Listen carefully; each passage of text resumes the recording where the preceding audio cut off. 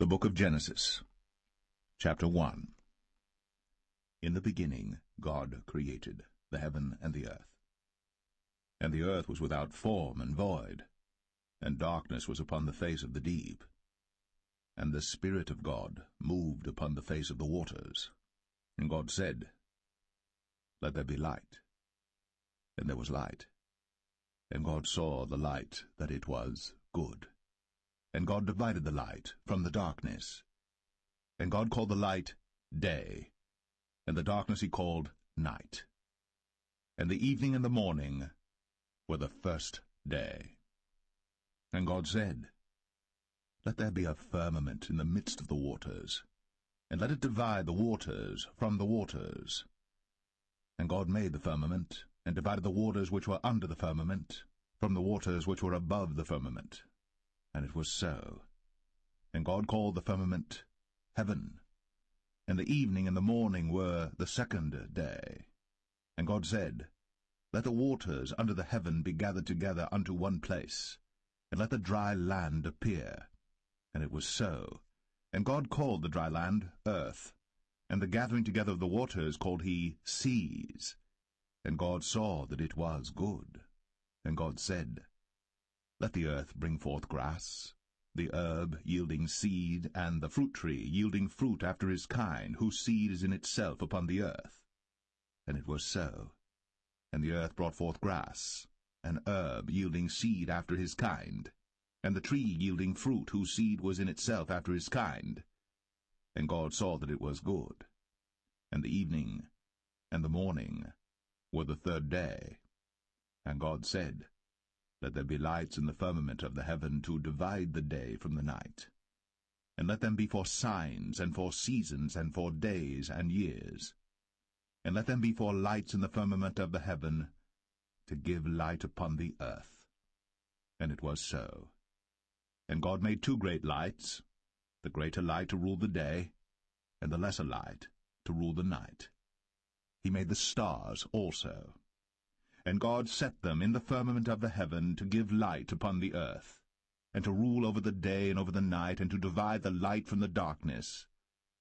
And God saw that it was good. And the evening and the morning were the fourth day. And God said, Let the waters bring forth abundantly the moving creature that hath life, and fowl that may fly above the earth in the open firmament of heaven. And God created great whales, and every living creature that moveth, which the waters brought forth abundantly after their kind, and every winged fowl after his kind. And God saw that it was good. And God blessed them, saying, Be fruitful, and multiply, and fill the waters in the seas, and let fowl multiply in the earth. And the evening and the morning were the fifth day. And God said, Let the earth bring forth the living creature after his kind, cattle and creeping thing, and beast of the earth after his kind. And it was so. And God made the beast of the earth after his kind, and cattle after their kind, and everything that creepeth upon the earth after his kind. And God saw that it was good. And God said,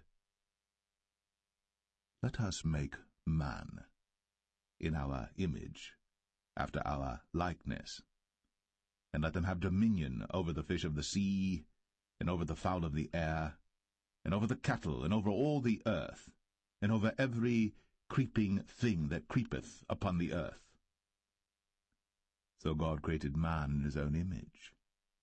In the image of God created he him, male and female created he them. And God blessed them, and God said unto them, Be fruitful, and multiply, and replenish the earth, and subdue it, and have dominion over the fish of the sea, and over the fowl of the air, and over every living thing that moveth upon the earth. And God said, Behold, I have given you every herb-bearing seed which is upon the face of all the earth, and every tree in the which is the fruit of a tree yielding seed. To you it shall be for meat. And to every beast of the earth, and to every fowl of the air, and to everything that creepeth upon the earth, wherein there is life, I have given every green herb for meat. And it was so. And God saw everything that he had made, and behold, it was very good. And the evening and the morning were the 6th day.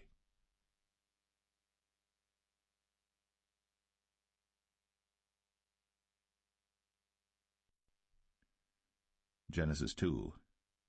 Thus the heavens and the earth were finished, and all the host of them. And on the 7th day God ended his work which he had made, and he rested on the 7th day from all his work which he had made.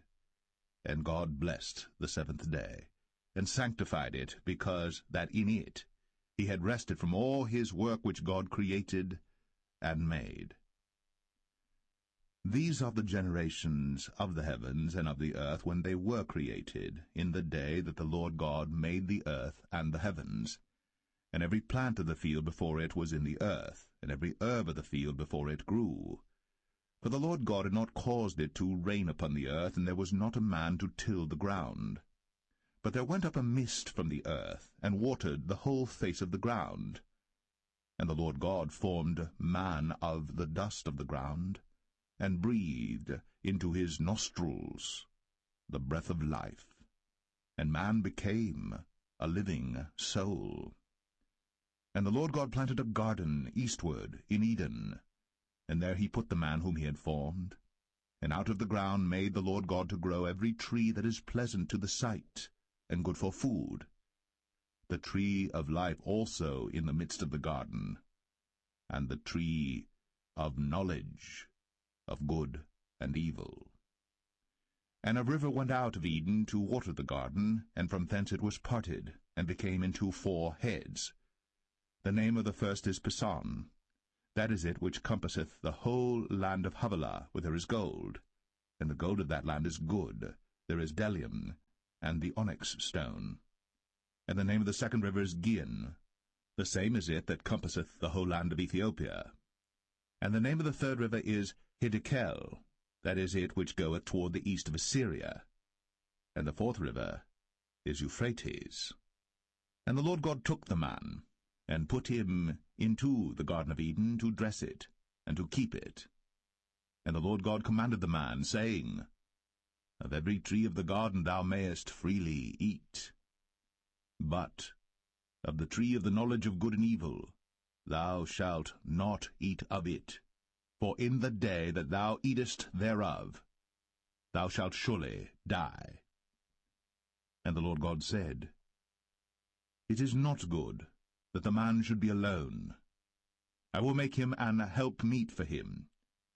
And out of the ground the Lord God formed every beast of the field and every fowl of the air, and brought them unto Adam to see what he would call them. And whatsoever Adam called every living creature, that was the name thereof. And Adam gave names to all cattle, and to the fowl of the air, and to every beast of the field. But for Adam there was not found an helpmeet for him. And the Lord God caused a deep sleep to fall upon Adam, and he slept. And he took one of his ribs, and closed up the flesh instead thereof. And the rib which the Lord God had taken from man made he a woman, and brought her unto the man. And Adam said, This is now bone of my bones, and flesh of my flesh. She shall be called woman, because she was taken out of man. Therefore shall a man leave his father and his mother, and shall cleave unto his wife, and they shall be one flesh. And they were both naked, the man and his wife, and were not ashamed.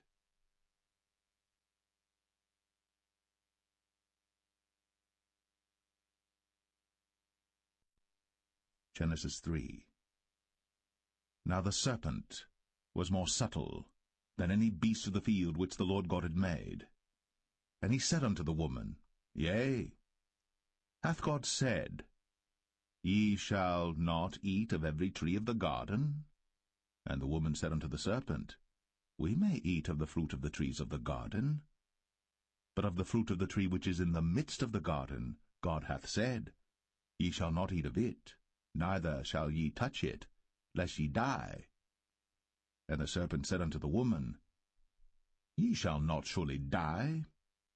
For God doth know that in the day ye eat thereof, then your eyes shall be opened, and ye shall be as gods, knowing good and evil. And when the woman saw that the tree was good for food, and that it was pleasant to the eyes, and a tree to be desired to make one wise, she took of the fruit thereof, and did eat, and gave also unto her husband with her, and he did eat. And the eyes of them both were opened, and they knew that they were naked. And they sewed fig leaves together, and made themselves aprons. And they heard the voice of the Lord God walking in the garden in the cool of the day. And Adam and his wife hid themselves from the presence of the Lord God amongst the trees of the garden. And the Lord God called unto Adam, and said unto him, Where art thou? And he said, I heard thy voice in the garden, and I was afraid, because I was naked, and I hid myself. And he said, Who told thee that thou wast naked? Hast thou eaten of the tree whereof I commanded thee that thou shouldest not eat? And the man said, The woman, whom thou gavest to be with me, she gave me of the tree, and I did eat. Then the Lord God said unto the woman, What is this that thou hast done? And the woman said, The serpent beguiled me, and I did eat. And the Lord God said unto the serpent, Because thou hast done this, thou art cursed above all cattle, and above every beast of the field. Upon thy belly shalt thou go, and dust shalt thou eat all the days of thy life. And I will put enmity between thee and the woman, and between thy seed and her seed. It shall bruise thy head, and thou shalt bruise his heel. Unto the woman he said, I will greatly multiply thy sorrow, and thy conception. In sorrow thou shalt bring forth children, and thy desire shall be to thy husband, and he shall rule over thee. And unto Adam he said, Because thou hast hearkened unto the voice of thy wife, and hast eaten of the tree of which I commanded thee, saying, Thou shalt not eat of it, cursed is the ground for thy sake. In sorrow shalt thou eat of it all the days of thy life. Thorns also, and thistles shall it bring forth to thee, and thou shalt eat the herb of the field. In the sweat of thy face shalt thou eat bread, till thou return unto the ground. For out of it wast thou taken, for dust thou art, and unto dust shalt thou return. And Adam called his wife's name Eve, because she was the mother of all living. Unto Adam also and to his wife did the Lord God make coats of skins, and clothed them. And the Lord God said, Behold, the man is become as one of us, to know good and evil. And now, lest he put forth his hand, and take also of the tree of life, and eat, and live forever. Therefore the Lord God sent him forth from the Garden of Eden, to till the ground from whence he was taken. So he drove out the man, and he placed at the east of the Garden of Eden cherubims, and a flaming sword which turned every way, to keep the way of the tree of life.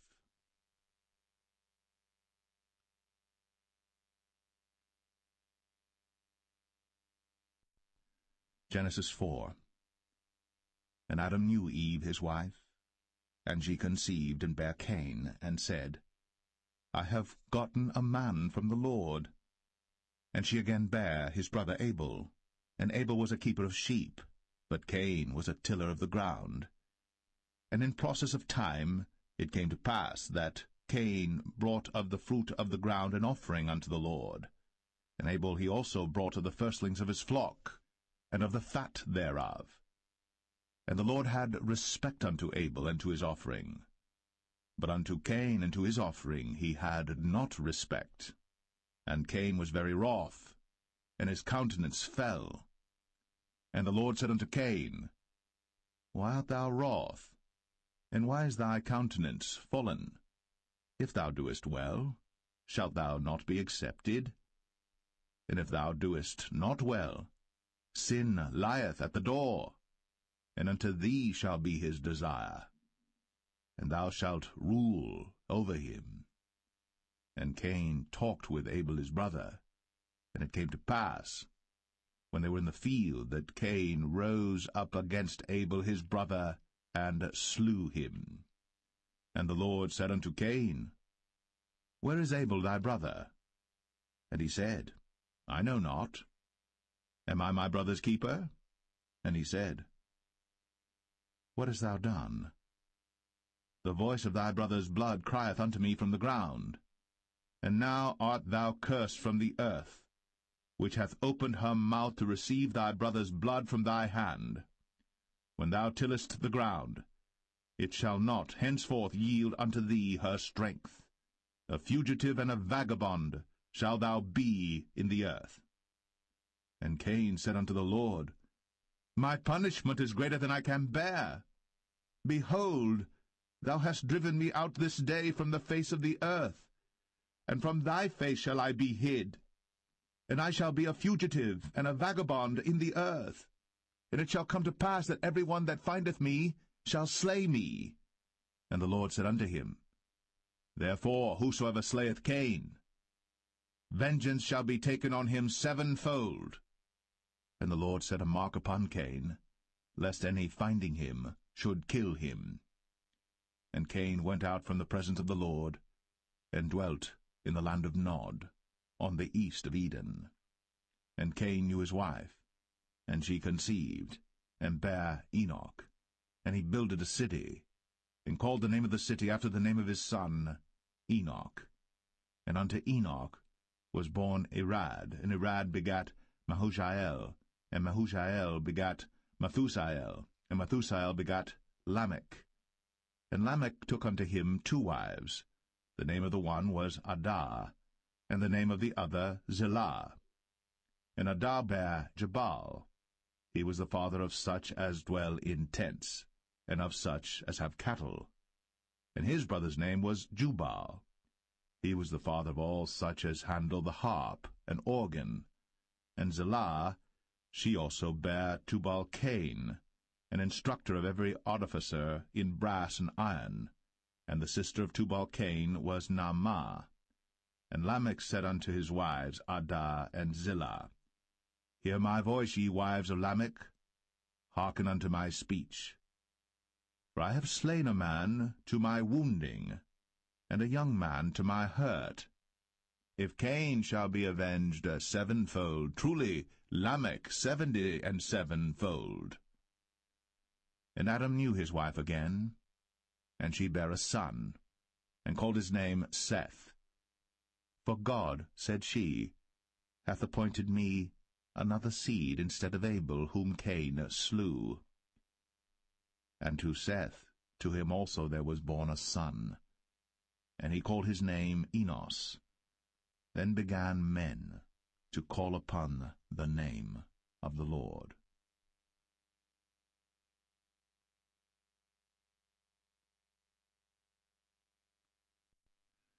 Genesis 5. This is the book of the generations of Adam. In the day that God created man, in the likeness of God made he him. Male and female created he them, and blessed them, and called their name Adam, in the day when they were created. And Adam lived 130 years, and begat a son in his own likeness, after his image, and called his name Seth. And the days of Adam after he had begotten Seth were 800 years, and he begat sons and daughters. And all the days that Adam lived were 930 years, and he died. And Seth lived 105 years, and begat Enos. And Seth lived after he begat Enos 807 years, and begat sons and daughters. And all the days of Seth were 912 years, and he died. And Enos lived 90 years, and begat Canaan. And Enos lived after he begat Canaan 815 years, and begat sons and daughters. And all the days of Enos were 905 years, and he died. And Canaan lived 70 years, and begat Mahalaleel. And Canaan lived after he begat Mahalaleel 840 years, and begat sons and daughters. And all the days of Canaan were 910 years, and he died. And Mahalaleel lived 65 years, and begat Jared. And Mahalaleel lived after he begat Jared 830 years, and begat sons and daughters. And all the days of Mahalaleel were 895 years, and he died. And Jared lived 162 years, and he begat Enoch. And Jared lived after he begat Enoch 800 years, and begat sons and daughters. And all the days of Jared were 962 years, and he died. And Enoch lived 65 years, and begat Methuselah. And Enoch walked with God after he begat Methuselah 300 years, and begat sons and daughters. And all the days of Enoch were 365 years. And Enoch walked with God, and he was not, for God took him. And Methuselah lived 187 years, and begat Lamech. And Methuselah lived after he begat Lamech 782 years, and begat sons and daughters. And all the days of Methuselah were 969 years, and he died. And Lamech lived 182 years, and begat a son. And he called his name Noah, saying, This same shall comfort us concerning our work and toil of our hands, because of the ground which the Lord hath cursed. And Lamech lived after he begat Noah 595 years, and begat sons and daughters. And all the days of Lamech were 777 years, and he died. And Noah was 500 years old, and Noah begat Shem, Ham, and Japheth.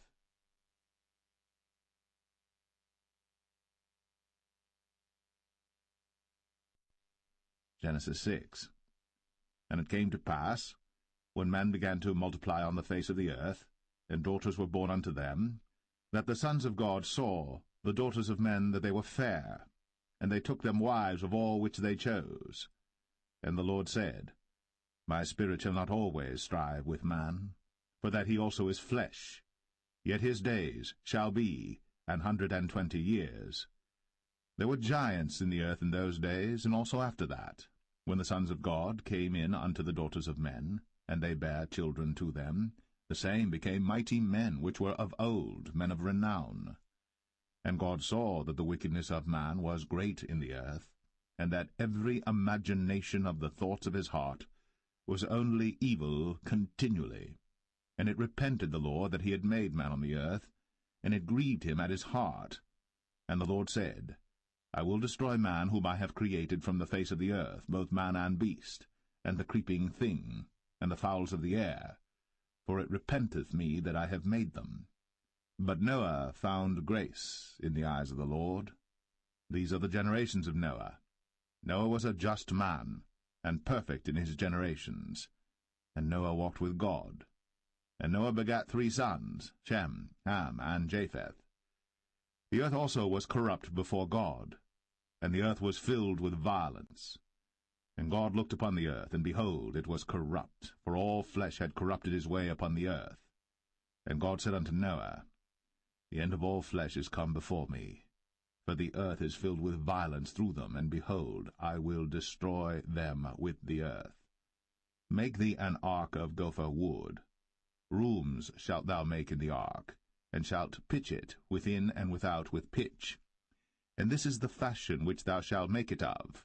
The length of the ark shall be 300 cubits, the breadth of it 50 cubits, and the height of it 30 cubits. A window shalt thou make to the ark, and in a cubit shalt thou finish it above. And the door of the ark shalt thou set in the side thereof, with lower, second, and third stories shalt thou make it. And behold, I, even I, do bring a flood of waters upon the earth to destroy all flesh wherein is the breath of life from under heaven, and everything that is in the earth shall die. But with thee will I establish my covenant, and thou shalt come into the ark, thou, and thy sons, and thy wife, and thy sons' wives with thee. And of every living thing of all flesh, 2 of every sort shalt thou bring into the ark, to keep them alive with thee. They shall be male and female. Of fowls after their kind, and of cattle after their kind, of every creeping thing of the earth after his kind, 2 of every sort shall come unto thee, to keep them alive. And take thou unto thee of all food that is eaten, and thou shalt gather it to thee, and it shall be for food for thee and for them. Thus did Noah. According to all that God commanded him, so did he.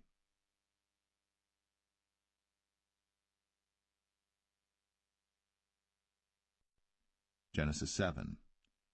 And the Lord said unto Noah, Come thou and all thy house into the ark, for thee have I seen righteous before me in this generation. Of every clean beast thou shalt take to thee by 7s, the male and his female, and of beasts that are not clean by 2, the male and his female.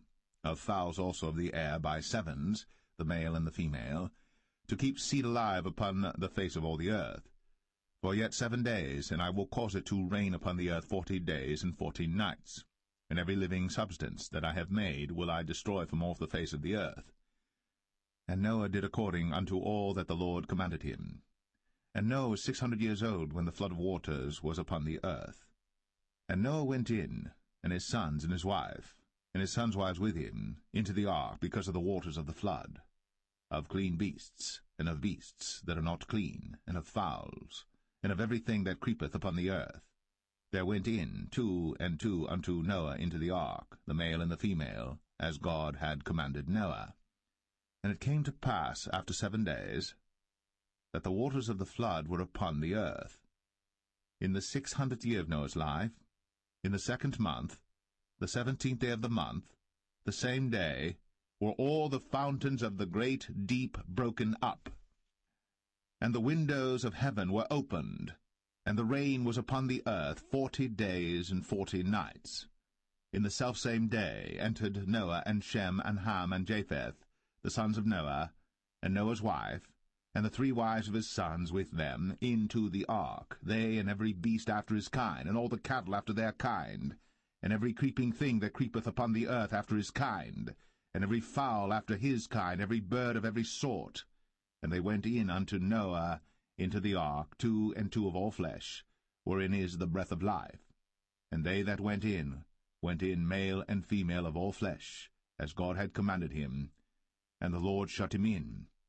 And the flood was 40 days upon the earth, and the waters increased and bare up the ark, and it was lift up above the earth.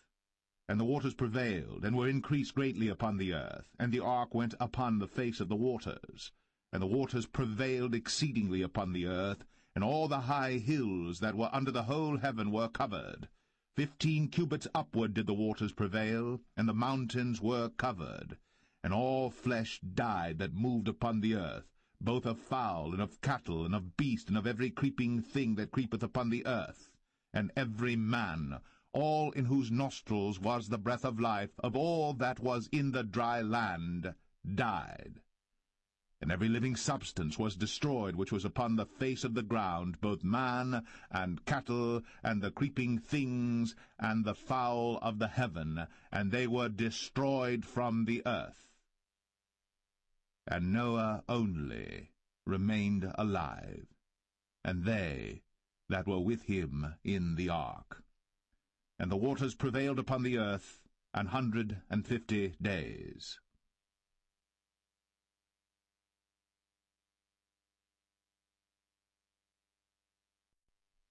Genesis 8. And God remembered Noah, and every living thing, and all the cattle that was with him in the ark. And God made a wind to pass over the earth, and the waters assuaged. The fountains also of the deep, and the windows of heaven were stopped, and the rain from heaven was restrained. And the waters returned from off the earth continually. And after the end of the 150 days the waters were abated. And the ark rested in the 7th month, on the 17th day of the month, upon the mountains of Ararat. And the waters decreased continually until the 10th month. In the 10th month, on the 1st day of the month, were the tops of the mountains seen. And it came to pass, at the end of 40 days, that Noah opened the window of the ark which he had made. And he sent forth a raven, which went forth to and fro until the waters were dried up from off the earth. Also he sent forth a dove from him, to see if the waters were abated from off the face of the ground. But the dove found no rest for the sole of her foot. And she returned unto him into the ark, for the waters were on the face of the whole earth. Then he put forth his hand, and took her, and pulled her in unto him into the ark. And he stayed yet other 7 days, and again he sent forth the dove out of the ark. And the dove came in to him in the evening, and lo, in her mouth was an olive leaf plucked off. So Noah knew that the waters were abated from off the earth. And he stayed yet other 7 days, and sent forth the dove, which returned not again unto him any more. And it came to pass, in the 601st year, in the 1st month, the 1st day of the month, the waters were dried up from off the earth.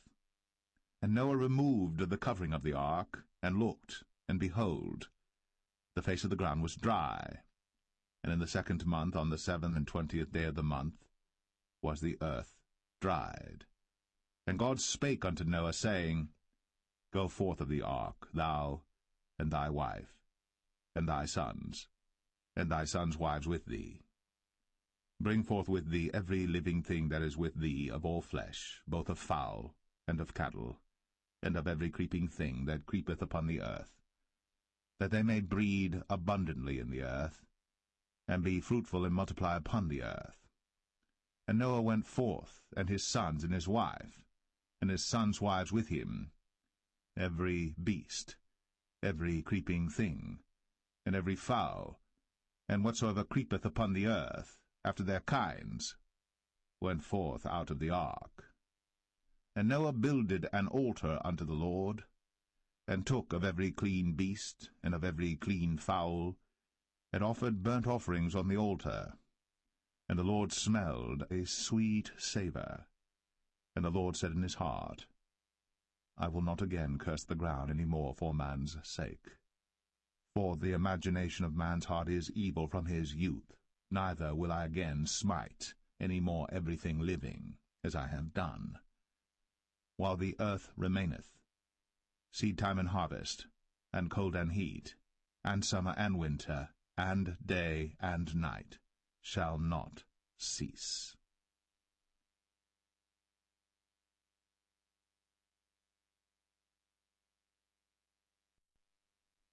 Genesis 9. And God blessed Noah and his sons, and said unto them, Be fruitful, and multiply, and replenish the earth. And the fear of you, and the dread of you shall be upon every beast of the earth, and upon every fowl of the air, upon all that moveth upon the earth, and upon all the fishes of the sea. Into your hand are they delivered. Every moving thing that liveth shall be meat for you, even as the green herb have I given you all things. But flesh, with the life thereof, which is the blood thereof, shall ye not eat. And surely your blood of your lives will I require. At the hand of every beast will I require it, and at the hand of man, at the hand of every man's brother will I require the life of man. Whoso sheddeth man's blood, by man shall his blood be shed. For in the image of God made he man. And you, be ye fruitful, and multiply, bring forth abundantly in the earth, and multiply therein. And God spake unto Noah, and to his sons with him, saying, And I, behold, I establish my covenant with you, and with your seed after you, and with every living creature that is with you, of the fowl, of the cattle, and of every beast of the earth with you, from all that go out of the ark to every beast of the earth. And I will establish my covenant with you. Neither shall all flesh be cut off any more by the waters of a flood, neither shall there any more be a flood to destroy the earth. And God said, This is the token of the covenant which I make between me and you, and every living creature that is with you, for perpetual generations. I do set my bow in the cloud, and it shall be for a token of a covenant between me and the earth. And it shall come to pass, when I bring a cloud over the earth, that the bow shall be seen in the cloud. And I will remember my covenant, which is between me and you and every living creature of all flesh. And the waters shall no more become a flood, to destroy all flesh. And the bow shall be in the cloud, and I will look upon it, that I may remember the everlasting covenant between God and every living creature of all flesh that is upon the earth. And God said unto Noah, This is the token of the covenant, which I have established between me and all flesh that is upon the earth. And the sons of Noah that went forth of the ark were Shem, and Ham, and Japheth. And Ham is the father of Canaan.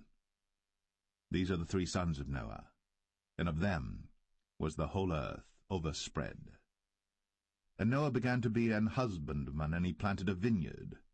And he drank of the wine, and was drunken, and he was uncovered within his tent.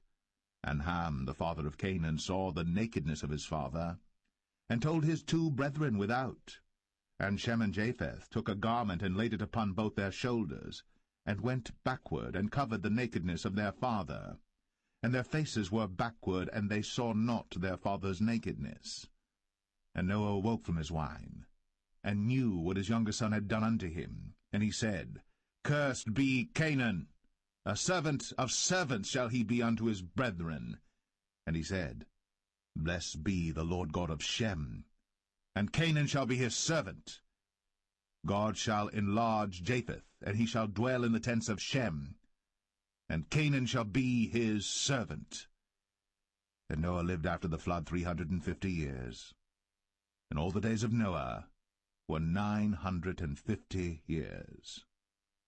And he died.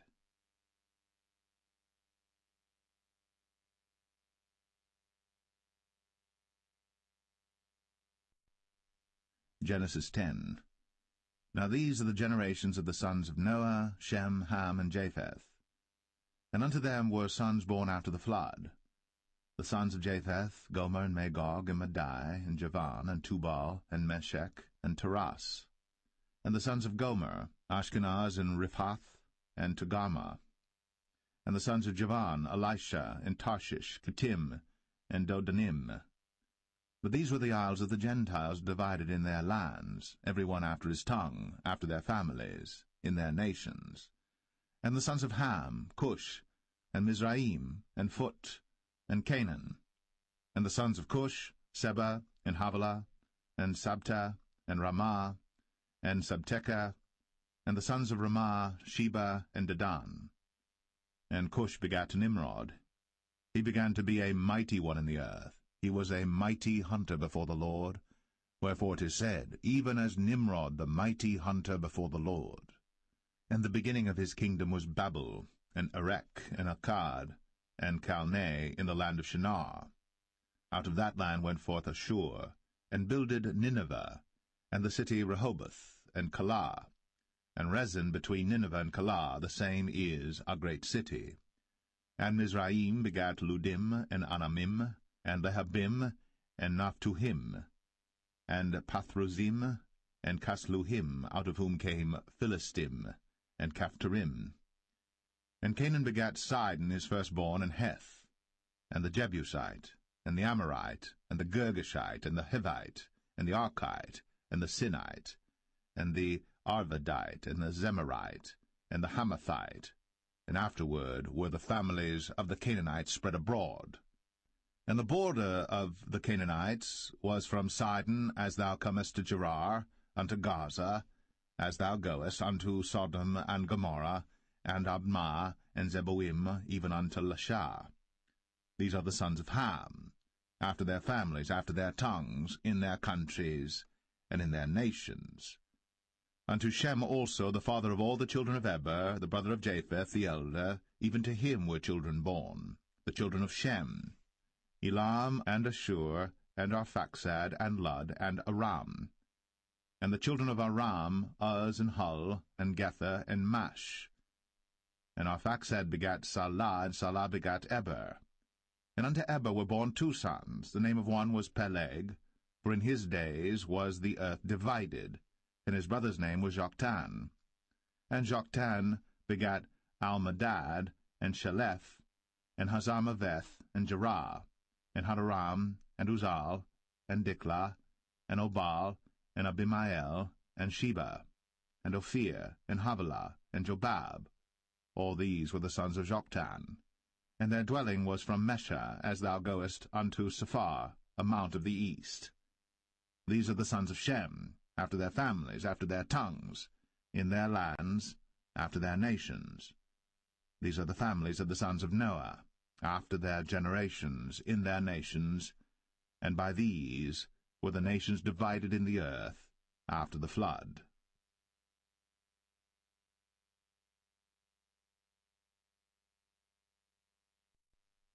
Genesis 11.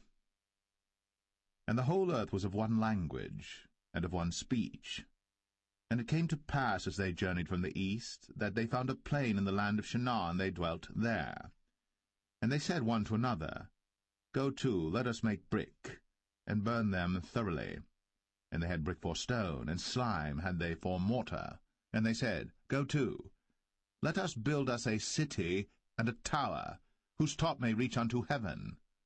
And let us make us a name, lest we be scattered abroad upon the face of the whole earth.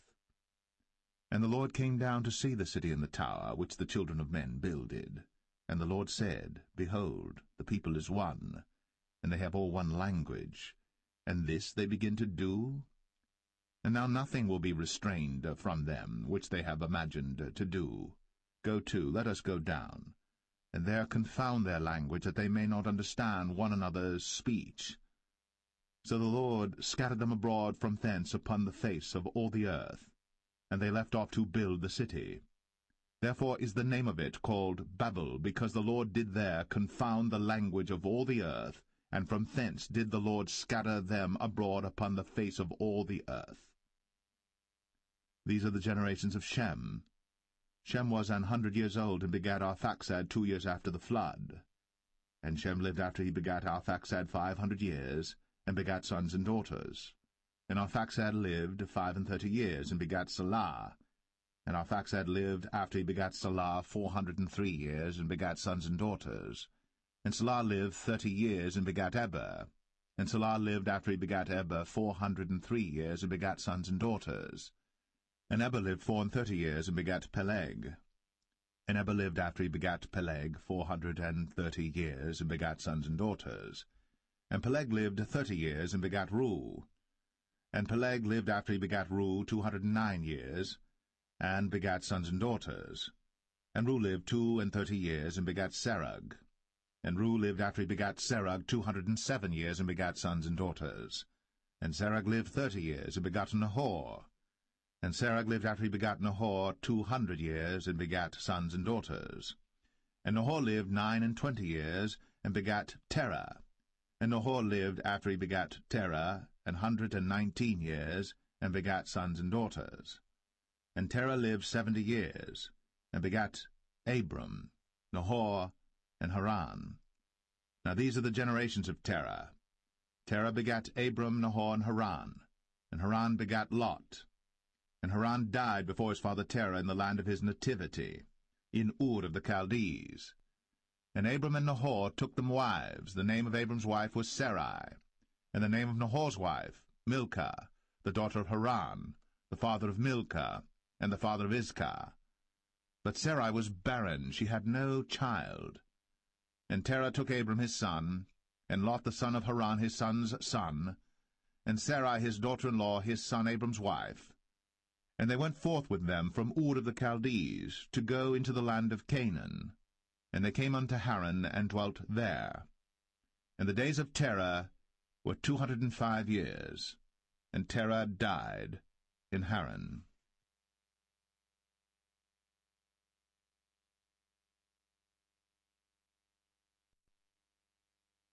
Genesis 12.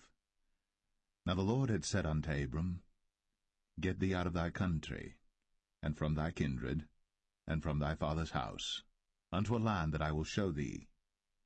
And I will make of thee a great nation, and I will bless thee, and make thy name great, and thou shalt be a blessing.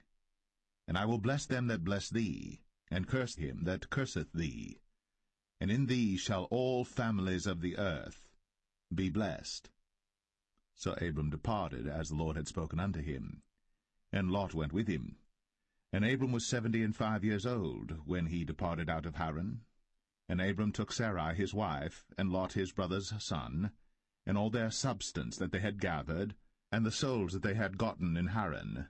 And they went forth to go into the land of Canaan, and into the land of Canaan they came. And Abram passed through the land unto the place of Sichem, unto the plain of Moreh, and the Canaanite was then in the land. And the Lord appeared unto Abram, and said, Unto thy seed will I give this land. And there builded he an altar unto the Lord, who appeared unto him. And he removed from thence unto a mountain on the east of Bethel, and pitched his tent, having Bethel on the west, and Ai on the east. And there he builded an altar unto the Lord, and called upon the name of the Lord. And Abram journeyed, going on still toward the south. And there was a famine in the land, and Abram went down into Egypt to sojourn there, for the famine was grievous in the land.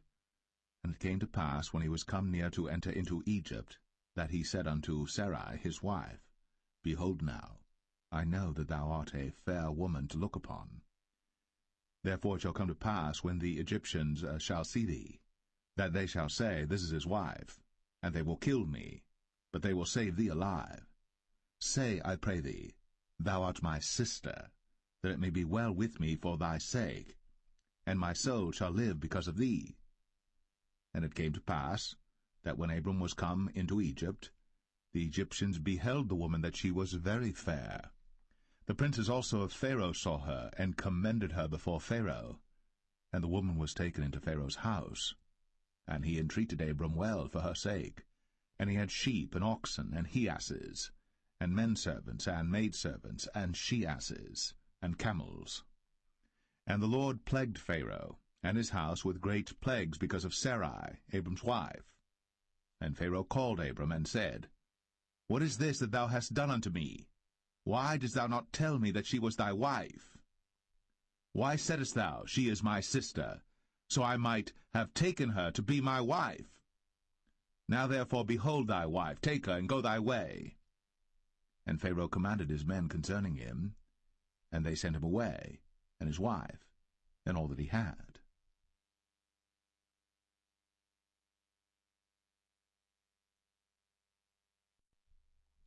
Genesis 13. And Abram went up out of Egypt, he and his wife, and all that he had, and Lot with him, into the south. And Abram was very rich in cattle, in silver, and in gold. And he went on his journeys from the south even to Bethel, unto the place where his tent had been at the beginning, between Bethel and Ai, unto the place of the altar which he had made there at the first. And there Abram called on the name of the Lord. And Lot also, which went with Abram, had flocks and herds and tents. And the land was not able to bear them, that they might dwell together, for their substance was great, so that they could not dwell together. And there was a strife between the herdmen of Abram's cattle and the herdmen of Lot's cattle. And the Canaanite and the Perizzite dwelled then in the land. And Abram said unto Lot, Let there be no strife, I pray thee, between me and thee, and between my herdmen and thy herdmen, for we be brethren. Is not the whole land before thee? Separate thyself, I pray thee, from me. If thou wilt take the left hand, then I will go to the right. Or if thou depart to the right hand, then I will go to the left. And Lot lifted up his eyes, and beheld all the plain of Jordan, that it was well watered everywhere, before the Lord destroyed Sodom and Gomorrah, even as the garden of the Lord, like the land of Egypt, as thou comest unto Zoar. Then Lot chose him all the plain of Jordan, and Lot journeyed east. And they separated themselves the one from the other. Abram dwelled in the land of Canaan, and Lot dwelled in the cities of the plain, and pitched his tent toward Sodom. But the men of Sodom were wicked and sinners before the Lord exceedingly. And the Lord said unto Abram, after that Lot was separated from him, Lift up now thine eyes, and look from the place where thou art, northward and southward, and eastward and westward. For all the land which thou seest, to thee will I give it, and to thy seed for ever. And I will make thy seed as the dust of the earth, so that if a man can number the dust of the earth, then shall thy seed also be numbered. Arise, walk through the land in the length of it, and in the breadth of it, for I will give it unto thee. Then Abram removed his tent, and came and dwelt in the plain of Mamre, which is in Hebron, and built there an altar unto the Lord.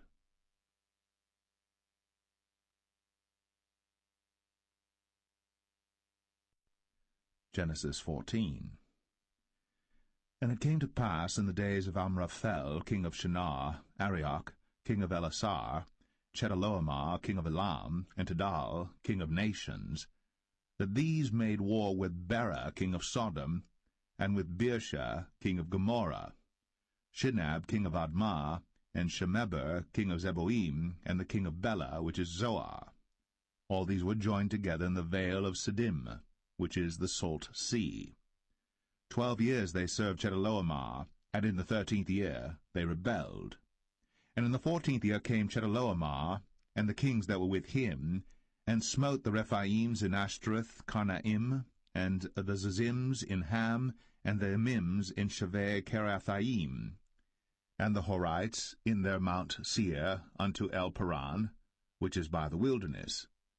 And they returned and came to En Mishpat, which is Kadesh, and smote all the country of the Amalekites, and also the Amorites, that dwelt in Hazazon Tamar.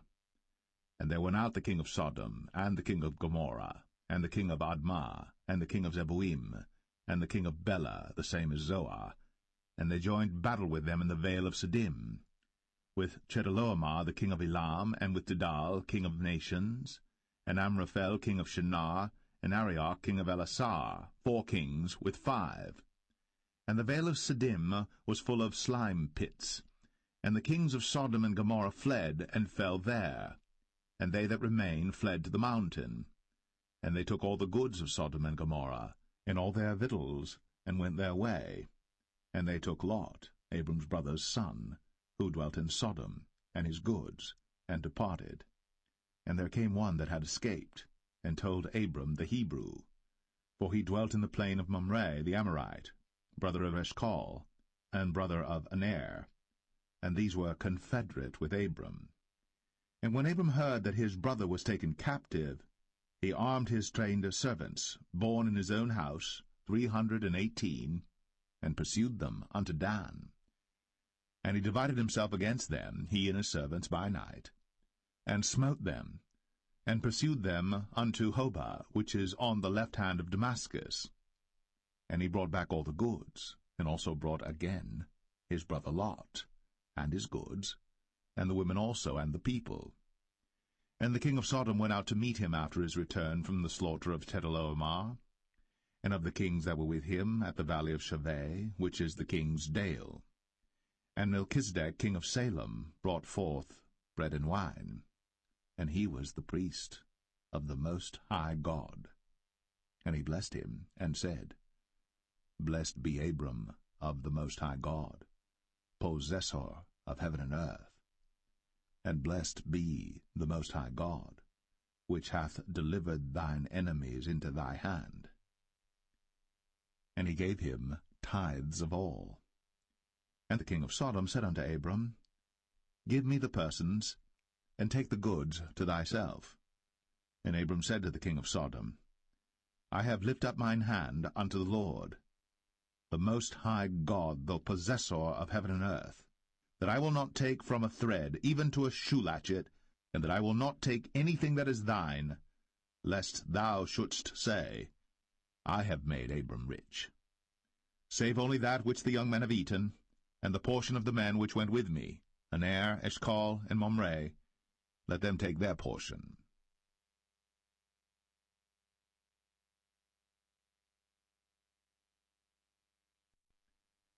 Genesis 15.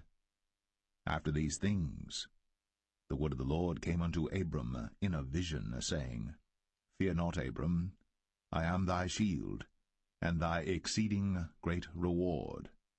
And Abram said, Lord God, what wilt thou give me, seeing I go childless? and the steward of my house is this Eliezer of Damascus. And Abram said, Behold, to me thou hast given no seed, and lo, one born in my house is mine heir. And behold, the word of the Lord came unto him, saying, This shall not be thine heir, but he that shall come forth out of thine own bowels shall be thine heir. And he brought him forth abroad, and said, Look now toward heaven, and tell the stars, if thou be able to number them. And he said unto him, So shall thy seed be. And he believed in the Lord, and he counted it to him for righteousness. And he said unto him, I am the Lord that brought thee out of Ur of the Chaldees, to give thee this land to inherit it. And he said, Lord God, whereby shall I know that I shall inherit it? And he said unto him, Take me an heifer of 3 years old, and a she-goat of 3 years old, and a ram of 3 years old, and a turtle dove, and a young pigeon. And he took unto him all these, and divided them in the midst, and laid each piece one against another. But the birds divided he not. And when the fowls came down upon the carcasses, Abram drove them away. And when the sun was going down, a deep sleep fell upon Abram, and lo, an horror of great darkness fell upon him. And he said unto Abram, Know of a surety that thy seed shall be a stranger in a land that is not theirs, and shall serve them, and they shall afflict them 400 years. And also that nation whom they shall serve will I judge, and afterward shall they come out with great substance. And thou shalt go to thy fathers in peace. Thou shalt be buried in a good old age. But in the 4th generation they shall come hither again, for the iniquity of the Amorites is not yet full. And it came to pass, that when the sun went down, and it was dark, behold, a smoking furnace, and a burning lamp that passed between those pieces. In the same day the Lord made a covenant with Abram, saying, Unto thy seed have I given this land, from the river of Egypt unto the great river, the river Euphrates, the Kenites, and the Kenizzites, and the Cadmonites, and the Hittites, and the Perizzites, and the Rephaims, and the Amorites, and the Canaanites, and the Girgashites, and the Jebusites.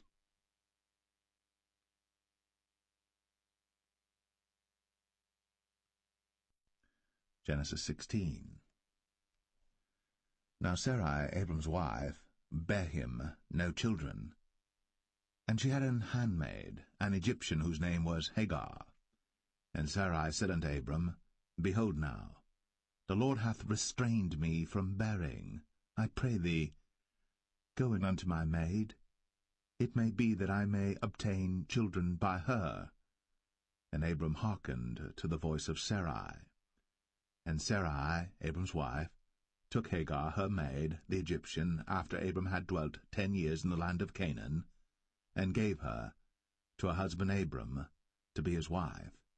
And he went in unto Hagar, and she conceived.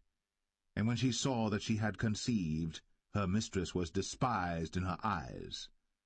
And Sarai said unto Abram, My wrong be upon thee. I have given my maid into thy bosom, and when she saw that she had conceived, I was despised in her eyes. The Lord judge between me and thee. But Abram said unto Sarai, Behold, thy maid is in thy hand. Do to her as it pleaseth thee. And when Sarai dealt hardly with her, she fled from her face. And the angel of the Lord found her by a fountain of water in the wilderness, by the fountain in the way to Shur. And he said, Hagar, Sarai's maid, whence camest thou? And whither wilt thou go? And she said, I flee from the face of my mistress Sarai. And the angel of the Lord said unto her, Return to thy mistress, and submit thyself unto her hands. And the angel of the Lord said unto her, I will multiply thy seed exceedingly, that it shall not be numbered for multitude. And the angel of the Lord said unto her, Behold, thou art with child, and shalt bear a son, and shalt call his name Ishmael, because the Lord hath heard thy affliction. And he will be a wild man, his hand will be against every man, and every man's hand against him. And he shall dwell in the presence of all his brethren. And she called the name of the Lord that spake unto her, Thou God seest me. For she said, Have I also here looked after him that seeth me? Wherefore the well was called Beer Lohai Roi. Behold, it is between Kadesh and Bered. And Hagar bare Abram a son, and Abram called his son's name, which Hagar bare, Ishmael. And Abram was 86 years old, when Hagar bare Ishmael to Abram.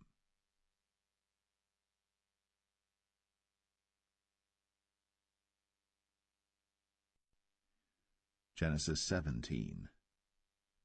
And when Abram was 90 years old and 9, the Lord appeared to Abram and said unto him, I am the Almighty God. Walk before me, and be thou perfect. And I will make my covenant between me and thee, and will multiply thee exceedingly. And Abram fell on his face. And God talked with him, saying, As for me, behold, my covenant is with thee, and thou shalt be a father of many nations. Neither shall thy name any more be called Abram, but thy name shall be Abraham. For a father of many nations have I made thee. And I will make thee exceeding fruitful, and I will make nations of thee, and kings shall come out of thee. And I will establish my covenant between me and thee and thy seed after thee in their generations for an everlasting covenant, to be a God unto thee, and to thy seed after thee. And I will give unto thee, and to thy seed after thee, the land wherein thou art a stranger, all the land of Canaan, for an everlasting possession, and I will be their God. And God said unto Abraham, Thou shalt keep my covenant therefore, thou and thy seed after thee in their generations. This is my covenant, which ye shall keep, between me and you and thy seed after thee. Every man-child among you shall be circumcised, and ye shall circumcise the flesh of your foreskin, and it shall be a token of the covenant betwixt me and you. And he that is 8 days old shall be circumcised among you, every man-child in your generations, he that is born in the house, or bought with money of any stranger, which is not of thy seed. He that is born in thy house, and he that is bought with thy money, must needs be circumcised. And my covenant shall be in your flesh, for an everlasting covenant. And the uncircumcised man-child, whose flesh of his foreskin is not circumcised, that soul shall be cut off from his people. He hath broken my covenant. And God said unto Abraham, As for Sarai thy wife, thou shalt not call her name Sarai, but Sarah shall her name be. And I will bless her, and give thee a son also of her. Yea, I will bless her, and she shall be a mother of nations. Kings of people shall be of her. Then Abram fell upon his face, and laughed, and said in his heart, Shall a child be born unto him that is 100 years old? And shall Sarah, that is 90 years old, bear? And Abraham said unto God, O that Ishmael might live before thee. And God said, Sarah thy wife shall bear thee a son indeed, and thou shalt call his name Isaac. And I will establish my covenant with him for an everlasting covenant, and with his seed after him. And as for Ishmael, I have heard thee. Behold, I have blessed him, and will make him fruitful, and will multiply him exceedingly. 12 princes shall he beget, and I will make him a great nation. But my covenant will I establish with Isaac, which Sarah shall bear unto thee, at this set time in the next year. And he left off talking with him, and God went up from Abraham. And Abraham took Ishmael his son, and all that were born in his house, and all that were bought with his money, every male among the men of Abraham's house, and circumcised the flesh of their foreskin in the selfsame day, as God had said unto him. And Abraham was 90 years old and 9, when he was circumcised in the flesh of his foreskin. And Ishmael his son was 13 years old, when he was circumcised in the flesh of his foreskin. In the selfsame day was Abraham circumcised, and Ishmael his son. And all the men of his house, born in the house, and bought with money of the stranger, were circumcised with him.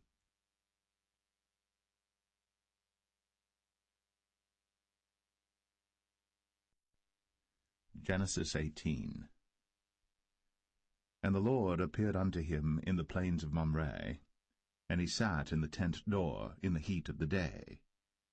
And he lifted up his eyes, and looked, and lo, 3 men stood by him. And when he saw them, he ran to meet them from the tent door, and bowed himself toward the ground, and said, My Lord, if now I have found favor in thy sight, pass not away, I pray thee, from thy servant. Let a little water, I pray you, be fetched, and wash your feet, and rest yourselves under the tree. And I will fetch a morsel of bread, and comfort ye your hearts. After that ye shall pass on, for therefore are ye come to your servant. And they said, So do, as thou hast said. And Abraham hastened into the tent unto Sarah, and said, Make ready quickly 3 measures of fine meal, knead it, and make cakes upon the hearth. And Abraham ran unto the herd, and fetched a calf, tender and good, and gave it unto a young man, and he hasted to dress it. And he took butter and milk, and the calf which he had dressed, and set it before them. And he stood by them under the tree, and they did eat. And they said unto him, Where is Sarah thy wife? And he said, Behold, in the tent.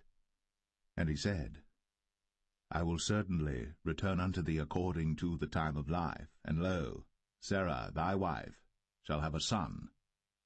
And Sarah heard it in the tent door, which was behind him. Now Abraham and Sarah were old, and well stricken in age, and it ceased to be with Sarah, after the manner of women. Therefore Sarah laughed within herself, saying, After I am waxed old shall I have pleasure, my Lord being old also? And the Lord said unto Abraham, Wherefore did Sarah laugh, saying, Shall I of a surety bear a child, which am old? Is anything too hard for the Lord? At the time appointed I will return unto thee according to the time of life, and Sarah shall have a son. Then Sarah denied, saying, I laughed not, for she was afraid. And he said, Nay, but thou didst laugh. And the men rose up from thence, and looked toward Sodom. And Abraham went with them to bring them on the way. And the Lord said, Shall I hide from Abraham that thing which I do? Seeing that Abraham shall surely become a great and mighty nation, and all the nations of the earth shall be blessed in him. For I know him, that he will command his children and his household after him, and they shall keep the way of the Lord to do justice and judgment, that the Lord may bring upon Abraham that which he hath spoken of him. And the Lord said, Because the cry of Sodom and Gomorrah is great, and because their sin is very grievous, I will go down now, and see whether they have done altogether according to the cry of it, which is come unto me, and if not, I will know.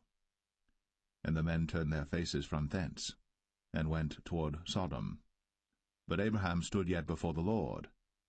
And Abraham drew near and said, Wilt thou also destroy the righteous with the wicked?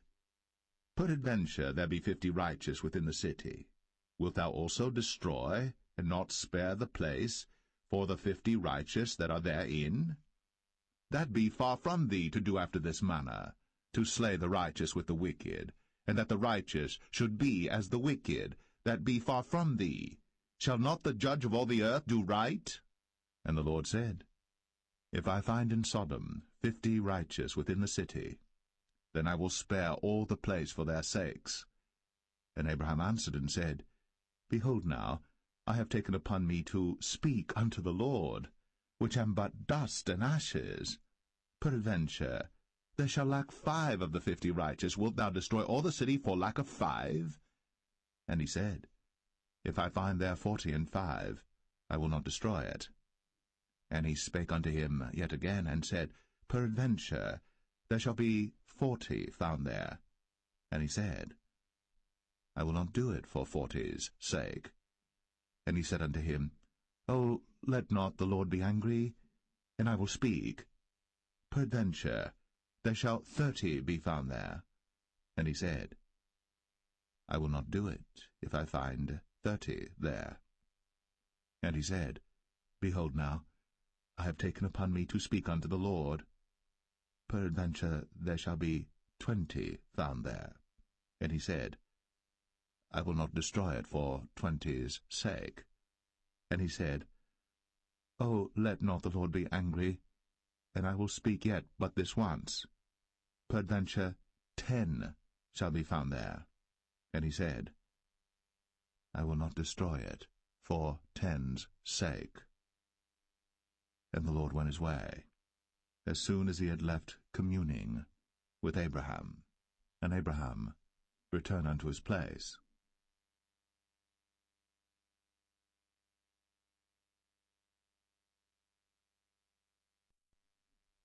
Genesis 19.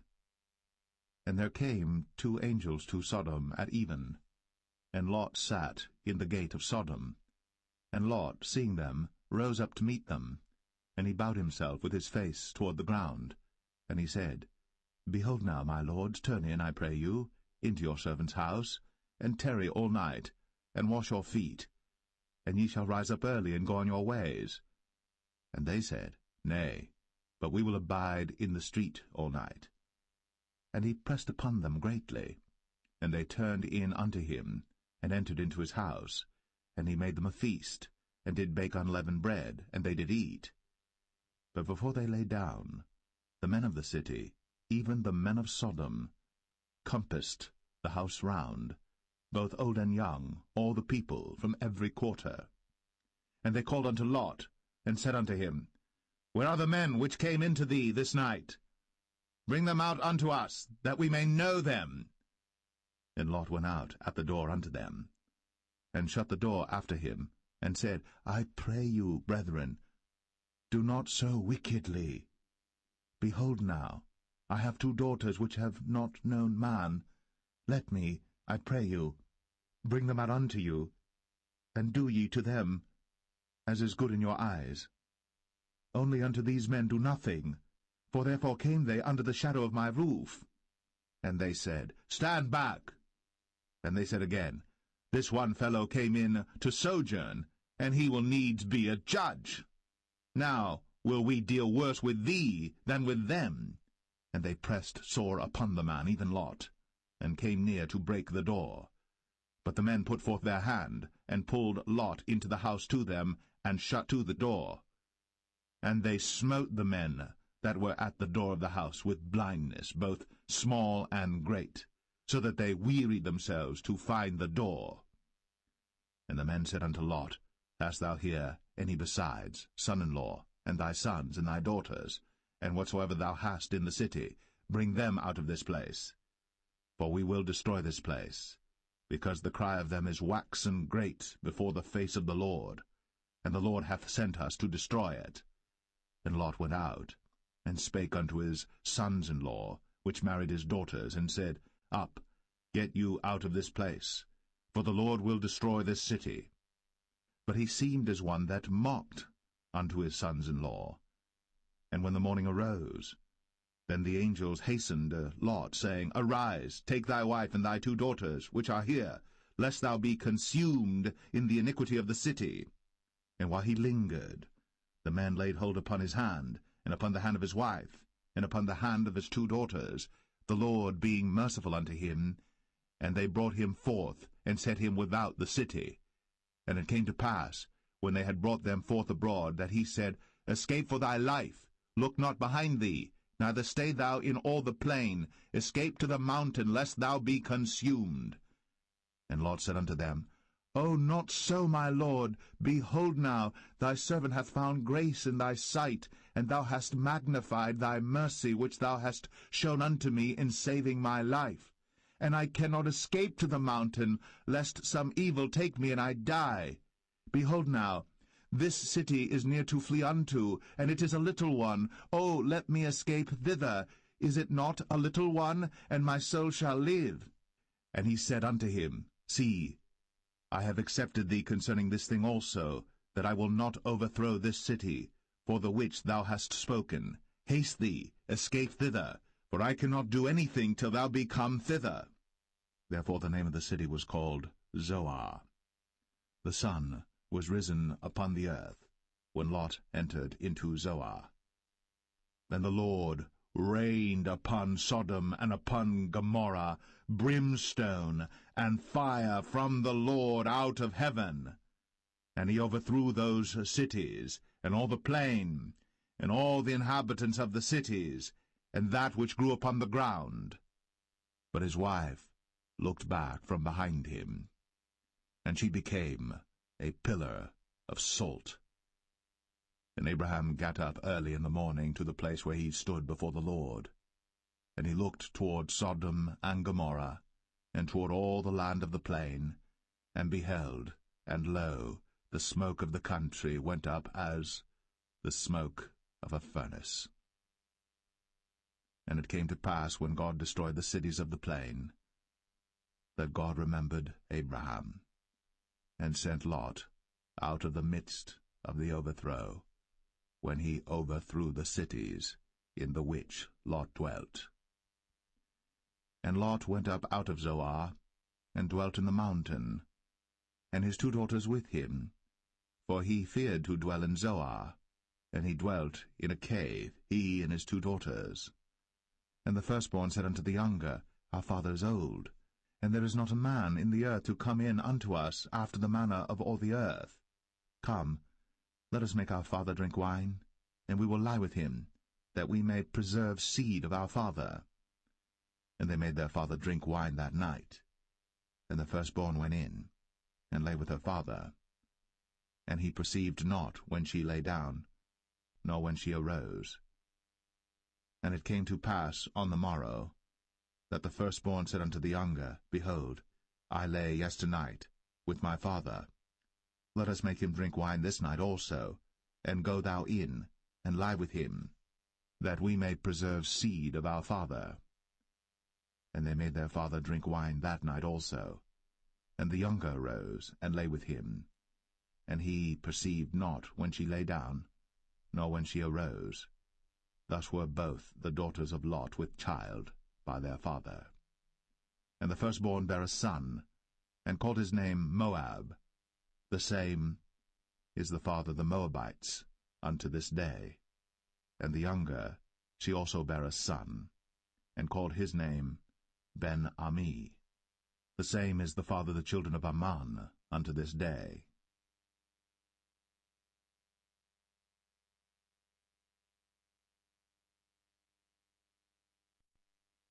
Genesis 20.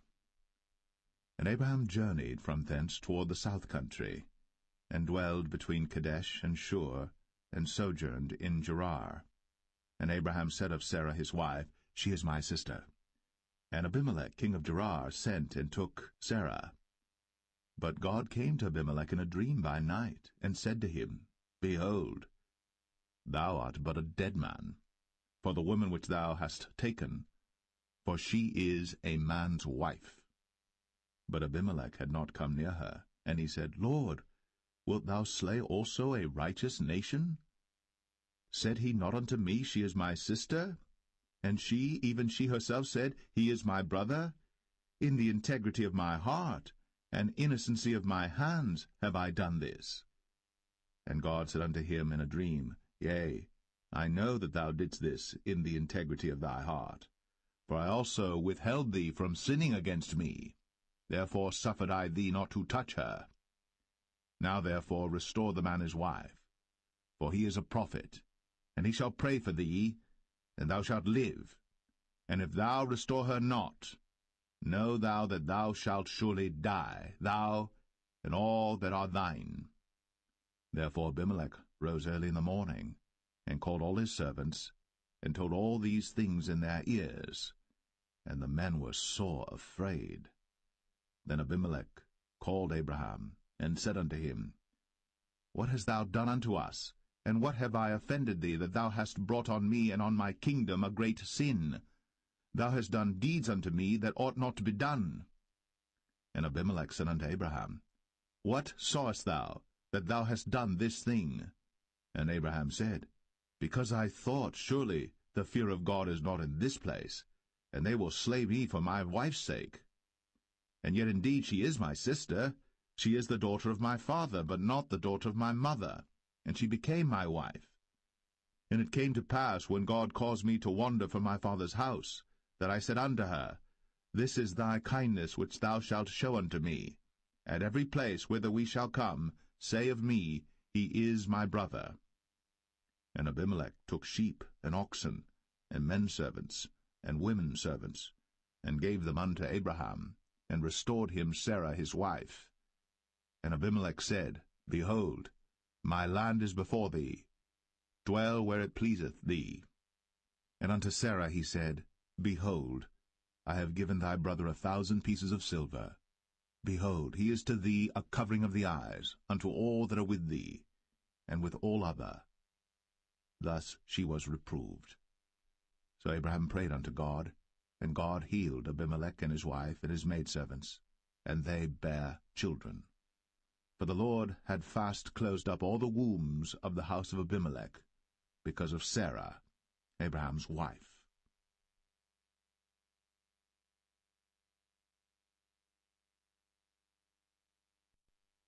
Genesis 21. And the Lord visited Sarah as he had said, and the Lord did unto Sarah as he had spoken. For Sarah conceived, and bare Abraham a son in his old age, at the set time of which God had spoken to him. And Abraham called the name of his son that was born unto him, whom Sarah bare to him, Isaac. And Abraham circumcised his son Isaac, being 8 days old, as God had commanded him. And Abraham was 100 years old when his son Isaac was born unto him. And Sarah said, God hath made me to laugh, so that all that hear will laugh with me. And she said, Who would have said unto Abraham, that Sarah should have given children suck? For I have borne him a son in his old age. And the child grew, and was weaned. And Abraham made a great feast, the same day that Isaac was weaned. And Sarah saw the son of Hagar the Egyptian, which she had borne unto Abraham, mocking. Wherefore she said unto Abraham, Cast out this bondwoman and her son, for the son of this bondwoman shall not be heir with my son, even with Isaac. And the thing was very grievous in Abraham's sight because of his son. And God said unto Abraham, Let it not be grievous in thy sight because of the lad, and because of thy bondwoman. In all that Sarah hath said unto thee, hearken unto her voice, for in Isaac shall thy seed be called. And also of the son of the bondwoman will I make a nation, because he is thy seed. And Abraham rose up early in the morning, and took bread and a bottle of water, and gave it unto Hagar, putting it on her shoulder, and the child, and sent her away. And she departed and wandered in the wilderness of Beersheba. And the water was spent in the bottle, and she cast the child under one of the shrubs. And she went and sat her down over against him a good way off, as it were a bowshot, for she said, Let me not see the death of the child. And she sat over against him, and lifted up her voice, and wept. And God heard the voice of the lad. And the angel of God called to Hagar out of heaven, and said unto her, What aileth thee, Hagar? Fear not, for God hath heard the voice of the lad where he is. Arise, lift up the lad, and hold him in thine hand, for I will make him a great nation. And God opened her eyes, and she saw a well of water, and she went and filled the bottle with water, and gave the lad drink. And God was with the lad, and he grew, and dwelt in the wilderness, and became an archer. And he dwelt in the wilderness of Paran, and his mother took him a wife out of the land of Egypt. And it came to pass at that time that Abimelech and Phicol, the chief captain of his host, spake unto Abraham, saying, God is with thee in all that thou doest. Now therefore swear unto me here by God that thou wilt not deal falsely with me, nor with my son, nor with my son's son, but according to the kindness that I have done unto thee, thou shalt do unto me, and to the land wherein thou hast sojourned. And Abraham said, I will swear. And Abraham reproved Abimelech because of a well of water, which Abimelech's servants had violently taken away. And Abimelech said, I wot not who hath done this thing, neither didst thou tell me, neither yet heard I of it, but today. And Abraham took sheep and oxen, and gave them unto Abimelech, and both of them made a covenant. And Abraham set 7 ewe lambs of the flock by themselves. And Abimelech said unto Abraham, What mean these 7 ewe lambs which thou hast set by themselves? And he said, For these 7 ewe lambs shalt thou take of my hand, that they may be a witness unto me that I have digged this well. Wherefore he called that place Beersheba, because there they sware both of them. Thus they made a covenant at Beersheba. Then Abimelech rose up, and Phicol the chief captain of his host, and they returned into the land of the Philistines. And Abraham planted a grove in Beersheba, and called there on the name of the Lord, the everlasting God. And Abraham sojourned in the Philistines' land many days.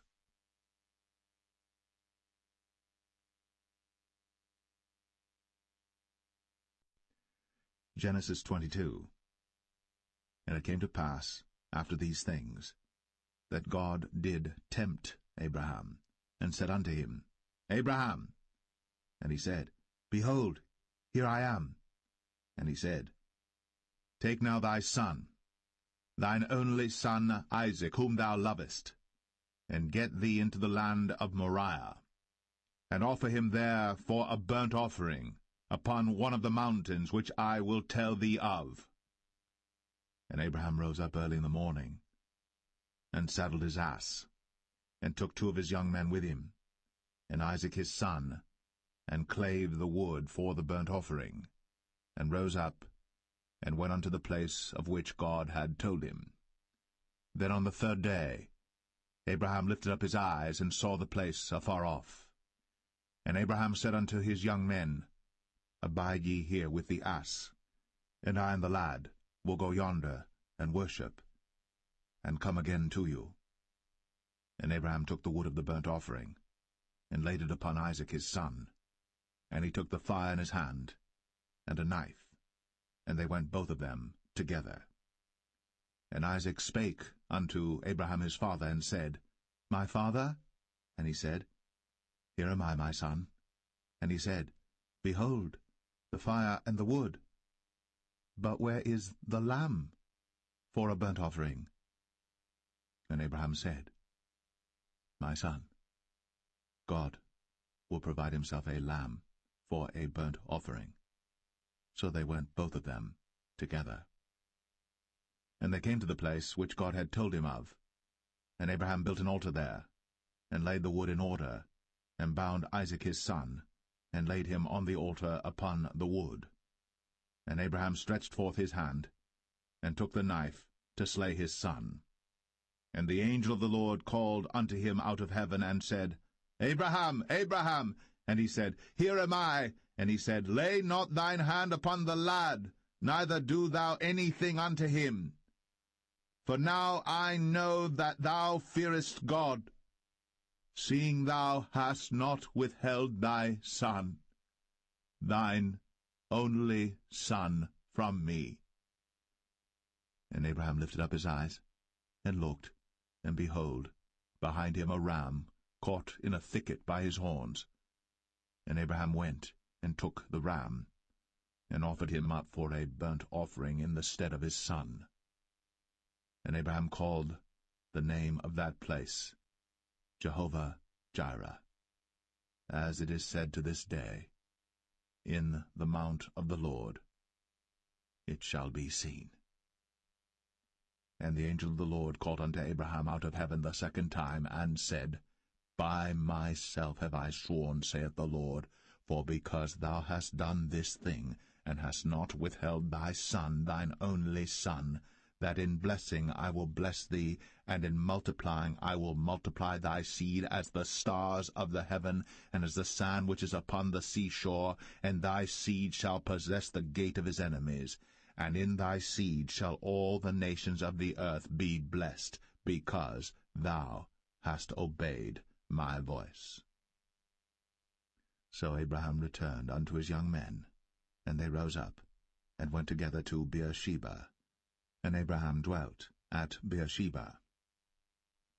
And it came to pass after these things, that it was told Abraham, saying, Behold, Milcah, she hath also borne children unto thy brother Nahor, Huz his firstborn, and Buz his brother, and Kemuel the father of Aram, and Chesed, and Hazo, and Pildash, and Jidlaph, and Bethuel.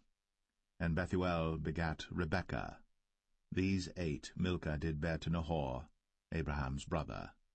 And his concubine, whose name was Rumah, she bare also Tebah, and Gaham, and Thahash, and Maacah.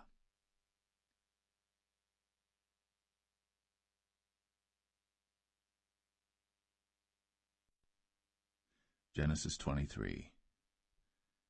And Sarah was 127 years old. These were the years of the life of Sarah. And Sarah died in Kirjath-Arba, the same as Hebron in the land of Canaan. And Abraham came to mourn for Sarah, and to weep for her. And Abraham stood up from before his dead, and spake unto the sons of Heth, saying, I am a stranger, and a sojourner with you. Give me a possession of a burying place with you, that I may bury my dead out of my sight. And the children of Heth answered Abraham, saying unto him, Hear us, my lord. Thou art a mighty prince among us. In the choice of our sepulchres bury thy dead. None of us shall withhold from thee his sepulchre, but that thou mayest bury thy dead. And Abraham stood up, and bowed himself to the people of the land, even to the children of Heth. And he communed with them, saying, If it be your mind that I should bury my dead out of my sight, hear me, and entreat for me to Ephron the son of Zoar, that he may give me the cave of Machpelah, which he hath, which is in the end of his field. For as much money as it is worth, he shall give it me, for a possession of a burying place amongst you. And Ephron dwelt among the children of Heth.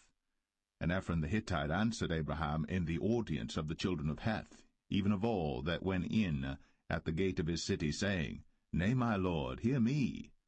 The field give I thee, and the cave that is therein I give it thee. In the presence of the sons of my people give I it thee. Bury thy dead. And Abraham bowed down himself before the people of the land.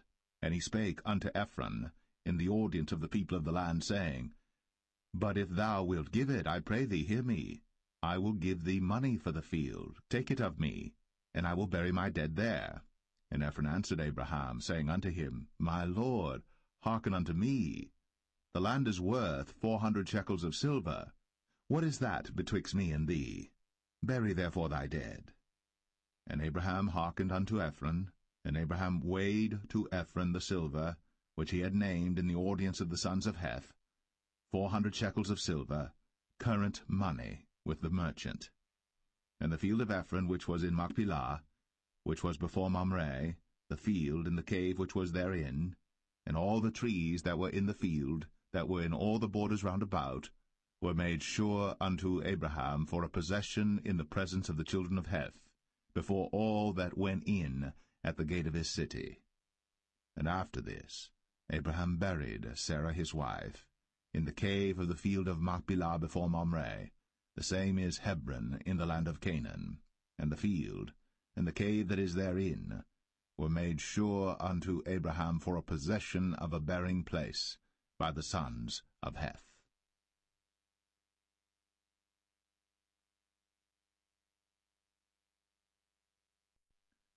Genesis 24. And Abraham was old, and well stricken in age. And the Lord had blessed Abraham in all things. And Abraham said unto his eldest servant of his house, that ruled over all that he had, Put, I pray thee, thy hand under my thigh, and I will make thee swear by the Lord, the God of heaven, and the God of the earth, that thou shalt not take a wife unto my son of the daughters of the Canaanites, among whom I dwell, but thou shalt go unto my country, and to my kindred, and take a wife unto my son Isaac. And the servant said unto him, Peradventure the woman will not be willing to follow me unto this land. Must I needs bring thy son again unto the land from whence thou camest? And Abraham said unto him, Beware thou that thou bring not my son thither again. The Lord God of heaven, which took me from my father's house, and from the land of my kindred, and which spake unto me, and that sware unto me, saying, Unto thy seed will I give this land, he shall send his angel before thee, and thou shalt take a wife unto my son from thence. And if the woman will not be willing to follow thee, then thou shalt be clear from this my oath. Only bring not my son thither again. And the servant put his hand under the thigh of Abraham his master, and sware to him concerning that matter. And the servant took 10 camels of the camels of his master, and departed, for all the goods of his master were in his hand. And he arose, and went to Mesopotamia, unto the city of Nahor. And he made his camels to kneel down without the city by a well of water, at the time of the evening, even the time that women go out to draw water. And he said, O Lord God of my master Abraham, I pray thee, send me good speed this day, and show kindness unto my master Abraham. Behold, I stand here by the well of water, and the daughters of the men of the city come out to draw water. And let it come to pass, that the damsel to whom I shall say, Let down thy pitcher, I pray thee, that I may drink. And she shall say, Drink, and I will give thy camels drink also. Let the same be she that thou hast appointed for thy servant Isaac, and thereby shall I know that thou hast shown kindness unto my master. And it came to pass, before he had done speaking, that, behold, Rebekah came out, who was born to Bethuel, son of Milcah, the wife of Nahor, Abraham's brother, with her pitcher upon her shoulder. And the damsel was very fair to look upon, a virgin, neither had any man known her. And she went down to the well, and filled her pitcher, and came up. And the servant ran to meet her, and said, Let me, I pray thee, drink a little water of thy pitcher. And she said, Drink, my lord. And she hasted, and let down her pitcher upon her hand, and gave him drink.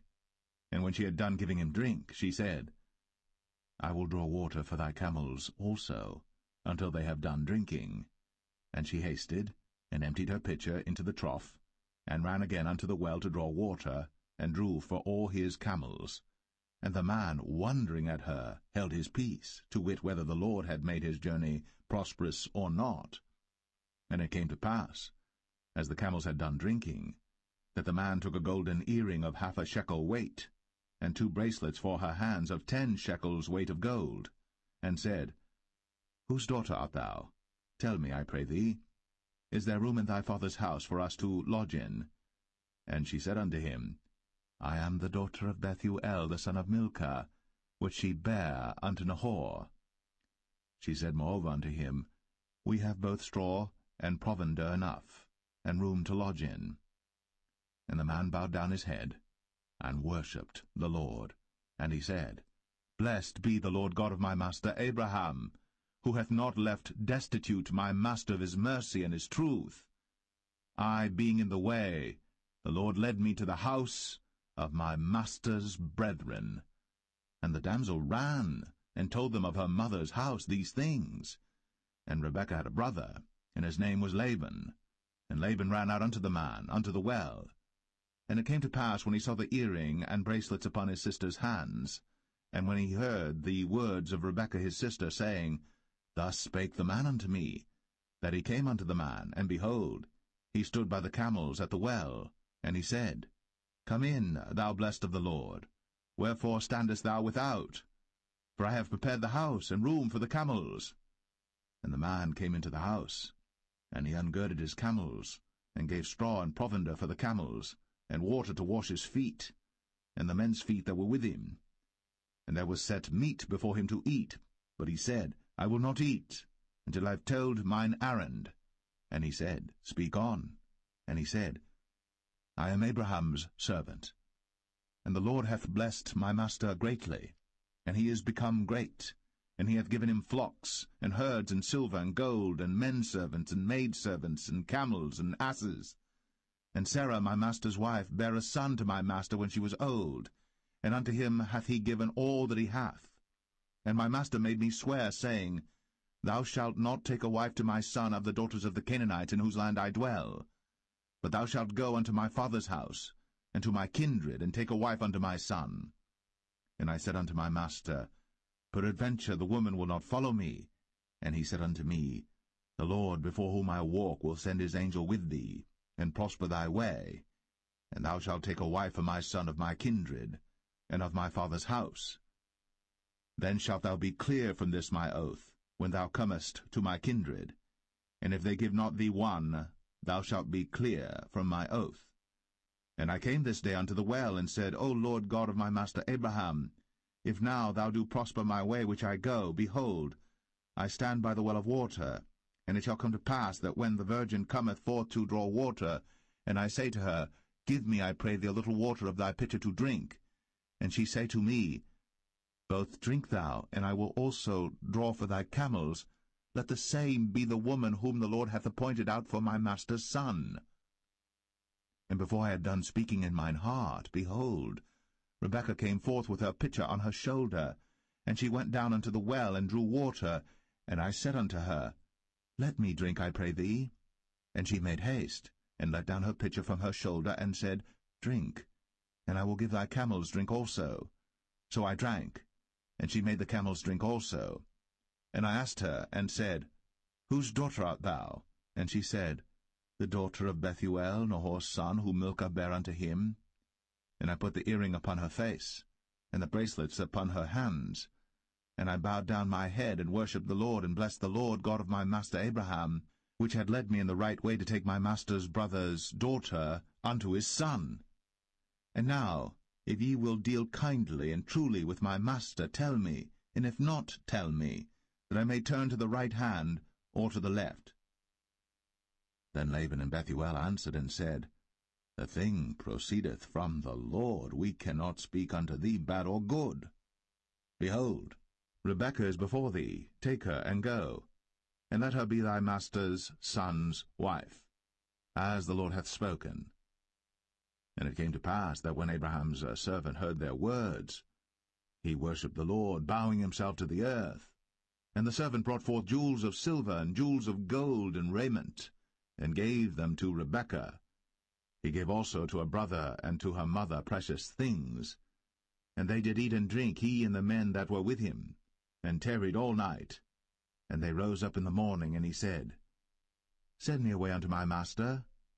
And her brother and her mother said, Let the damsel abide with us a few days, at the least 10.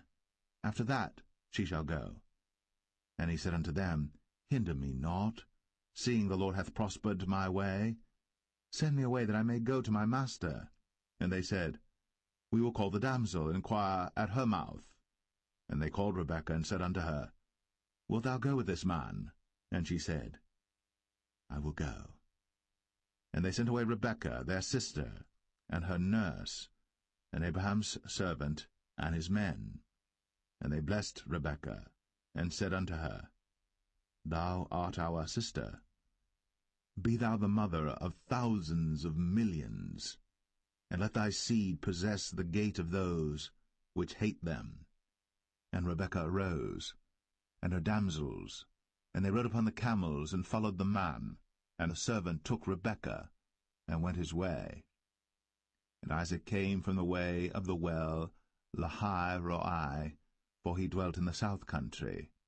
And Isaac went out to meditate in the field at the eventide. And he lifted up his eyes, and saw, and behold, the camels were coming. And Rebekah lifted up her eyes, and when she saw Isaac, she lighted off the camel. For she had said unto the servant, What man is this that walketh in the field to meet us? And the servant had said, It is my master. Therefore she took a veil, and covered herself. And the servant told Isaac all things that he had done. And Isaac brought her into his mother Sarah's tent, and took Rebekah, and she became his wife, and he loved her. And Isaac was comforted after his mother's death.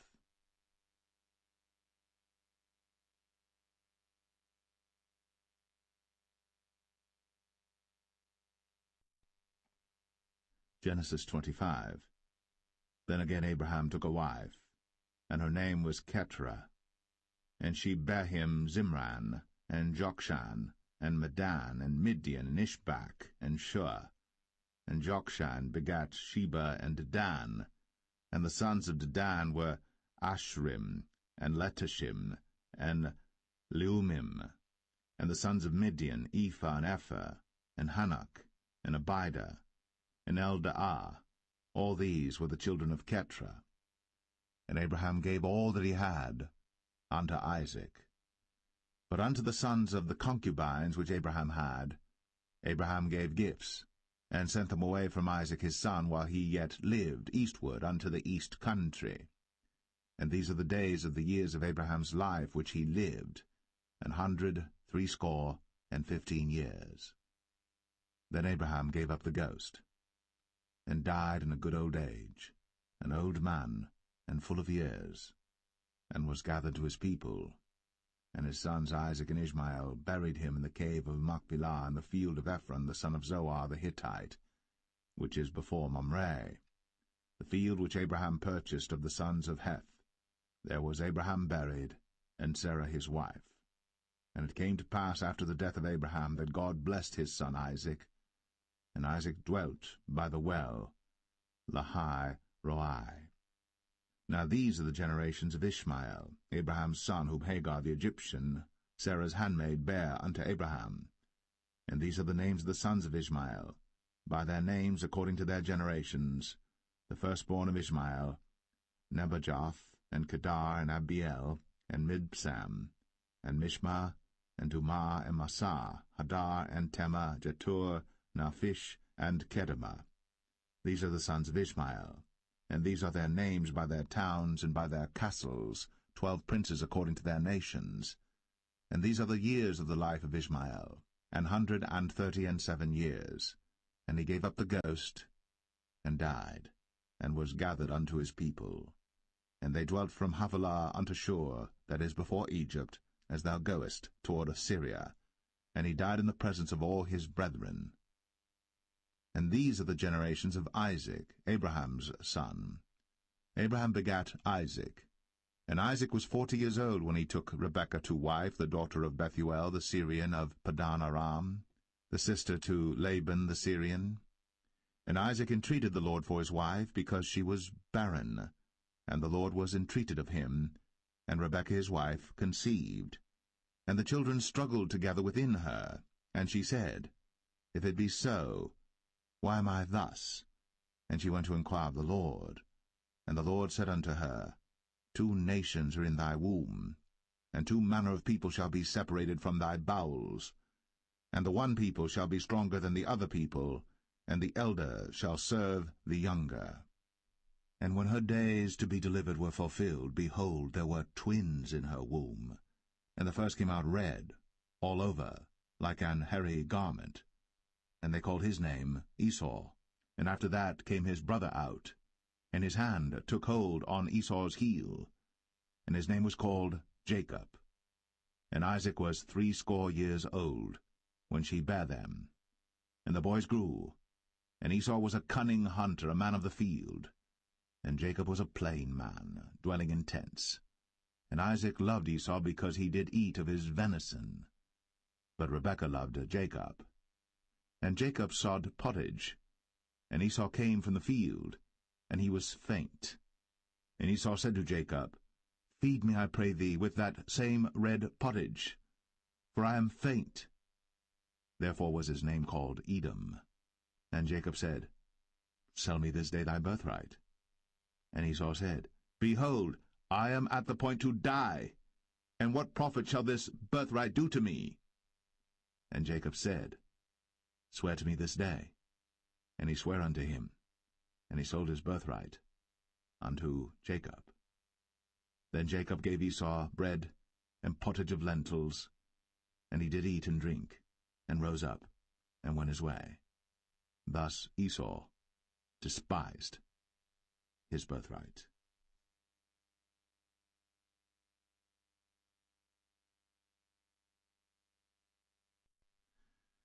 Genesis 26.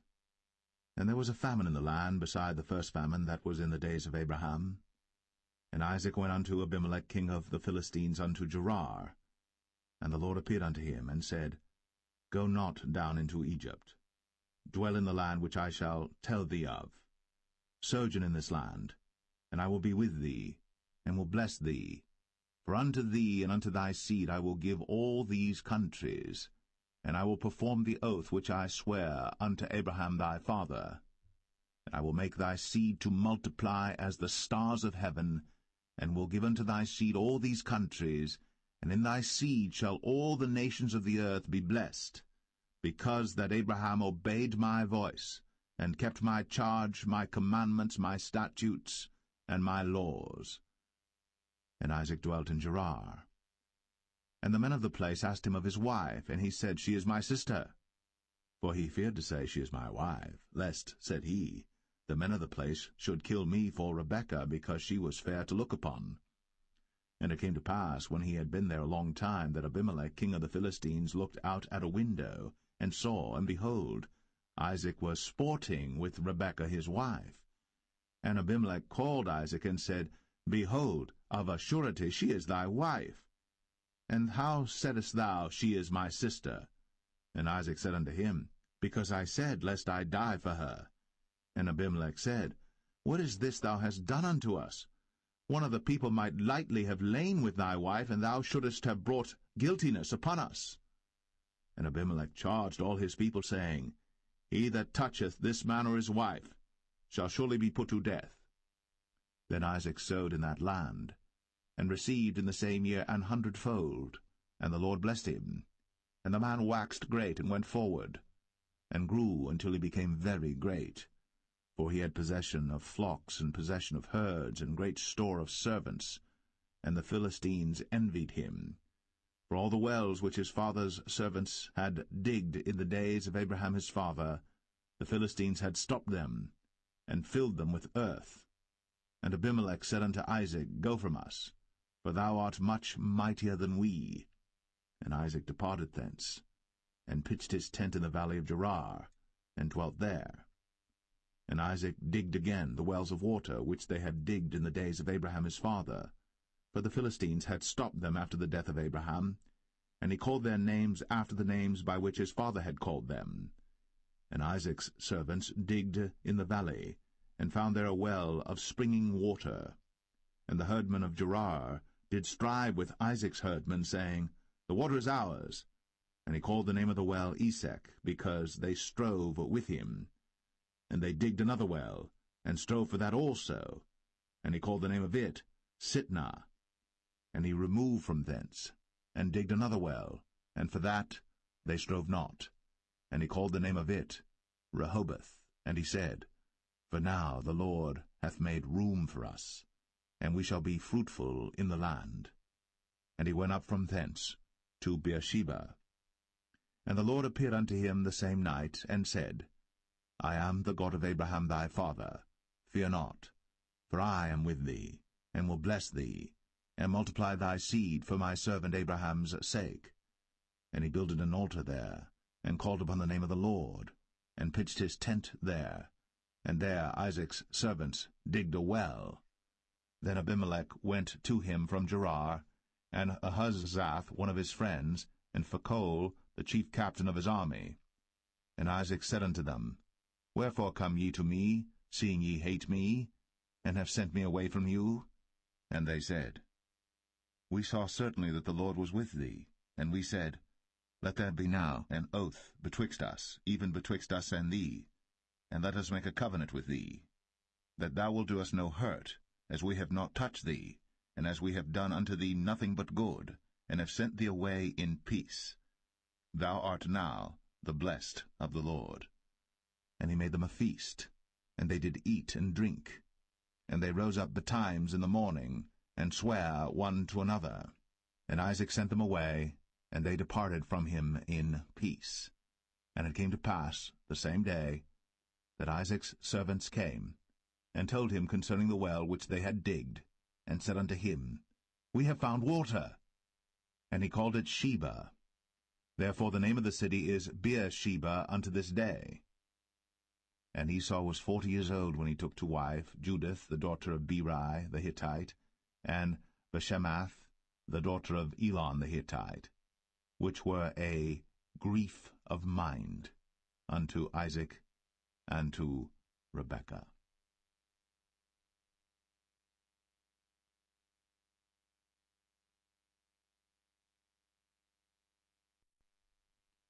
Genesis 27.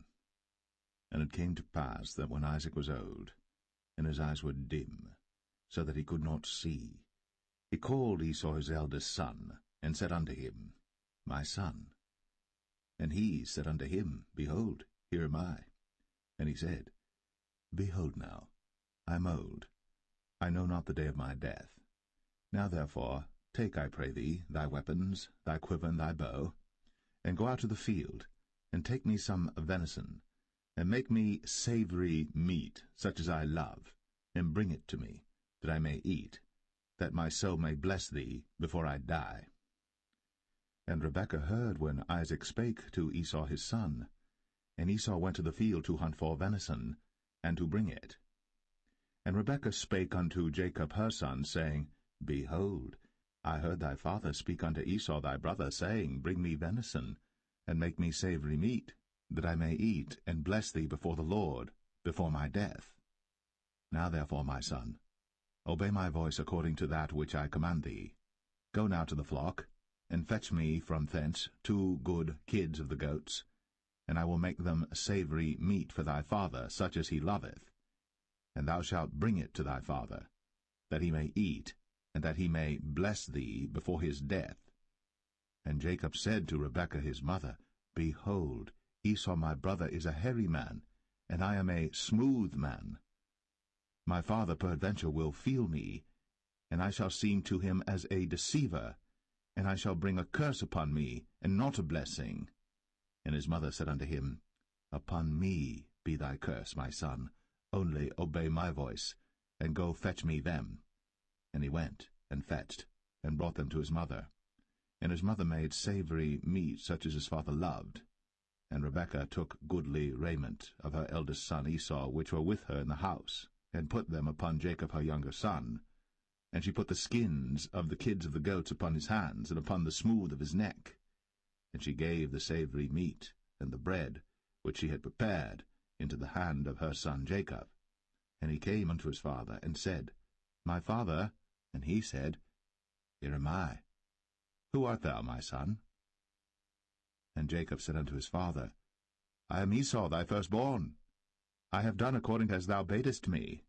Arise, I pray thee, sit and eat of my venison, that thy soul may bless me. And Isaac said unto his son, How is it that thou hast found it so quickly, my son? And he said, Because the Lord thy God brought it to me. And Isaac said unto Jacob, Come near, I pray thee, that I may feel thee, my son, whether thou be my very son Esau, or not. And Jacob went near unto Isaac his father, and he felt him, and said, The voice is Jacob's voice, but the hands are the hands of Esau. And he discerned him not, because his hands were hairy, as his brother Esau's hands. So he blessed him, and he said, Art thou my very son Esau? And he said, I am. And he said, Bring it near to me, and I will eat of my son's venison, that my soul may bless thee. And he brought it near to him, and he did eat. And he brought him wine, and he drank. And his father Isaac said unto him, Come near now, and kiss me, my son. And he came near, and kissed him. And he smelled the smell of his raiment, and blessed him, and said, See, the smell of my son is as the smell of a field which the Lord hath blessed. Therefore God give thee of the dew of heaven, and the fatness of the earth, and plenty of corn and wine. Let people serve thee, and nations bow down to thee. Be lord over thy brethren, and let thy mother's sons bow down to thee. Cursed be every one that curseth thee, and blessed be he that blesseth thee. And it came to pass, as soon as Isaac had made an end of blessing Jacob, and Jacob was yet scarce gone out from the presence of Isaac his father, that Esau his brother came in from his hunting. And he also had made savory meat, and brought it unto his father, and said unto his father, Let my father arise, and eat of his son's venison, that thy soul may bless me. And Isaac his father said unto him, Who art thou? And he said, I am thy son, thy firstborn, Esau. And Isaac trembled very exceedingly, and said, Who? Where is he that hath taken venison and brought it me? And I have eaten of all before thou camest, and have blessed him, yea, and he shall be blessed.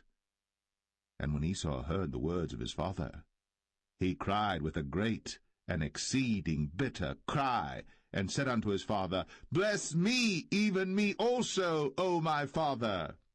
And he said, Thy brother came with subtlety, and hath taken away thy blessing. And he said, Is not he rightly named Jacob? For he hath supplanted me these 2 times. He took away my birthright, and behold, now he hath taken away my blessing. And he said, Hast thou not reserved a blessing for me? And Isaac answered and said unto Esau, Behold, I have made him thy lord, and all his brethren have I given to him for servants, and with corn and wine have I sustained him. And what shall I do now unto thee, my son? And Esau said unto his father, Hast thou but one blessing, my father? Bless me, even me also, O my father. And Esau lifted up his voice and wept. And Isaac his father answered and said unto him, Behold, thy dwelling shall be the fatness of the earth, and of the dew of heaven from above. And by thy sword shalt thou live, and shalt serve thy brother. And it shall come to pass that when thou shalt have the dominion, that thou shalt break his yoke from off thy neck. And Esau hated Jacob, because of the blessing wherewith his father blessed him. And Esau said in his heart, The days of mourning for my father are at hand. Then will I slay my brother Jacob. And these words of Esau her elder son were told to Rebekah, and she sent and called Jacob her younger son, and said unto him, Behold, thy brother Esau, as touching thee, doth comfort himself, purposing to kill thee.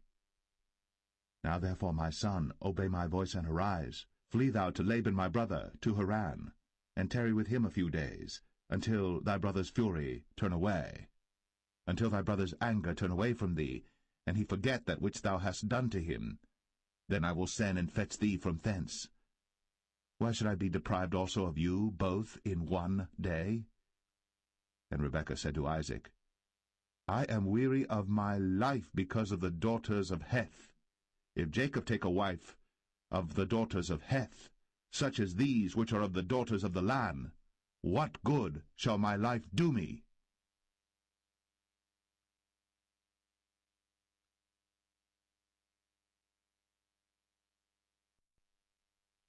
Genesis 28.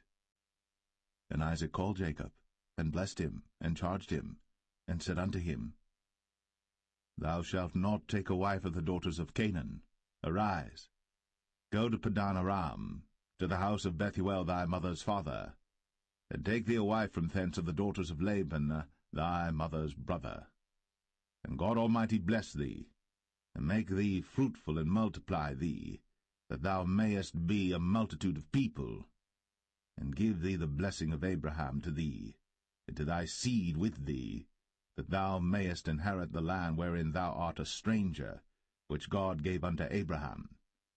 And Isaac sent away Jacob, And he went to Padan Aram unto Laban, son of Bethuel the Syrian, the brother of Rebekah, Jacob's and Esau's mother. When Esau saw that Isaac had blessed Jacob, and sent him away to Padan Aram, to take him a wife from thence, and that as he blessed him he gave him a charge, saying, Thou shalt not take a wife of the daughters of Canaan, and that Jacob obeyed his father and his mother, and was gone to Padan Aram. And Esau, seeing that the daughters of Canaan pleased not Isaac his father, then went Esau unto Ishmael, and took unto the wives which he had Mahalath, the daughter of Ishmael, Abraham's son, the sister of Nebajoth, to be his wife. And Jacob went out from Beersheba, and went toward Haran. And he lighted upon a certain place, and tarried there all night, because the sun was set. And he took of the stones of that place, and put them for his pillows, and lay down in that place to sleep. And he dreamed, and behold, a ladder set up on the earth, and the top of it reached to heaven, and behold, the angels of God ascending and descending on it. And behold, the Lord stood above it, and said, I am the Lord God of Abraham thy father, and the God of Isaac.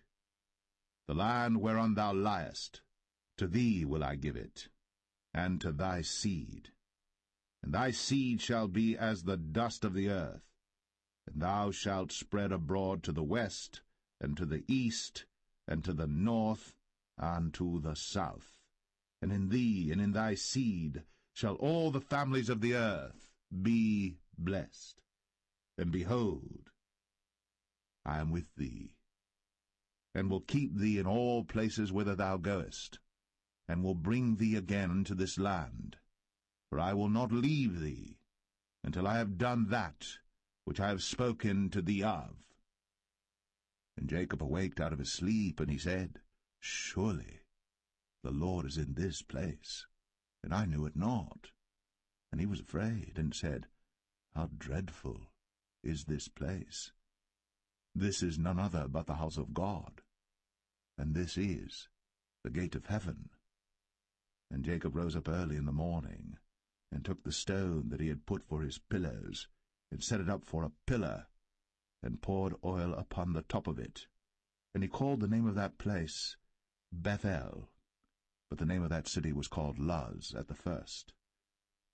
And Jacob vowed a vow, saying, If God will be with me, and will keep me in this way that I go, and will give me bread to eat, and raiment to put on, so that I come again to my father's house in peace, then shall the Lord be my God. And this stone which I have set up for a pillar shall be God's house. And of all that thou shalt give me, I will surely give the 10th unto thee.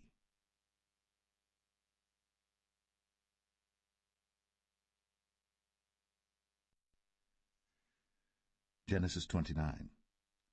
Then Jacob went on his journey, and came into the land of the people of the east. And he looked, and behold, a well in the field, and lo, there were 3 flocks of sheep lying by it. For out of that well they watered the flocks. And a great stone was upon the well's mouth, and thither were all the flocks gathered. And they rolled the stone from the well's mouth, and watered the sheep, and put the stone again upon the well's mouth in his place. And Jacob said unto them, My brethren, whence be ye? And they said, Of Haran are we. And he said unto them, Know ye Laban the son of Nahor? And they said, We know him. And he said unto them, Is he well? And they said, He is well. And behold, Rachel his daughter cometh with the sheep. And he said, Lo, it is yet high day, neither is it time that the cattle should be gathered together. Water ye the sheep, and go and feed them. And they said, We cannot until all the flocks be gathered together, until they roll the stone from the well's mouth. Then we water the sheep. And while he yet spake with them, Rachel came with her father's sheep, for she kept them. And it came to pass, when Jacob saw Rachel the daughter of Laban his mother's brother, and the sheep of Laban his mother's brother, that Jacob went near, and rolled the stone from the well's mouth, and watered the flock of Laban his mother's brother. And Jacob kissed Rachel, and lifted up his voice and wept. And Jacob told Rachel that he was her father's brother, and that he was Rebekah's son. And she ran and told her father. And it came to pass, when Laban heard the tidings of Jacob his sister's son, that he ran to meet him, and embraced him, and kissed him, and brought him to his house. And he told Laban all these things. And Laban said to him, Surely thou art my bone and my flesh. And he abode with him the space of a month. And Laban said unto Jacob, Because thou art my brother, shouldest thou therefore serve me for naught? Tell me, what shall thy wages be? And Laban had 2 daughters. The name of the elder was Leah, and the name of the younger was Rachel. Leah was tender-eyed, but Rachel was beautiful and well-favored. And Jacob loved Rachel, and said, I will serve thee 7 years for Rachel thy younger daughter. And Laban said, It is better that I give her to thee, than that I should give her to another man. Abide with me. And Jacob served 7 years for Rachel. And they seemed unto him but a few days, for the love he had to her.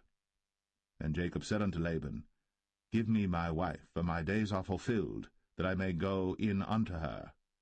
And Laban gathered together all the men of the place, and made a feast. And it came to pass in the evening that he took Leah his daughter, and brought her to him, and he went in unto her. And Laban gave unto his daughter Leah Zilpah his maid for an handmaid. And it came to pass that in the morning, behold, it was Leah. And he said to Laban, What is this thou hast done unto me? Did not I serve with thee for Rachel? Wherefore then hast thou beguiled me? And Laban said, It must not be so done in our country to give the younger before the firstborn. Fulfill her week, and we will give thee this also for the service which thou shalt serve with me yet 7 other years.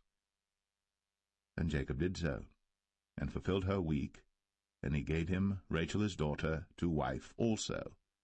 And Laban gave to Rachel his daughter Bilhah his handmaid to be her maid. And he went in also unto Rachel. And he loved also Rachel more than Leah, and served with him yet 7 other years. And when the Lord saw that Leah was hated, he opened her womb. But Rachel was barren, and Leah conceived, and bare a son. And she called his name Reuben, for she said, Surely the Lord hath looked upon my affliction, now therefore my husband will love me. And she conceived again, and bare a son, and said, Because the Lord hath heard that I was hated, he hath therefore given me this son also. And she called his name Simeon. And she conceived again, and bare a son, and said, Now this time will my husband be joined unto me, because I have borne him 3 sons. Therefore was his name called Levi. And she conceived again, and bare a son, and she said, Now will I praise the Lord. Therefore she called his name Judah, and left bearing.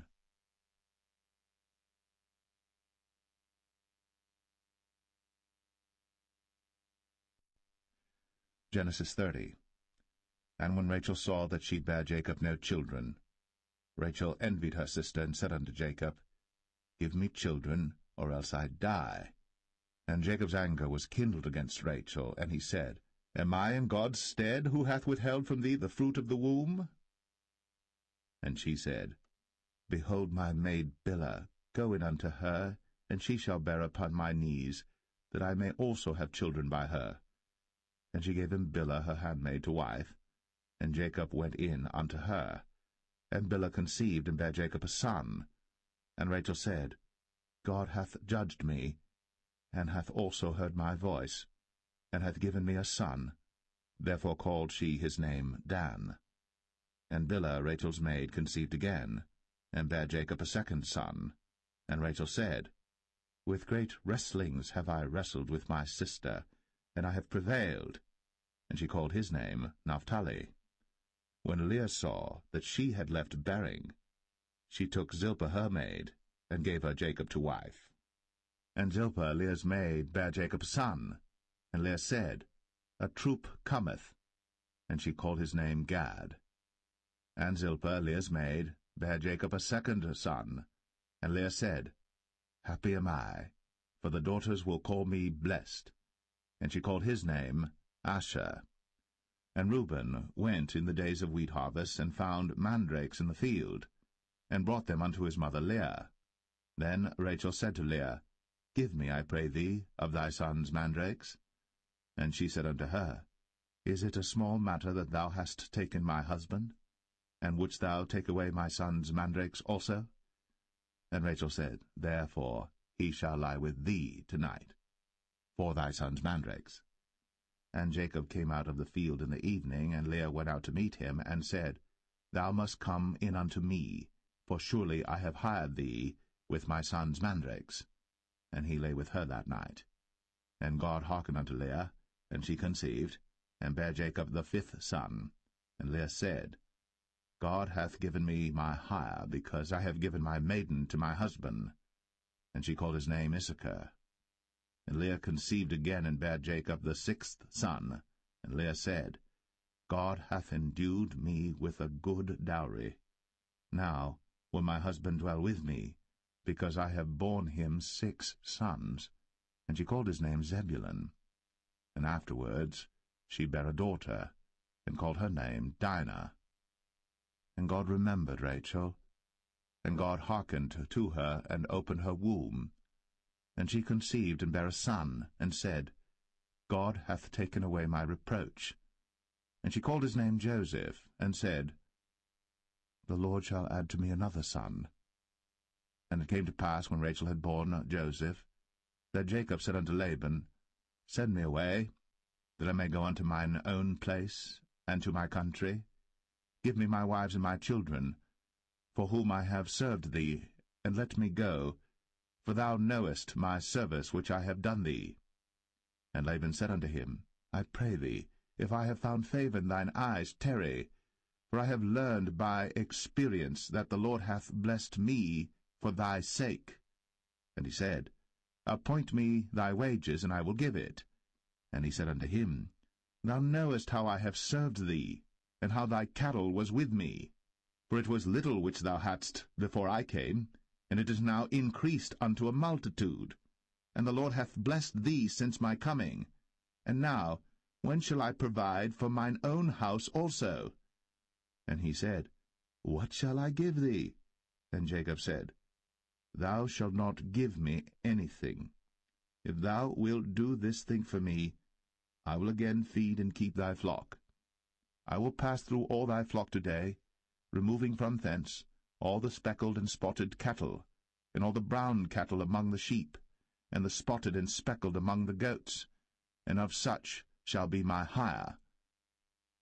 So shall my righteousness answer for me in time to come, when it shall come for my hire before thy face, every one that is not speckled and spotted among the goats, and brown among the sheep, that shall be counted stolen with me. And Laban said, Behold, I would it might be according to thy word. And he removed that day the he-goats that were ring-straked and spotted, and all the she-goats that were speckled and spotted, and every one that had some white in it, and all the brown among the sheep, and gave them into the hand of his sons. And he set 3 days' journey betwixt himself and Jacob fed the rest of Laban's flocks. And Jacob took him rods of green poplar, and of the hazel and chestnut tree, and pilled white strakes in them, and made the white appear which was in the rods. And he set the rods which he had pilled before the flocks in the gutters, in the watering troughs, when the flocks came to drink, that they should conceive when they came to drink. And the flocks conceived before the rods, and brought forth cattle, ring-straked, speckled, and spotted. And Jacob did separate the lambs, and set the faces of the flocks toward the ring-straked, and all the brown in the flock of Laban. And he put his own flocks by themselves, and put them not unto Laban's cattle. And it came to pass, whensoever the stronger cattle did conceive, that Jacob laid the rods before the eyes of the cattle in the gutters, that they might conceive among the rods. But when the cattle were feeble, he put them not in. So the feebler were Laban's, and the stronger Jacob's. And the man increased exceedingly, and had much cattle, and maidservants, and menservants, and camels, and asses.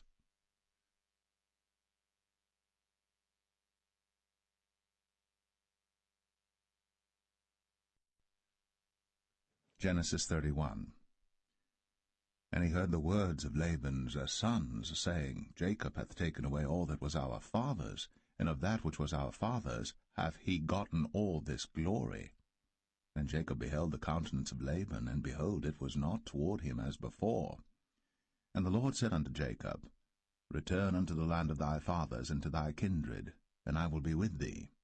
And Jacob sent and called Rachel and Leah to the field unto his flock, and said unto them, I see your father's countenance, that it is not toward me as before, but the God of my father hath been with me. And ye know that with all my power I have served your father. And your father hath deceived me, and changed my wages 10 times. But God suffered him not to hurt me. If he said thus, The speckled shall be thy wages, then all the cattle bear speckled. And if he said thus, The ringstraked shall be thy hire, then bear all the cattle ringstraked. Thus God hath taken away the cattle of your father, and given them to me. And it came to pass at the time that the cattle conceived, that I lifted up mine eyes, and saw in a dream, and behold, the rams which leaped upon the cattle were ringstraked, speckled, and grizzled. And the angel of God spake unto me in a dream, saying, Jacob. And I said, Here am I. And he said, Lift up now thine eyes, and see all the rams which leap upon the cattle are ringstraked, speckled, and grizzled. For I have seen all that Laban doeth unto thee. I am the God of Bethel, where thou anointest the pillar, and where thou vowest a vow unto me. Now arise, get thee out from this land, and return unto the land of thy kindred. And Rachel and Leah answered and said unto him, Is there yet any portion or inheritance for us in our father's house? Are we not counted of him strangers? For he hath sold us, and hath quite devoured also our money. For all the riches which God hath taken from our father, that is ours and our children's. Now then, whatsoever God hath said unto thee, do. Then Jacob rose up, and set his sons and his wives upon camels. And he carried away all his cattle, and all his goods which he had gotten, the cattle of his getting which he had gotten in Padan Aram, for to go to Isaac his father in the land of Canaan. And Laban went to shear his sheep. And Rachel had stolen the images that were her father's. And Jacob stole away unawares to Laban the Syrian, in that he told him not that he fled. So he fled with all that he had, and he rose up and passed over the river, and set his face toward the Mount Gilead. And it was told Laban on the 3rd day that Jacob was fled. And he took his brethren with him, and pursued after him 7 days' journey. And they overtook him in the Mount Gilead. And God came to Laban the Syrian in a dream by night, and said unto him, Take heed that thou speak not to Jacob either good or bad. Then Laban overtook Jacob. Now Jacob had pitched his tent in the mount, and Laban with his brethren pitched in the Mount of Gilead. And Laban said to Jacob, What hast thou done, that thou hast stolen away unawares to me, and carried away my daughters as captives taken with the sword? Wherefore didst thou flee away secretly, and steal away from me, and didst not tell me, that I might have sent thee away with mirth, and with songs, with tabret, and with harp, and hast not suffered me to kiss my sons and my daughters? Thou hast now done foolishly in so doing. It is in the power of my hand to do you hurt. But the God of your father spake unto me yesternight, saying, Take thou heed that thou speak not to Jacob either good or bad. And now, though thou wouldst needs be gone, because thou sore longest after thy father's house, yet wherefore hast thou stolen my gods? And Jacob answered and said to Laban, Because I was afraid, for I said, Peradventure thou wouldst take by force thy daughters from me. With whomsoever thou findest thy gods, let him not live. Before our brethren discern thou what is thine with me, and take it to thee. For Jacob knew not that Rachel had stolen them. And Laban went into Jacob's tent, and into Leah's tent, and into the 2 maidservants' tents, but he found them not. Then went he out of Leah's tent, and entered into Rachel's tent. Now Rachel had taken the images, and put them in the camel's furniture, and sat upon them. And Laban searched all the tent, but found them not. And she said to her father, Let it not displease my lord that I cannot rise up before thee, for the custom of women is upon me. And he searched, but found not the images. And Jacob was wroth and chode with Laban. And Jacob answered and said to Laban, What is my trespass? What is my sin, that thou hast so hotly pursued after me? Whereas thou hast searched all my stuff, what hast thou found of all thy household stuff? Set it here before my brethren and thy brethren, that they may judge betwixt us both. This 20 years have I been with thee. Thy ewes and thy she-goats have not cast their young, and the rams of thy flock have I not eaten. That which was torn of beasts I brought not unto thee. I bear the loss of it. Of my hand didst thou require it, whether stolen by day or stolen by night. Thus I was. In the day the drought consumed me, and the frost by night, and my sleep departed from mine eyes. Thus have I been 20 years in thy house. I served thee 14 years for thy 2 daughters, and 6 years for thy cattle, and thou hast changed my wages 10 times. Except the God of my father, the God of Abraham, and the fear of Isaac had been with me, surely thou hadst sent me away now empty. God hath seen my affliction, and the labor of my hands, and rebuked thee yesternight. And Laban answered and said unto Jacob, These daughters are my daughters, and these children are my children, and these cattle are my cattle, and all that thou seest is mine. And what can I do this day unto these my daughters, or unto their children which they have borne? Now therefore come thou, let us make a covenant, I and thou, and let it be for a witness between me and thee. And Jacob took a stone, and set it up for a pillar. And Jacob said unto his brethren, Gather stones. And they took stones, and made an heap, and they did eat thereupon the heap. And Laban called it Jegar-sahadathah, but Jacob called it Galeed. And Laban said, This heap is a witness between me and thee this day. Therefore was the name of it called Galeed. And Mizpah, for he said, The Lord watch between me and thee, when we are absent one from another. If thou shalt afflict my daughters, or if thou shalt take other wives beside my daughters, no man is with us. See, God is witness betwixt me and thee. And Laban said to Jacob, Behold this heap, and behold this pillar, which I have cast betwixt me and thee. This heap be witness, and this pillar be witness, that I will not pass over this heap to thee, and that thou shalt not pass over this heap and this pillar unto me for harm. The God of Abraham and the God of Nahor, the God of their father, judge betwixt us. And Jacob sware by the fear of his father Isaac. Then Jacob offered sacrifice upon the mount, and called his brethren to eat bread. And they did eat bread, and tarried all night in the mount. And early in the morning Laban rose up, and kissed his sons and his daughters, and blessed them. And Laban departed, and returned unto his place.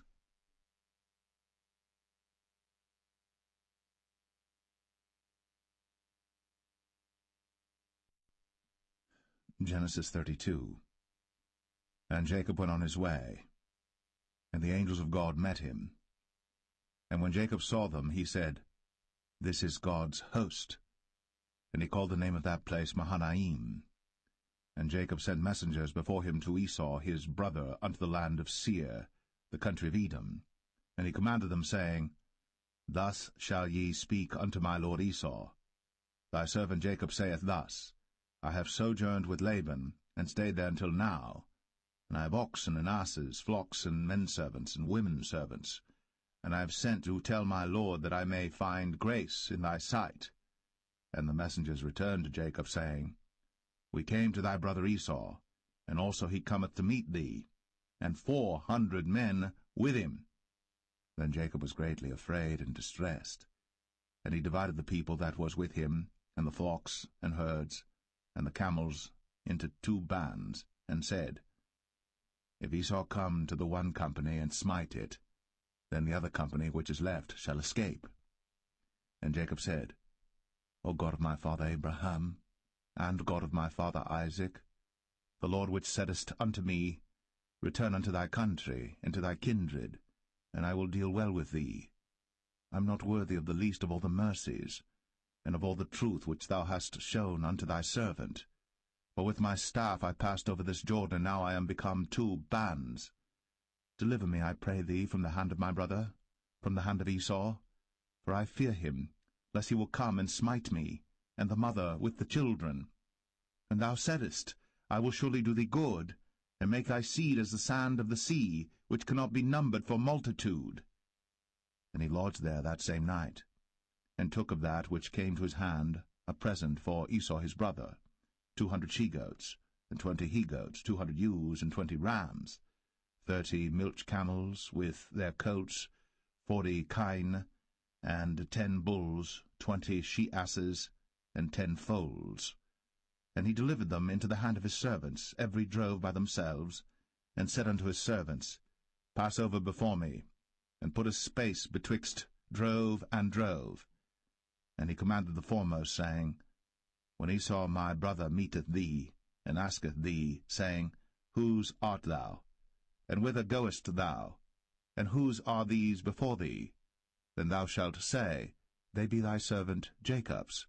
It is a present sent unto my lord Esau, and behold, also he is behind us. And so commanded he the second and the third, and all that followed the drove, saying, On this manner shall ye speak unto Esau, when ye find him. And say ye moreover, Behold, thy servant Jacob is behind us. For he said, I will appease him with the present that goeth before me, and afterward I will see his face. Peradventure he will accept of me. So went the present over before him, and himself lodged that night in the company. And he rose up that night, and took his 2 wives, and his 2 women servants, and his 11 sons, and passed over the ford Jabbok. And he took them, and sent them over the brook, and sent over that he had. And Jacob was left alone. And there wrestled a man with him until the breaking of the day. And when he saw that he prevailed not against him, he touched the hollow of his thigh, and the hollow of Jacob's thigh was out of joint as he wrestled with him. And he said, Let me go, for the day breaketh. And he said, I will not let thee go, except thou bless me. And he said unto him, What is thy name? And he said, Jacob. And he said, Thy name shall be called no more Jacob, but Israel. For as a prince hast thou power with God and with men, and hast prevailed. Then Jacob asked him, and said, Tell me, I pray thee, thy name. And he said, Wherefore is it that thou dost ask after my name? And he blessed him there. And Jacob called the name of the place Peniel, for I have seen God face to face, and my life is preserved. And as he passed over Penuel, the sun rose upon him, and he halted upon his thigh. Therefore the children of Israel eat not of the sinew which shrank, which is upon the hollow of the thigh, unto this day, because he touched the hollow of Jacob's thigh in the sinew that shrank.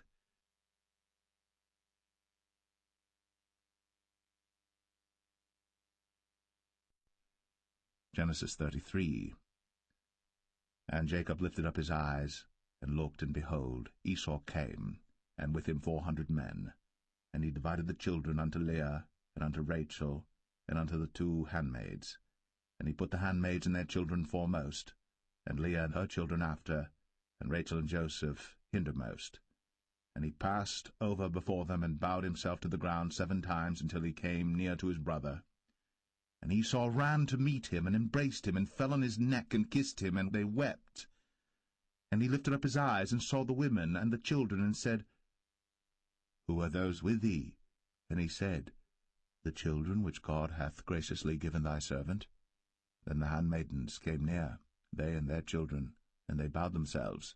And Leah also with her children came near, and bowed themselves. And after came Joseph near, and Rachel, and they bowed themselves. And he said, What meanest thou by all this drove which I met?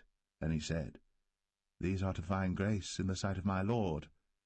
And Esau said, I have enough, my brother, keep that thou hast unto thyself. And Jacob said, Nay, I pray thee, if now I have found grace in thy sight, then receive my present at my hand. For therefore I have seen thy face as though I had seen the face of God, and thou wast pleased with me. Take, I pray thee, my blessing that is brought to thee, because God hath dealt graciously with me, and because I have enough. And he urged him, and he took it. And he said, Let us take our journey, and let us go, and I will go before thee. And he said unto him, My Lord knoweth that the children are tender, and the flocks and herds with young are with me. And if men should overdrive them one day, all the flock will die. Let my Lord, I pray thee, pass over before his servant, and I will lead on softly according as the cattle that goeth before me, and the children be able to endure, until I come unto my Lord unto Seir. And Esau said, Let me now leave with thee some of the folk that are with me. And he said, What needeth it? Let me find grace in the sight of my Lord. So Esau returned that day on his way unto Seir. And Jacob journeyed to Succoth, and built him an house, and made booths for his cattle. Therefore the name of the place is called Succoth. And Jacob came to Shalem, a city of Shechem, which is in the land of Canaan, when he came from Padan Aram, and pitched his tent before the city. And he bought a parcel of a field, where he had spread his tent, at the hand of the children of Hamor, Shechem's father, for 100 pieces of money. And he erected there an altar, and called it El Elohe Israel.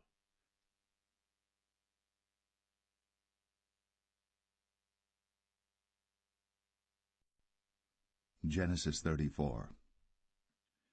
And Dinah the daughter of Leah, which she bare unto Jacob, went out to see the daughters of the land.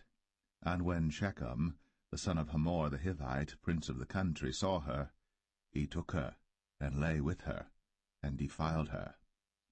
And his soul clave unto Dinah the daughter of Jacob, and he loved the damsel, and spake kindly unto the damsel. And Shechem spake unto his father Hamor, saying, Get me this damsel to wife. And Jacob heard that he had defiled Dinah his daughter. Now his sons were with his cattle in the field, and Jacob held his peace until they were come. And Hamor the father of Shechem went out unto Jacob to commune with him. And the sons of Jacob came out of the field when they heard it, and the men were grieved, and they were very wroth, because he had wrought folly in Israel, in lying with Jacob's daughter, which thing ought not to be done. And Hamor communed with them, saying, The soul of my son Shechem longeth for your daughter. I pray you, give her him to wife. And make ye marriages with us, and give your daughters unto us, and take our daughters unto you. And ye shall dwell with us, and the land shall be before you. Dwell and trade ye therein, and get you possessions therein. And Shechem said unto her father and unto her brethren, Let me find grace in your eyes, and what ye shall say unto me I will give. Ask me never so much dowry and gift, and I will give according as ye shall say unto me. But give me the damsel to wife. And the sons of Jacob answered Shechem and Hamor his father deceitfully, and said, because he had defiled Dinah their sister, and they said unto them, We cannot do this thing, to give our sister to one that is uncircumcised, for that were a reproach unto us. But in this will we consent unto you. If ye will be as we be, that every male of you be circumcised, then will we give our daughters unto you, and we will take your daughters to us, and we will dwell with you, and we will become one people. But if ye will not hearken unto us to be circumcised, then we will take our daughter, and we will be gone. And their words pleased Hamor and Shechem Hamor's son. And the young man deferred not to do the thing, because he had delight in Jacob's daughter, and he was more honorable than all the house of his father. And Hamor and Shechem his son came unto the gate of their city, and communed with the men of their city, saying, These men are peaceable with us. Therefore let them dwell in the land, and trade therein. For the land, behold, it is large enough for them. Let us take their daughters to us for wives, and let us give them our daughters. Only herein will the men consent unto us, for to dwell with us, to be one people, if every male among us be circumcised, as they are circumcised. Shall not their cattle and their substance and every beast of theirs be ours? Only let us consent unto them, and they will dwell with us. And unto Hamor and unto Shechem his son hearken all that went out of the gate of his city, and every male was circumcised, all that went out of the gate of his city. And it came to pass on the third day, when they were sore, that two of the sons of Jacob, Simeon and Levi, Dinah's brethren, took each man his sword, and came upon the city boldly, and slew all the males. And they slew Hamor and Shechem his son with the edge of the sword, and took Dinah out of Shechem's house, and went out. The sons of Jacob came upon the slain, and spoiled the city, because they had defiled their sister. They took their sheep and their oxen, and their asses, and that which was in the city, and that which was in the field, and all their wealth, and all their little ones, and their wives took they captive, and spoiled even all that was in the house. And Jacob said to Simeon and Levi, Ye have troubled me to make me to stink among the inhabitants of the land, among the Canaanites and the Perizzites. And I, being few in number, they shall gather themselves together against me, and slay me, and I shall be destroyed, I and my house. And they said, Should he deal with our sister as with an harlot?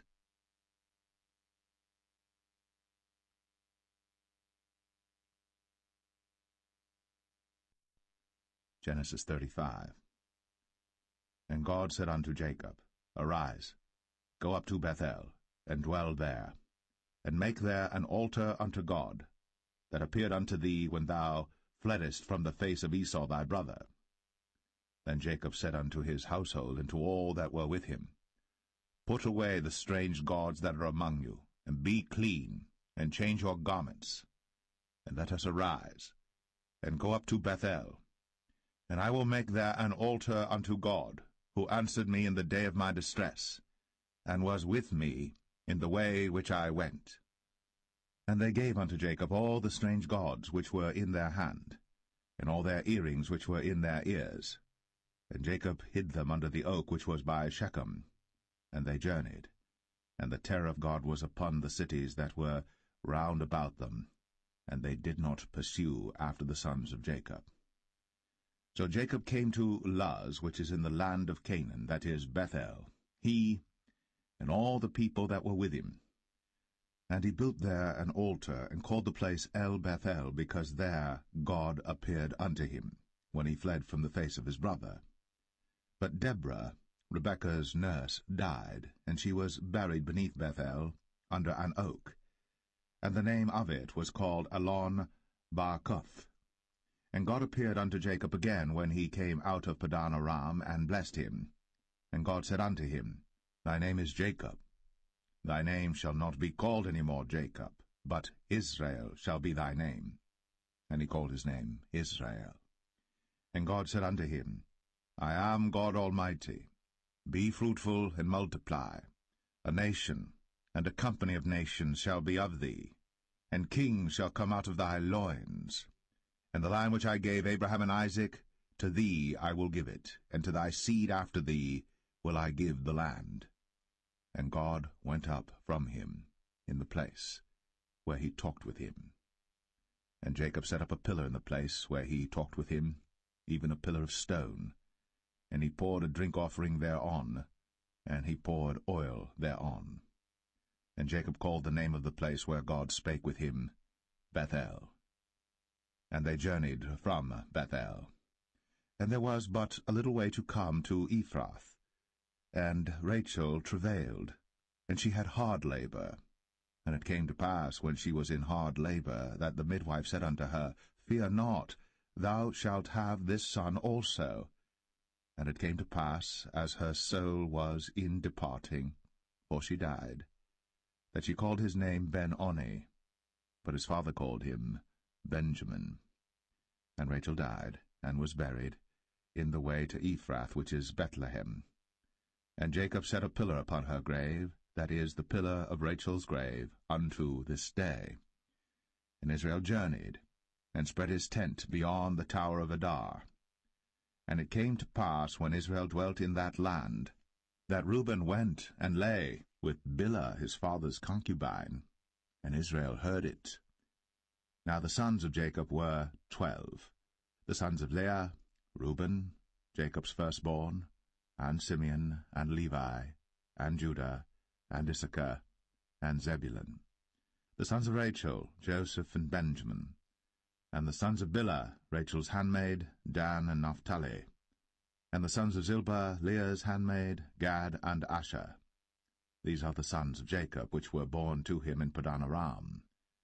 And Jacob came unto Isaac his father unto Mamre, unto the city of Arba, which is Hebron, where Abraham and Isaac sojourned. And the days of Isaac were 180 years. And Isaac gave up the ghost, and died, and was gathered unto his people, being old and full of days. And his sons Esau and Jacob buried him.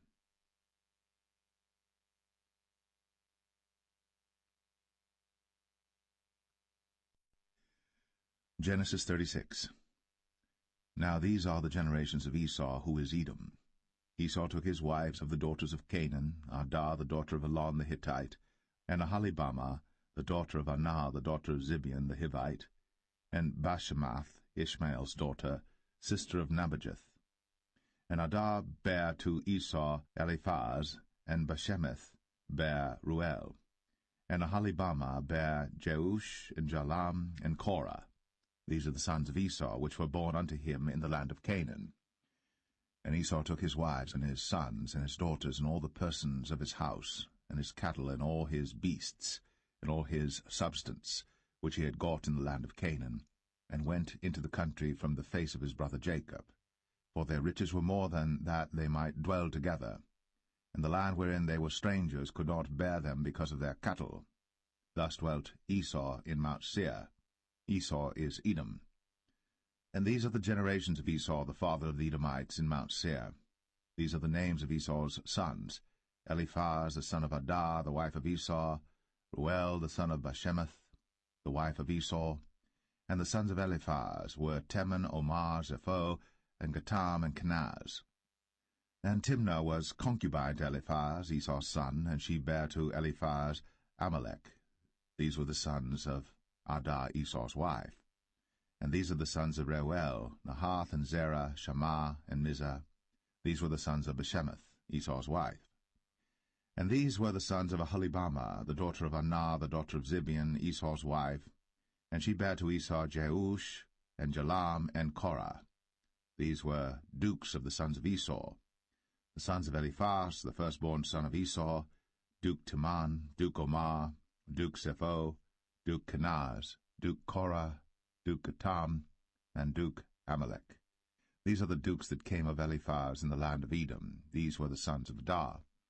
And these are the sons of Reuel, Esau's son, Duke Nahath, Duke Zerah, Duke Shammah, Duke Mizah. These are the dukes that came of Reuel in the land of Edom. These are the sons of Bashemath, Esau's wife. And these are the sons of Aholibamah, Esau's wife, Duke Jeush, Duke Jalam, Duke Korah. These were the dukes that came of Aholibamah, the daughter of Anah, Esau's wife. These are the sons of Esau, who is Edom, and these are their dukes. These are the sons of Seir the Horite, who inhabited the land, Lotan, and Shobal, and Zibeon, and Anah, and Dishon, and Ezer, and Dishan. These are the dukes of the Horites, the children of Seir in the land of Edom. And the children of Lotan were Hori and Hemam, and Lotan's sister was Timnah.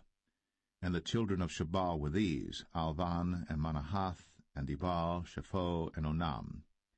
And these are the children of Zibeon, both Ajah and Anah. This was that Anah that found the mules in the wilderness, as he fed the asses of Zibeon his father. And the children of Anah were these: Dishon, and Aholibamah the daughter of Anah. And these are the children of Dishon: Hemdan, and Eshban, and Ithran, and Cheran. The children of Ezer are these: Bilhan, and Zavan, and Akan. The children of Dishan are these: Uz and Aran.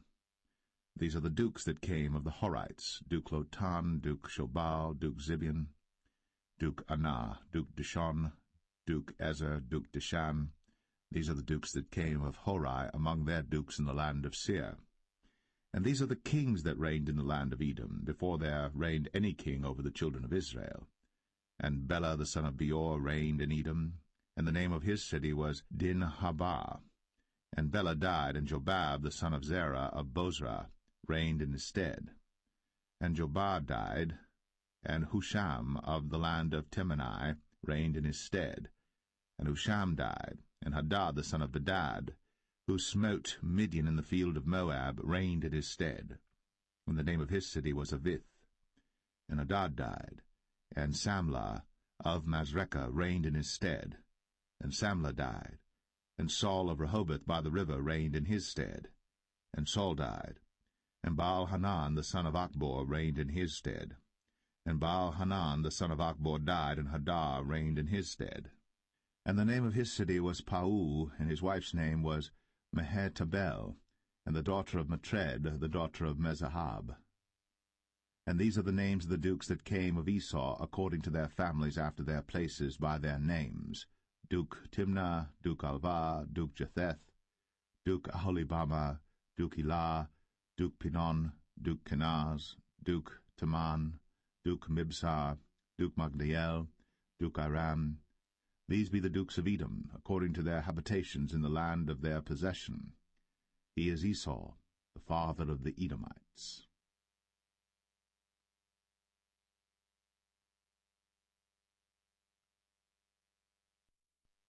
Genesis 37.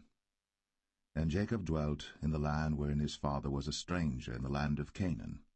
These are the generations of Jacob. Joseph, being 17 years old, was feeding the flock with his brethren, and the lad was with the sons of Bilhah, and with the sons of Zilpah, his father's wives. And Joseph brought unto his father their evil report. Now Israel loved Joseph more than all his children, because he was the son of his old age. And he made him a coat of many colors. And when his brethren saw that their father loved him more than all his brethren, they hated him, and could not speak peaceably unto him. And Joseph dreamed a dream, and he told it his brethren, and they hated him yet the more. And he said unto them, Hear, I pray you, this dream which I have dreamed. For behold, we were binding sheaves in the field, and lo, my sheaf arose, and also stood upright, and behold, your sheaves stood round about, and made obeisance to my sheaf. And his brethren said to him, Shalt thou indeed reign over us?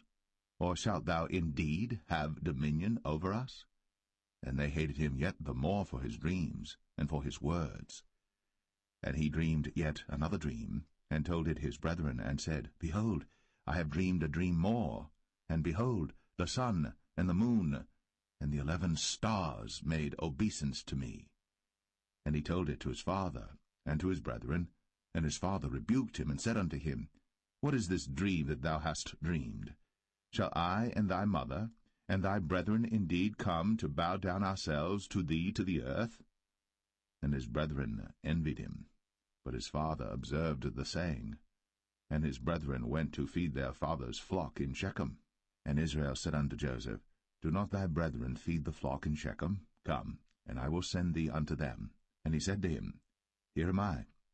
And he said to him, Go, I pray thee, see whether it be well with thy brethren, and well with the flocks, and bring me word again.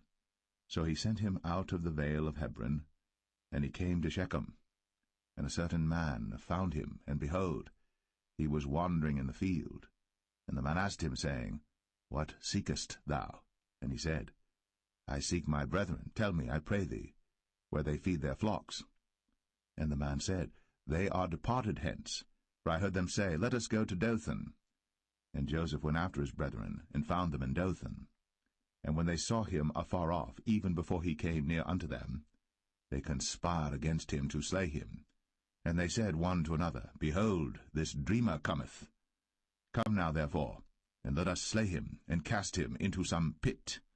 And we will say, Some evil beast hath devoured him, and we shall see what will become of his dreams.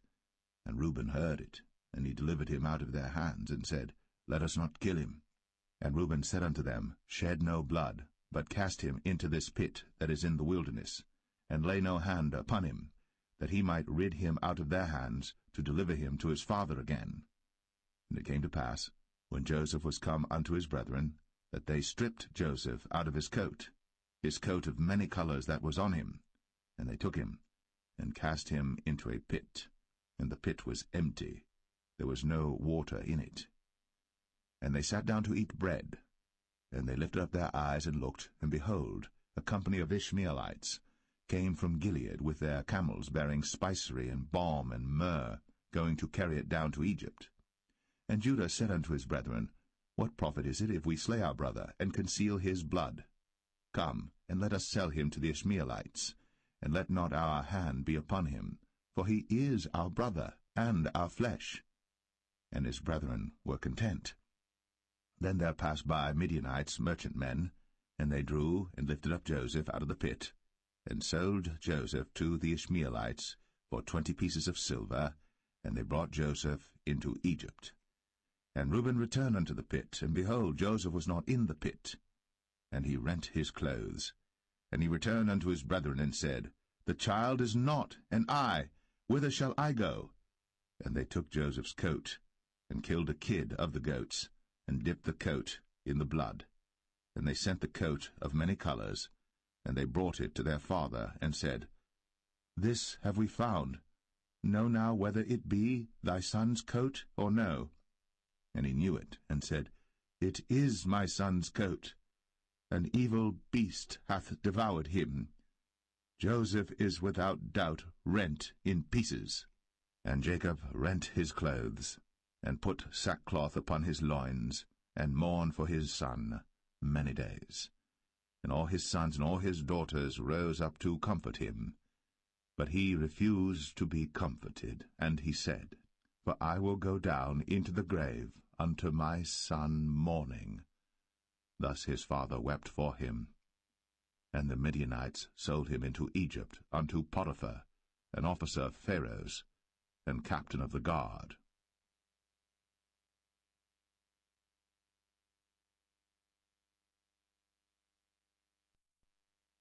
Genesis 38. And it came to pass at that time that Judah went down from his brethren, and turned in to a certain Adulamite, whose name was Hira. And Judah saw there a daughter of a certain Canaanite, whose name was Shua. And he took her, and went in unto her. And she conceived, and bare a son. And he called his name Er. And she conceived again, and bare a son. And she called his name Onan. And she yet again conceived, and bare a son. And called his name Shelah.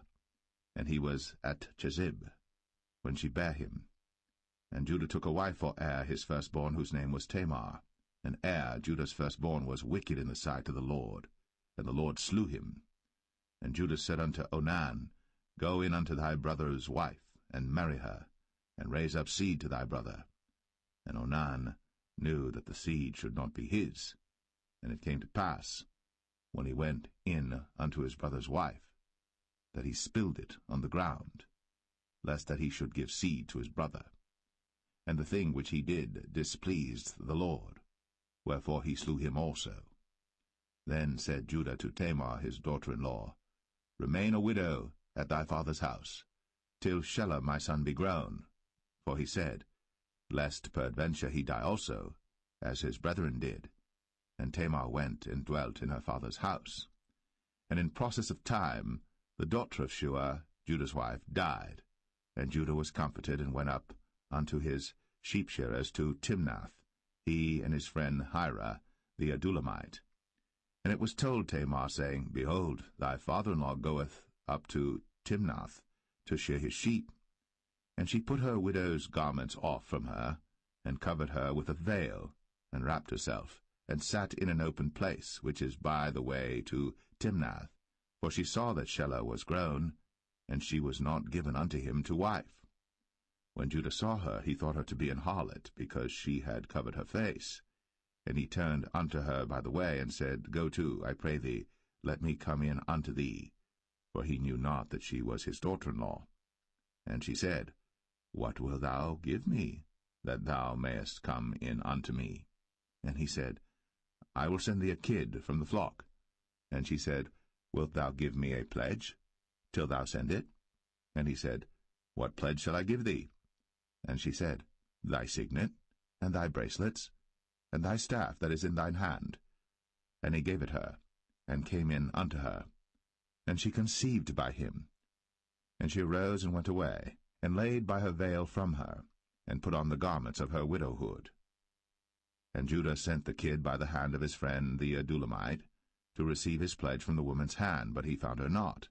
Then he asked the men of that place, saying, Where is the harlot that was openly by the wayside? And they said, There was no harlot in this place. And he returned to Judah, and said, I cannot find her. And also the men of the place said that there was no harlot in this place. And Judah said, Let her take it to her, lest we be shamed. Behold, I sent this kid, and thou hast not found her. And it came to pass about 3 months after that it was told Judah, saying, Tamar, thy daughter-in-law, hath played the harlot, and also, behold, she is with child by whoredom. And Judah said, Bring her forth, and let her be burnt. When she was brought forth, she sent to her father-in-law, saying, By the man whose these are am I with child. And she said, Discern, I pray thee, whose are these? The signet, and bracelets, and staff. And Judah acknowledged them, and said, She hath been more righteous than I, because that I gave her not to Shelah my son. And he knew her again no more. And it came to pass in the time of her travail, that, behold, twins were in her womb. And it came to pass, when she travailed, that the one put out his hand, and the midwife took and bound upon his hand a scarlet thread, saying, This came out first. And it came to pass, as he drew back his hand, that, behold, his brother came out. And she said, How hast thou broken forth? This breach be upon thee. Therefore his name was called Pharez. And afterward came out his brother, that had the scarlet thread upon his hand, and his name was called Zerah.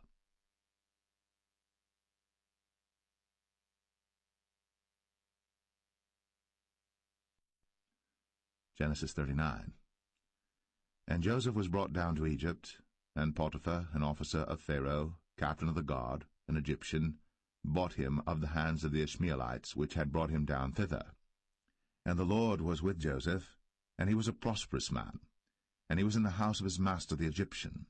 And his master saw that the Lord was with him, and that the Lord made all that he did to prosper in his hand. And Joseph found grace in his sight, and he served him, and he made him overseer over his house. And all that he had he put into his hand. And it came to pass from the time that he had made him overseer in his house, and over all that he had, that the Lord blessed the Egyptian's house for Joseph's sake. And the blessing of the Lord was upon all that he had in the house and in the field. And he left all that he had in Joseph's hand. And he knew not aught he had, save the bread which he did eat. And Joseph was a goodly person, and well favored. And it came to pass after these things, that his master's wife cast her eyes upon Joseph, and she said, Lie with me. But he refused, and said unto his master's wife, Behold, my master wotteth not what is with me in the house, and he hath committed all that he hath to my hand. There is none greater in this house than I, neither hath he kept back anything from me but thee, because thou art his wife. How then can I do this great wickedness and sin against God? And it came to pass, as she spake to Joseph day by day, that he hearkened not unto her, to lie by her, or to be with her. And it came to pass about this time, that Joseph went into the house to do his business, and there was none of the men of the house there within. And she caught him by his garment, saying, Lie with me. And he left his garment in her hand, and fled, and got him out. And it came to pass, when she saw that he had left his garment in her hand, and was fled forth, that she called unto the men of her house, and spake unto them, saying, See, he hath brought in an Hebrew unto us to mock us. He came in unto me to lie with me, and I cried with a loud voice. And it came to pass, when he heard that I lifted up my voice and cried, that he left his garment with me, and fled, and got him out. And she laid up his garment by her, until his lord came home. And she spake unto him according to these words, saying, The Hebrew servant which thou hast brought unto us came in unto me to mock me. And it came to pass, as I lifted up my voice and cried, that he left his garment with me, and fled out. And it came to pass, when his master heard the words of his wife, which she spake unto him, saying, After this manner did thy servant to me, that his wrath was kindled. And Joseph's master took him, and put him into the prison, a place where the king's prisoners were bound. And he was there in the prison. But the Lord was with Joseph, and showed him mercy, and gave him favor in the sight of the keeper of the prison. And the keeper of the prison committed to Joseph's hand all the prisoners that were in the prison. And whatsoever they did there, he was the doer of it. The keeper of the prison looked not to anything that was under his hand, because the Lord was with him. And that which he did, the Lord made it to prosper.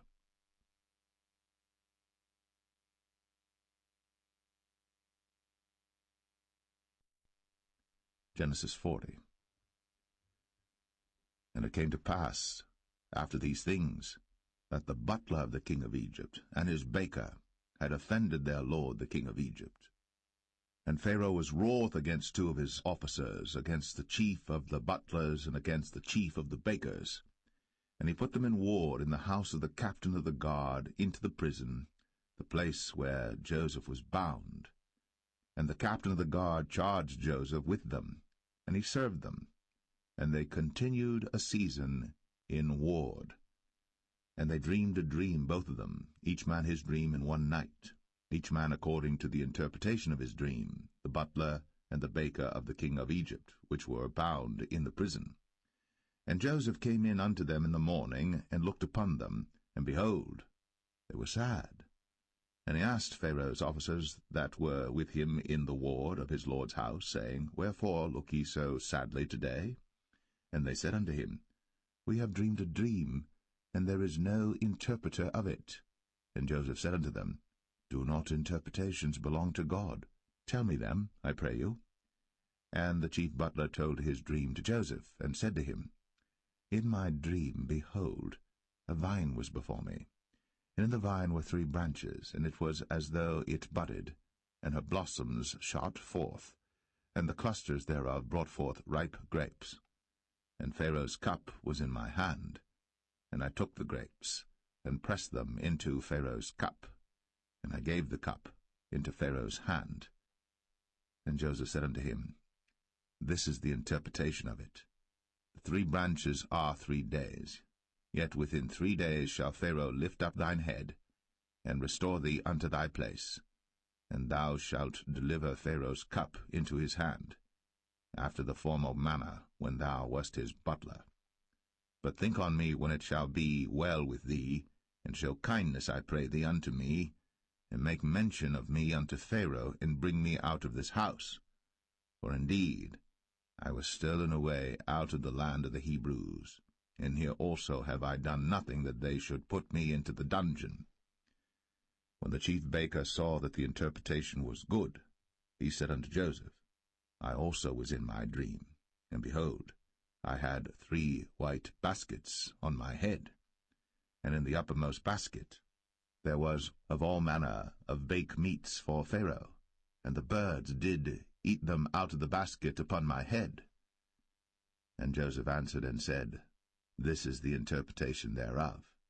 The 3 baskets are 3 days, yet within 3 days shall Pharaoh lift up thy head from off thee, and shall hang thee on a tree, and the birds shall eat thy flesh from off thee.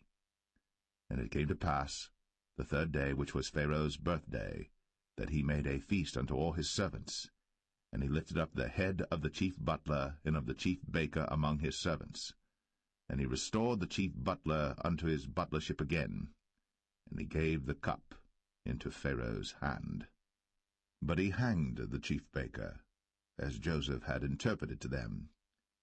Yet did not the chief butler remember Joseph, but forgat him.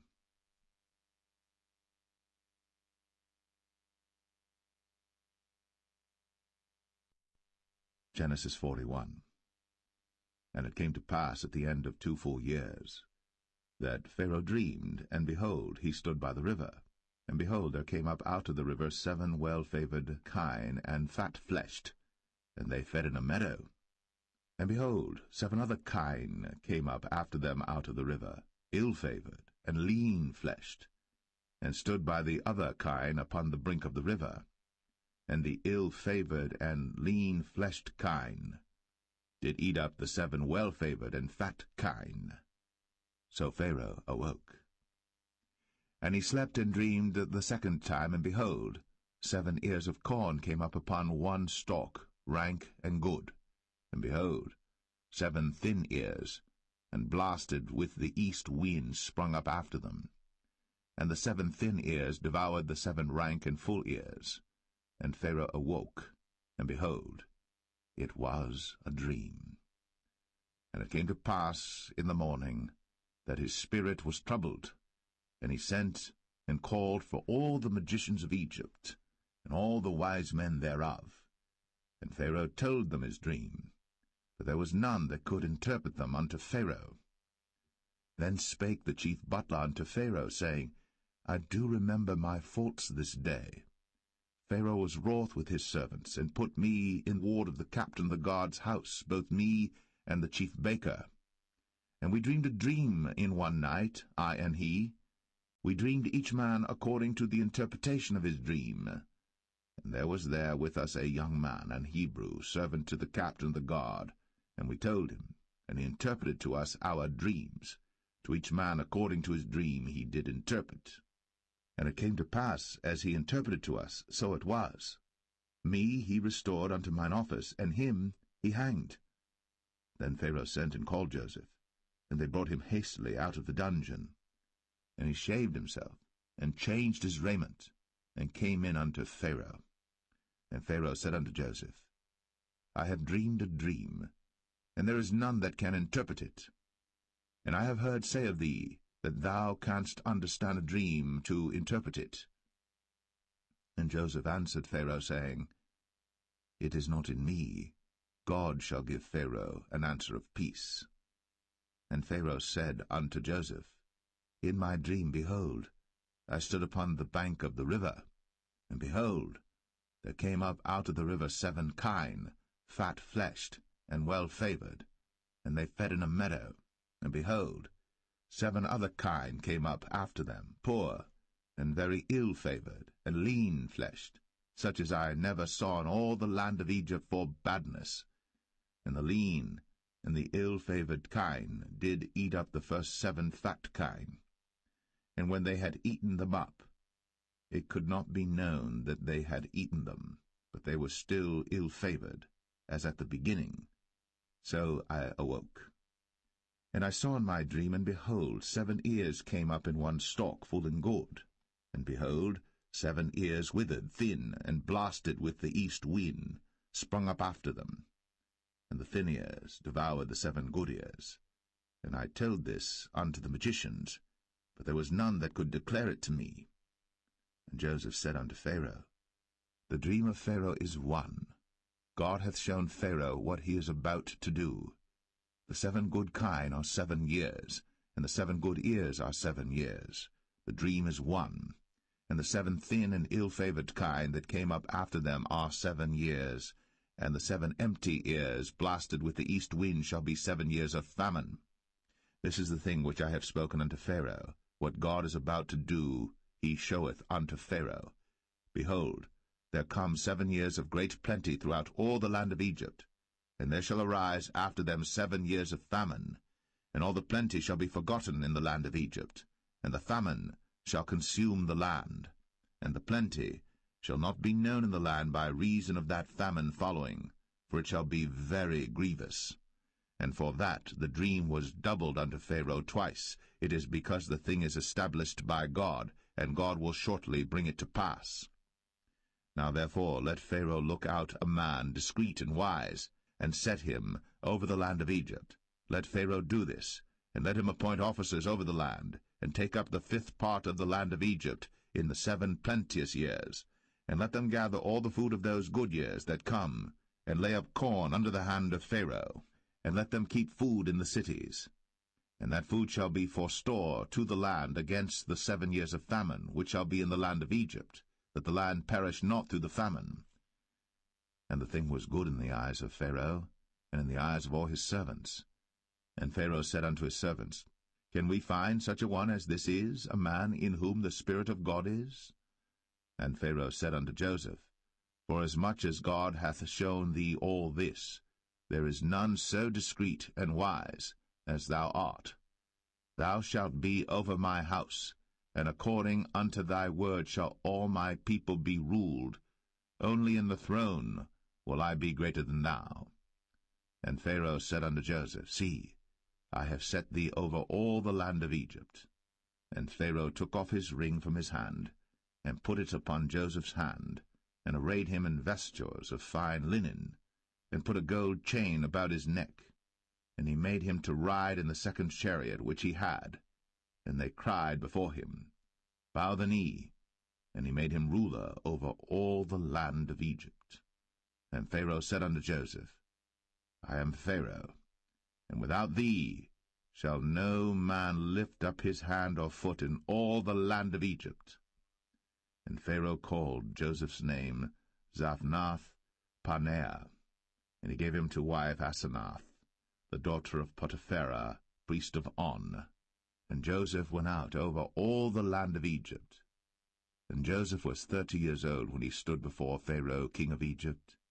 And Joseph went out from the presence of Pharaoh, and went throughout all the land of Egypt.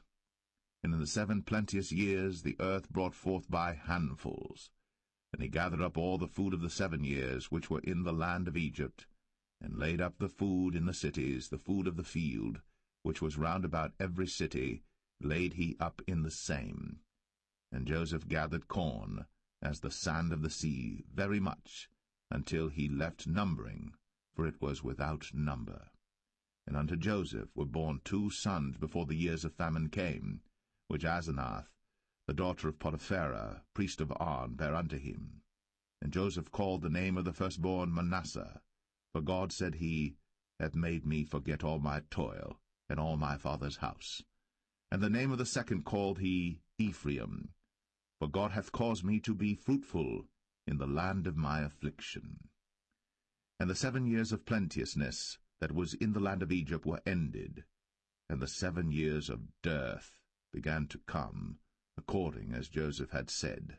And the dearth was in all lands, but in all the land of Egypt there was bread.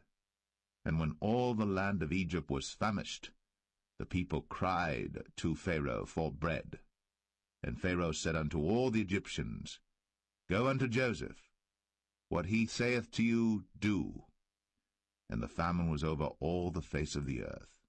And Joseph opened all the storehouses, and sold unto the Egyptians, and the famine waxed sore in the land of Egypt.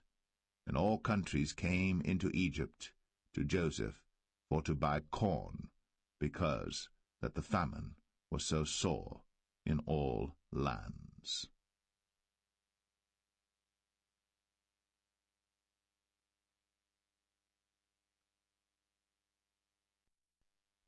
Genesis 42. Now when Jacob saw that there was corn in Egypt, Jacob said unto his sons, Why do you look one upon another? And he said, Behold, I have heard that there is corn in Egypt. Get you down thither, and buy for us from thence, that we may live and not die. And Joseph's 10 brethren went down to buy corn in Egypt. But Benjamin, Joseph's brother, Jacob sent not with his brethren, for he said, Lest peradventure mischief befall him. And the sons of Israel came to buy corn among those that came, for the famine was in the land of Canaan. And Joseph was the governor over the land, and he it was that sold to all the people of the land.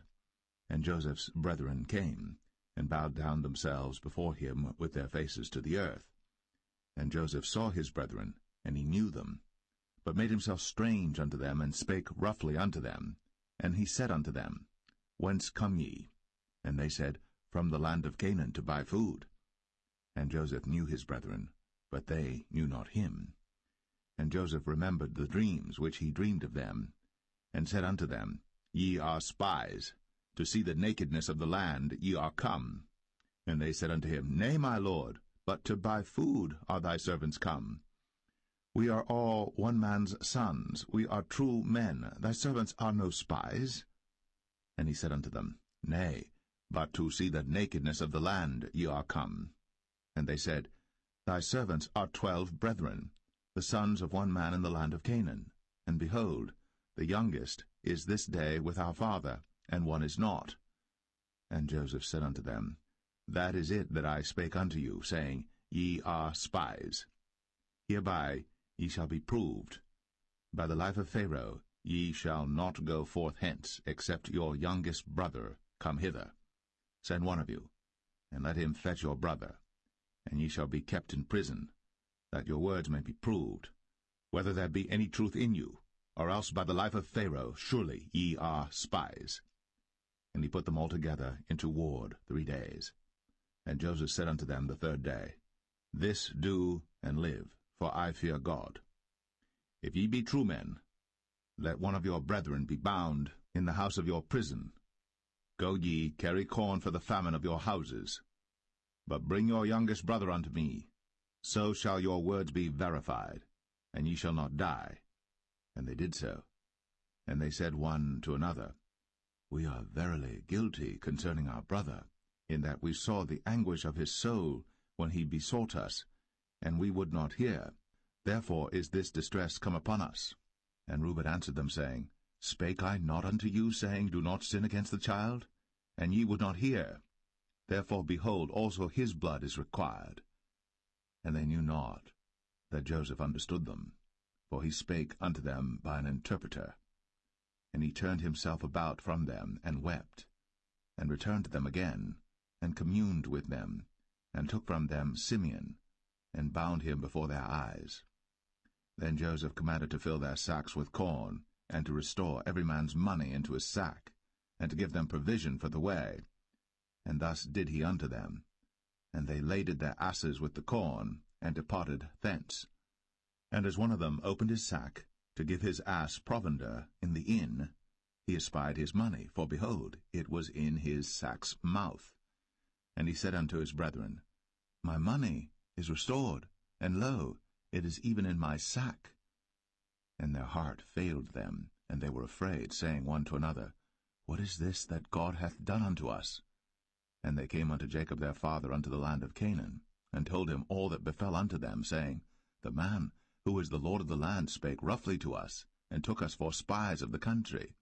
And we said unto him, We are true men, we are no spies. We be 12 brethren, sons of our father, one is not, and the youngest is this day with our father in the land of Canaan.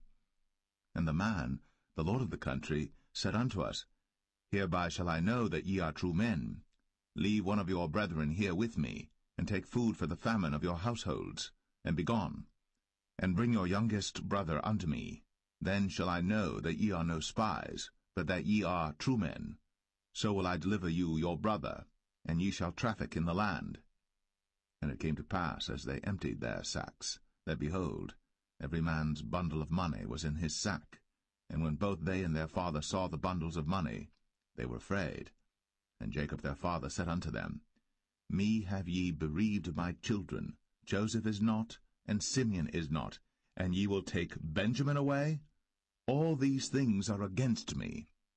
And Reuben spake unto his father, saying, Slay my 2 sons, if I bring him not to thee. Deliver him into my hand, and I will bring him to thee again. And he said, My son shall not go down with you, for his brother is dead, and he is left alone. If mischief befall him by the way, in the which ye go, then shall ye bring down my gray hairs with sorrow to the grave.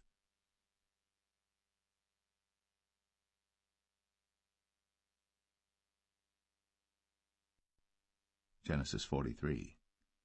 And the famine was sore in the land. And it came to pass, when they had eaten up the corn which they had brought out of Egypt, their father said unto them, Go again, buy us a little food.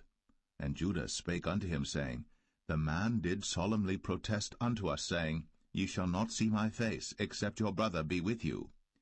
If thou wilt send our brother with us, we will go down and buy thee food. But if thou wilt not send him, we will not go down. For the man said unto us, Ye shall not see my face, except your brother be with you.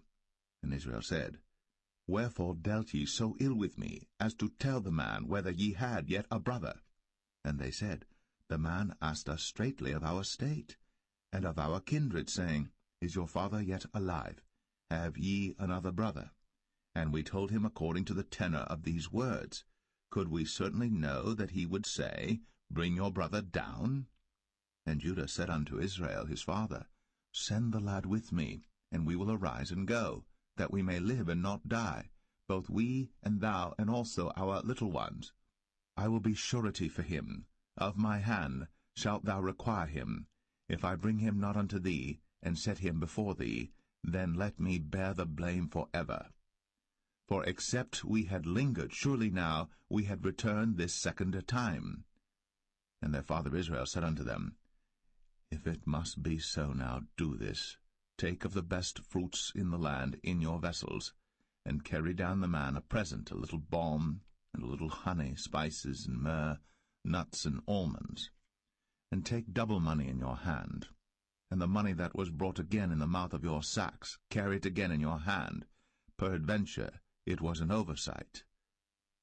Take also your brother, and arise, go again unto the man. And God Almighty give you mercy before the man, that he may send away your other brother and Benjamin. If I be bereaved of my children, I am bereaved. And the men took that present, and they took double money in their hand, and Benjamin, and rose up, and went down to Egypt, and stood before Joseph. And when Joseph saw Benjamin with them, he said to the ruler of his house, Bring these men home, and slay, and make ready, for these men shall dine with me at noon. And the man did as Joseph bade, and the man brought the men into Joseph's house. And the men were afraid, because they were brought into Joseph's house. And they said, Because of the money that was returned in our sacks at the first time are we brought in, that he may seek occasion against us, and fall upon us, and take us for bondmen and our asses. And they came near to the steward of Joseph's house, and they communed with him at the door of the house, and said, O sir, we came indeed down at the first time to buy food, and it came to pass, when we came to the inn, that we opened our sacks, and behold, every man's money was in the mouth of his sack, our money in full weight, and we have brought it again in our hand. And other money have we brought down in our hands to buy food. We cannot tell who put our money in our sacks. And he said, Peace be to you, fear not. Your God, and the God of your father, hath given you treasure in your sacks. I had your money. And he brought Simeon out unto them. And the man brought the men into Joseph's house, and gave them water, and they washed their feet, and he gave their asses provender. And they made ready the present against Joseph came at noon, for they heard that they should eat bread there. And when Joseph came home, they brought him the present which was in their hand into the house, and bowed themselves to him to the earth. And he asked them of their welfare, and said, Is your father well? The old man of whom ye spake, is he yet alive? And they answered, Thy servant our father is in good health, he is yet alive. And they bowed down their heads, and made obeisance. And he lifted up his eyes, and saw his brother Benjamin, his mother's son, and said, Is this your younger brother, of whom ye spake unto me? And he said, God be gracious unto thee, my son. And Joseph made haste, for his bowels did yearn upon his brother, and he sought where to weep. And he entered into his chamber, and wept there. And he washed his face, and went out, and refrained himself, and said, Set on bread. And they set on for him by himself, and for them by themselves, and for the Egyptians which did eat with him by themselves, because the Egyptians might not eat bread with the Hebrews, for that is an abomination unto the Egyptians. And they sat before him, the firstborn according to his birthright, and the youngest according to his youth. And the men marveled one at another. And he took and sent messes unto them from before him. But Benjamin's mess was 5 times so much as any of theirs. And they drank, and were merry with him.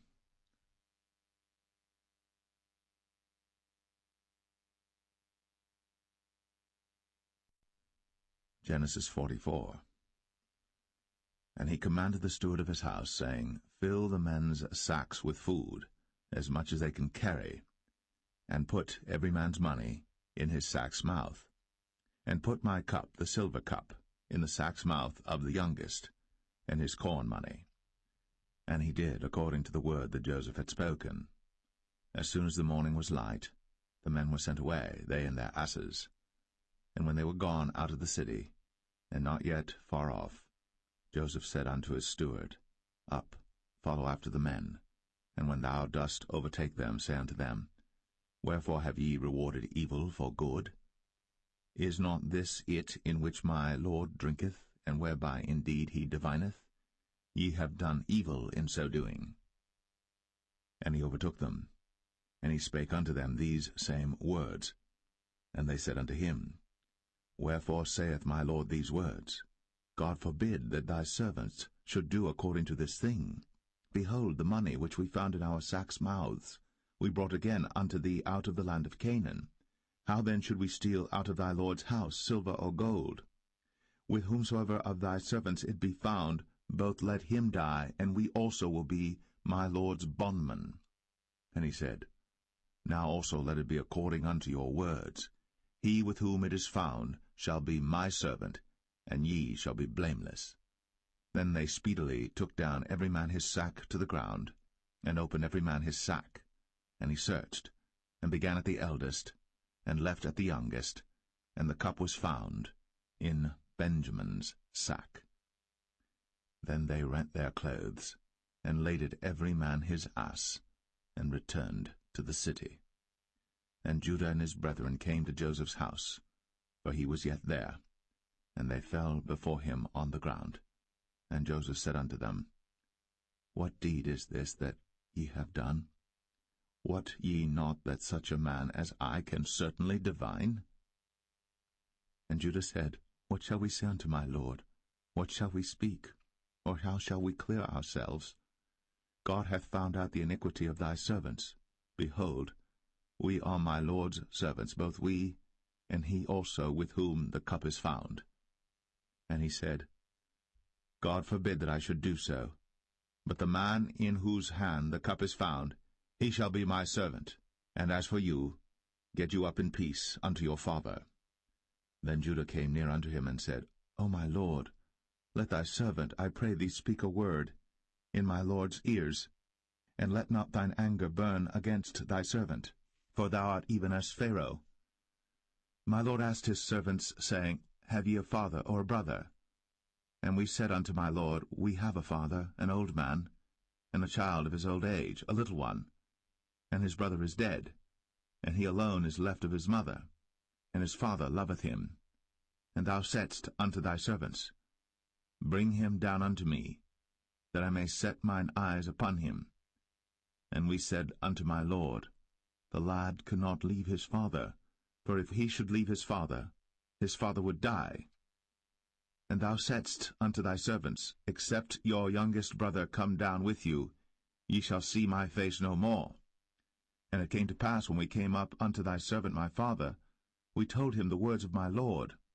And our father said, Go again, and buy us a little food. And we said, We cannot go down. If our youngest brother be with us, then we will go down. For we may not see the man's face, except our youngest brother be with us. And thy servant my father said unto us, Ye know that my wife bare me 2 sons, and the one went out from me, and I said, Surely he is torn in pieces, and I saw him not since. And if ye take this also from me, and mischief before him, ye shall bring down my gray hairs with sorrow to the grave. Now therefore, when I come to thy servant my father, and the lad be not with us, seeing that his life is bound up in the lad's life, it shall come to pass, when he seeth that the lad is not with us, that he will die. And thy servants shall bring down the gray hairs of thy servant our father with sorrow to the grave. For thy servant became surety for the lad unto my father, saying, If I bring him not unto thee, then I shall bear the blame to my father for ever. Now therefore, I pray thee, let thy servant abide instead of the lad, a bondman to my lord, and let the lad go up with his brethren. For how shall I go up to my father, and the lad be not with me, lest peradventure I see the evil that shall come on my father?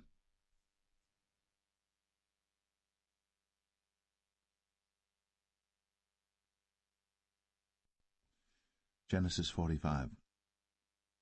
Then Joseph could not refrain himself before all them that stood by him.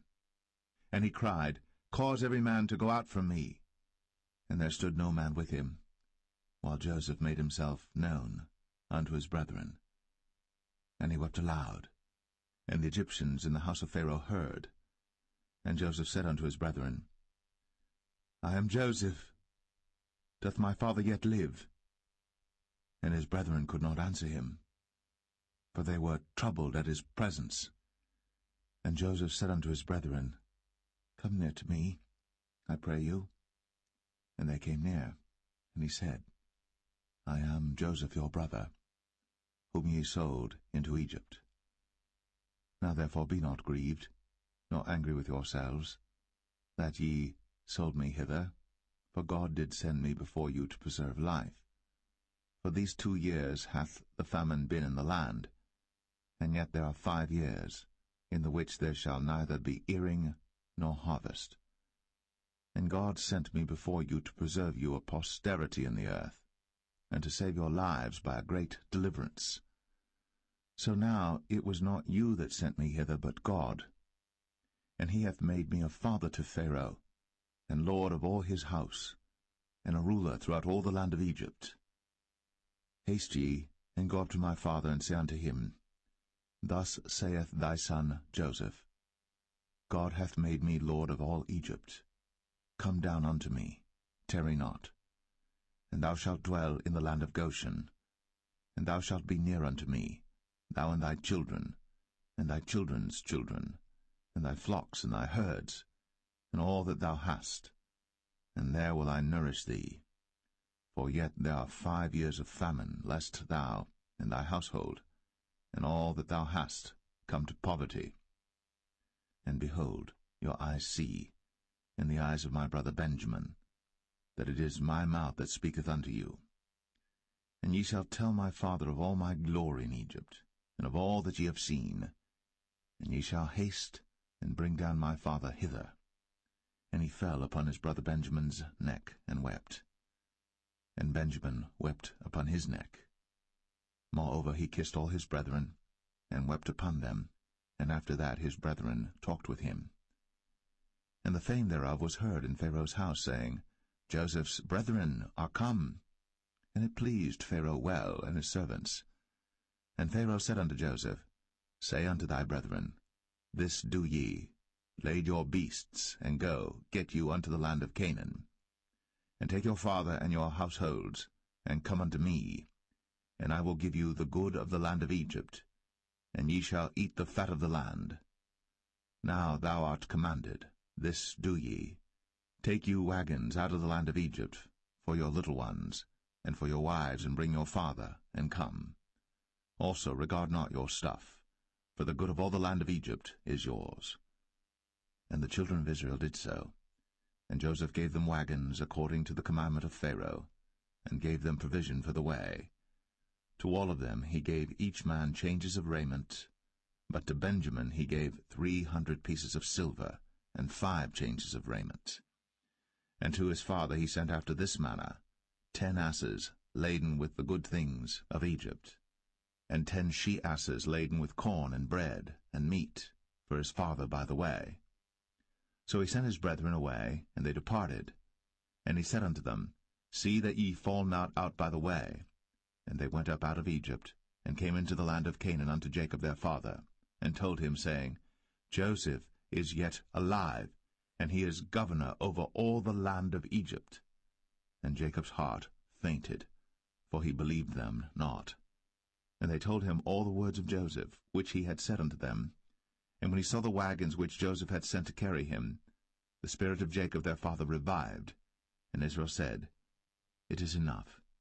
Joseph my son is yet alive. I will go and see him before I die.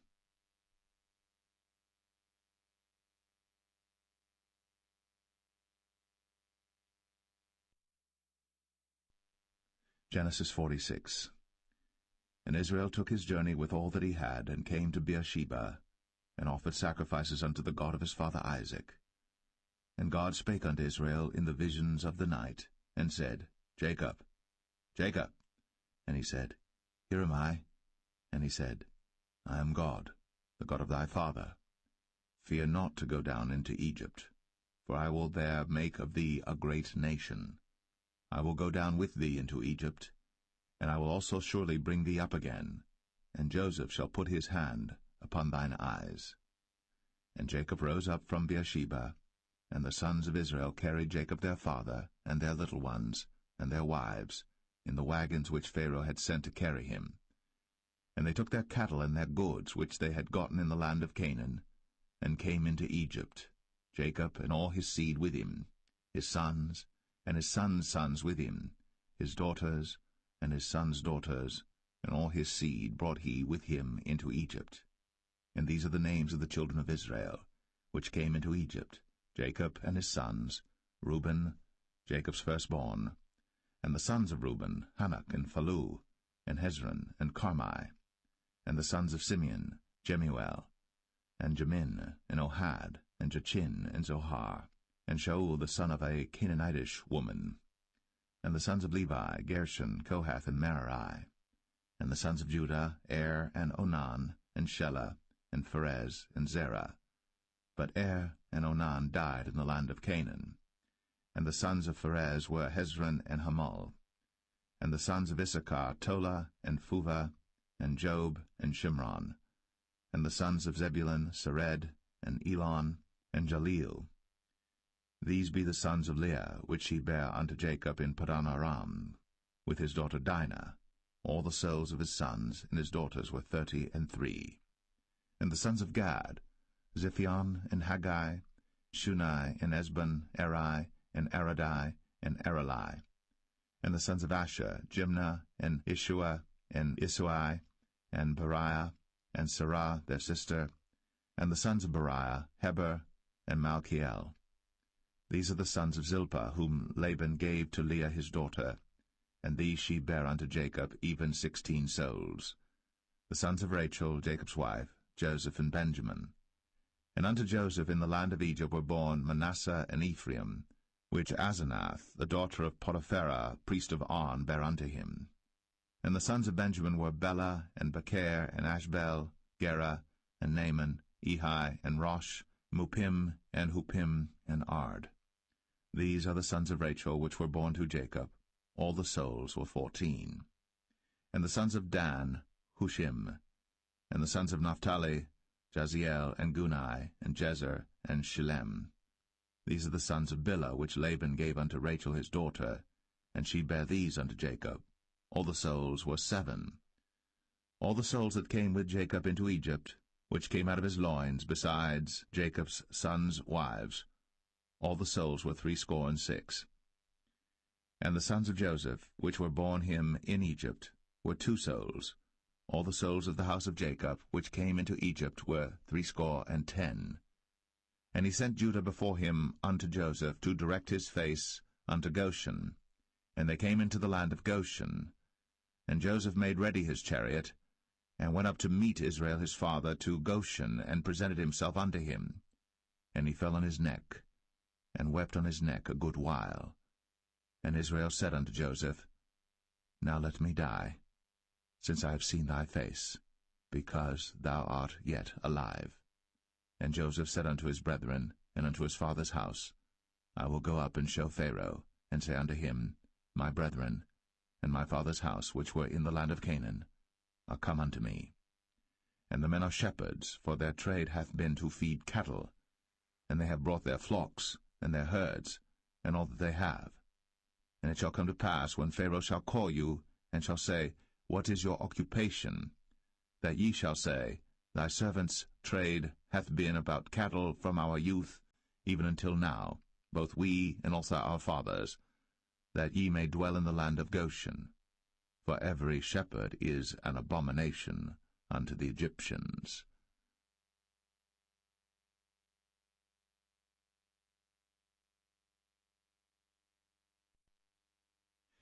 Genesis 47. Then Joseph came, and told Pharaoh, and said, My father and my brethren, and their flocks, and their herds, and all that they have, are come out of the land of Canaan, and behold, they are in the land of Goshen. And he took some of his brethren, even 5 men, and presented them unto Pharaoh. And Pharaoh said unto his brethren, What is your occupation? And they said unto Pharaoh, Thy servants are shepherds, both we and also our fathers. They said moreover unto Pharaoh, For to sojourn in the land are we come, for thy servants have no pasture for their flocks, for the famine is sore in the land of Canaan. Now therefore, we pray thee, let thy servants dwell in the land of Goshen. And Pharaoh spake unto Joseph, saying, Thy father and thy brethren are come unto thee.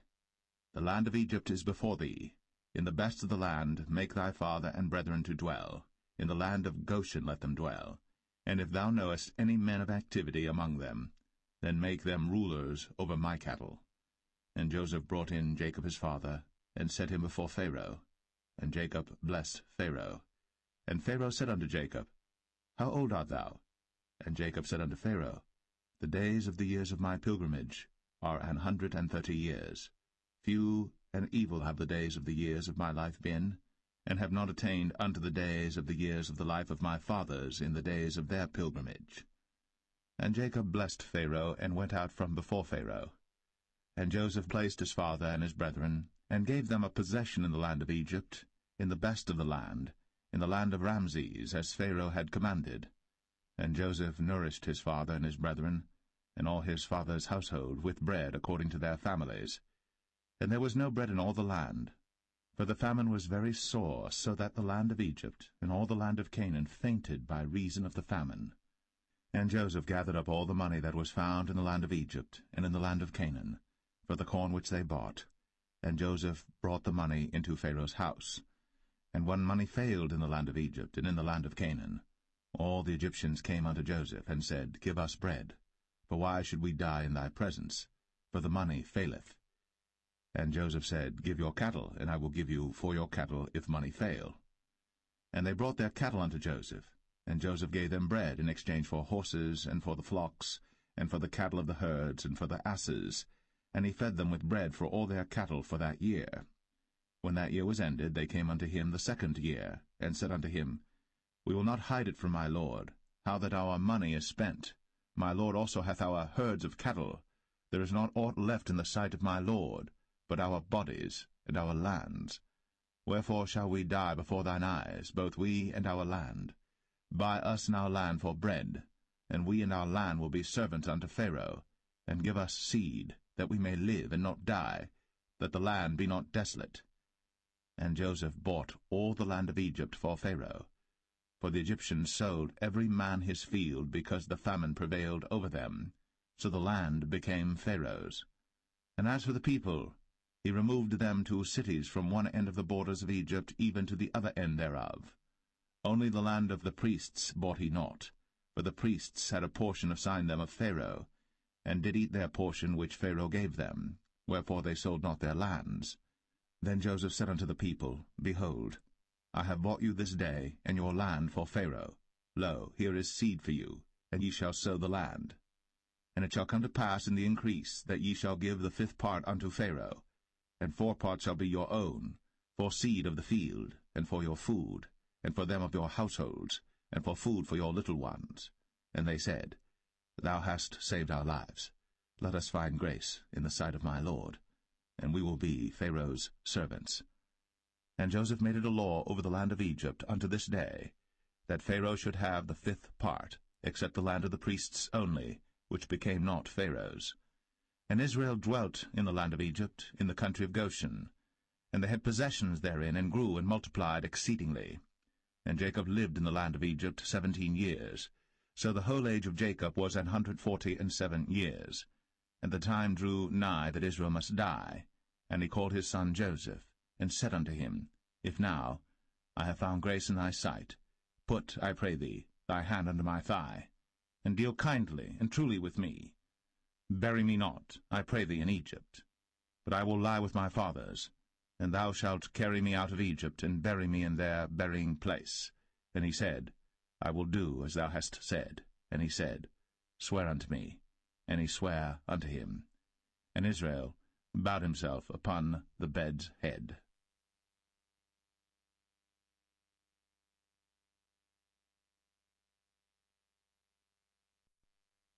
Genesis 48. And it came to pass after these things, that one told Joseph, Behold, thy father is sick. And he took with him his 2 sons, Manasseh and Ephraim. And one told Jacob, and said, Behold, thy son Joseph cometh unto thee. And Israel strengthened himself, and sat upon the bed. And Jacob said unto Joseph, God Almighty appeared unto me at Luz in the land of Canaan, and blessed me, and said unto me, Behold, I will make thee fruitful, and multiply thee, and I will make of thee a multitude of people, and will give this land to thy seed after thee for an everlasting possession. And now thy 2 sons, Ephraim and Manasseh, which were born unto thee in the land of Egypt, before I came unto thee into Egypt, are mine. As Reuben and Simeon, they shall be mine. And thy issue which thou begettest after them shall be thine, and shall be called after the name of their brethren in their inheritance. And as for me, when I came from Padan, Rachel died by me in the land of Canaan in the way, when yet there was but a little way to come unto Ephrath. And I buried her there in the way of Ephrath, the same as Bethlehem. And Israel beheld Joseph's sons, and said, Who are these? And Joseph said unto his father, They are my sons, whom God hath given me in this place. And he said, Bring them, I pray thee, unto me, and I will bless them. Now the eyes of Israel were dim for age, so that he could not see. And he brought them near unto him, and he kissed them, and embraced them. And Israel said unto Joseph, I had not thought to see thy face, and lo, God hath shown me also thy seed. And Joseph brought them out from between his knees, and he bowed himself with his face to the earth. And Joseph took them both, Ephraim in his right hand toward Israel's left hand, and Manasseh in his left hand toward Israel's right hand, and brought them near unto him. And Israel stretched out his right hand, and laid it upon Ephraim's head, who was the younger, and his left hand upon Manasseh's head, guiding his hands wittingly, for Manasseh was the firstborn. And he blessed Joseph, and said, God, before whom my fathers Abraham and Isaac did walk, the God which fed me all my life long unto this day, the angel which redeemed me from all evil, bless the lads, and let my name be named on them, and the name of my fathers Abraham and Isaac, and let them grow into a multitude in the midst of the earth.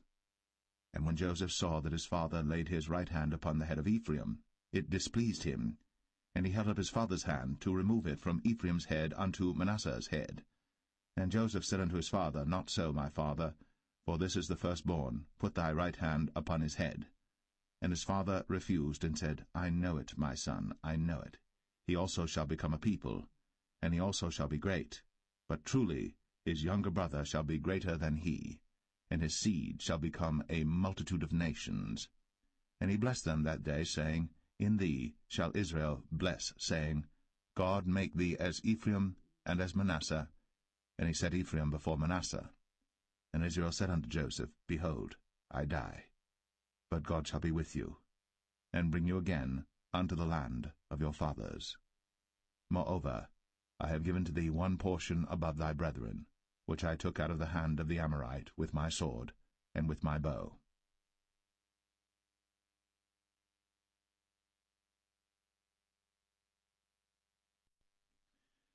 Genesis 49. And Jacob called unto his sons, and said, Gather yourselves together, that I may tell you that which shall befall you in the last days. Gather yourselves together, and hear, ye sons of Jacob, and hearken unto Israel your father. Reuben, thou art my firstborn, my might, and the beginning of my strength, the excellency of dignity, and the excellency of power. Unstable as water, thou shalt not excel, because thou wentest up to thy father's bed. Then devilest thou it. He went up to my couch. Simeon and Levi are brethren. Instruments of cruelty are in their habitations. O my soul, come not thou into their secret, unto their assembly. Mine honour, be not thou united. For in their anger they slew a man, and in their self-will they digged down a wall. Cursed be their anger, for it was fierce, and their wrath, for it was cruel. I will divide them in Jacob, and scatter them in Israel. Judah, thou art he whom thy brethren shall praise. Thy hand shall be in the neck of thine enemies. Thy father's children shall bow down before thee. Judah is a lion's whelp. From the prey, my son, thou art gone up. He stooped down. He couched as a lion, and as an old lion, who shall rouse him up? The scepter shall not depart from Judah, nor a lawgiver from between his feet, until Shiloh come, and unto him shall the gathering of the people be. Binding his foal unto the vine, and his ass's colt unto the choice vine, he washed his garments in wine, and his clothes in the blood of grapes. His eyes shall be red with wine, and his teeth white with milk.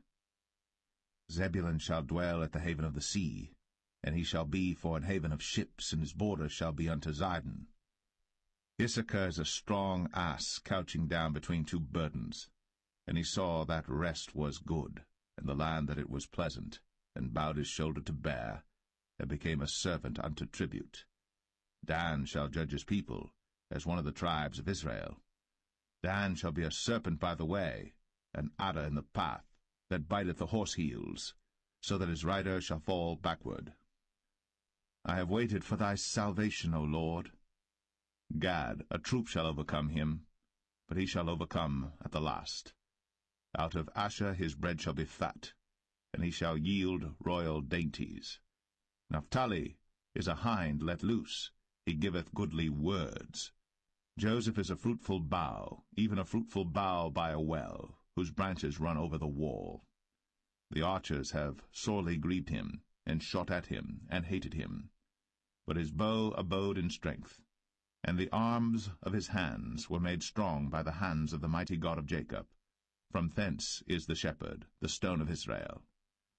Even by the God of thy father, who shall help thee, and by the Almighty, who shall bless thee with blessings of heaven above, blessings of the deep that lieth under, blessings of the breasts, and of the womb. The blessings of thy father have prevailed above the blessings of my progenitors, unto the utmost bound of the everlasting hills. They shall be on the head of Joseph, and on the crown of the head of him that was separate from his brethren. Benjamin shall raven as a wolf. In the morning he shall devour the prey, and at night he shall divide the spoil. All these are the 12 tribes of Israel.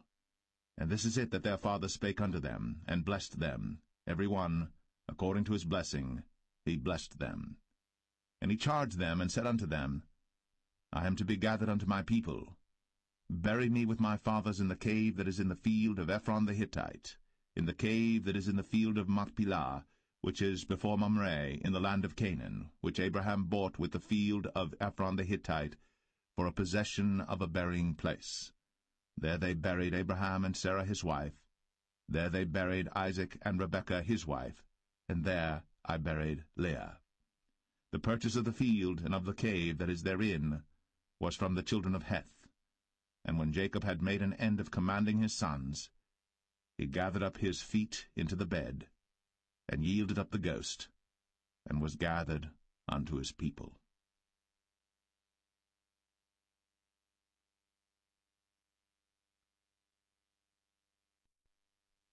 Genesis 50. And Joseph fell upon his father's face, and wept upon him, and kissed him. And Joseph commanded his servants, the physicians, to embalm his father, and the physicians embalmed Israel.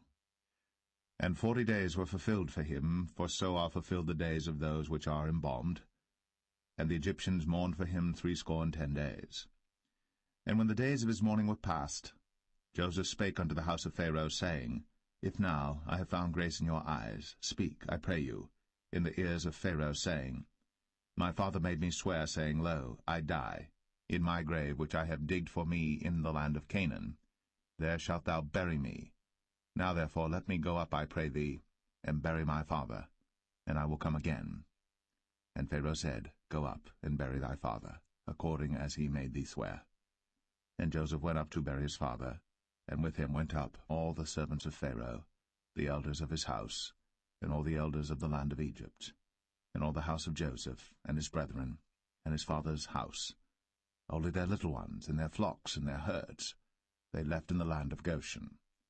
And there went up with him both chariots and horsemen, and it was a very great company. And they came to the threshing floor of Atad, which is beyond Jordan, and there they mourned with a great and very sore lamentation. And he made a mourning for his father 7 days. And when the inhabitants of the land, the Canaanites, saw the mourning in the floor of Atad, they said, This is a grievous mourning to the Egyptians. Wherefore the name of it was called Abel Mizraim, which is beyond Jordan. And his sons did unto him according as he commanded them. For his sons carried him into the land of Canaan, and buried him in the cave of the field of Machpelah, which Abraham bought with the field for possession of a burying place of Ephron the Hittite before Mamre. And Joseph returned into Egypt, he and his brethren, and all that went up with him to bury his father, after he had buried his father. And when Joseph's brethren saw that their father was dead, they said, Joseph will peradventure hate us, and will certainly requite us all the evil which we did unto him. And they sent a messenger unto Joseph, saying, Thy father did command before he died, saying, So shall ye say unto Joseph, Forgive, I pray thee now, the trespass of thy brethren, and their sin. For they did unto thee evil, and now, we pray thee, forgive the trespass of the servants of the God of thy father. And Joseph wept, when they spake unto him. And his brethren also went and fell down before his face, and they said, Behold, we be thy servants. And Joseph said unto them, Fear not, for am I in the place of God? But as for you, ye thought evil against me, but God meant it unto good, to bring to pass, as it is this day, to save much people alive. Now therefore fear ye not, I will nourish you, and your little ones. And he comforted them, and spake kindly unto them. And Joseph dwelt in Egypt, he and his father's house. And Joseph lived 110 years. And Joseph saw Ephraim's children of the 3rd generation. The children also of Machir, the son of Manasseh, were brought up upon Joseph's knees. And Joseph said unto his brethren, I die, and God will surely visit you, and bring you out of this land unto the land which he sware to Abraham, to Isaac, and to Jacob. And Joseph took an oath of the children of Israel, saying, God will surely visit you, and ye shall carry up my bones from hence. So Joseph died, being 110 years old, and they embalmed him, and he was put in a coffin in Egypt.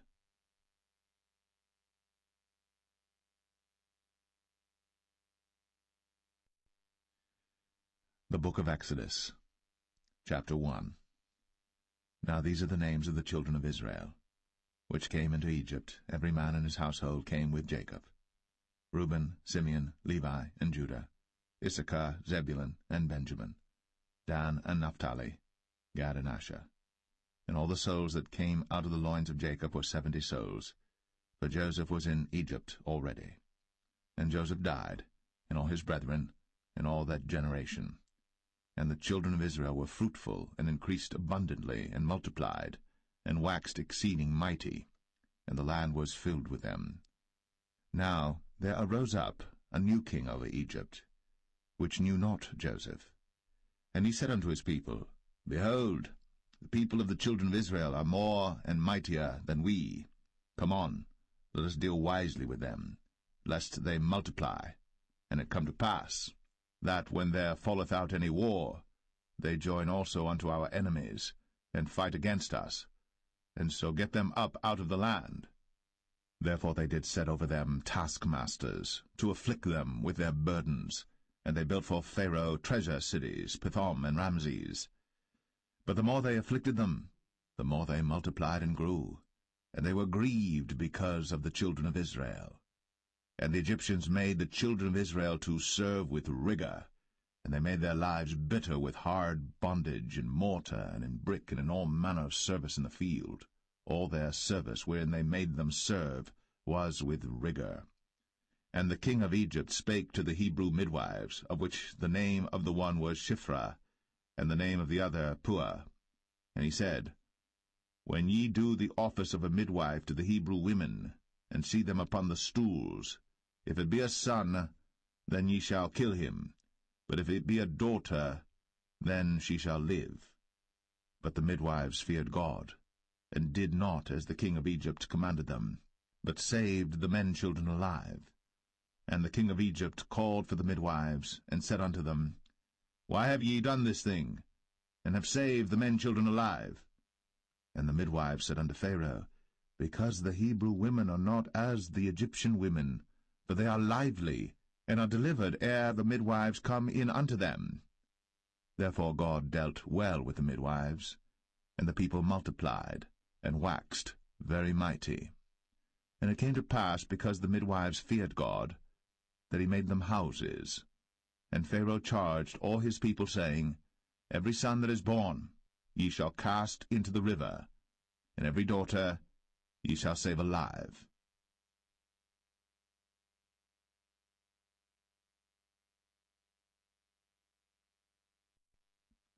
Exodus 2. And there went a man of the house of Levi, and took to wife a daughter of Levi. And the woman conceived, and bare a son. And when she saw him that he was a goodly child, she hid him 3 months. And when she could not longer hide him, she took for him an ark of bulrushes, and daubed it with slime, and with pitch, and put the child therein, and she laid it in the flags by the river's brink. And his sister stood afar off, to wit what would be done to him.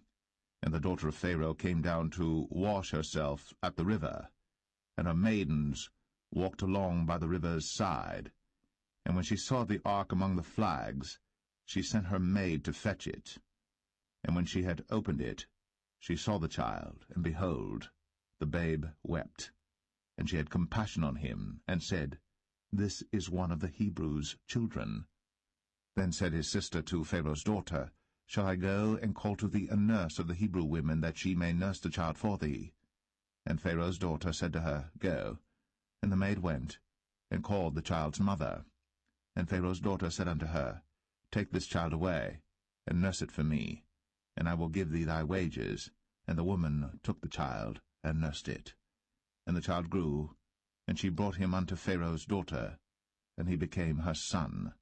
And she called his name Moses. And she said, Because I drew him out of the water.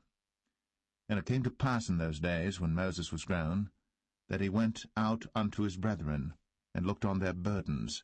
And he spied an Egyptian smiting an Hebrew, one of his brethren. And he looked this way and that way. And when he saw that there was no man, he slew the Egyptian, and hid him in the sand. And when he went out the second day, behold, 2 men of the Hebrews strove together. And he said to him that did the wrong, Wherefore smitest thou thy fellow? And he said, Who made thee a prince and a judge over us? Intendest thou to kill me, as thou killedst the Egyptian? And Moses feared, and said, Surely this thing is known. Now when Pharaoh heard this thing, he sought to slay Moses. But Moses fled from the face of Pharaoh, and dwelt in the land of Midian, and he sat down by a well. Now the priest of Midian had 7 daughters, and they came and drew water, and filled the troughs to water their father's flock. And the shepherds came and drove them away. But Moses stood up and helped them, and watered their flock. And when they came to Reuel their father, he said, How is it that ye are come so soon today? And they said, An Egyptian delivered us out of the hand of the shepherds, and also drew water enough for us, and watered the flock. And he said unto his daughters, And where is he? Why is it that ye have left the man? Call him, that he may eat bread. And Moses was content to dwell with the man. And he gave Moses Zipporah his daughter. And she bare him a son. And he called his name Gershom, for he said, I have been a stranger in a strange land. And it came to pass, in process of time, that the king of Egypt died. And the children of Israel sighed by reason of the bondage, and they cried, and their cry came up unto God by reason of the bondage. And God heard their groaning, and God remembered his covenant with Abraham, with Isaac, and with Jacob. And God looked upon the children of Israel, and God had respect unto them.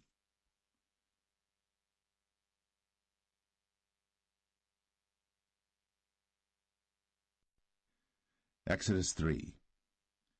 Now Moses kept the flock of Jethro his father-in-law, the priest of Midian.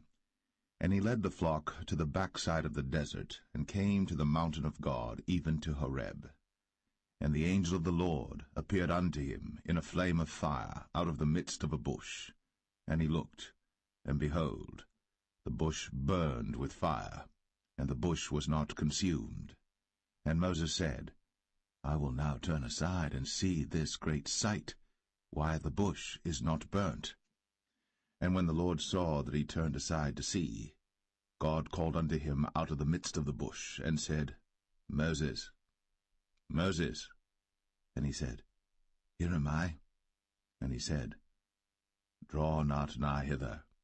Put off thy shoes from off thy feet, for the place whereon thou standest is holy ground.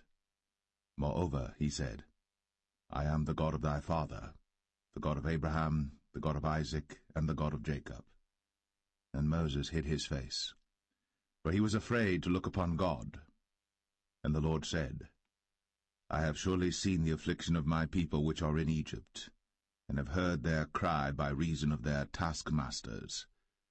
For I know their sorrows, and I am come down to deliver them out of the hand of the Egyptians, and to bring them up out of that land unto a good land, and a large, unto a land flowing with milk and honey, unto the place of the Canaanites, and the Hittites, and the Amorites, and the Perizzites, and the Hivites, and the Jebusites.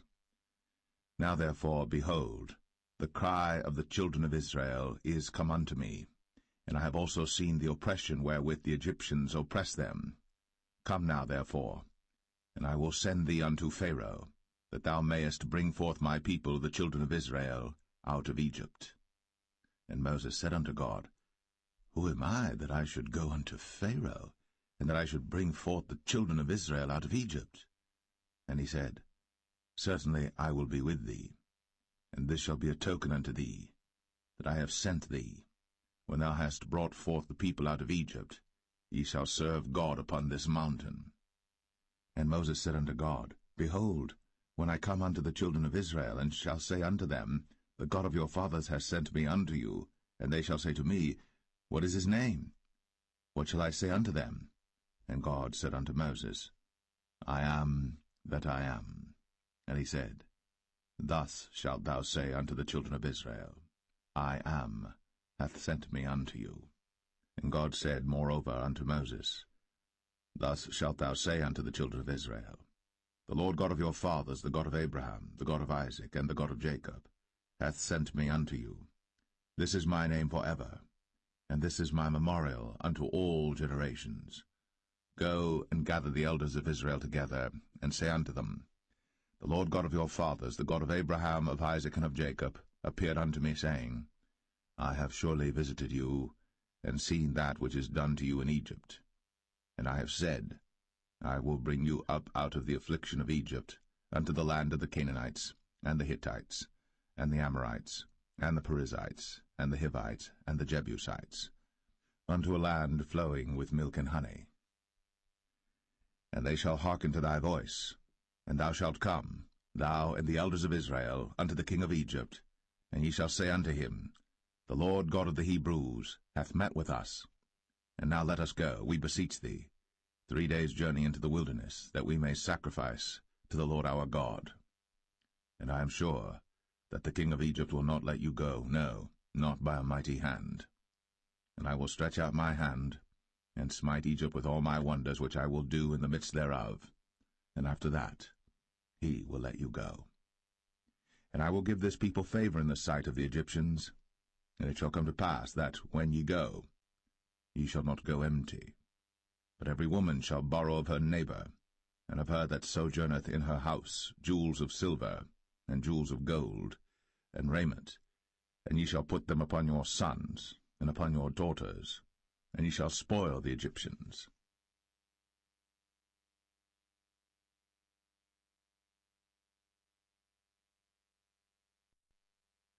Exodus 4.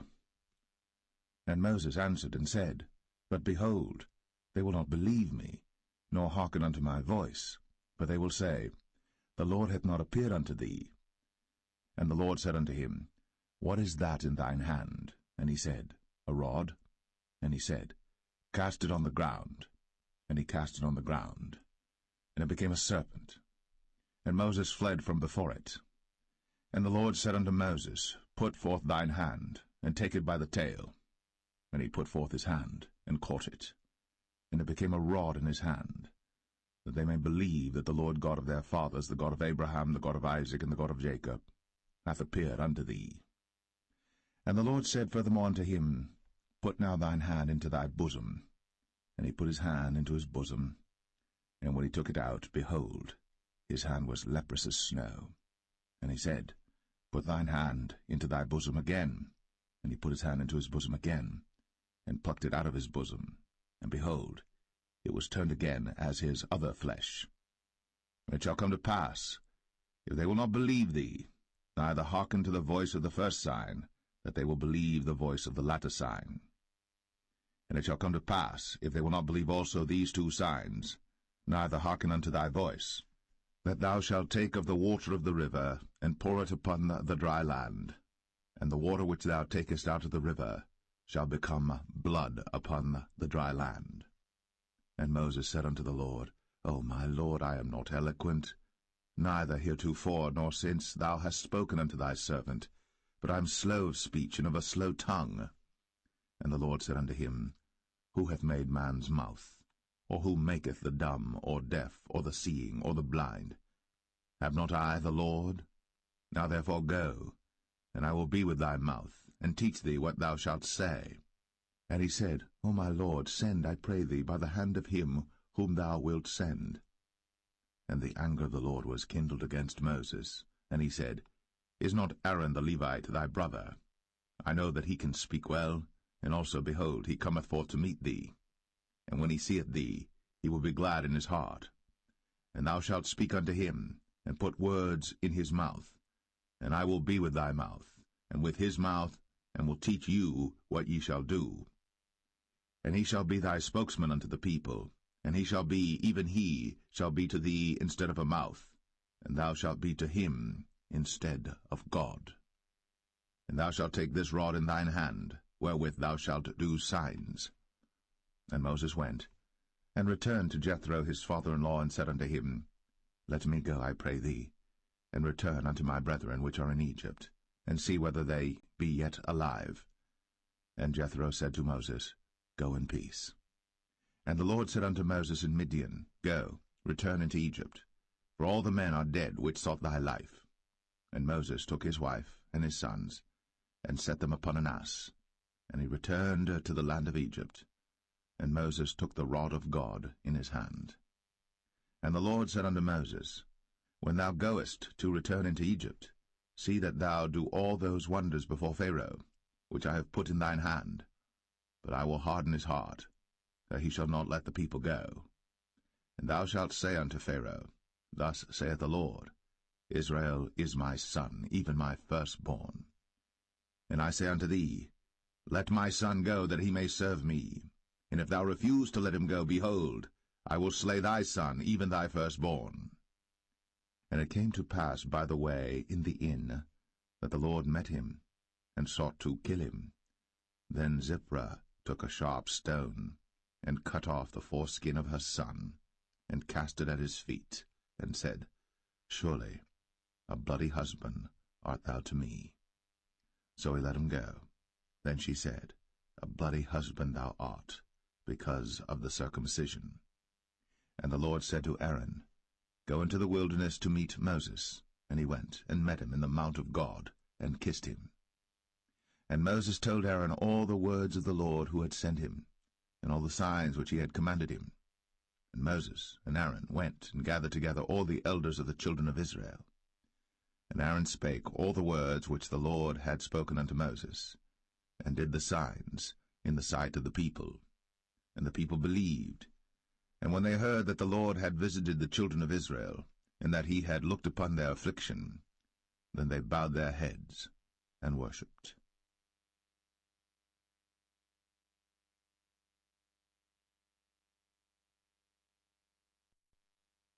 Exodus 5.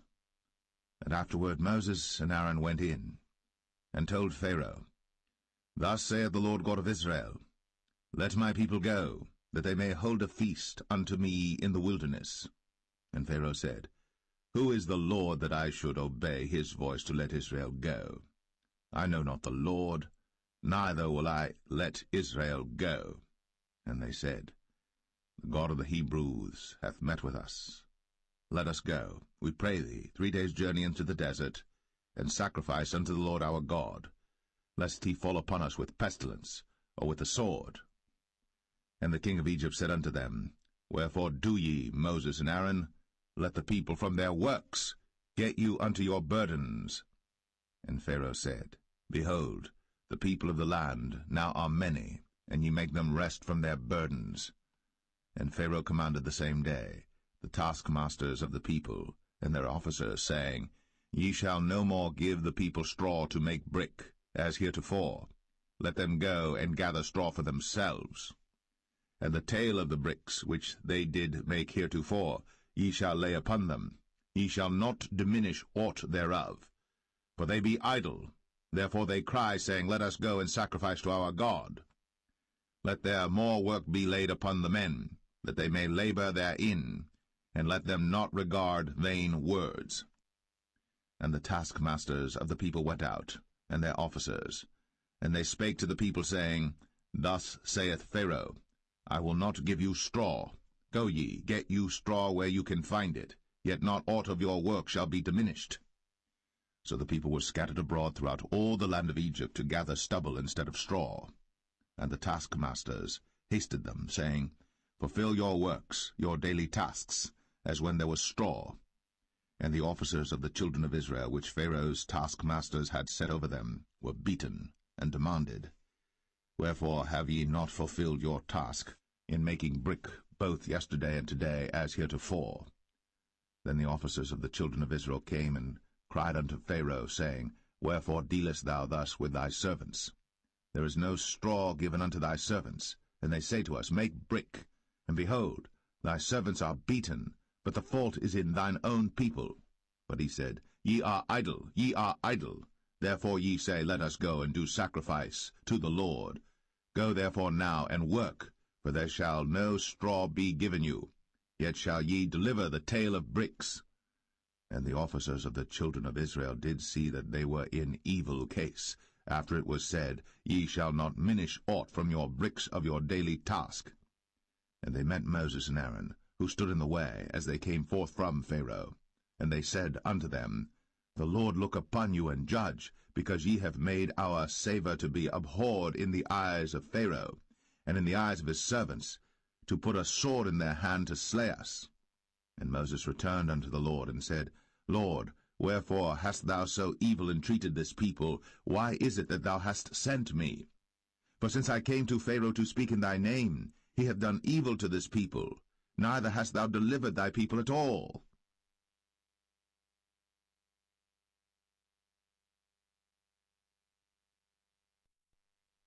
Exodus 6. Then the Lord said unto Moses, Now shalt thou see what I will do to Pharaoh. For with a strong hand shall he let them go, and with a strong hand shall he drive them out of his land. And God spake unto Moses, and said unto him, I am the Lord.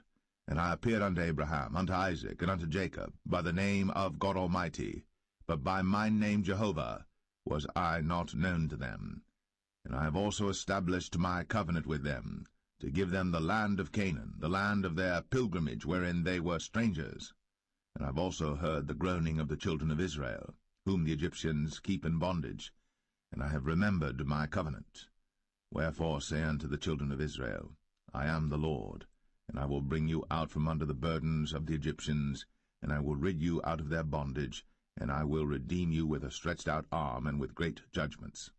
And I will take you to me for a people, and I will be to you a God, and ye shall know that I am the Lord your God, which bringeth you out from under the burdens of the Egyptians. And I will bring you in unto the land, concerning the which I did swear to give it to Abraham, to Isaac, and to Jacob, and I will give it you for an heritage. I am the Lord. And Moses spake so unto the children of Israel, but they hearkened not unto Moses for anguish of spirit, and for cruel bondage. And the Lord spake unto Moses, saying, Go in, speak unto Pharaoh king of Egypt, that he let the children of Israel go out of his land. And Moses spake before the Lord, saying, Behold, the children of Israel have not hearkened unto me. How then shall Pharaoh hear me, who am of uncircumcised lips?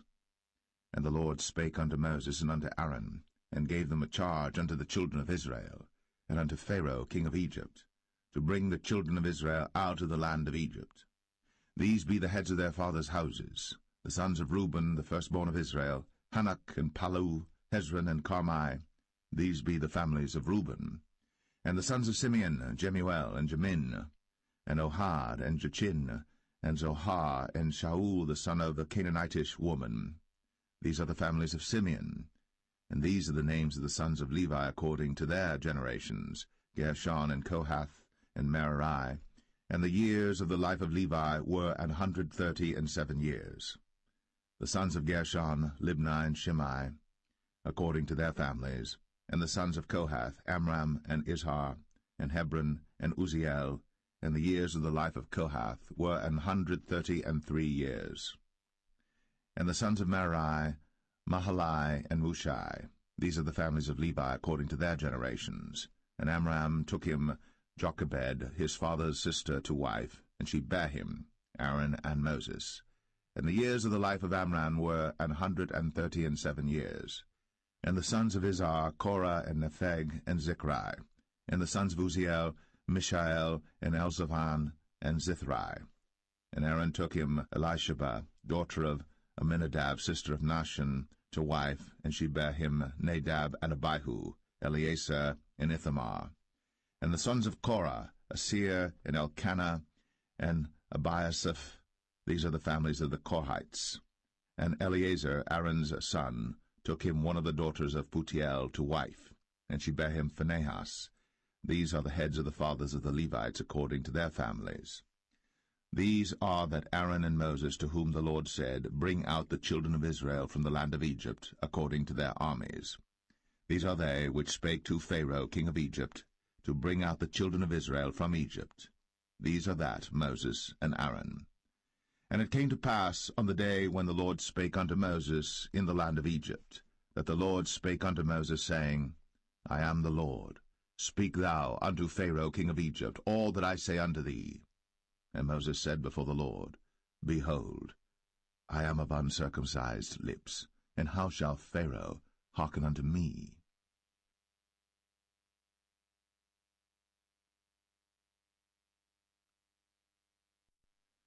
Exodus 7. And the Lord said unto Moses, See, I have made thee a god to Pharaoh, and Aaron thy brother shall be thy prophet. Thou shalt speak all that I command thee, and Aaron thy brother shall speak unto Pharaoh, that he send the children of Israel out of his land. And I will harden Pharaoh's heart, and multiply my signs and my wonders in the land of Egypt. But Pharaoh shall not hearken unto you, that I may lay my hand upon Egypt, and bring forth mine armies and my people, the children of Israel, out of the land of Egypt by great judgments. And the Egyptians shall know that I am the Lord, when I stretch forth mine hand upon Egypt, and bring out the children of Israel from among them. And Moses and Aaron did as the Lord commanded them, so did they. And Moses was 80 years old, and Aaron 83 years old, when they spake unto Pharaoh. And the Lord spake unto Moses and unto Aaron, saying, When Pharaoh shall speak unto you, saying, Show a miracle for you, then thou shalt say unto Aaron, Take thy rod, and cast it before Pharaoh, and it shall become a serpent. And Moses and Aaron went in unto Pharaoh, and they did so as the Lord had commanded. And Aaron cast down his rod before Pharaoh, and before his servants, and it became a serpent. Then Pharaoh also called the wise men and the sorcerers. Now the magicians of Egypt they also did in like manner with their enchantments. For they cast down every man his rod, and they became serpents. But Aaron's rod swallowed up their rods. And he hardened Pharaoh's heart, that he hearkened not unto them, as the Lord had said. And the Lord said unto Moses, Pharaoh's heart is hardened, he refuseth to let the people go. Get thee unto Pharaoh in the morning. Lo, he goeth out unto the water, and thou shalt stand by the river's brink against he come. And the rod which was turned to a serpent shalt thou take in thine hand. And thou shalt say unto him, The Lord God of the Hebrews hath sent me unto thee, saying, Let my people go, that they may serve me in the wilderness. And behold, hitherto thou wouldest not hear. Thus saith the Lord, In this thou shalt know that I am the Lord. Behold, I will smite with the rod that is in mine hand upon the waters which are in the river, and they shall be turned to blood. And the fish that is in the river shall die, and the river shall stink, and the Egyptians shall loathe to drink of the water of the river. And the Lord spake unto Moses, Say unto Aaron, Take thy rod, and stretch out thine hand upon the waters of Egypt, upon their streams, upon their rivers, and upon their ponds, and upon all their pools of water, that they may become blood, and that there may be blood throughout all the land of Egypt, both in vessels of wood and in vessels of stone. And Moses and Aaron did so, as the Lord commanded. And he lifted up the rod, and smote the waters that were in the river, in the sight of Pharaoh, and in the sight of his servants, and all the waters that were in the river were turned to blood. And the fish that was in the river died, and the river stank, and the Egyptians could not drink of the water of the river, and there was blood throughout all the land of Egypt. And the magicians of Egypt did so with their enchantments, and Pharaoh's heart was hardened, neither did he hearken unto them, as the Lord had said. And Pharaoh turned and went into his house, neither did he set his heart to this also. And all the Egyptians digged around about the river for water to drink, for they could not drink of the water of the river. And 7 days were fulfilled. After that the Lord had smitten the river.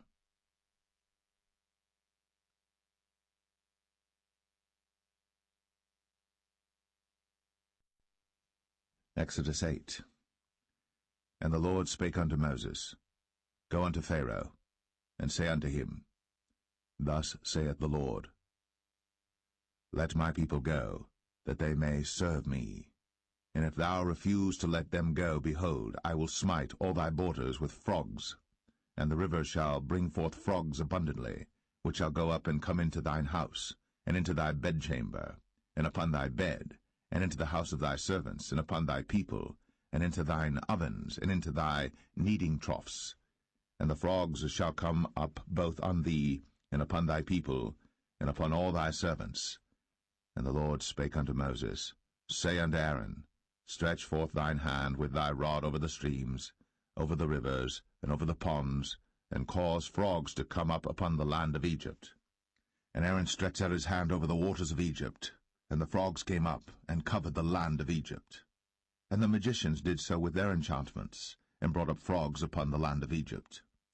Then Pharaoh called for Moses and Aaron, and said, Entreat the Lord, that he may take away the frogs from me, and from my people, and I will let the people go, that they may do sacrifice unto the Lord. And Moses said unto Pharaoh, Glory over me. When shall I entreat for thee, and for thy servants, and for thy people, to destroy the frogs from thee, and thy houses, that they may remain in the river only? And he said, Tomorrow. And he said, Be it according to thy word, that thou mayest know that there is none like unto the Lord our God. And the frogs shall depart from thee, and from thy houses, and from thy servants, and from thy people, they shall remain in the river only. And Moses and Aaron went out from Pharaoh, and Moses cried unto the Lord because of the frogs, which he had brought against Pharaoh. And the Lord did according to the word of Moses, and the frogs died out of the houses, out of the villages, and out of the fields. And they gathered them together upon heaps, and the land stank. But when Pharaoh saw that there was respite, he hardened his heart, and hearkened not unto them, as the Lord had said. And the Lord said unto Moses, Say unto Aaron, Stretch out thy rod, and smite the dust of the land, that it may become lice throughout all the land of Egypt. And they did so. For Aaron stretched out his hand with his rod, and smote the dust of the earth, and it became lice in man and in beast.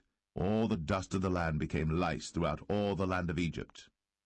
And the magicians did so with their enchantments to bring forth lice, but they could not, so there were lice upon man and upon beast.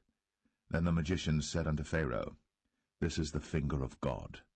And Pharaoh's heart was hardened, and he hearkened not unto them, as the Lord had said. And the Lord said unto Moses, Rise up early in the morning, and stand before Pharaoh. Lo, he cometh forth to the water. And say unto him, Thus saith the Lord, Let my people go, that they may serve me. Else, if thou wilt not let my people go, behold, I will send swarms of flies upon thee, and upon thy servants, and upon thy people, and into thy houses, and the houses of the Egyptians shall be full of swarms of flies, and also the ground whereon they are.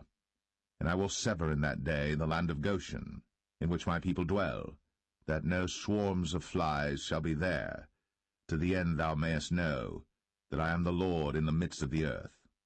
And I will put a division between my people and thy people. Tomorrow shall this sign be. And the Lord did so. And there came a grievous swarm of flies into the house of Pharaoh, and into his servants' houses, and into all the land of Egypt. The land was corrupted by reason of the swarm of flies. And Pharaoh called for Moses and for Aaron, and said, Go ye, sacrifice to your God in the land. And Moses said, It is not meet so to do, for we shall sacrifice the abomination of the Egyptians to the Lord our God. Lo, shall we sacrifice the abomination of the Egyptians before their eyes? And will they not stone us?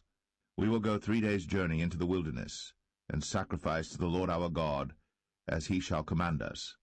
And Pharaoh said, I will let you go, that ye may sacrifice to the Lord your God in the wilderness. Only ye shall not go very far away. Entreat for me. And Moses said, Behold, I go out from thee, and I will entreat the Lord that the swarms of flies may depart from Pharaoh, from his servants, and from his people tomorrow. But let not Pharaoh deal deceitfully any more, not letting the people go to sacrifice to the Lord.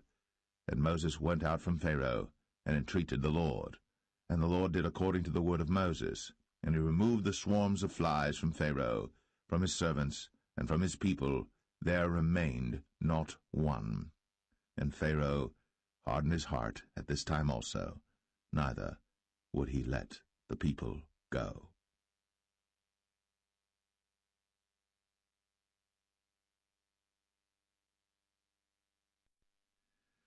Exodus 9. Then the Lord said unto Moses, Go in unto Pharaoh, and tell him, Thus saith the Lord God of the Hebrews, Let my people go, that they may serve me. For if thou refuse to let them go, and wilt hold them still, behold, the hand of the Lord is upon thy cattle which is in the field, upon the horses, upon the asses, upon the camels, upon the oxen, and upon the sheep. There shall be a very grievous murrain. And the Lord shall sever between the cattle of Israel and the cattle of Egypt, and there shall nothing die of all that is the children's of Israel. And the Lord appointed a set time, saying, Tomorrow the Lord shall do this thing in the land. And the Lord did that thing on the morrow, and all the cattle of Egypt died, but of the cattle of the children of Israel died not one. And Pharaoh sent, and behold, there was not one of the cattle of the Israelites dead, and the heart of Pharaoh was hardened, and he did not let the people go. And the Lord said unto Moses and unto Aaron, Take to you handfuls of ashes of the furnace, and let Moses sprinkle it toward the heaven in the sight of Pharaoh. And it shall become small dust in all the land of Egypt, and shall be a boil breaking forth with blains upon man and upon beast throughout all the land of Egypt. Then they took ashes of the furnace, and stood before Pharaoh. And Moses sprinkled it up toward heaven, and it became a boil, breaking forth with blains upon man and upon beast. And the magicians could not stand before Moses because of the boils, for the boil was upon the magicians and upon all the Egyptians. And the Lord hardened the heart of Pharaoh, and he hearkened not unto them, as the Lord had spoken unto Moses. And the Lord said unto Moses, Rise up early in the morning, and stand before Pharaoh, and say unto him, Thus saith the Lord God of the Hebrews, Let my people go, that they may serve me. For I will at this time send all my plagues upon thine heart, and upon thy servants, and upon thy people, that thou mayest know that there is none like me in all the earth. For now I will stretch out my hand, that I may smite thee and thy people with pestilence, and thou shalt be cut off from the earth. And in very deed for this cause have I raised thee up, for to show in thee my power, and that my name may be declared throughout all the earth. As yet exaltest thou thyself against my people, that thou wilt not let them go.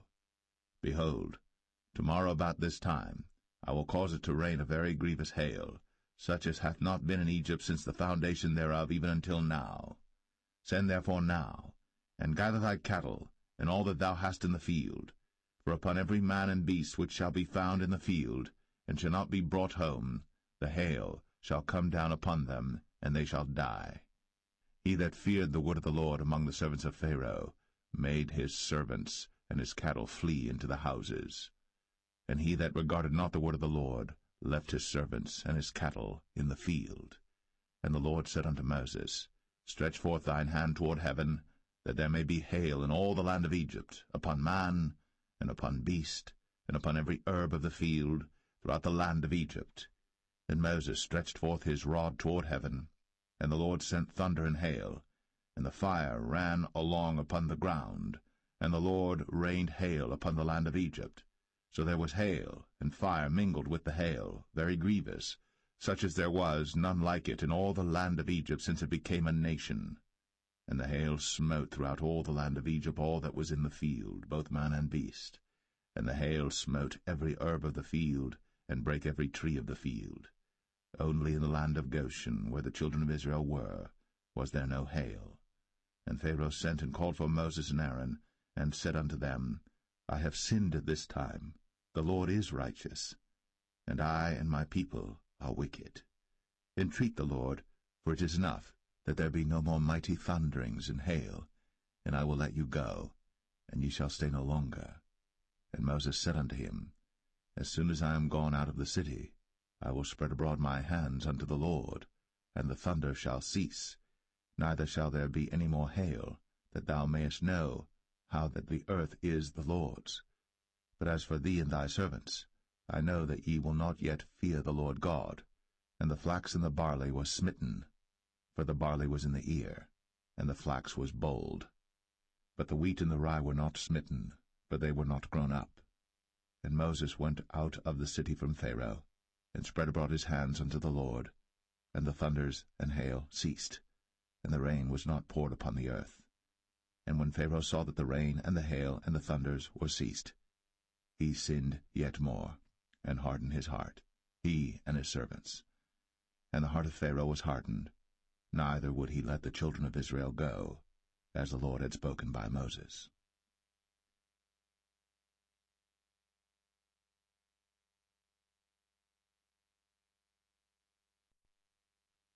Exodus 10.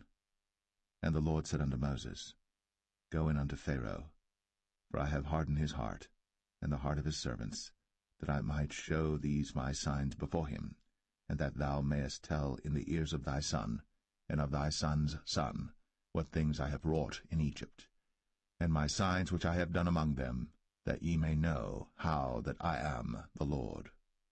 And Moses and Aaron came in unto Pharaoh, and said unto him, Thus saith the Lord God of the Hebrews, How long wilt thou refuse to humble thyself before me? Let my people go, that they may serve me. Else, if thou refuse to let my people go, behold, tomorrow will I bring the locusts into thy coast. And they shall cover the face of the earth, that one cannot be able to see the earth. And they shall eat the residue of that which is escaped, which remaineth unto you from the hail, and shall eat every tree which groweth for you out of the field. And they shall fill thy houses, and the houses of all thy servants, and the houses of all the Egyptians, which neither thy fathers nor thy fathers' fathers have seen, since the day that they were upon the earth unto this day. And he turned himself, and went out from Pharaoh. And Pharaoh's servants said unto him, How long shall this man be a snare unto us? Let the men go, that they may serve the Lord their God. Knowest thou not yet that Egypt is destroyed? And Moses and Aaron were brought again unto Pharaoh, and he said unto them, Go, serve the Lord your God. But who are they that shall go? And Moses said, We will go with our young and with our old, with our sons and with our daughters, with our flocks and with our herds will we go, for we must hold a feast unto the Lord. And he said unto them, Let the Lord be so with you, as I will let you go, and your little ones. Look to it, for evil is before you. Not so. Go now, ye that are men, and serve the Lord, for that ye did desire. And they were driven out from Pharaoh's presence. And the Lord said unto Moses, Stretch out thine hand over the land of Egypt for the locusts, that they may come up upon the land of Egypt, and eat every herb of the land, even all that the hail hath left. And Moses stretched forth his rod over the land of Egypt. And the Lord brought an east wind upon the land all that day, and all that night. And when it was morning, the east wind brought the locusts. And the locusts went up over all the land of Egypt, and rested in all the coasts of Egypt. Very grievous were they. Before them there were no such locusts as they, neither after them shall be such. For they covered the face of the whole earth, so that the land was darkened. And they did eat every herb of the land, and all the fruit of the trees which the hail had left. And there remained not any green thing in the trees, or in the herbs of the field, through all the land of Egypt. Then Pharaoh called for Moses and Aaron in haste, and he said, I have sinned against the Lord your God and against you. Now therefore forgive, I pray thee, my sin only this once, and entreat the Lord your God, that he may take away from me this death only. And he went out from Pharaoh, and entreated the Lord. And the Lord turned a mighty strong west wind, which took away the locusts, and cast them into the Red Sea. There remained not one locust in all the coasts of Egypt. But the Lord hardened Pharaoh's heart, so that he would not let the children of Israel go. And the Lord said unto Moses, Stretch out thine hand toward heaven, that there may be darkness over the land of Egypt, even darkness which may be felt. And Moses stretched forth his hand toward heaven, and there was a thick darkness in all the land of Egypt 3 days. They saw not one another, neither rose any from his place for 3 days. But all the children of Israel had light in their dwellings. And Pharaoh called unto Moses, and said, Go ye, serve the Lord. Only let your flocks and your herds be stayed. Let your little ones also go with you.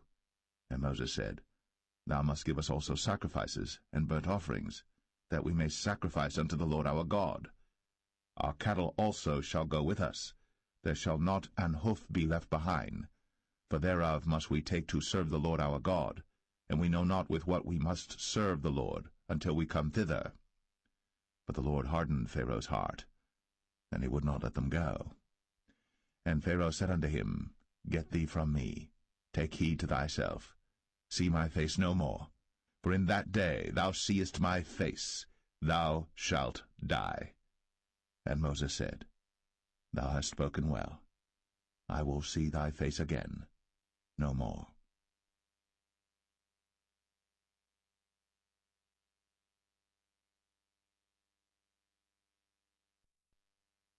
Exodus 11. And the Lord said unto Moses, Yet will I bring one plague more upon Pharaoh and upon Egypt. Afterwards he will let you go hence.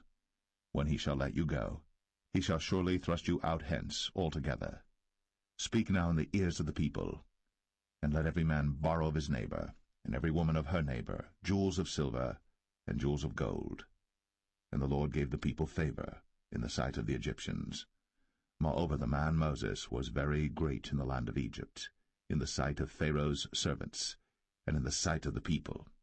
And Moses said, Thus saith the Lord, About midnight will I go out into the midst of Egypt, and all the firstborn in the land of Egypt shall die, from the firstborn of Pharaoh that sitteth upon his throne, even unto the firstborn of the maidservant that is behind the mill, and all the firstborn of beasts.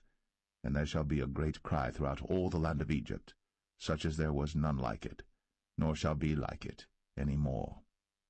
But against any of the children of Israel shall not a dog move his tongue, against man or beast, that ye may know how that the Lord doth put a difference between the Egyptians and Israel. And all these thy servants shall come down unto me, and bow down themselves unto me, saying, Get thee out, and all the people that follow thee, and after that I will go out. And he went out from Pharaoh in a great anger. And the Lord said unto Moses, Pharaoh shall not hearken unto you, that my wonders may be multiplied in the land of Egypt. And Moses and Aaron did all these wonders before Pharaoh. And the Lord hardened Pharaoh's heart, so that he would not let the children of Israel go out of his land.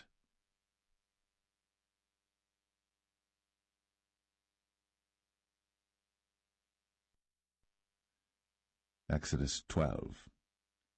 And the Lord spake unto Moses and Aaron in the land of Egypt, saying, This month shall be unto you the beginning of months. It shall be the first month of the year to you. Speak ye unto all the congregation of Israel, saying, In the 10th day of this month they shall take to them every man a lamb, according to the house of their fathers, a lamb for an house. And if the household be too little for the lamb, let him and his neighbor next unto his house take it according to the number of the souls. Every man according to his eating shall make your count for the lamb. Your lamb shall be without blemish, a male of the first year. Ye shall take it out from the sheep or from the goats. And ye shall keep it up until the 14th day of the same month. And the whole assembly of the congregation of Israel shall kill it in the evening. And they shall take of the blood, and strike it on the 2 side posts, and on the upper door post of the houses wherein they shall eat it. And they shall eat the flesh in that night, roast with fire, and unleavened bread, and with bitter herbs they shall eat it. Eat not of it raw, nor sodden it all with water, but roast with fire, his head with his legs, and with the purtenance thereof. And ye shall let nothing of it remain until the morning. And that which remaineth of it until the morning ye shall burn with fire. And thus shall ye eat it, with your loins girded, your shoes on your feet, and your staff in your hand, and ye shall eat it in haste. It is the Lord's Passover. For I will pass through the land of Egypt this night, and will smite all the firstborn in the land of Egypt, both man and beast, and against all the gods of Egypt I will execute judgment. I am the Lord. And the blood shall be to you for a token upon the houses where ye are. And when I see the blood, I will pass over you, and the plague shall not be upon you to destroy you, when I smite the land of Egypt. And this day shall be unto you for a memorial, and ye shall keep it a feast to the Lord throughout your generations. Ye shall keep it a feast by an ordinance forever. 7 days shall ye eat unleavened bread. Even the first day ye shall put away leaven out of your houses. For whosoever eateth leavened bread from the first day until the 7th day, that soul shall be cut off from Israel. And in the first day there shall be an holy convocation, and in the 7th day there shall be an holy convocation to you. No manner of work shall be done in them, save that which every man must eat, that only may be done of you. And ye shall observe the feast of unleavened bread. For in this selfsame day have I brought your armies out of the land of Egypt. Therefore shall ye observe this day in your generations by an ordinance forever. In the 1st month, on the 14th day of the month at even, ye shall eat unleavened bread, until the 21st day of the month at even. 7 days shall there be no leaven found in your houses. For whosoever eateth that which is leavened, even that soul shall be cut off from the congregation of Israel, whether he be a stranger or born in the land. Ye shall eat nothing leavened. In all your habitations shall ye eat unleavened bread. Then Moses called for all the elders of Israel, and said unto them, Draw out, and take you a lamb according to your families, and kill the Passover. And ye shall take a bunch of hyssop, and dip it in the blood that is in the basin, and strike the lintel and the 2 side posts with the blood that is in the basin, and none of you shall go out at the door of his house until the morning. For the Lord will pass through to smite the Egyptians. And when he seeth the blood upon the lintel, and on the 2 side posts, the Lord will pass over the door, and will not suffer the destroyer to come in unto your houses to smite you. And ye shall observe this thing for an ordinance to thee, and to thy sons, for ever. And it shall come to pass, when ye be come to the land which the Lord will give you, according as he hath promised, that ye shall keep this service. And it shall come to pass, when your children shall say unto you, What mean ye by this service? That ye shall say, It is the sacrifice of the Lord's Passover, who passed over the houses of the children of Israel in Egypt, when he smote the Egyptians, and delivered our houses. And the people bowed the head, and worshipped. And the children of Israel went away, and did, as the Lord had commanded Moses and Aaron, so did they. And it came to pass that at midnight the Lord smote all the firstborn in the land of Egypt, from the firstborn of Pharaoh that sat on his throne unto the firstborn of the captive that was in the dungeon. and all the firstborn of cattle. And Pharaoh rose up in the night, he and all his servants and all the Egyptians. And there was a great cry in Egypt, for there was not a house where there was not one dead. And he called for Moses and Aaron by night, and said, Rise up, and get you forth from among my people, both ye and the children of Israel, and go, serve the Lord, as ye have said. Also take your flocks and your herds, as ye have said, and be gone, and bless me also. And the Egyptians were urgent upon the people, that they might send them out of the land in haste. For they said, We be all dead men. And the people took their dough before it was leavened, their kneading troughs being bound up in their clothes upon their shoulders. And the children of Israel did according to the word of Moses. And they borrowed of the Egyptians jewels of silver, and jewels of gold and raiment. And the Lord gave the people favor in the sight of the Egyptians, so that they lent unto them such things as they required, and they spoiled the Egyptians. And the children of Israel journeyed from Ramses to Succoth, about 600,000 on foot, that were men, beside children. And a mixed multitude went up also with them, and flocks and herds, even very much cattle. And they baked unleavened cakes of the dough which they brought forth out of Egypt, for it was not leavened, because they were thrust out of Egypt, and could not tarry, neither had they prepared for themselves any victual. Now the sojourning of the children of Israel, who dwelt in Egypt, was 430 years. And it came to pass, at the end of the 430 years, even the selfsame day it came to pass, that all the hosts of the Lord went out from the land of Egypt. It is a night to be much observed unto the Lord for bringing them out from the land of Egypt. This is that night of the Lord to be observed of all the children of Israel in their generations. And the Lord said unto Moses and Aaron, This is the ordinance of the Passover. There shall no stranger eat thereof. But every man's servant that is bought for money, when thou hast circumcised him, then shall he eat thereof. A foreigner and an hired servant shall not eat thereof. In one house shall it be eaten. Thou shalt not carry forth aught of the flesh abroad out of the house, neither shall ye break a bone thereof. All the congregation of Israel shall keep it. And when a stranger shall sojourn with thee, and will keep the Passover to the Lord, let all his males be circumcised, and then let him come near and keep it.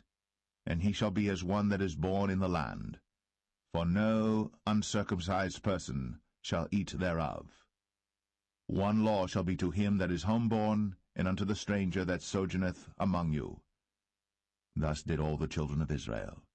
As the Lord commanded Moses and Aaron, so did they. And it came to pass the selfsame day, that the Lord did bring the children of Israel out of the land of Egypt by their armies.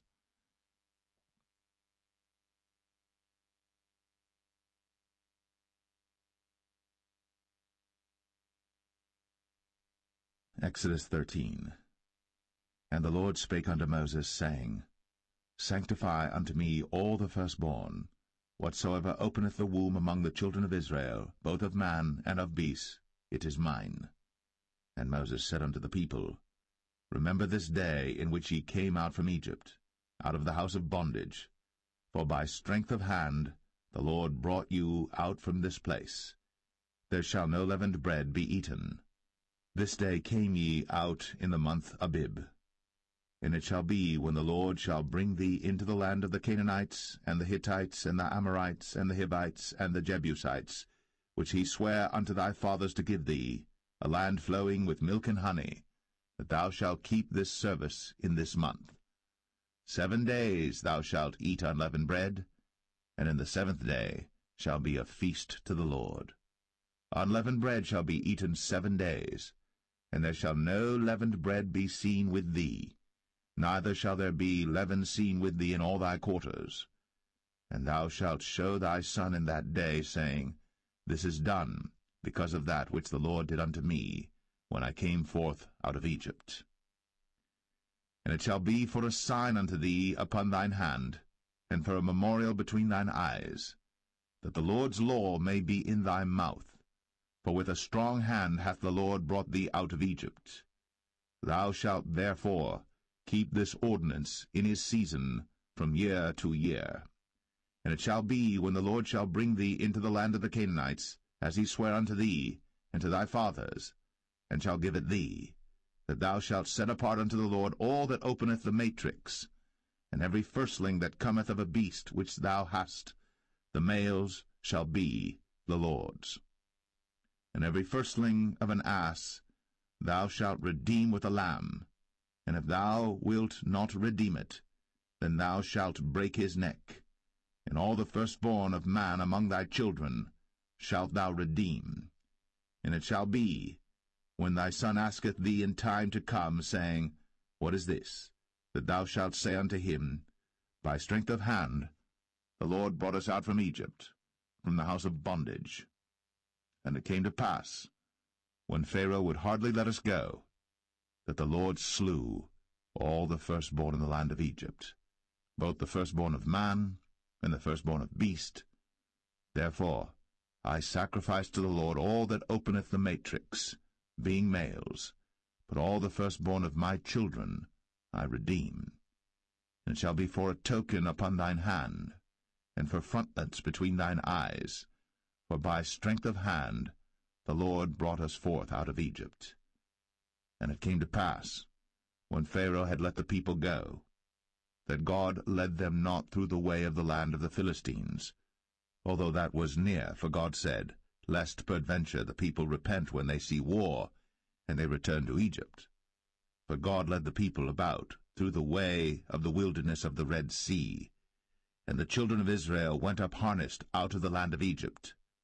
And Moses took the bones of Joseph with him, for he had straitly sworn the children of Israel, saying, God will surely visit you, and ye shall carry up my bones away hence with you. And they took their journey from Succoth, and encamped in Etham, in the edge of the wilderness. And the Lord went before them by day in a pillar of a cloud, to lead them the way, and by night in a pillar of fire, to give them light, to go by day and night. He took not away the pillar of the cloud by day, nor the pillar of fire by night, from before the people.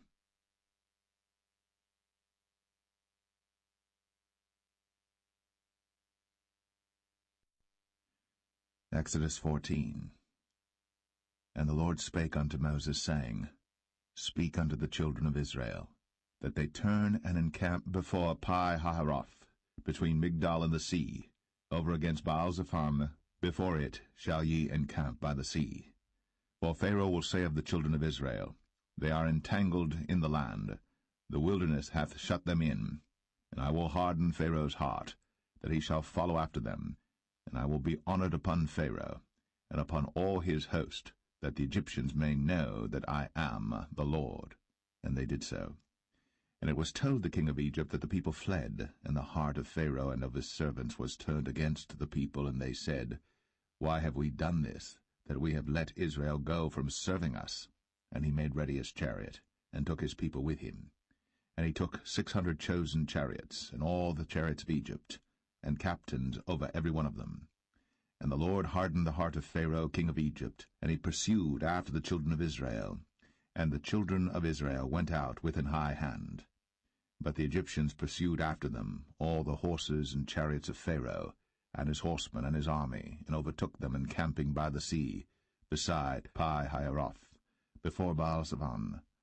And when Pharaoh drew nigh, the children of Israel lifted up their eyes, and behold, the Egyptians marched after them, and they were sore afraid. And the children of Israel cried out unto the Lord, and they said unto Moses, Because there were no graves in Egypt, hast thou taken us away to die in the wilderness? Wherefore hast thou dealt thus with us, to carry us forth out of Egypt? Is not this the word that we did tell thee in Egypt, saying, Let us alone, that we may serve the Egyptians? For it had been better for us to serve the Egyptians, than that we should die in the wilderness. And Moses said unto the people, Fear ye not, stand still, and see the salvation of the Lord, which he will show to you today. For the Egyptians whom ye have seen today, ye shall see them again no more for ever. The Lord shall fight for you, and ye shall hold your peace. And the Lord said unto Moses, Wherefore criest thou unto me? Speak unto the children of Israel, that they go forward. But lift thou up thy rod, and stretch out thine hand over the sea, and divide it. And the children of Israel shall go on dry ground through the midst of the sea. And I, behold, I will harden the hearts of the Egyptians, and they shall follow them. And I will get me honor upon Pharaoh, and upon all his host, upon his chariots, and upon his horsemen. And the Egyptians shall know that I am the Lord, when I have gotten me honor upon Pharaoh, upon his chariots, and upon his horsemen. And the angel of God, which went before the camp of Israel, removed, and went behind them. And the pillar of the cloud went from before their face, and stood behind them. And it came between the camp of the Egyptians and the camp of Israel. And it was a cloud and darkness to them, but it gave light by night to these, so that the one came not near the other all the night. And Moses stretched out his hand over the sea, and the Lord caused the sea to go back by a strong east wind all that night, and made the sea dry land, and the waters were divided. And the children of Israel went into the midst of the sea upon the dry ground, and the waters were a wall unto them on their right hand and on their left. And the Egyptians pursued, and went in after them to the midst of the sea, even all Pharaoh's horses, his chariots, and his horsemen. And it came to pass that in the morning watch the Lord looked unto the host of the Egyptians through the pillar of fire and of the cloud, and troubled the host of the Egyptians, and took off their chariot wheels, that they drave them heavily, so that the Egyptians said, Let us flee from the face of Israel, for the Lord fighteth for them against the Egyptians. And the Lord said unto Moses, Stretch out thine hand over the sea, that the waters may come again upon the Egyptians, upon their chariots, and upon their horsemen.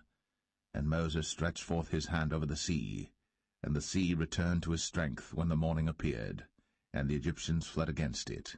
And the Lord overthrew the Egyptians in the midst of the sea. And the waters returned and covered the chariots, and the horsemen, and all the host of Pharaoh that came into the sea after them. There remained not so much as one of them. But the children of Israel walked upon dry land in the midst of the sea, and the waters were a wall unto them on their right hand and on their left. Thus the Lord saved Israel that day out of the hand of the Egyptians, and Israel saw the Egyptians dead upon the seashore. And Israel saw that great work which the Lord did upon the Egyptians, and the people feared the Lord, and believed the Lord and his servant Moses.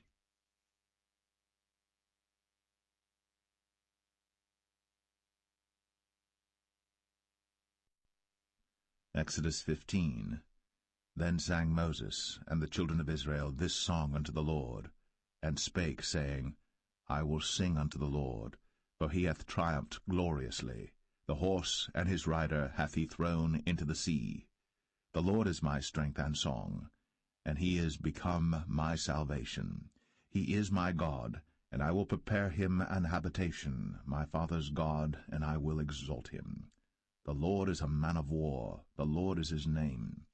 Pharaoh's chariots and his host hath he cast into the sea. His chosen captains also are drowned in the Red Sea. The depths have covered them, they sank into the bottom as a stone.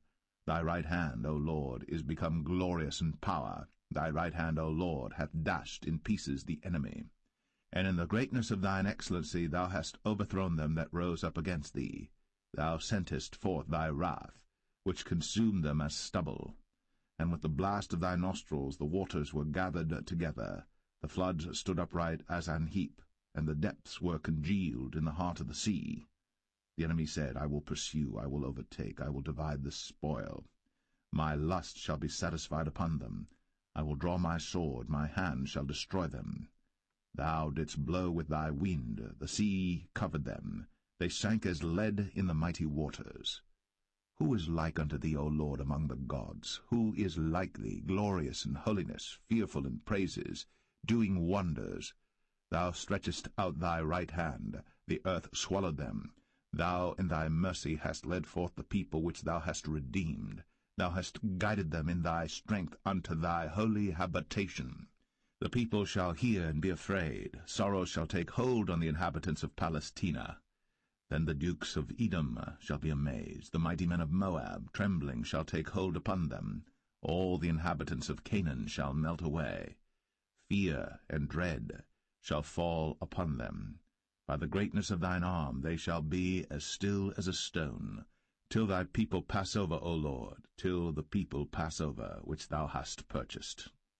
Thou shalt bring them in, and plant them in the mountain of thine inheritance, in the place, O Lord, which thou hast made for thee to dwell in the sanctuary, O Lord, which thy hands have established. The Lord shall reign for ever and ever. For the horse of Pharaoh went in with his chariots and with his horsemen into the sea, and the Lord brought again the waters of the sea upon them. But the children of Israel went on dry land in the midst of the sea. And Miriam the prophetess, the sister of Aaron, took a timbrel in her hand, and all the women went out after her with timbrels and with dances. And Miriam answered them, Sing ye to the Lord, for he hath triumphed gloriously. The horse and his rider hath he thrown into the sea. So Moses brought Israel from the Red Sea, and they went out into the wilderness of Shur. And they went 3 days in the wilderness, and found no water. And when they came to Marah, they could not drink of the waters of Marah, for they were bitter. Therefore the name of it was called Marah. And the people murmured against Moses, saying, What shall we drink? And he cried unto the Lord, and the Lord showed him a tree, which when he had cast into the waters were made sweet. There he made for them a statute and an ordinance, and there he proved them, and said, If thou wilt diligently hearken to the voice of the Lord thy God, and wilt do that which is right in his sight, and wilt give ear to his commandments, and keep all his statutes, I will put none of these diseases upon thee, which I have brought upon the Egyptians, for I am the Lord that healeth thee. And they came to Elim, where were 12 wells of water, and 70 palm trees, and they encamped there by the waters.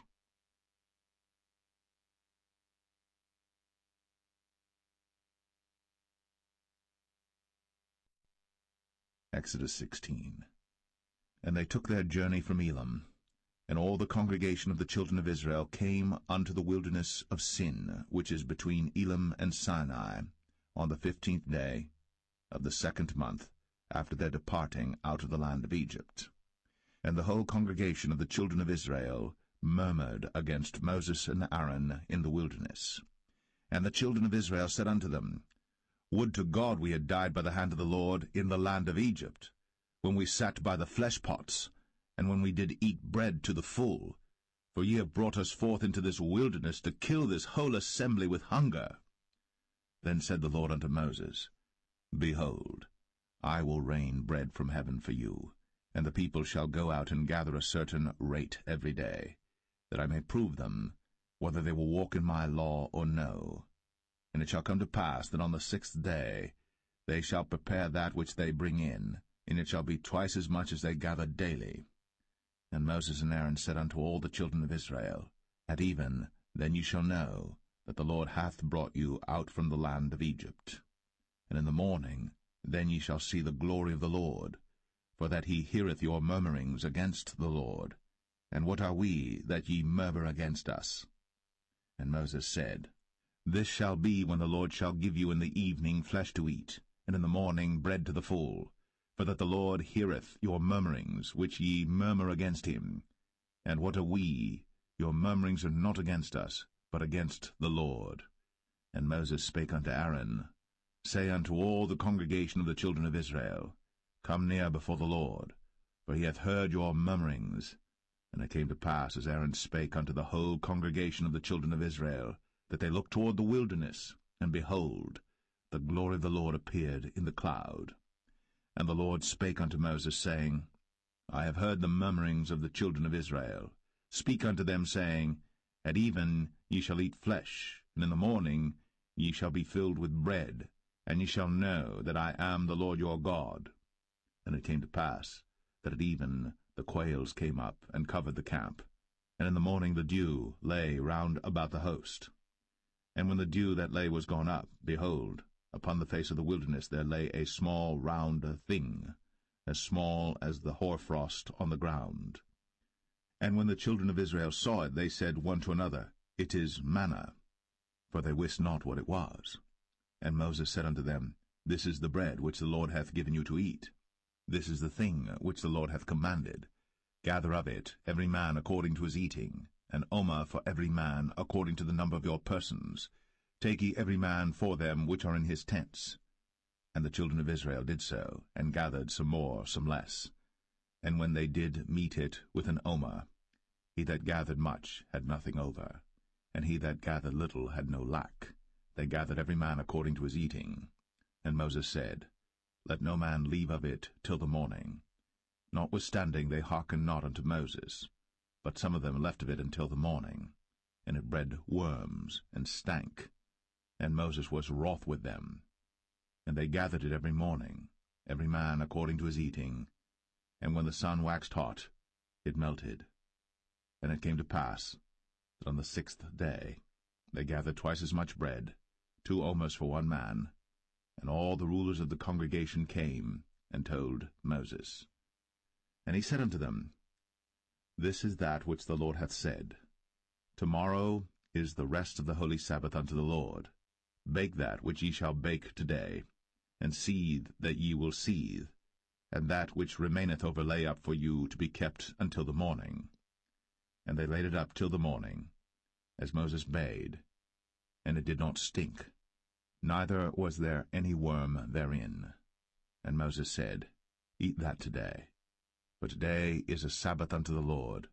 Today ye shall not find it in the field.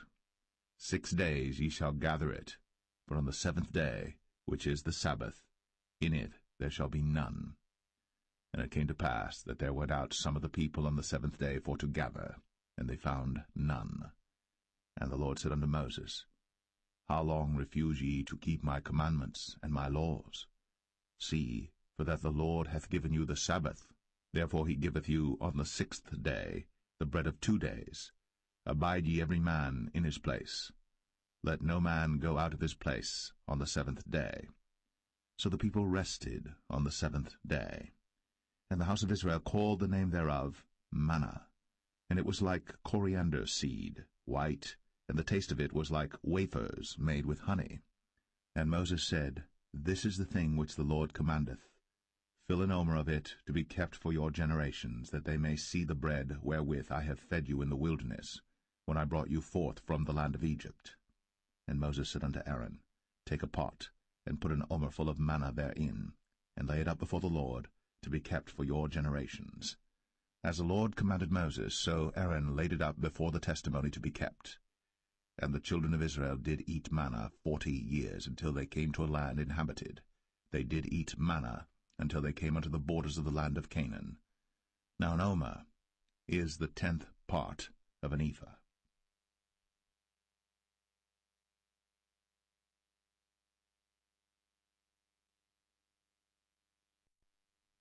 Exodus 17.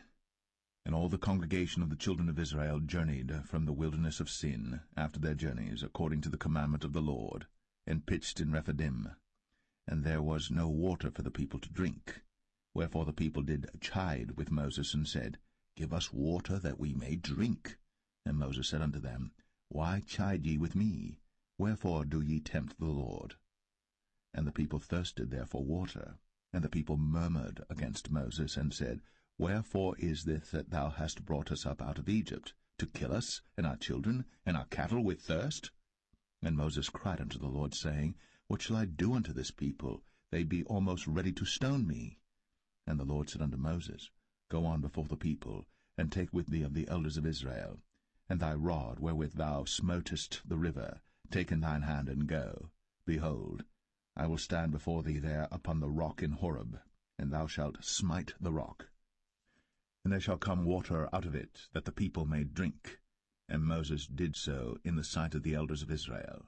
And he called the name of the place Massah, and Meribah, because of the chiding of the children of Israel, and because they tempted the Lord, saying, Is the Lord among us or not?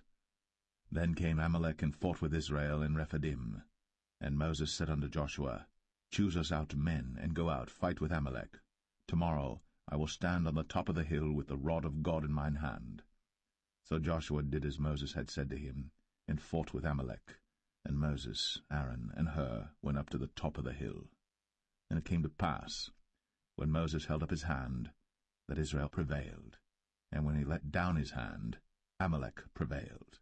But Moses' hands were heavy, and they took a stone and put it under him, and he sat thereon, and Aaron and Hur stayed up his hands, the one on the one side, and the other on the other side, and his hands were steady until the going down of the sun. And Joshua discomfited Amalek and his people with the edge of the sword.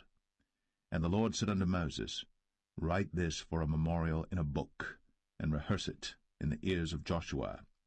For I will utterly put out the remembrance of Amalek from under heaven. And Moses built an altar, and called the name of it Jehovah Nissi. For he said, Because the Lord has sworn that the Lord will have war with Amalek from generation to generation.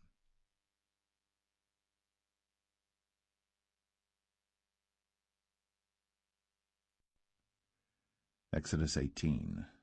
When Jethro, the priest of Midian, Moses' father-in-law, heard of all that God had done for Moses, and for Israel his people, and that the Lord had brought Israel out of Egypt, then Jethro, Moses' father-in-law, took Zipporah, Moses' wife, after he had sent her back, and her 2 sons, of which the name of the one was Gershom, for he said, I have been an alien in a strange land. And the name of the other was Eleazar, for the God of my father, said he, was mine help, and delivered me from the sword of Pharaoh. And Jethro, Moses' father-in-law, came with his sons and his wife unto Moses into the wilderness, where he encamped at the mount of God. And he said unto Moses, I thy father-in-law Jethro am come unto thee, and thy wife and her 2 sons with her. And Moses went out to meet his father-in-law, and did obeisance, and kissed him. And they asked each other of their welfare, and they came into the tent. And Moses told his father-in-law all that the Lord had done unto Pharaoh and to the Egyptians for Israel's sake, and all the travail that had come upon them by the way, and how the Lord delivered them. And Jethro rejoiced for all the goodness which the Lord had done to Israel, whom he had delivered out of the hand of the Egyptians. And Jethro said, Blessed be the Lord, who hath delivered you out of the hand of the Egyptians, and out of the hand of Pharaoh, who hath delivered the people from under the hand of the Egyptians. Now I know that the Lord is greater than all gods, for in the thing wherein they dealt proudly he was above them. And Jethro, Moses' father-in-law, took a burnt offering and sacrifices for God. And Aaron came, and all the elders of Israel, to eat bread with Moses' father-in-law before God. And it came to pass on the morrow that Moses sat to judge the people, and the people stood by Moses from the morning unto the evening. And when Moses' father-in-law saw all that he did to the people, he said, What is this thing that thou doest to the people? Why sittest thou thyself alone, and all the people stand by thee from morning unto even? And Moses said unto his father-in-law, Because the people come unto me to inquire of God. When they have a matter they come unto me, and I judge between one and another, and I do make them know the statutes of God and his laws. And Moses' father-in-law said unto him, The thing that thou doest is not good. Thou wilt surely wear away both thou and this people that is with thee, for this thing is too heavy for thee. Thou art not able to perform it thyself alone. Hearken now unto my voice. I will give thee counsel, and God shall be with thee. Be thou for the people too Godward, that thou mayest bring the causes unto God. And thou shalt teach them ordinances and laws, and shalt show them the way wherein they must walk, and the work that they must do. Moreover, thou shalt provide out of all the people able men, such as fear God, men of truth, hating covetousness, and place such over them to be rulers of thousands, and rulers of hundreds, rulers of 50s, and rulers of 10s. And let them judge the people at all seasons. And it shall be, that every great matter they shall bring unto thee, but every small matter they shall judge. So shall it be easier for thyself, and they shall bear the burden with thee. If thou shalt do this thing, and God command thee so, then thou shalt be able to endure, and all this people shall also go to their place in peace. So Moses hearkened to the voice of his father-in-law, and did all that he had said. And Moses chose able men out of all Israel, and made them heads over the people, rulers of thousands, rulers of hundreds, rulers of 50s, and rulers of 10s. And they judged the people at all seasons.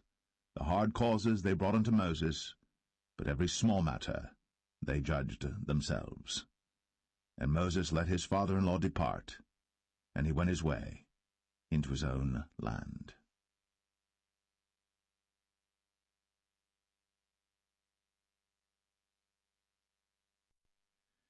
Exodus 19. In the 3rd month, when the children of Israel were gone forth out of the land of Egypt, the same day came they into the wilderness of Sinai. But they were departed from Rephidim, and were come to the desert of Sinai, and had pitched in the wilderness, and there Israel camped before the mount. And Moses went up unto God, and the Lord called unto him out of the mountain, saying, Thus shalt thou say to the house of Jacob, and tell the children of Israel, Ye have seen what I did unto the Egyptians, and how I bare you on eagle's wings, and brought you unto myself. Now therefore, if ye will obey my voice indeed, and keep my covenant, then ye shall be a peculiar treasure unto me above all people. For all the earth is mine, and ye shall be unto me a kingdom of priests, and an holy nation. These are the words which thou shalt speak unto the children of Israel. And Moses came and called for the elders of the people, and laid before their faces all these words which the Lord commanded him. And all the people answered together, and said, All that the Lord hath spoken we will do. And Moses returned the words of the people unto the Lord. And the Lord said unto Moses, Lo, I come unto thee in a thick cloud, that the people may hear when I speak with thee, and believe thee for ever. And Moses told the words of the people unto the Lord. And the Lord said unto Moses, Go unto the people, and sanctify them today and tomorrow, and let them wash their clothes, and be ready against the 3rd day. For the 3rd day the Lord will come down in the sight of all the people upon Mount Sinai. And thou shalt set bounds unto the people round about, saying, Take heed to yourselves, that ye go not up into the mount, or touch the border of it. Whosoever toucheth the mount shall be surely put to death. There shall not an hand touch it, but he shall surely be stoned, or shot through, whether it be beast or man, it shall not live. When the trumpet soundeth long, they shall come up to the mount. And Moses went down from the mount unto the people, and sanctified the people, and they washed their clothes. And he said unto the people, Be ready against the 3rd day, come not at your wives. And it came to pass on the 3rd day in the morning, that there were thunders and lightnings, and a thick cloud upon the mount, and the voice of the trumpet exceeding loud, so that all the people that was in the camp trembled. And Moses brought forth the people out of the camp to meet with God. And they stood at the nether part of the mount. And Mount Sinai was altogether on a smoke, because the Lord descended upon it in fire, and the smoke thereof ascended as the smoke of a furnace, and the whole mount quaked greatly. And when the voice of the trumpet sounded long, and waxed louder and louder, Moses spake, and God answered him by a voice. And the Lord came down upon Mount Sinai, on the top of the mount, and the Lord called Moses up to the top of the mount, and Moses went up. And the Lord said unto Moses, Go down, charge the people, lest they break through unto the Lord to gaze, and many of them perish. And let the priests also, which come near to the Lord, sanctify themselves, lest the Lord break forth upon them. And Moses said unto the Lord, The people cannot come up to Mount Sinai, for thou chargest us, saying, Set bounds about the mount, and sanctify it. And the Lord said unto him, Away, get thee down, and thou shalt come up, thou and Aaron with thee. But let not the priests and the people break through to come up unto the Lord, lest he break forth upon them. So Moses went down unto the people, and spake unto them.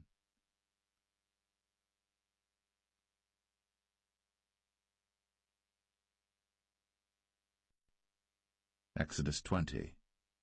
And God spake all these words, saying, I am the Lord thy God, which have brought thee out of the land of Egypt, out of the house of bondage. Thou shalt have no other gods before me.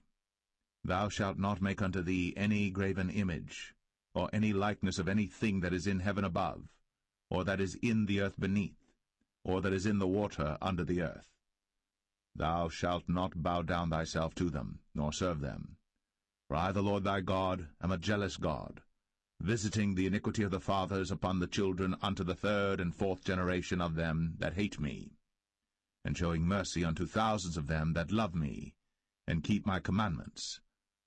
Thou shalt not take the name of the Lord thy God in vain, for the Lord will not hold him guiltless that taketh his name in vain. Remember the Sabbath day, to keep it holy. 6 days shalt thou labor, and do all thy work. But the 7th day is the Sabbath of the Lord thy God. In it thou shalt not do any work, thou, nor thy son, nor thy daughter, thy manservant, nor thy maidservant, nor thy cattle, nor thy stranger that is within thy gates. For in 6 days the Lord made heaven and earth, the sea, and all that in them is, and rested the 7th day. Wherefore the Lord blessed the Sabbath day, and hallowed it. Honor thy father and thy mother, that thy days may be long upon the land which the Lord thy God giveth thee. Thou shalt not kill. Thou shalt not commit adultery. Thou shalt not steal.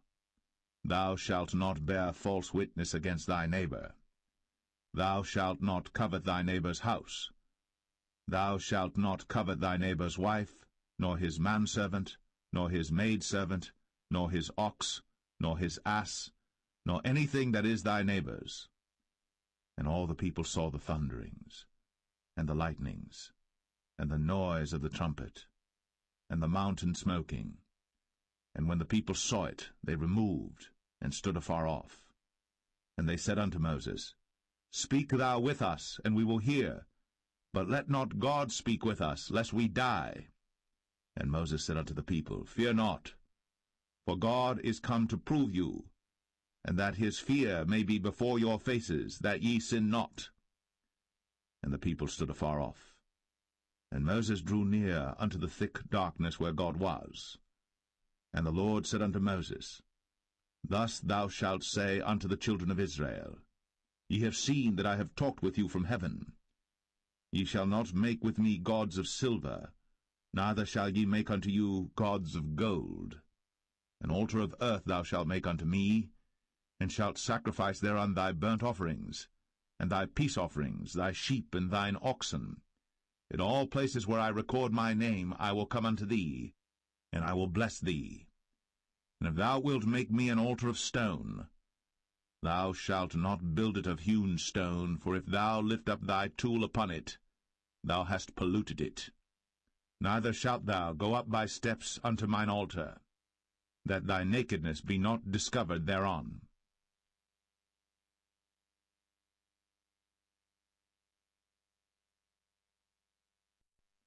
Exodus 21. Now these are the judgments which thou shalt set before them. If thou buy an Hebrew servant, 6 years he shall serve, and in the 7th he shall go out free for nothing. If he came in by himself, he shall go out by himself. If he were married, then his wife shall go out with him. If his master have given him a wife, and she have borne him sons or daughters, the wife and her children shall be her master's, and he shall go out by himself. And if the servant shall plainly say, I love my master, my wife, and my children, I will not go out free, then his master shall bring him unto the judges. He shall also bring him to the door, or unto the doorpost, and his master shall bore his ear through with an awl, and he shall serve him forever. And if a man sell his daughter to be a maidservant, she shall not go out as the men servants do. If she please not her master, who hath betrothed her to himself, then shall he let her be redeemed. To sell her unto a strange nation, he shall have no power, seeing he hath dealt deceitfully with her. And if he have betrothed her unto his son, he shall deal with her after the manner of daughters. If he take him another wife, her food, her raiment, and her duty of marriage, shall he not diminish? And if he do not these 3 unto her, then shall she go out free without money. He that smiteth a man so that he die shall be surely put to death. And if a man lie not in wait, but God deliver him into his hand, then I will appoint thee a place whither he shall flee. But if a man come presumptuously upon his neighbor, to slay him with guile, thou shalt take him from mine altar, that he may die. And he that smiteth his father or his mother shall be surely put to death. And he that stealeth a man, and selleth him, or if he be found in his hand, he shall surely be put to death.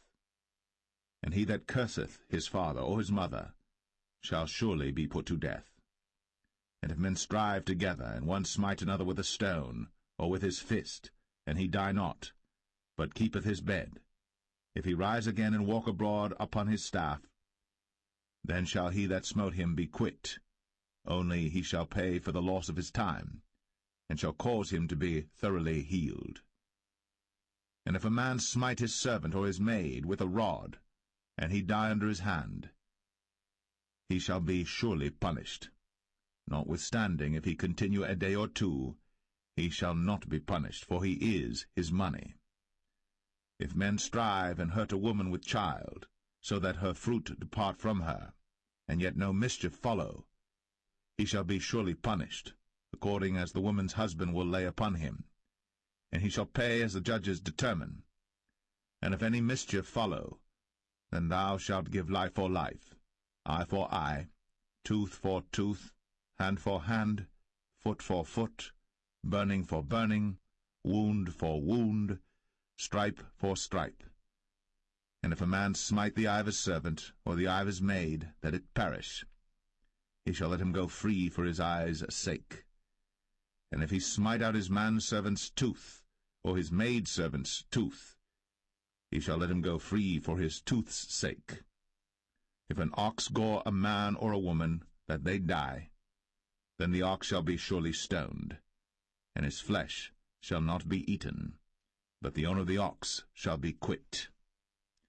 But if the ox were wont to push with his horn in time past, and hath been testified to his owner, and he hath not kept him in, but that he hath killed a man or a woman, the ox shall be stoned, and his owner also shall be put to death.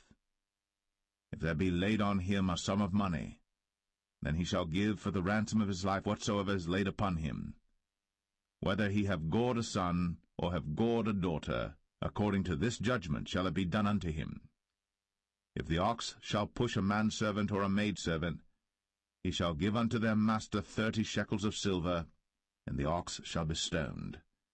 And if a man shall open a pit, or if a man shall dig a pit, and not cover it, and an ox or an ass fall therein, the owner of the pit shall make it good, and give money unto the owner of them, and the dead beast shall be his. And if one man's ox hurt another's, that he die, then they shall sell the live ox, and divide the money of it, and the dead ox also they shall divide. For if it be known that the ox hath used to push in time past, and his owner hath not kept him in, he shall surely pay ox for ox, and the dead shall be his own.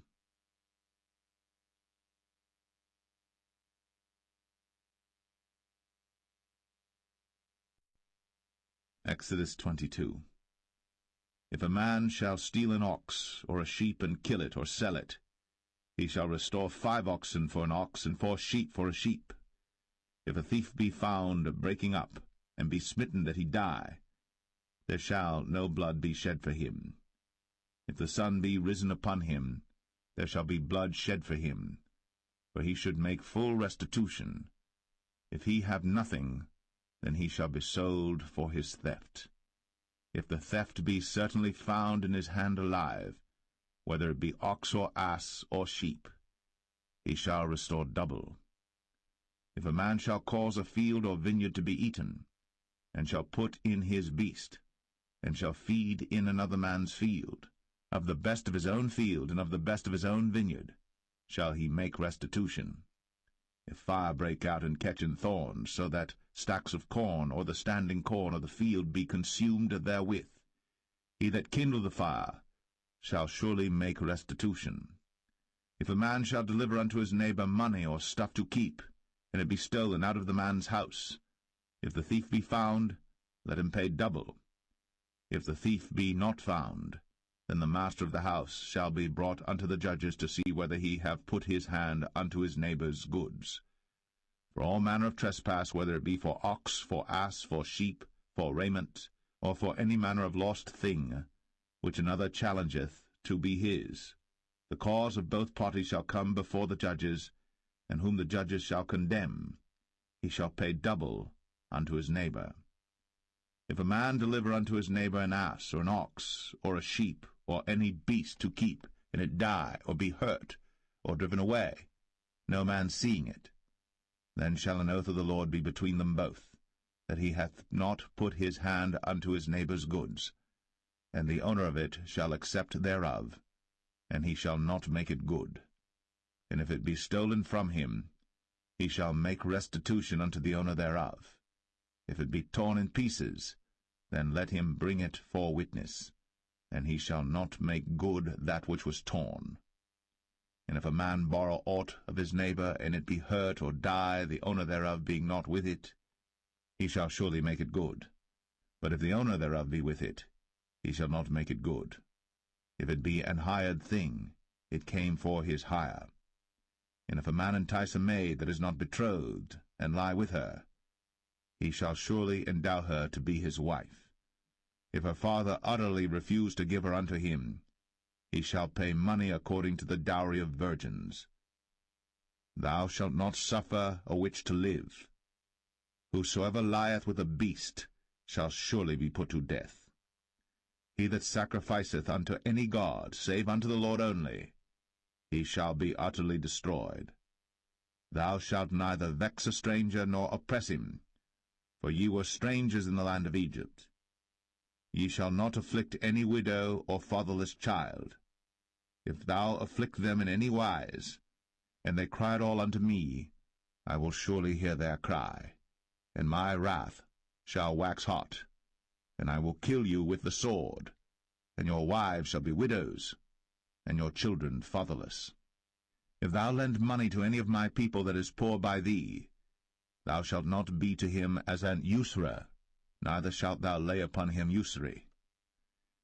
If thou at all take thy neighbor's raiment to pledge, thou shalt deliver it unto him by that the sun goeth down. For that is his covering only, it is his raiment for his skin. Wherein shall he sleep?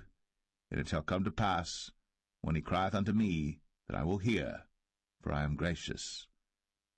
Thou shalt not revile the gods, nor curse the ruler of thy people. Thou shalt not delay to offer the first of thy ripe fruits, and of thy liquors, the firstborn of thy sons shalt thou give unto me. Likewise shalt thou do with thine oxen, and with thy sheep. 7 days it shall be with his dam. On the 8th day thou shalt give it me. And ye shall be holy men unto me. Neither shall ye eat any flesh that is torn of beasts in the field. Ye shall cast it to the dogs.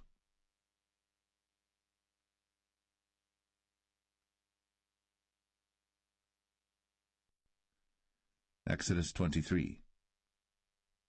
Thou shalt not raise a false report. Put not thine hand with the wicked to be an unrighteous witness. Thou shalt not follow a multitude to do evil.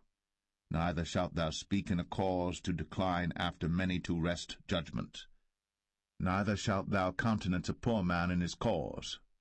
If thou meet thine enemy's ox or his ass going astray, thou shalt surely bring it back to him again.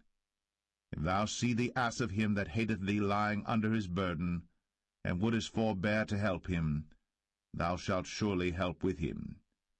Thou shalt not wrest the judgment of thy poor in his cause.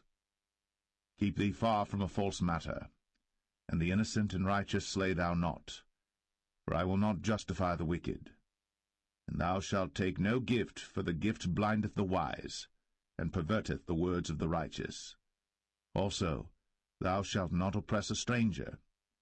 For ye know the heart of a stranger, seeing ye were strangers in the land of Egypt. And 6 years thou shalt sow thy land, and shalt gather in the fruits thereof. But the 7th year thou shalt let it rest and lie still, that the poor of thy people may eat, and what they leave the beasts of the field shall eat. In like manner thou shalt deal with thy vineyard, and with thy oliveyard. 6 days thou shalt do thy work, and on the 7th day thou shalt rest, that thine ox and thine ass may rest, and the son of thy handmaid, and the stranger may be refreshed. And in all things that I have said unto you be circumspect, and make no mention of the name of other gods, neither let it be heard out of thy mouth. 3 times thou shalt keep a feast unto me in the year. Thou shalt keep the feast of unleavened bread. Thou shalt eat unleavened bread 7 days, as I commanded thee, in the time appointed of the month Abib. For in it thou camest out from Egypt, and none shall appear before me empty. And the feast of harvest, the firstfruits of thy labours, which thou hast sown in the field, and the feast of ingathering, which is in the end of the year, when thou hast gathered in thy labours out of the field. 3 times in the year all thy males shall appear before the Lord God. Thou shalt not offer the blood of my sacrifice with leavened bread, neither shall the fat of my sacrifice remain until the morning. The first of the firstfruits of thy land thou shalt bring into the house of the Lord thy God. Thou shalt not see the kid in his mother's milk. Behold, I send an angel before thee, to keep thee in the way, and to bring thee into the place which I have prepared. Beware of him, and obey his voice. Provoke him not, for he will not pardon your transgressions, for my name is in him.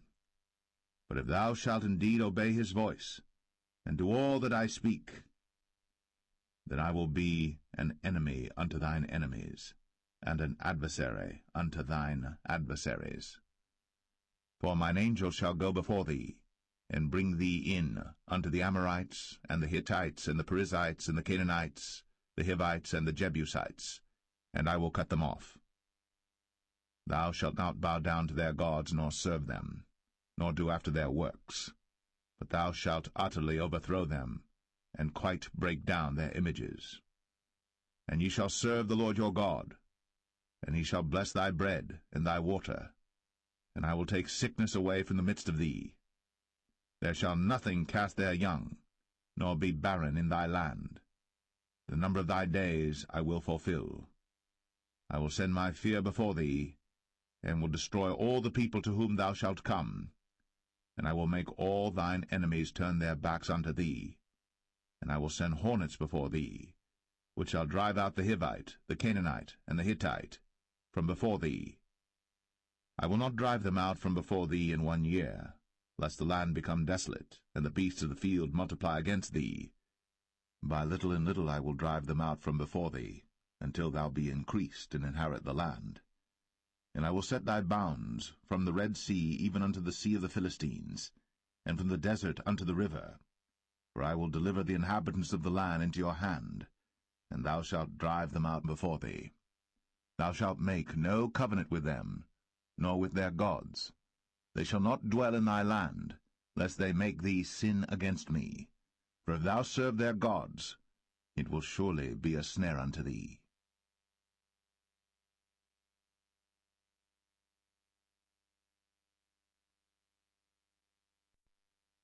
Exodus 24. And he said unto Moses, Come up unto the Lord, thou, and Aaron, Nadab, and Abihu, and 70 of the elders of Israel, and worship ye afar off. And Moses alone shall come near the Lord, but they shall not come nigh, neither shall the people go up with him. And Moses came, and told the people all the words of the Lord, and all the judgments, and all the people answered with one voice, and said, All the words which the Lord hath said will we do. And Moses wrote all the words of the Lord, and rose up early in the morning, and builded an altar under the hill, and 12 pillars according to the 12 tribes of Israel. And he sent young men of the children of Israel, which offered burnt offerings, and sacrificed peace offerings of oxen unto the Lord. And Moses took half of the blood, and put it in basins, and half of the blood he sprinkled on the altar. And he took the book of the covenant, and read in the audience of the people, and they said, All that the Lord hath said will we do, and be obedient. And Moses took the blood, and sprinkled it on the people, and said, Behold, the blood of the covenant which the Lord hath made with you concerning all these words. Then went up Moses, and Aaron, Nadab, and Abihu, and 70 of the elders of Israel. And they saw the God of Israel. And there was under his feet, as it were, a paved work of a sapphire stone, and as it were the body of heaven in his clearness. And upon the nobles of the children of Israel he laid not his hand. Also they saw God, and did eat and drink. And the Lord said unto Moses, Come up to me into the mount, and be there. And I will give thee tables of stone, and a law and commandments which I have written, that thou mayest teach them. And Moses rose up, and his minister Joshua. And Moses went up into the mount of God. And he said unto the elders, Tarry ye here for us, until we come again unto you. And behold, Aaron and Hur are with you. If any man have any matters to do, let him come unto them. And Moses went up into the mount, and a cloud covered the mount. And the glory of the Lord abode upon Mount Sinai, and the cloud covered it 6 days. And the 7th day he called unto Moses out of the midst of the cloud. And the sight of the glory of the Lord was like devouring fire on the top of the mount in the eyes of the children of Israel. And Moses went into the midst of the cloud, and gat him up into the mount. And Moses was in the mount 40 days and 40 nights.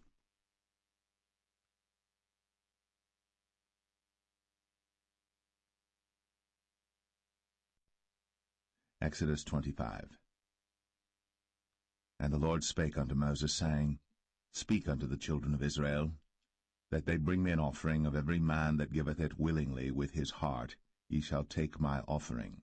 And this is the offering which ye shall take of them, gold, and silver, and brass, and blue, and purple, and scarlet, and fine linen, and goat's hair, and rams' skins dyed red, and badgers' skins, and shittim wood, oil for the light, spices for anointing oil, and for sweet incense, onyx stones, and stones to be set in the ephod, and in the breastplate.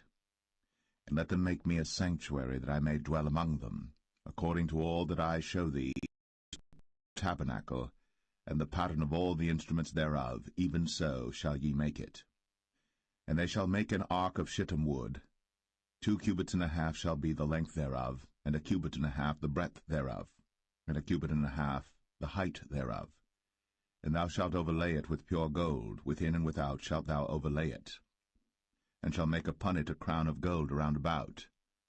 And thou shalt cast 4 rings of gold for it, and put them in the 4 corners thereof, and 2 rings shall be in the one side of it, and 2 rings in the other side of it. And thou shalt make staves of shittim wood, and overlay them with gold. And thou shalt put the staves into the rings by the sides of the ark, that the ark may be borne with them. The staves shall be in the rings of the ark, they shall not be taken from it. And thou shalt put into the ark the testimony which I shall give thee. And thou shalt make a mercy seat of pure gold. 2 cubits and a half shall be the length thereof, and 1 cubit and a half the breadth thereof. And thou shalt make 2 cherubims of gold. Of beaten work shalt thou make them, in the 2 ends of the mercy seat. And make 1 cherub on the one end, and the other cherub on the other end. Even of the mercy seat shall ye make the cherubims on the 2 ends thereof. And the cherubims shall stretch forth their wings on high, covering the mercy seat with their wings, and their faces shall look one to another. Toward the mercy seat shall the faces of the cherubims be. And thou shalt put the mercy seat above upon the ark, and in the ark thou shalt put the testimony that I shall give thee. And there I will meet with thee, and I will commune with thee from above the mercy seat, from between the 2 cherubims which are upon the ark of the testimony, of all things which I will give thee in commandment unto the children of Israel. Thou shalt also make a table of shittim wood. 2 cubits shall be the length thereof, and 1 cubit the breadth thereof, and 1 cubit and a half the height thereof.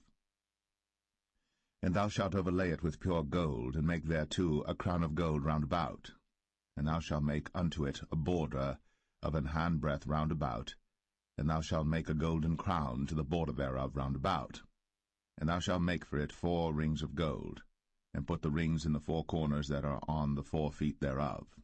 Over against the border shall the rings be for places of the staves to bear the table. And thou shalt make the staves of shittim wood, and overlay them with gold, that the table may be borne with them. And thou shalt make the dishes thereof. and spoons thereof, and covers thereof, and bowls thereof, to cover withal. Of pure gold shalt thou make them. And thou shalt set upon the table shewbread before me always. And thou shalt make a candlestick of pure gold. Of beaten work shall the candlestick be made. His shaft, and his branches, his bowls, his knobs and his flowers shall be of the same.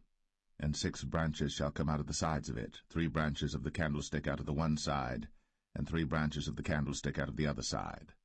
3 bowls made like unto almonds, with a knob and a flower in one branch, and 3 bowls made like almonds in the other branch, with a knob and a flower. So in the 6 branches that come out of the candlestick. And in the candlestick shall be 4 bowls made like unto almonds, with their knobs and their flowers. And there shall be a knob under 2 branches of the same, and a knob under 2 branches of the same, and a knob under 2 branches of the same, according to the 6 branches that proceed out of the candlestick. Their knobs and their branches shall be of the same. All it shall be one beaten work of pure gold. And thou shalt make the 7 lamps thereof, and they shall light the lamps thereof, that they may give light over against it. And the tongs thereof, and the snuff dishes thereof, shall be of pure gold. Of a talent of pure gold shall he make it with all these vessels. And look that thou make them after their pattern, which was shown thee in the mount.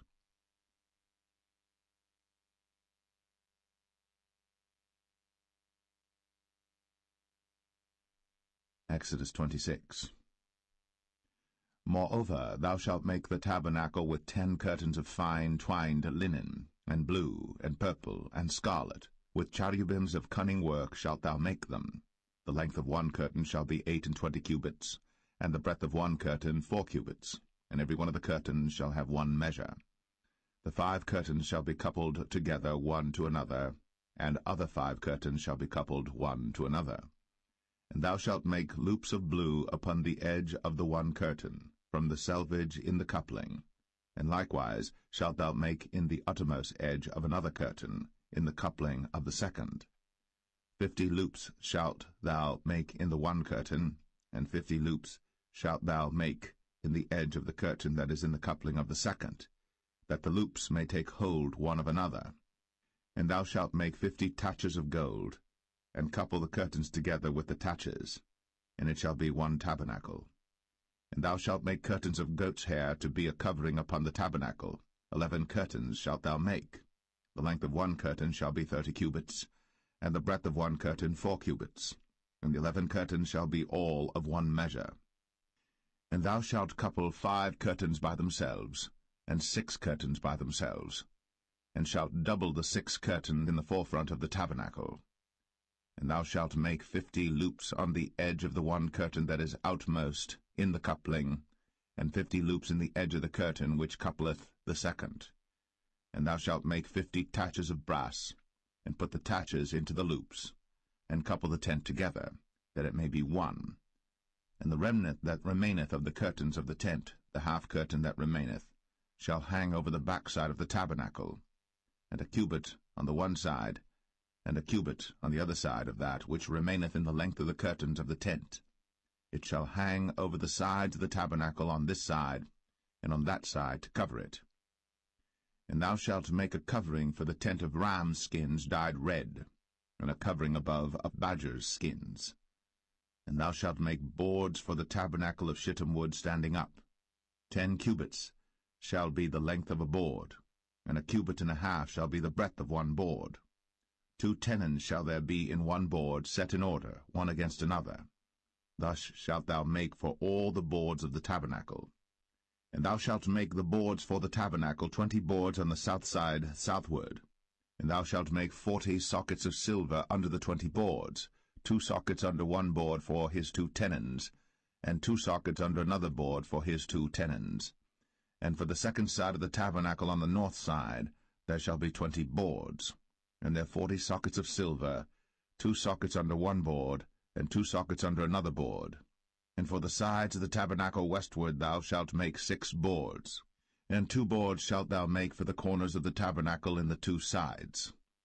And they shall be coupled together beneath, and they shall be coupled together above the head of it unto one ring. Thus shall it be for them both. They shall be for the 2 corners.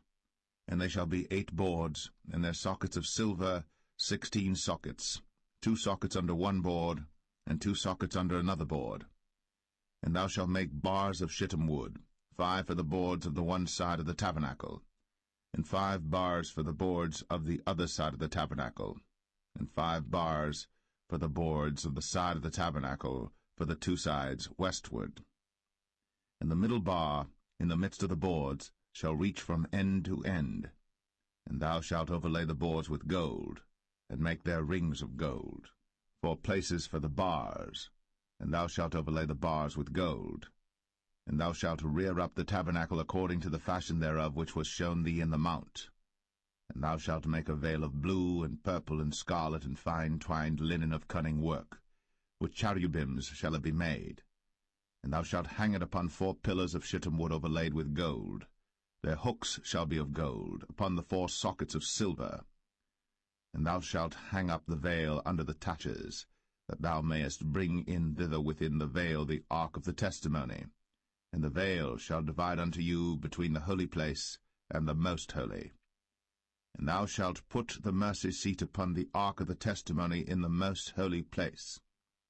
And thou shalt set the table without the veil, and the candlestick over against the table on the side of the tabernacle toward the south. And thou shalt put the table on the north side. And thou shalt make an hanging for the door of the tent, of blue and purple and scarlet, and fine twined linen, wrought with needlework. And thou shalt make for the hanging 5 pillars of shittim wood, and overlay them with gold, and their hooks shall be of gold, and thou shalt cast 5 sockets of brass for them.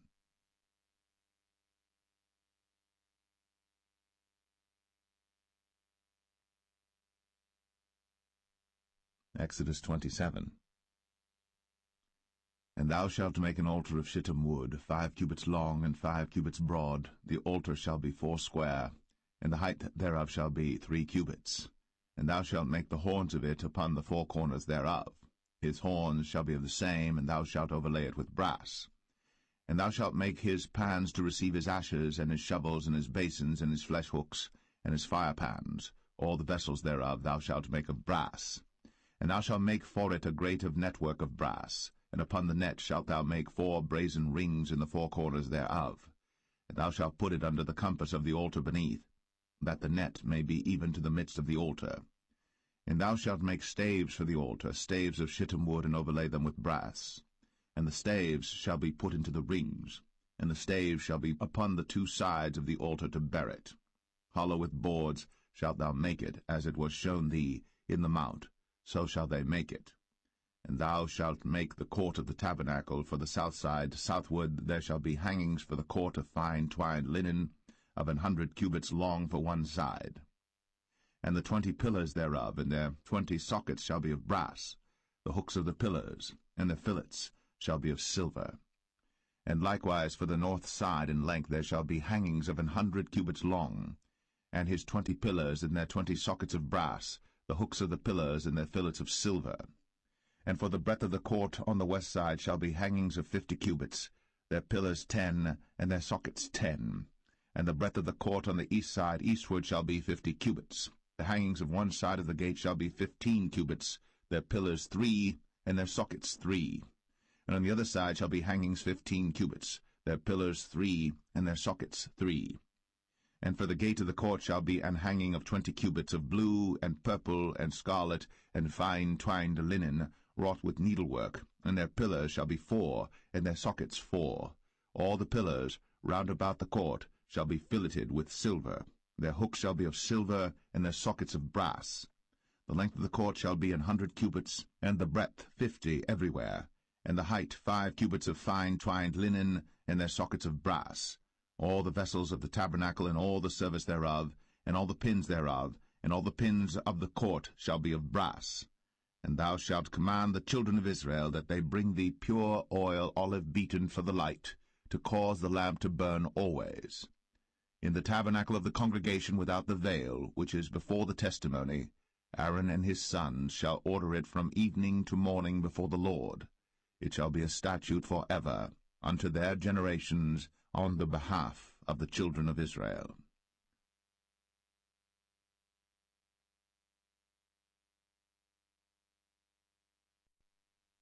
Exodus 28.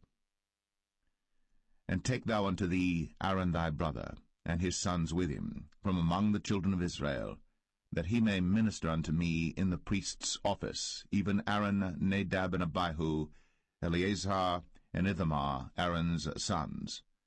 And thou shalt make holy garments for Aaron thy brother, for glory and for beauty. And thou shalt speak unto all that are wise-hearted, whom I have filled with the spirit of wisdom, that they may make Aaron's garments to consecrate him, that he may minister unto me in the priest's office. And these are the garments which they shall make, a breastplate, and an ephod, and a robe, and a broidered coat, a mitre, and a girdle. And they shall make holy garments for Aaron thy brother, and his sons, that he may minister unto me in the priest's office. And they shall take gold, and blue, and purple, and scarlet, and fine linen. And they shall make the ephod of gold, of blue, and of purple, of scarlet, and fine twined linen with cunning work. It shall have the 2 shoulder pieces thereof joined at the 2 edges thereof, and so it shall be joined together. And the curious girdle of the ephod which is upon it shall be of the same, according to the work thereof, even of gold, of blue, and purple, and scarlet, and fine twined linen. And thou shalt take 2 onyx stones, and grave on them the names of the children of Israel, 6 of their names on one stone, and the other 6 names of the rest on the other stone, according to their birth. With the work of an engraver in stone, like the engravings of a signet, shalt thou engrave the 2 stones with the names of the children of Israel. Thou shalt make them to be set in ouches of gold. And thou shalt put the 2 stones upon the shoulders of the ephod for stones of memorial unto the children of Israel. And Aaron shall bear their names before the Lord upon his 2 shoulders for a memorial. And thou shalt make ouches of gold, and 2 chains of pure gold at the ends. Of wreathen work shalt thou make them, and fasten the wreathen chains to the ouches. And thou shalt make the breastplate of judgment with cunning work. After the work of the ephod thou shalt make it, of gold, of blue, and of purple, and of scarlet, and of fine twined linen shalt thou make it.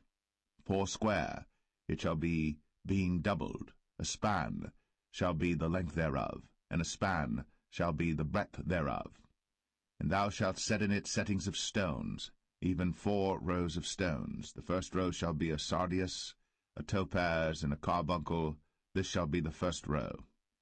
And the second row shall be an emerald, a sapphire, and a diamond. And the third row a ligure, an agate, and an amethyst. And the 4th row a beryl, and an onyx, and a jasper. They shall be set in gold in their enclosings. And the stones shall be with the names of the children of Israel, 12 according to their names, like the engravings of a signet. Every one with his name shall they be according to the 12 tribes. And thou shalt make upon the breastplate chains at the ends of wreathen work of pure gold. And thou shalt make upon the breastplate 2 rings of gold, and shalt put the 2 rings on the 2 ends of the breastplate. And thou shalt put the 2 wreathen chains of gold in the 2 rings which are on the ends of the breastplate. And the other 2 ends of the 2 wreathen chains thou shalt fasten in the 2 ouches, and put them on the shoulder pieces of the ephod before it. And thou shalt make 2 rings of gold, and thou shalt put them upon the 2 ends of the breastplate, in the border thereof, which is in the side of the ephod inward. And 2 other rings of gold thou shalt make, and shalt put them on the 2 sides of the ephod underneath, toward the forepart thereof, over against the other coupling thereof, above the curious girdle of the ephod. And they shall bind the breastplate by the rings thereof unto the rings of the ephod with a lace of blue, that it may be above the curious girdle of the ephod, and that the breastplate be not loosed from the ephod. And Aaron shall bear the names of the children of Israel in the breastplate of judgment upon his heart, when he goeth in unto the holy place for a memorial before the Lord continually. And thou shalt put in the breastplate of judgment the Urim and the Thummim, and they shall be upon Aaron's heart, when he goeth in before the Lord. And Aaron shall bear the judgment of the children of Israel upon his heart before the Lord continually. And thou shalt make the robe of the ephod all of blue. And there shall be an hole in the top of it, in the midst thereof. It shall have a binding of woven work round about the whole of it, as it were the whole of an habergeon, that it be not rent. And beneath upon the hem of it thou shalt make pomegranates of blue, and of purple, and of scarlet round about the hem thereof, and bells of gold between them round about. a golden bell and a pomegranate, a golden bell and a pomegranate, upon the hem of the robe round about. And it shall be upon Aaron to minister. And his sound shall be heard when he goeth in unto the holy place before the Lord, and when he cometh out, that he die not. And thou shalt make a plate of pure gold, and grave upon it, like the engravings of a signet, holiness to the Lord. And thou shalt put it on a blue lace, that it may be upon the mitre, upon the forefront of the mitre it shall be. And it shall be upon Aaron's forehead, that Aaron may bear the iniquity of the holy things, which the children of Israel shall hallow in all their holy gifts. And it shall be always upon his forehead, that they may be accepted before the Lord. And thou shalt embroider the coat of fine linen, and thou shalt make the mitre of fine linen, and thou shalt make the girdle of needlework. And for Aaron's sons thou shalt make coats, and thou shalt make for them girdles, and bonnets shalt thou make for them for glory and for beauty. And thou shalt put them upon Aaron thy brother, and his sons with him, and shalt anoint them, and consecrate them, and sanctify them, that they may minister unto me in the priest's office. And thou shalt make them linen breeches to cover their nakedness, from the loins even unto the thighs they shall reach. And they shall be upon Aaron and upon his sons when they come in unto the tabernacle of the congregation, or when they come near unto the altar to minister in the holy place, that they bear not iniquity, and die. It shall be a statute for ever unto him, and his seed after him.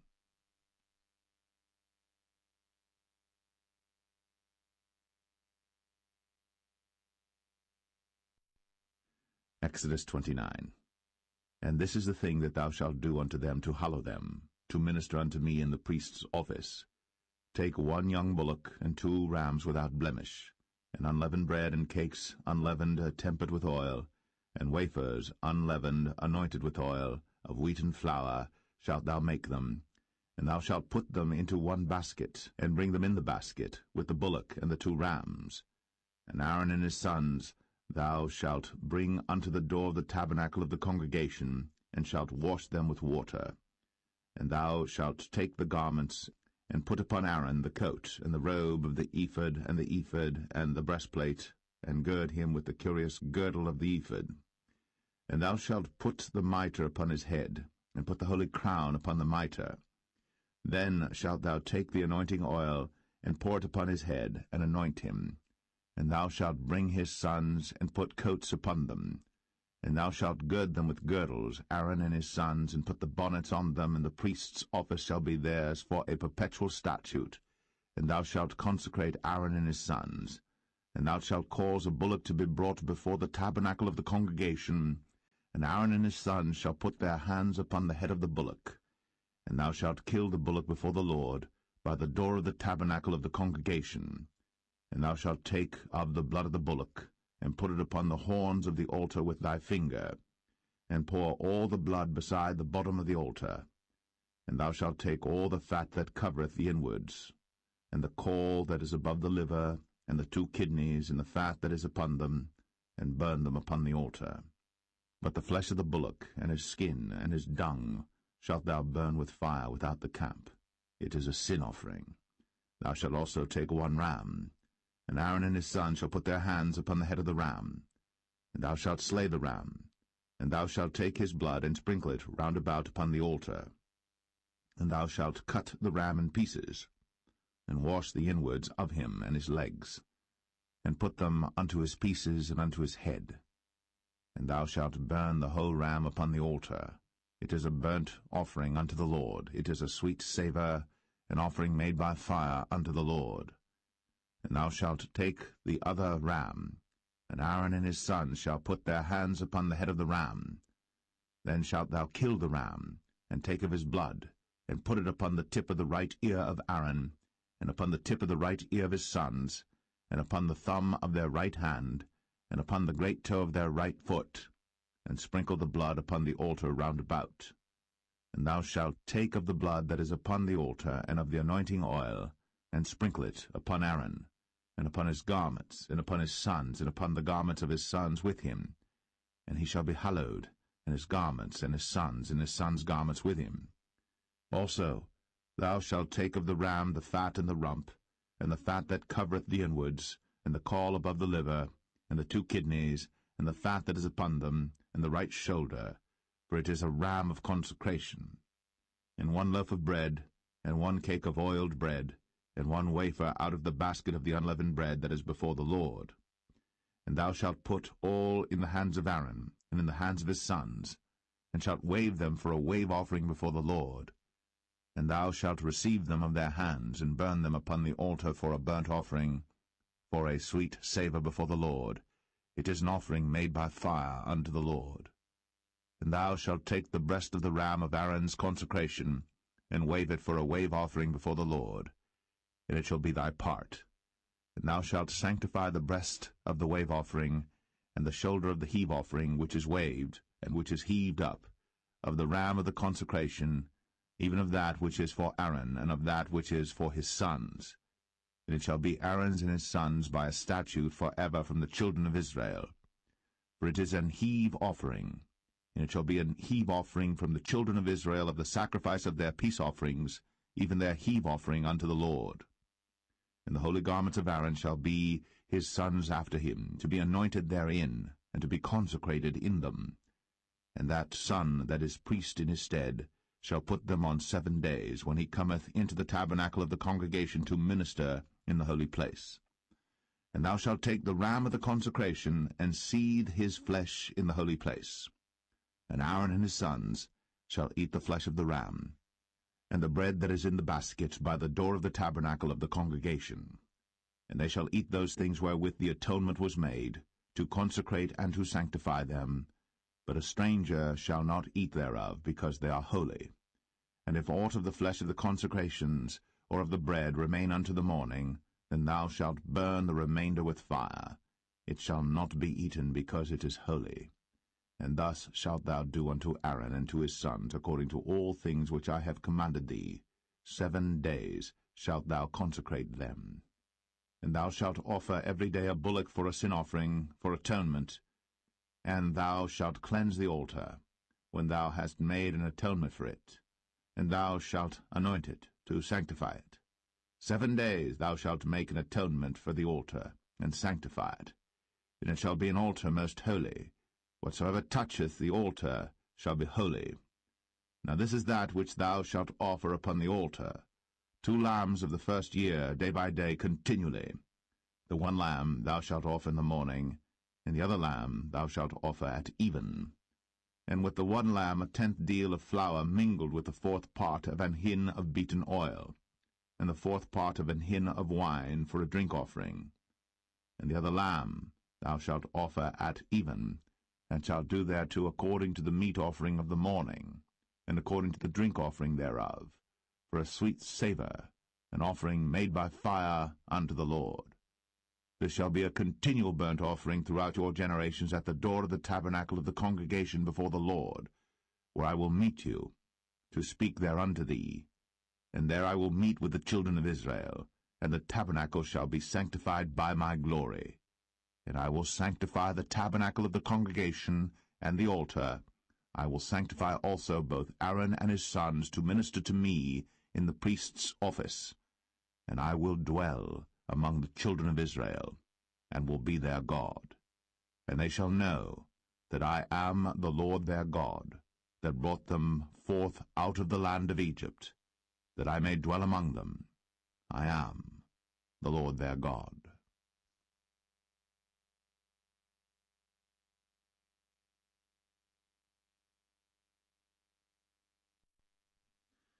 Exodus 30. And thou shalt make an altar to burn incense upon. Of shittim wood shalt thou make it. A cubit shall be the length thereof, and a cubit the breadth thereof. 4 square shall it be. And 2 cubits shall be the height thereof. The horns thereof shall be of the same. And thou shalt overlay it with pure gold, the top thereof and the sides thereof round about, and the horns thereof. And thou shalt make unto it a crown of gold round about. And 2 golden rings shalt thou make to it under the crown of it. By the 2 corners thereof upon the 2 sides of it shalt thou make it. And they shall be for places for the staves to bear it withal. And thou shalt make the staves of shittim wood, and overlay them with gold. And thou shalt put it before the veil that is by the ark of the testimony, before the mercy seat that is over the testimony, where I will meet with thee. And Aaron shall burn thereon sweet incense every morning. When he dresseth the lamps, he shall burn incense upon it. And when Aaron lighteth the lamps at even, he shall burn incense upon it, a perpetual incense before the Lord throughout your generations. Ye shall offer no strange incense thereon, nor burnt sacrifice, nor meat offering, neither shall ye pour drink offering thereon. And Aaron shall make an atonement upon the horns of it once in a year with the blood of the sin offering of atonements. Once in the year shall he make atonement upon it throughout your generations. It is most holy unto the Lord. And the Lord spake unto Moses, saying, When thou takest the sum of the children of Israel after their number, then shall they give every man a ransom for his soul unto the Lord, when thou numberest them, that there be no plague among them, when thou numberest them. This they shall give every one that passeth among them that are numbered, half a shekel after the shekel of the sanctuary. A shekel is 20 gerahs, and half shekel shall be the offering of the Lord. Every one that passeth among them that are numbered, from 20 years old and above, shall give an offering unto the Lord. The rich shall not give more, and the poor shall not give less than half a shekel, when they give an offering unto the Lord, to make an atonement for your souls. And thou shalt take the atonement money of the children of Israel, and shalt appoint it for the service of the tabernacle of the congregation, that it may be a memorial unto the children of Israel before the Lord, to make an atonement for your souls. And the Lord spake unto Moses, saying, Thou shalt also make a laver of brass, and his foot also of brass, to wash withal. And thou shalt put it between the tabernacle of the congregation and the altar, and thou shalt put water therein. For Aaron and his sons shall wash their hands and their feet thereat. When they go into the tabernacle of the congregation, they shall wash with water, that they die not, or when they come near to the altar to minister, to burn offering made by fire unto the Lord. So they shall wash their hands and their feet, that they die not. And it shall be a statute forever to them, even to him and to his seed throughout their generations. Moreover the Lord spake unto Moses, saying, Take thou also unto thee principal spices, of pure myrrh 500 shekels, and of sweet cinnamon half so much, even 250 shekels, and of sweet calamus 250 shekels, and of cassia 500 shekels after the shekel of the sanctuary, and of oil olive and hin. And thou shalt make it an oil of holy ointment, an ointment compound after the art of the apothecary. It shall be an holy anointing oil. And thou shalt anoint the tabernacle of the congregation therewith, and the ark of the testimony, and the table and all his vessels, and the candlestick and his vessels, and the altar of incense, and the altar of burnt offering with all his vessels, and the laver and his foot. And thou shalt sanctify them, that they may be most holy. Whatsoever touches them shall be holy. And thou shalt anoint Aaron and his sons, and consecrate them, that they may minister unto me in the priest's office. And thou shalt speak unto the children of Israel, saying, This shall be an holy anointing oil unto me throughout your generations. Upon man's flesh shall it not be poured, neither shall ye make any other like it, after the composition of it. It is holy, and it shall be holy unto you. Whosoever compoundeth any like it, or whosoever putteth any of it upon a stranger, shall even be cut off from his people. And the Lord said unto Moses, Take unto thee sweet spices, stacte, and onycha, and galbanum, these sweet spices with pure frankincense, of each shall there be a like weight. And thou shalt make it a perfume, a confection after the art of the apothecary, tempered together pure and holy. And thou shalt beat some of it very small, and put of it before the testimony in the tabernacle of the congregation, where I will meet with thee. It shall be unto you most holy. And as for the perfume which thou shalt make, ye shall not make to yourselves according to the composition thereof. It shall be unto thee holy for the Lord. Whosoever shall make like unto that, to smell thereto, shall even be cut off from his people.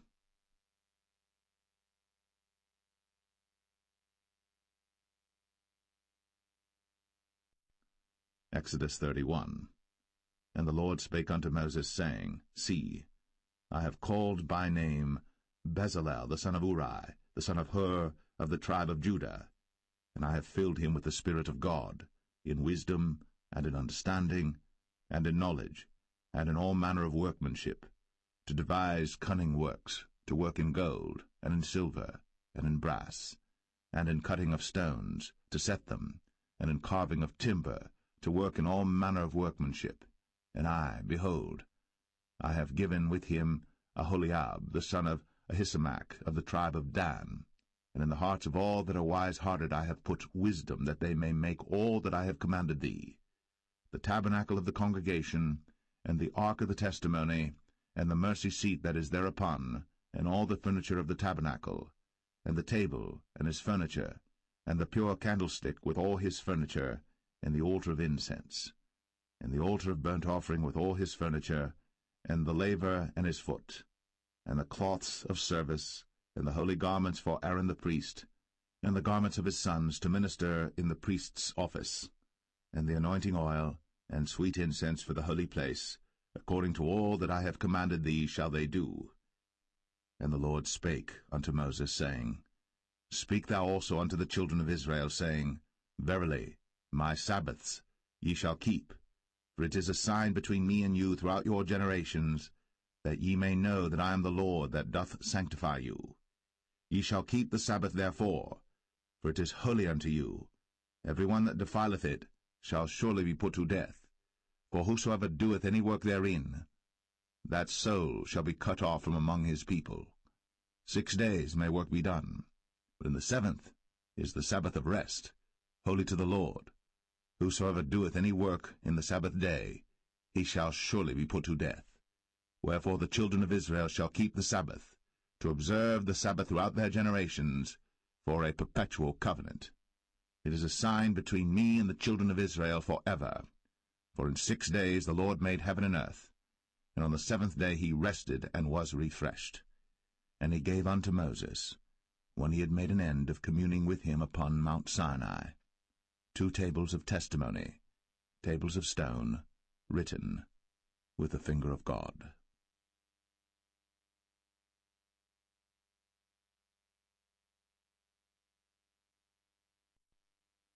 Exodus 32. And when the people saw that Moses delayed to come down out of the mount, the people gathered themselves together unto Aaron, and said unto him, Up, make us gods, which shall go before us. For as for this Moses, the man that brought us up out of the land of Egypt, we wot not what is become of him.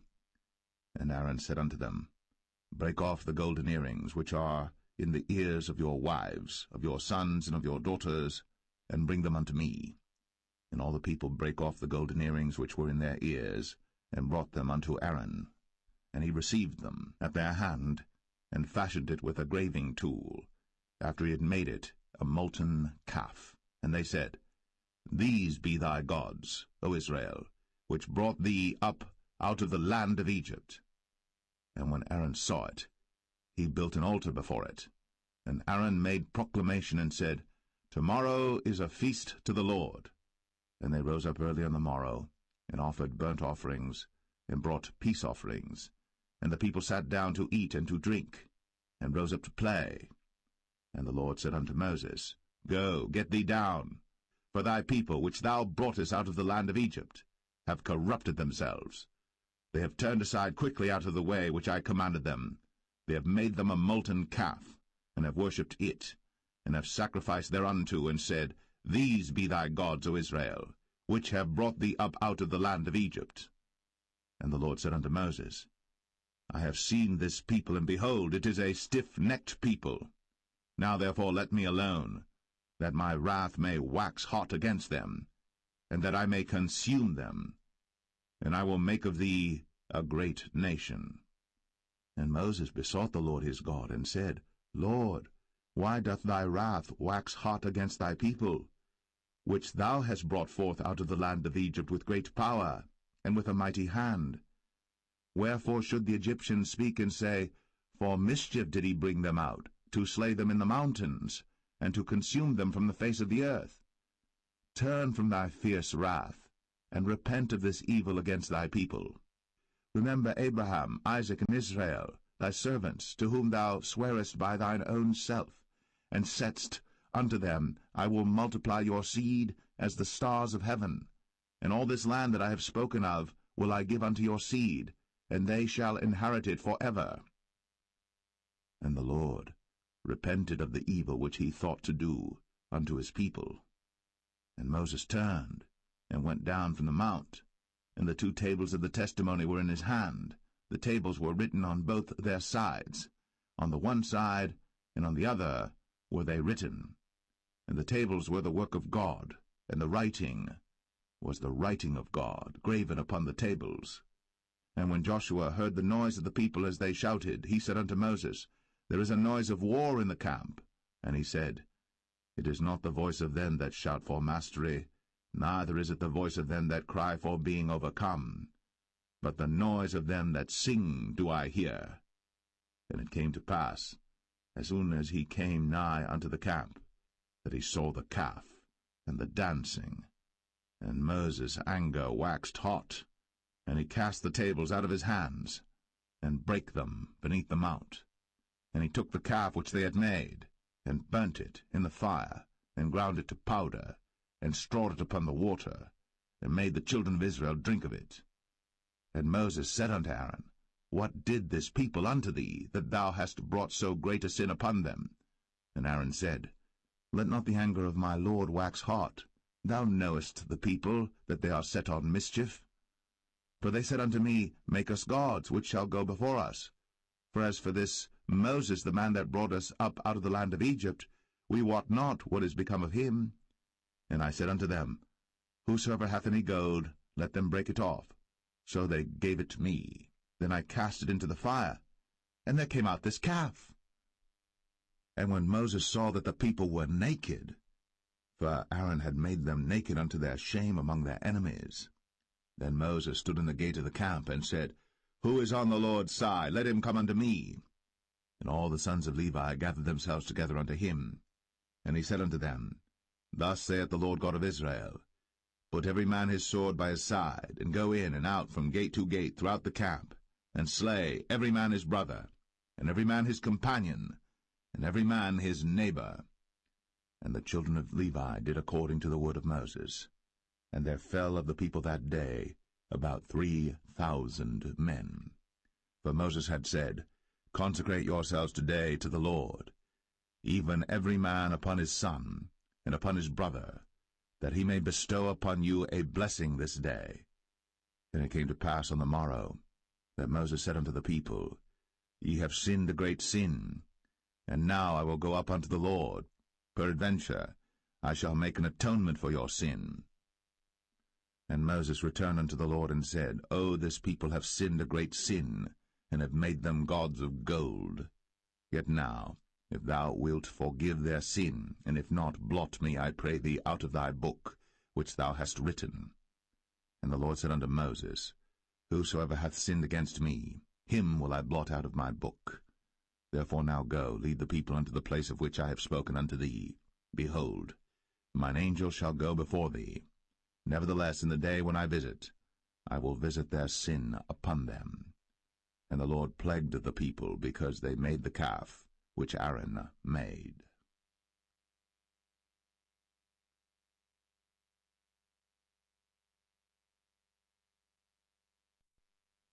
Exodus 33. And the Lord said unto Moses, Depart, and go up hence, thou, and the people which thou hast brought up out of the land of Egypt, unto the land which I swear unto Abraham, to Isaac, and to Jacob, saying, Unto thy seed will I give it. And I will send an angel before thee, and I will drive out the Canaanite, the Amorite, and the Hittite, and the Perizzite, the Hivite, and the Jebusite, unto a land flowing with milk and honey. For I will not go up in the midst of thee, for thou art a stiff-necked people, lest I consume thee in the way. And when the people heard these evil tidings, they mourned, and no man did put on him his ornaments. For the Lord had said unto Moses, Say unto the children of Israel, Ye are a stiff-necked people. I will come up into the midst of thee in a moment, and consume thee. Therefore now put off thy ornaments from thee, that I may know what to do unto thee. And the children of Israel stripped themselves of their ornaments by the mount Horeb. And Moses took the tabernacle, and pitched it without the camp, afar off from the camp, and called it the tabernacle of the congregation. And it came to pass that every one which sought the Lord went out unto the tabernacle of the congregation, which was without the camp. And it came to pass, when Moses went out unto the tabernacle, that all the people rose up, and stood every man at his tent door, and looked after Moses, until he was gone into the tabernacle. And it came to pass, as Moses entered into the tabernacle, the cloudy pillar descended, and stood at the door of the tabernacle, and the Lord talked with Moses. And all the people saw the cloudy pillar stand at the tabernacle door. And all the people rose up and worshipped, every man in his tent door. And the Lord spake unto Moses face to face, as a man speaketh unto his friend. And he turned again into the camp. But his servant Joshua the son of Nun, a young man, departed not out of the tabernacle. And Moses said unto the Lord, See, thou sayest unto me, Bring up this people, and thou hast not let me know whom thou wilt send with me. Yet thou hast said, I know thee by name, and thou hast also found grace in my sight. Now therefore, I pray thee, if I have found grace in thy sight, show me now thy way, that I may know thee, that I may find grace in thy sight, and consider that this nation is thy people. And he said, My presence shall go with thee, and I will give thee rest. And he said unto him, If thy presence go not with me, carry us not up hence. For wherein shall it be known here that I and thy people have found grace in thy sight? Is it not in that thou goest with us? So shall we be separated, I and thy people, from all the people that are upon the face of the earth. And the Lord said unto Moses, I will do this thing also that thou hast spoken, for thou hast found grace in my sight, and I know thee by name. Then he said, I beseech thee, show me thy glory. And he said, I will make all my goodness pass before thee, and I will proclaim the name of the Lord before thee, and will be gracious to whom I will be gracious, and will show mercy on whom I will show mercy. And he said, Thou canst not see my face, for there shall no man see me and live. And the Lord said, Behold, there is a place by me, and thou shalt stand upon a rock. And it shall come to pass, while my glory passeth by, that I will put thee in a cleft of the rock, and will cover thee with my hand while I pass by. And I will take away mine hand, and thou shalt see my back parts, but my face shall not be seen.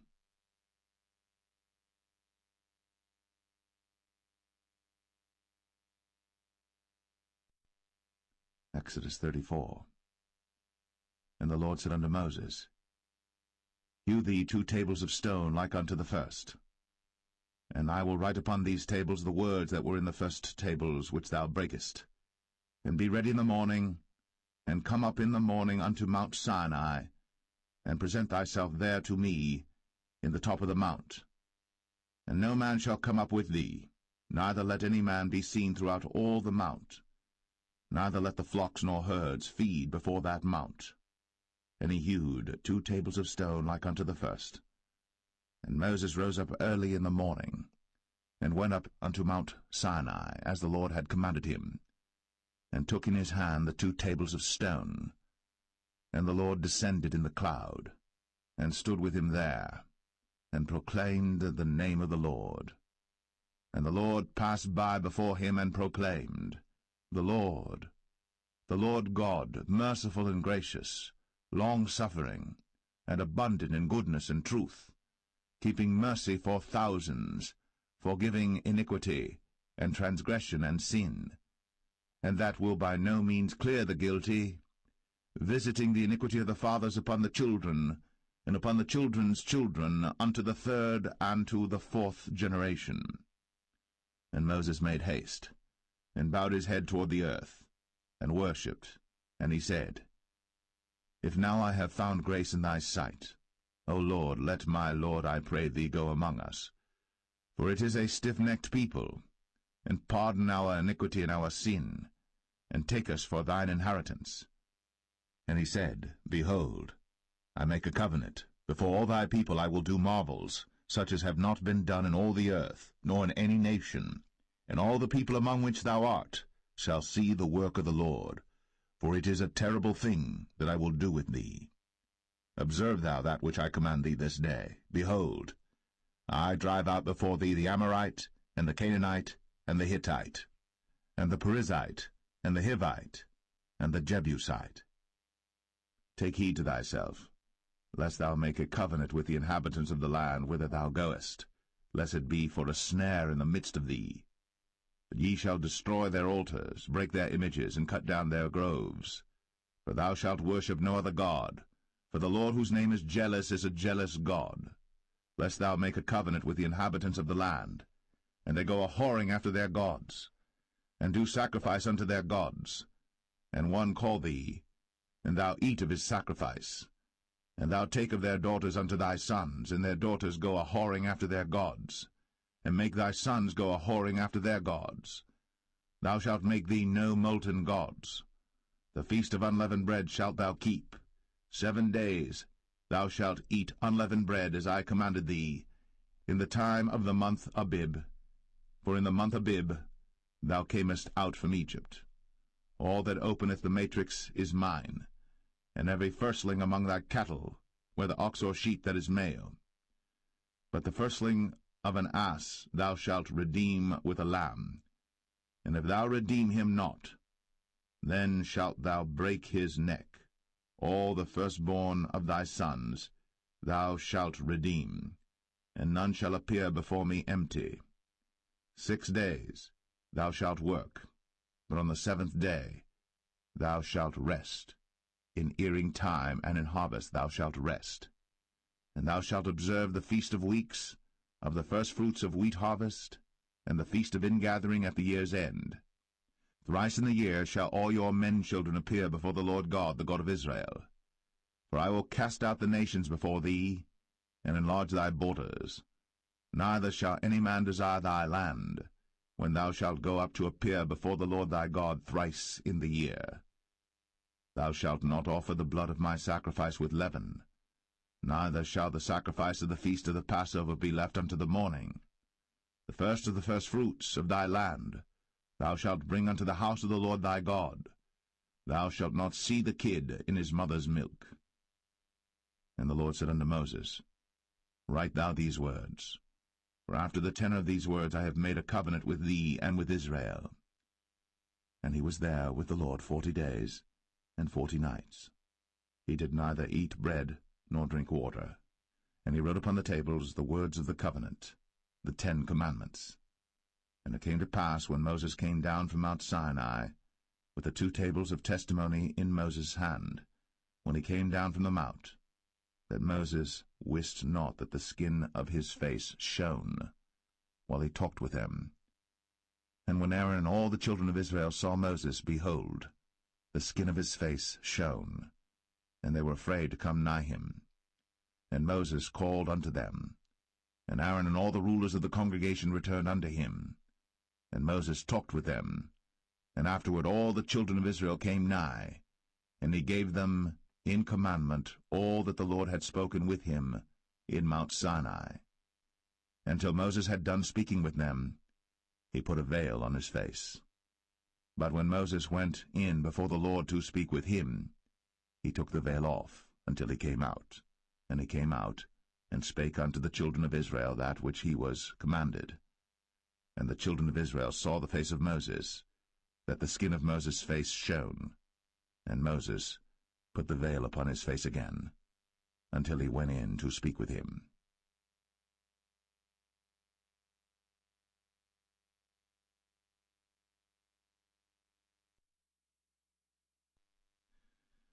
Exodus 35.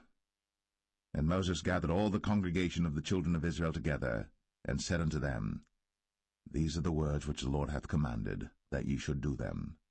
6 days shall work be done, but on the 7th day there shall be to you an holy day, a Sabbath of rest to the Lord. Whosoever doeth work therein shall be put to death. Ye shall kindle no fire throughout your habitations upon the Sabbath day. And Moses spake unto all the congregation of the children of Israel, saying, This is the thing which the Lord commanded, saying, Take ye from among you an offering unto the Lord. Whosoever is of a willing heart, let him bring it, an offering of the Lord, gold and silver and brass, and blue and purple and scarlet and fine linen and goat's hair, and rams' skins dyed red, and badgers' skins, and shittim wood, and oil for the light, and spices for anointing oil, and for the sweet incense, and onyx stones, and stones to be set for the ephod and for the breastplate.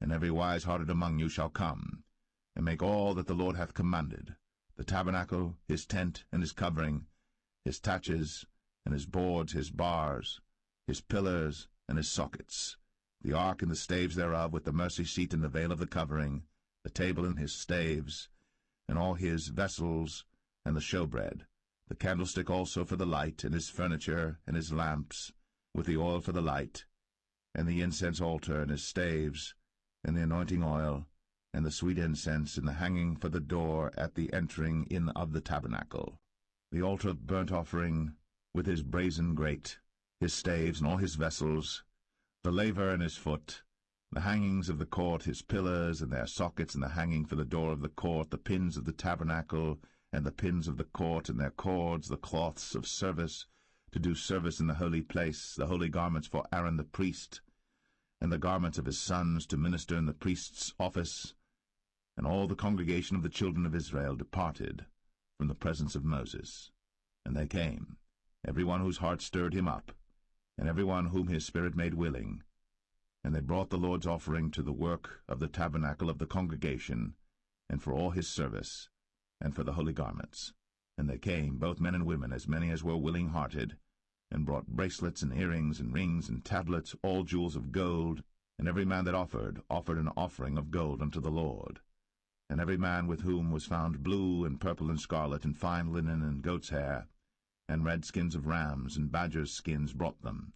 Every one that did offer an offering of silver and brass brought the Lord's offering, and every man with whom was found shittim wood for any work of the service brought it. And all the women that were wise-hearted did spin with their hands, and brought that which they had spun, both of blue and of purple and of scarlet and of fine linen. And all the women whose heart stirred them up in wisdom spun goat's hair. And the rulers brought onyx stones, and stones to be set for the ephod and for the breastplate, and spice, and oil for the light, and for the anointing oil, and for the sweet incense. The children of Israel brought a willing offering unto the Lord, every man and woman whose heart made them willing to bring for all manner of work, which the Lord had commanded to be made by the hand of Moses. And Moses said unto the children of Israel, See, the Lord hath called by name Bezalel the son of Uri, the son of Hur, of the tribe of Judah. And he hath filled him with the Spirit of God in wisdom, in understanding, and in knowledge, and in all manner of workmanship, and to devise curious works, to work in gold, and in silver, and in brass, and in the cutting of stones, to set them, and in carving of wood, to make any manner of cunning work. And he hath put in his heart that he may teach, both he and Aholiab, the son of Ahisamach, of the tribe of Dan. Them hath he filled with wisdom of heart, to work all manner of work, of the engraver, and of the cunning workman, and of the embroiderer, in blue, and in purple, and scarlet, and in fine linen, and of the weaver, even of them that do any work, and of those that devise cunning work.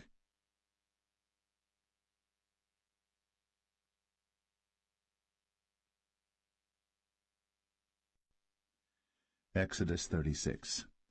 Then wrought Bezalel and Aholiab, and every wise-hearted man, in whom the Lord put wisdom and understanding to know how to work all manner of work for the service of the sanctuary, according to all that the Lord had commanded.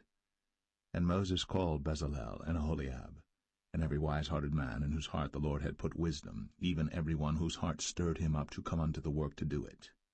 And they received of Moses all the offering, which the children of Israel had brought for the work of the service of the sanctuary, to make it withal.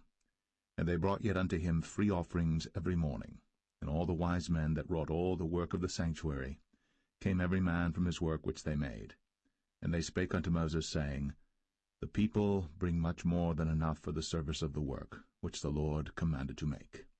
And Moses gave commandment, and they caused it to be proclaimed throughout the camp, saying, let neither man nor woman make any more work for the offering of the sanctuary. So the people were restrained from bringing. For the stuff they had was sufficient for all the work to make it, and too much. And every wise-hearted man among them that wrought the work of the tabernacle made 10 curtains of fine twined linen, and blue, and purple, and scarlet. With cherubims of cunning work made he them. The length of one curtain was 28 cubits, and the breadth of one curtain 4 cubits. The curtains were all of one size. And he coupled the 5 curtains one unto another, and the other 5 curtains he coupled one unto another. And he made loops of blue on the edge of one curtain from the selvage in the coupling. Likewise he made in the uttermost side of another curtain in the coupling of the second. 50 loops made he in one curtain, and 50 loops made he in the edge of the curtain which was in the coupling of the second. The loops held one curtain to another. And he made 50 taches of gold, and coupled the curtains one unto another with the taches. So it became one tabernacle. And he made curtains of goat's hair for the tent over the tabernacle. 11 curtains he made them. The length of one curtain was 30 cubits, and 4 cubits was the breadth of one curtain. The 11 curtains were of one size. And he coupled 5 curtains by themselves, and 6 curtains by themselves. And he made 50 loops upon the uttermost edge of the curtain in the coupling, and 50 loops made he upon the edge of the curtain which coupleth the second. And he made 50 taches of brass to couple the tent together, that it might be one. And he made a covering for the tent of ram skins dyed red, and a covering of badger skins above that. And he made boards for the tabernacle of shittim wood standing up. The length of a board was 10 cubits, and the breadth of a board 1 cubit and a half. One board had 2 tenons, equally distant one from another. Thus did he make for all the boards of the tabernacle. And he made boards for the tabernacle, 20 boards for the south side southward. And 40 sockets of silver he made under the 20 boards, 2 sockets under one board for his 2 tenons, and 2 sockets under another board for his 2 tenons. And for the other side of the tabernacle, which is toward the north corner, he made 20 boards, and their 40 sockets of silver, 2 sockets under one board, and 2 sockets under another board. And for the sides of the tabernacle westward he made 6 boards, and 2 boards made he for the corners of the tabernacle in the 2 sides, and they were coupled beneath, and coupled together at the head thereof to one ring. Thus he did to both of them in both the corners. And there were 8 boards, and their sockets were 16 sockets of silver, under every board 2 sockets.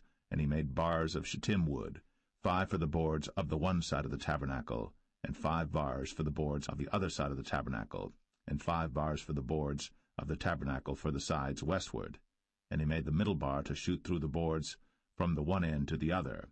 And he overlaid the boards with gold, and made their rings of gold to be places for the bars, and overlaid the bars with gold. And he made a veil of blue and purple and scarlet, and fine twined linen, with cherubims made he it of cunning work. And he made thereunto 4 pillars of shittim wood, and overlaid them with gold. Their hooks were of gold. And he cast for them 4 sockets of silver.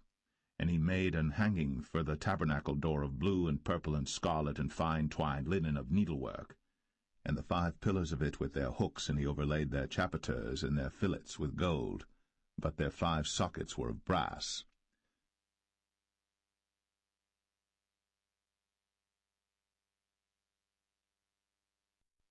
Exodus 37. And Bezalel made the ark of shittim wood.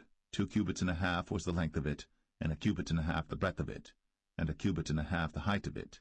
And he overlaid it with pure gold within and without, and made a crown of gold to it round about. And he cast for it 4 rings of gold, to be set by the 4 corners of it, even 2 rings upon the one side of it, and 2 rings upon the other side of it. And he made staves of shittim wood, and overlaid them with gold. And he put the staves into the rings by the sides of the ark to bear the ark. And he made the mercy seat of pure gold. 2 cubits and a half was the length thereof, and 1 cubit and a half the breadth thereof.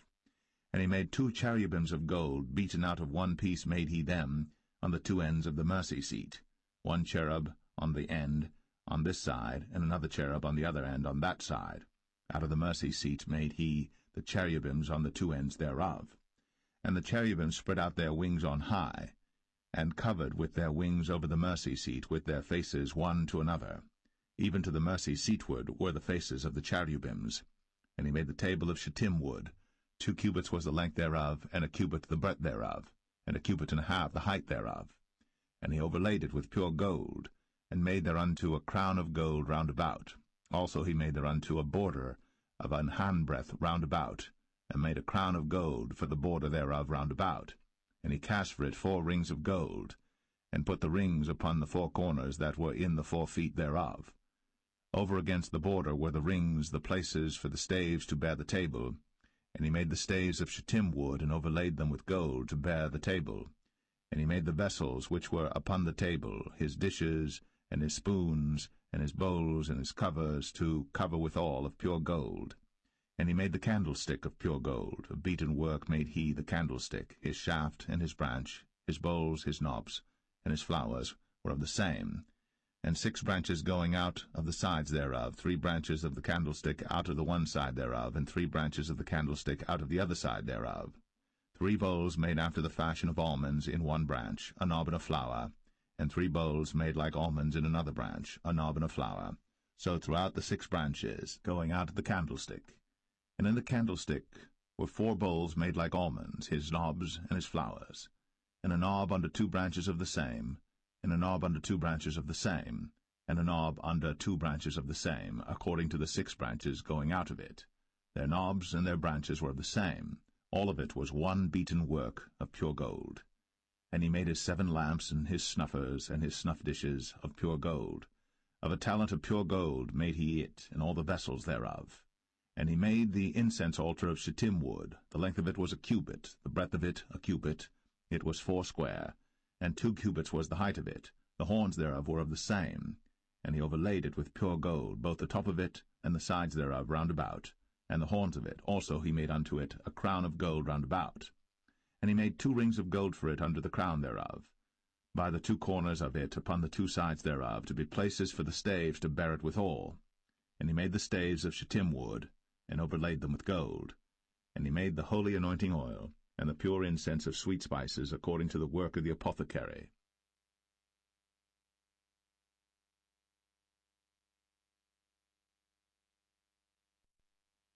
Exodus 38.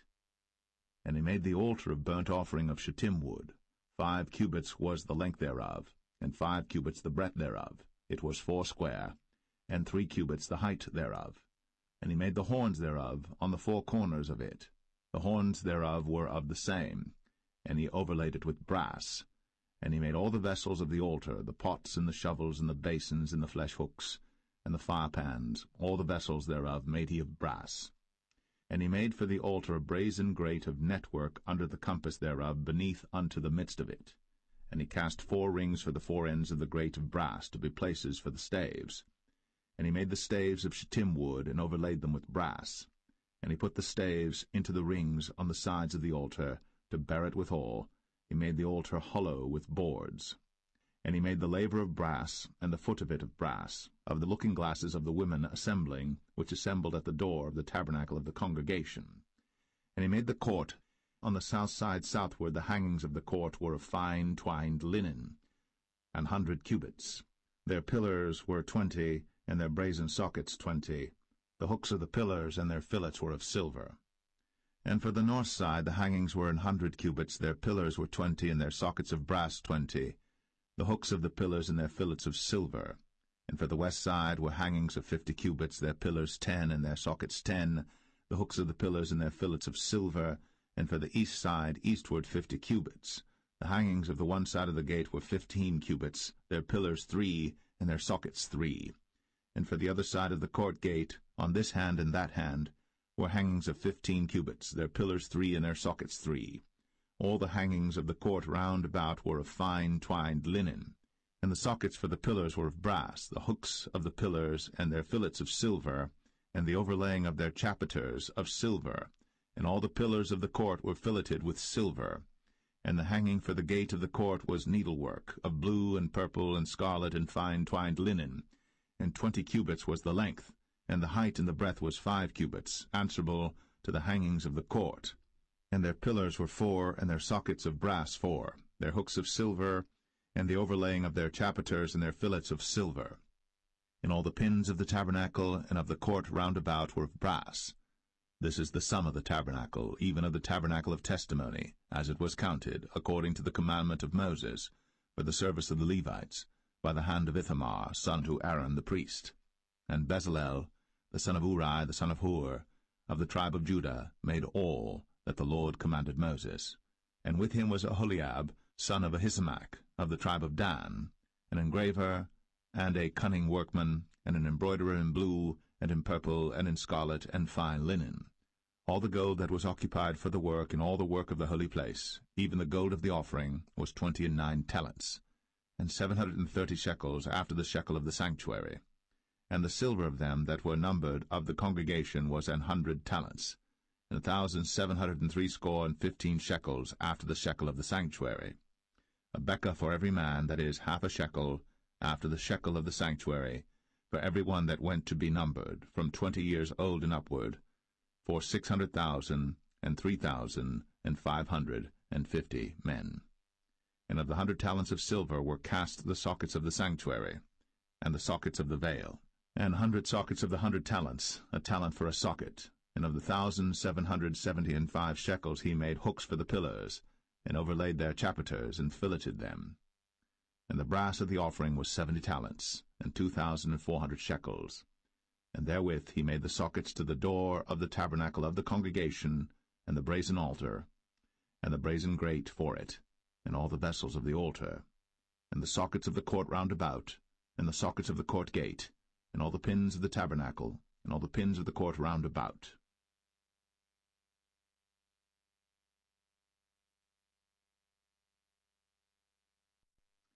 Exodus 39.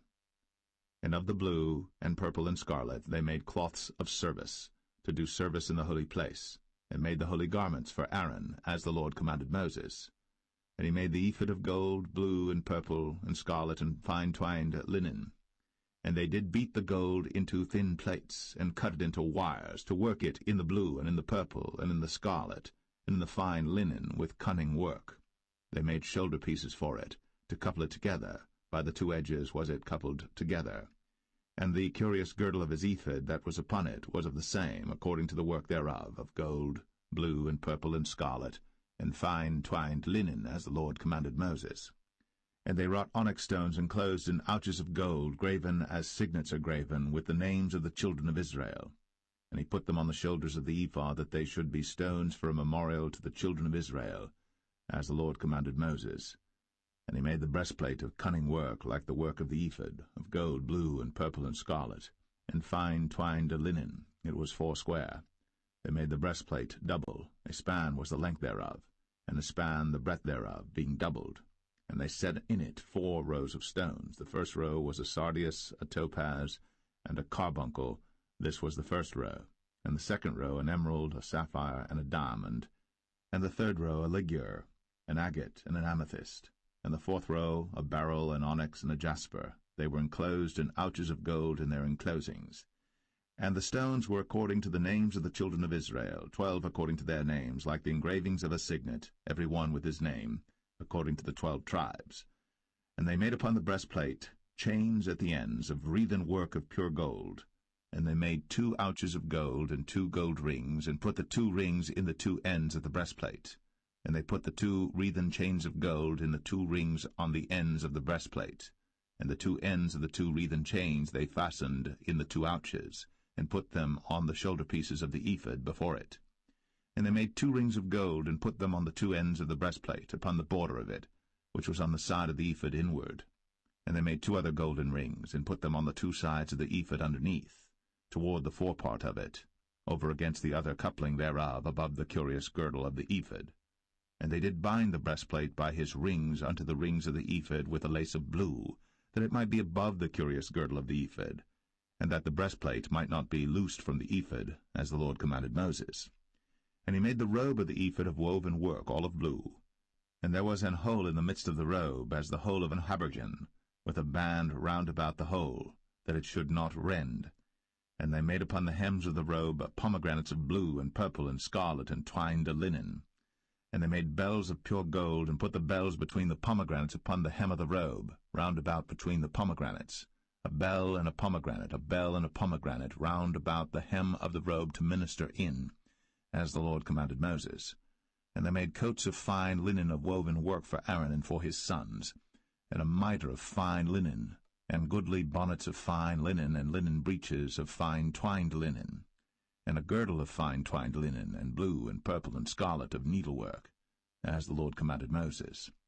And they made the plate of the holy crown of pure gold, and wrote upon it a writing like to the engravings of a signet, Holiness to the Lord.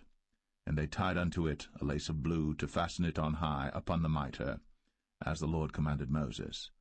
Thus was all the work of the tabernacle of the tent of the congregation finished. And the children of Israel did according to all that the Lord commanded Moses, so did they.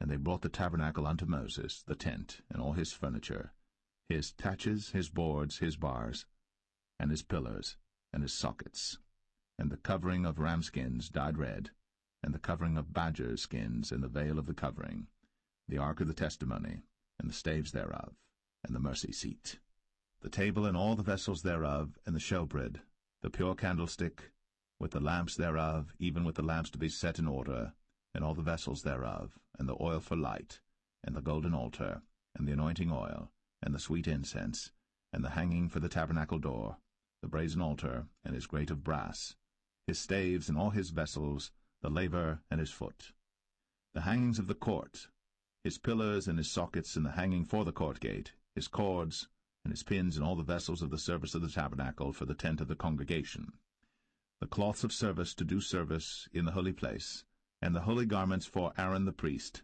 and his sons' garments, to minister in the priest's office. According to all that the Lord commanded Moses, so the children of Israel made all the work. And Moses did look upon all the work, and behold, they had done it, as the Lord had commanded, even so had they done it. And Moses blessed them.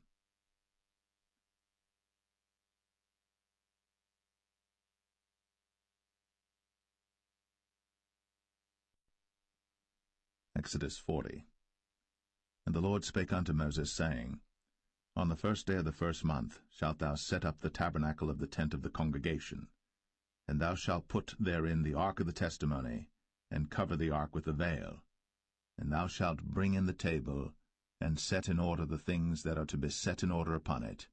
And thou shalt bring in the candlestick, and light the lamps thereof. And thou shalt set the altar of gold for the incense before the ark of the testimony, and put the hanging of the door to the tabernacle. And thou shalt set the altar of the burnt offering before the door of the tabernacle of the tent of the congregation. And thou shalt set the laver between the tent of the congregation and the altar, and shalt put water therein. And thou shalt set up the court round about, and hang up the hanging at the court gate. And thou shalt take the anointing oil, and anoint the tabernacle, and all that is therein, and shalt hallow it, and all the vessels thereof, and it shall be holy. And thou shalt anoint the altar of the burnt offering, and all his vessels, and sanctify the altar, and it shall be an altar most holy. And thou shalt anoint the laver and his foot, and sanctify it. And thou shalt bring Aaron and his sons unto the door of the tabernacle of the congregation, and wash them with water.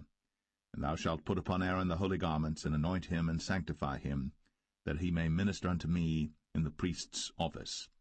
And thou shalt bring his sons, and clothe them with coats.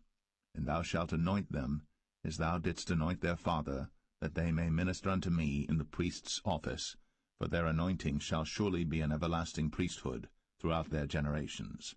Thus did Moses. According to all that the Lord commanded him, so did he. And it came to pass in the first month, in the second year, on the first day of the month, that the tabernacle was reared up. And Moses reared up the tabernacle, and fastened his sockets, and set up the boards thereof, and put in the bars thereof, and reared up his pillars. And he spread abroad the tent over the tabernacle, and put the covering of the tent above upon it, as the Lord commanded Moses. And he took and put the testimony into the ark, and set the staves on the ark, and put the mercy seat above upon the ark. And he brought the ark into the tabernacle, and set up the veil of the covering, and covered the ark of the testimony, as the Lord commanded Moses. And he put the table in the tent of the congregation upon the side of the tabernacle northward without the veil. And he set the bread in order upon it before the Lord, as the Lord had commanded Moses.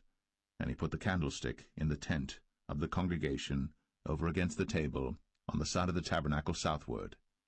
And he lighted the lamps before the Lord, as the Lord commanded Moses. And he put the golden altar in the tent of the congregation before the veil. And he burnt sweet incense thereon, as the Lord commanded Moses. And he set up the hanging at the door of the tabernacle.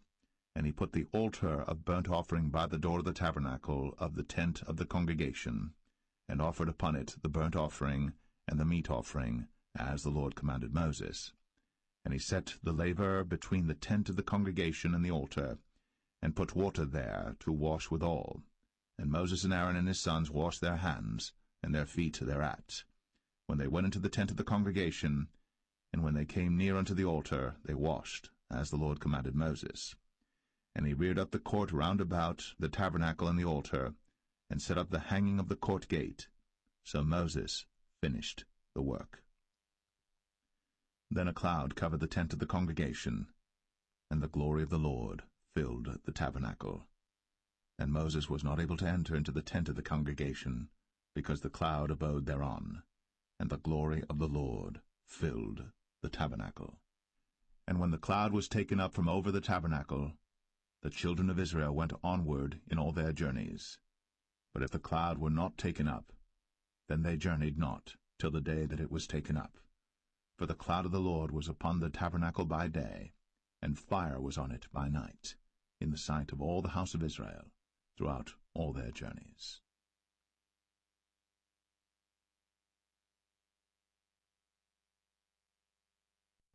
The Book of Leviticus, chapter 1. And the Lord called unto Moses, and spake unto him out of the tabernacle of the congregation, saying, Speak unto the children of Israel, and say unto them, If any man of you bring an offering unto the Lord, ye shall bring your offering of the cattle, even of the herd, and of the flock. If his offering be a burnt sacrifice of the herd, let him offer a male without blemish. He shall offer it of his own voluntary will at the door of the tabernacle of the congregation before the Lord. And he shall put his hand upon the head of the burnt offering, and it shall be accepted for him to make atonement for him. And he shall kill the bullock before the Lord, and the priests, Aaron's sons, shall bring the blood, and sprinkle the blood round about upon the altar that is by the door of the tabernacle of the congregation. And he shall flay the burnt offering, and cut it into his pieces. And the sons of Aaron the priests shall put fire upon the altar, and lay the wood in order upon the fire. And the priests, Aaron's sons, shall lay the parts, the head, and the fat, in order upon the wood that is on the fire which is upon the altar. But his inwards and his legs shall he wash in water, and the priests shall burn all on the altar, to be a burnt sacrifice, an offering made by fire, of a sweet savour unto the Lord. And if his offering be of the flocks, namely of the sheep or of the goats, for a burnt sacrifice, he shall bring it a male without blemish, and he shall kill it on the side of the altar northward before the Lord, and the priests, Aaron's sons, shall sprinkle his blood round about upon the altar. And he shall cut it into his pieces, with his head and his fat, and the priest shall lay them in order on the wood that is on the fire which is upon the altar. But he shall wash the inwards and the legs with water, and the priest shall bring it all, and burn it upon the altar. It is a burnt sacrifice, an offering made by fire, of a sweet savour unto the Lord. And if the burnt sacrifice for his offering to the Lord be of fowls, then he shall bring his offering of turtle doves or of young pigeons. And the priest shall bring it unto the altar, and wring off his head, and burn it on the altar, and the blood thereof shall be wrung out at the side of the altar. And he shall pluck away his crop with his feathers, and cast it beside the altar on the east part, by the place of the ashes. And he shall cleave it with the wings thereof, but shall not divide it asunder. And the priest shall burn it upon the altar, upon the wood that is upon the fire. It is a burnt sacrifice, an offering made by fire, of a sweet savour unto the Lord.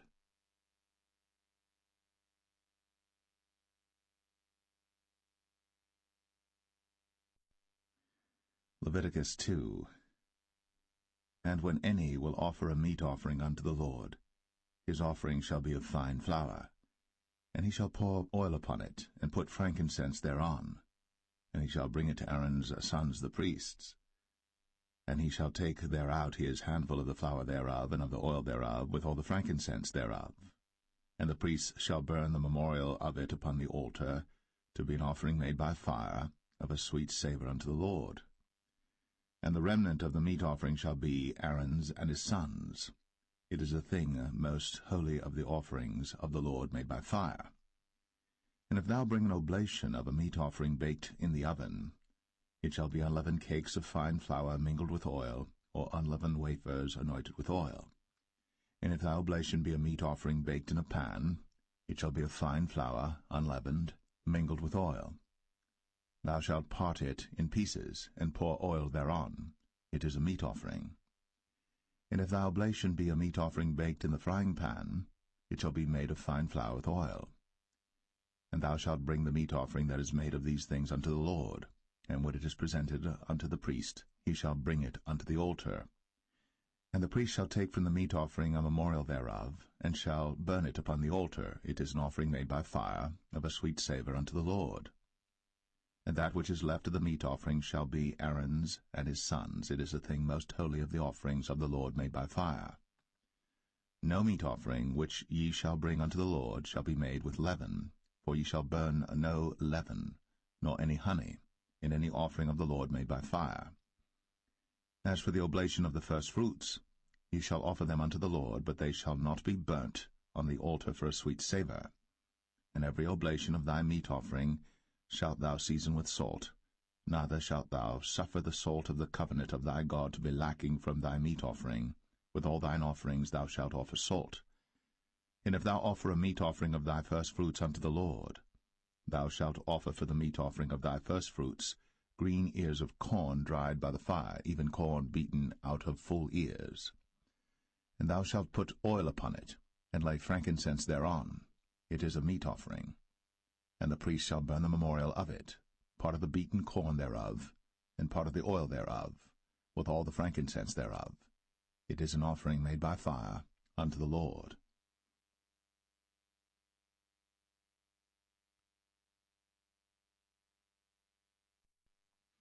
Leviticus 3. And if his oblation be a sacrifice of peace offering, if he offer it of the herd, whether it be a male or female, he shall offer it without blemish before the Lord. And he shall lay his hand upon the head of his offering, and kill it at the door of the tabernacle of the congregation. And Aaron's sons the priests shall sprinkle the blood upon the altar round about. And he shall offer of the sacrifice of the peace offering an offering made by fire unto the Lord, the fat that covereth the inwards, and all the fat that is upon the inwards, and the 2 kidneys, and the fat that is on them, which is by the flanks, and the caul above the liver, with the kidneys, it shall he take away. And Aaron's sons shall burn it on the altar upon the burnt sacrifice, which is upon the wood that is on the fire. It is an offering made by fire, of a sweet savour unto the Lord. And if his offering for a sacrifice of peace offering unto the Lord be of the flock, male or female, he shall offer it without blemish. If he offer a lamb for his offering, then shall he offer it before the Lord. And he shall lay his hand upon the head of his offering, and kill it before the tabernacle of the congregation. And Aaron's sons shall sprinkle the blood thereof round about upon the altar. And he shall offer of the sacrifice of the peace offering an offering made by fire unto the Lord, the fat thereof, and the whole rump, it shall he take off hard by the backbone, and the fat that covereth the inwards, and all the fat that is upon the inwards, and the 2 kidneys, and the fat that is upon them, which is by the flanks, and the caul above the liver, with the kidneys, it shall he take away. And the priest shall burn it upon the altar. It is the food of the offering made by fire unto the Lord. And if his offering be a goat, then he shall offer it before the Lord. And he shall lay his hand upon the head of it, and kill it before the tabernacle of the congregation. And the sons of Aaron shall sprinkle the blood thereof upon the altar round about. And he shall offer thereof his offering, even an offering made by fire unto the Lord, the fat that covereth the inwards, and all the fat that is upon the inwards, and the 2 kidneys, and the fat that is upon them, which is by the flanks, and the caul above the liver, with the kidneys, it shall he take away. And the priest shall burn them upon the altar. It is the food of the offering made by fire for a sweet savour. All the fat is the Lord's. It shall be a perpetual statute for your generations throughout all your dwellings, that ye eat neither fat nor blood.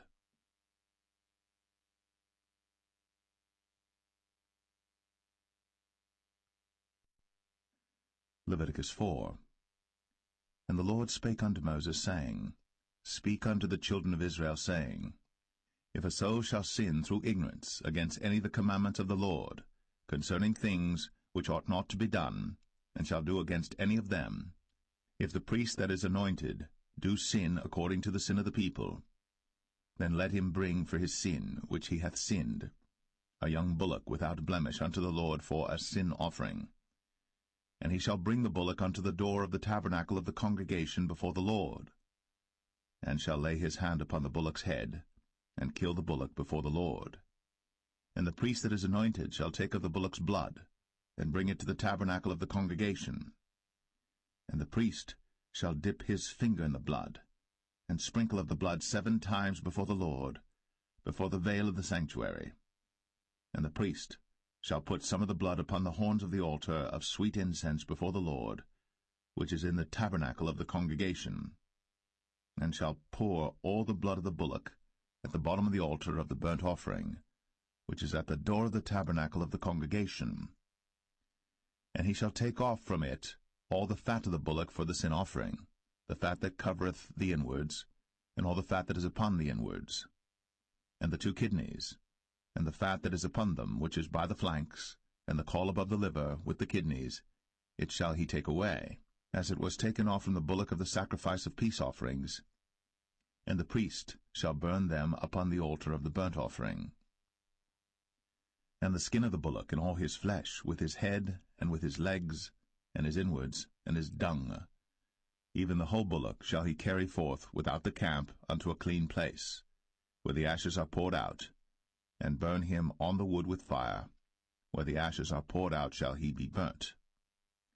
And if the whole congregation of Israel sin through ignorance, and the thing be hid from the eyes of the assembly, and they have done somewhat against any of the commandments of the Lord concerning things which should not be done, and are guilty, when the sin which they have sinned against it is known, then the congregation shall offer a young bullock for the sin, and bring him before the tabernacle of the congregation.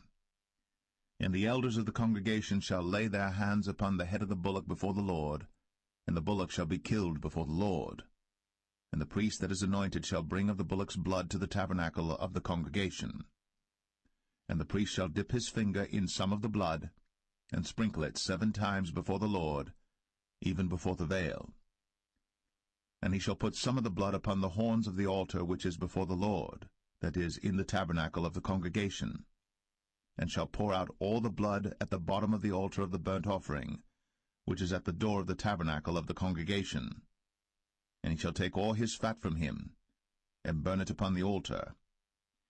And he shall do with the bullock as he did with the bullock for a sin offering. So shall he do with this. And the priest shall make an atonement for them, and it shall be forgiven them. And he shall carry forth the bullock without the camp, and burn him as he burned the first bullock. It is a sin offering for the congregation.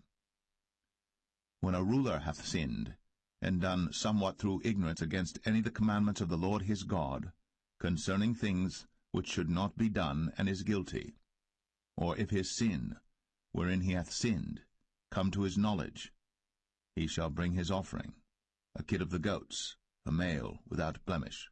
And he shall lay his hand upon the head of the goat, and kill it in the place where they killed the burnt offering before the Lord. It is a sin offering. And the priest shall take of the blood of the sin offering with his finger, and put it upon the horns of the altar of burnt offering, and shall pour out his blood at the bottom of the altar of burnt offering. And he shall burn all his fat upon the altar, as the fat of the sacrifice of peace offerings. And the priest shall make an atonement for him as concerning his sin, and it shall be forgiven him. And if any one of the common people sin through ignorance, while he doeth somewhat against any of the commandments of the Lord concerning things which ought not to be done, and be guilty, or if his sin, which he hath sinned, come to his knowledge, then he shall bring his offering, a kid of the goats, a female without blemish, for his sin, which he hath sinned. And he shall lay his hand upon the head of the sin offering, and slay the sin offering in the place of the burnt offering. And the priest shall take of the blood thereof with his finger, and put it upon the horns of the altar of burnt offering, and shall pour out all the blood thereof at the bottom of the altar. And he shall take away all the fat thereof, as the fat is taken away from off the sacrifice of peace offerings. And the priest shall burn it upon the altar for a sweet savour unto the Lord. And the priest shall make an atonement for him, and it shall be forgiven him. And if he bring a lamb for a sin offering, he shall bring it a female without blemish. And he shall lay his hand upon the head of the sin offering, and slay it for a sin offering in the place where they kill the burnt offering. And the priest shall take of the blood of the sin offering with his finger, and put it upon the horns of the altar of burnt offering, and shall pour out all the blood thereof at the bottom of the altar. And he shall take away all the fat thereof, as the fat of the lamb is taken away from the sacrifice of the peace offerings. And the priest shall burn them upon the altar according to the offerings made by fire unto the Lord. And the priest shall make an atonement for his sin that he hath committed, and it shall be forgiven him.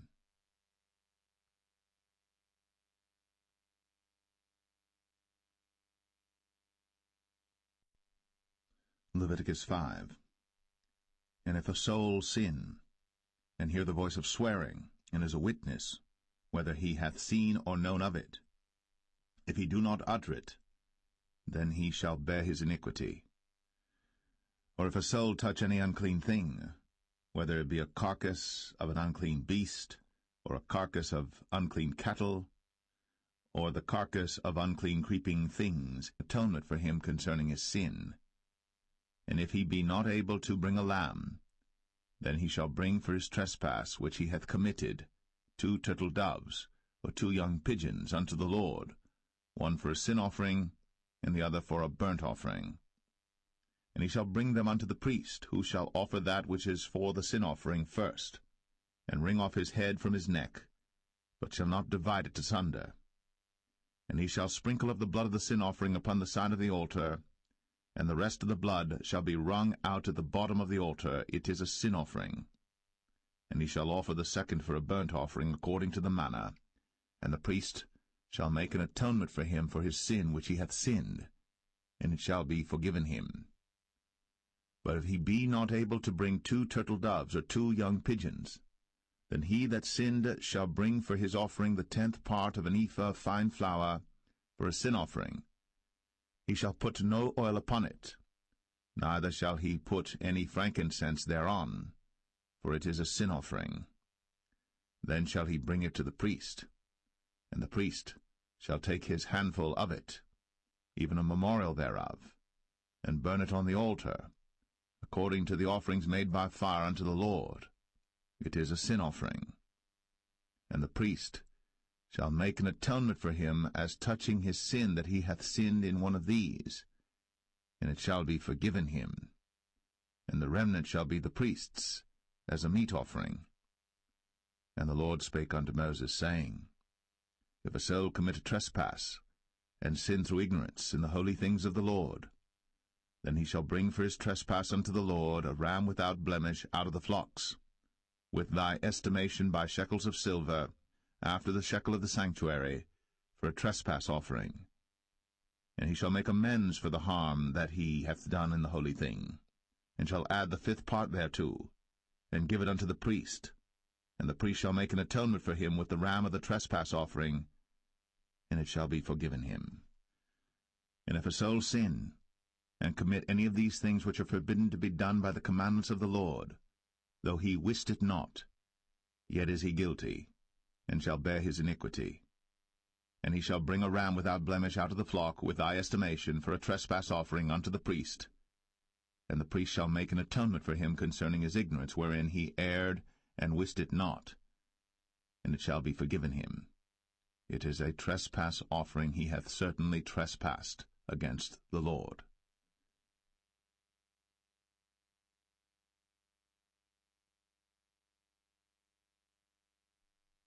Leviticus 6. And the Lord spake unto Moses, saying, If a soul sin, and commit a trespass against the Lord, and lie unto his neighbor in that which was delivered him to keep, for in fellowship, or in a thing taken away by violence, or hath deceived his neighbor, or have found that which was lost, and lieth concerning it, and sweareth falsely, in any of all these that a man doeth, sinning therein, then it shall be, because he hath sinned, and is guilty, that he shall restore that which he took violently away, or the thing which he hath deceitfully gotten, or that which was delivered him to keep, or the lost thing which he found, or all that about which he hath sworn falsely. He shall even restore it in the principal, and shall add the 5th part more thereto, and give it unto him to whom it appertaineth, in the day of his trespass offering. And he shall bring his trespass offering unto the Lord, a ram without blemish out of the flock, with thy estimation, for a trespass offering unto the priest. And the priest shall make an atonement for him before the Lord, and it shall be forgiven him for anything of all that he hath done in trespassing therein. And the Lord spake unto Moses, saying, Command Aaron and his sons, saying, This is the law of the burnt offering. It is the burnt offering because of the burning upon the altar all night unto the morning, and the fire of the altar shall be burning in it. And the priest shall put on his linen garment, and his linen breeches shall he put upon his flesh, and take up the ashes which the fire hath consumed with the burnt offering on the altar. And he shall put them beside the altar. And he shall put off his garments, and put on other garments, and carry forth the ashes without the camp unto a clean place. And the fire upon the altar shall be burning in it. It shall not be put out. And the priest shall burn wood on it every morning, and lay the burnt offering in order upon it. And he shall burn thereon the fat of the peace offerings. The fire shall ever be burning upon the altar. It shall never go out. And this is the law of the meat offering. The sons of Aaron shall offer it before the Lord, before the altar. And he shall take of it his handful of the flour of the meat offering, and of the oil thereof, and all the frankincense which is upon the meat offering, and shall burn it upon the altar for a sweet savour, even the memorial of it, unto the Lord. And the remainder thereof shall Aaron and his sons eat. With unleavened bread shall it be eaten in the holy place. In the court of the tabernacle of the congregation they shall eat it. It shall not be baked with leaven. I have given it unto them for their portion of my offerings made by fire. It is most holy, as is the sin offering, and as the trespass offering. All the males among the children of Aaron shall eat of it. It shall be a statute for ever in your generations concerning the offerings of the Lord made by fire. Every one that toucheth them shall be holy. And the Lord spake unto Moses, saying, This is the offering of Aaron and of his sons, which they shall offer unto the Lord in the day when he is anointed. The 10th part of an ephah of fine flour for a meat offering perpetual, half of it in the morning, and half thereof at night. In a pan it shall be made with oil, and when it is baked, thou shalt bring it in. And the baked pieces of the meat offering shalt thou offer for a sweet savour unto the Lord. And the priest of his sons that is anointed in his stead shall offer it. It is a statute for ever unto the Lord. It shall be wholly burnt. For every meat offering for the priest shall be wholly burnt. It shall not be eaten. And the Lord spake unto Moses, saying, Speak unto Aaron and to his sons, saying, This is the law of the sin offering. In the place where the burnt offering is killed shall the sin offering be killed before the Lord. It is most holy. The priest that offereth it for sin shall eat it. In the holy place shall it be eaten, in the court of the tabernacle of the congregation. Whatsoever shall touch the flesh thereof shall be holy. And when there is sprinkled of the blood thereof upon any garment, thou shalt wash that whereon it was sprinkled in the holy place. But the earthen vessel wherein it is sodden shall be broken, and if it be sodden in a brazen pot, it shall be both scoured and rinsed in water. All the males among the priests shall eat thereof. It is most holy. And no sin offering, whereof any of the blood is brought into the tabernacle of the congregation to reconcile with all in the holy place, shall be eaten. It shall be burnt in the fire.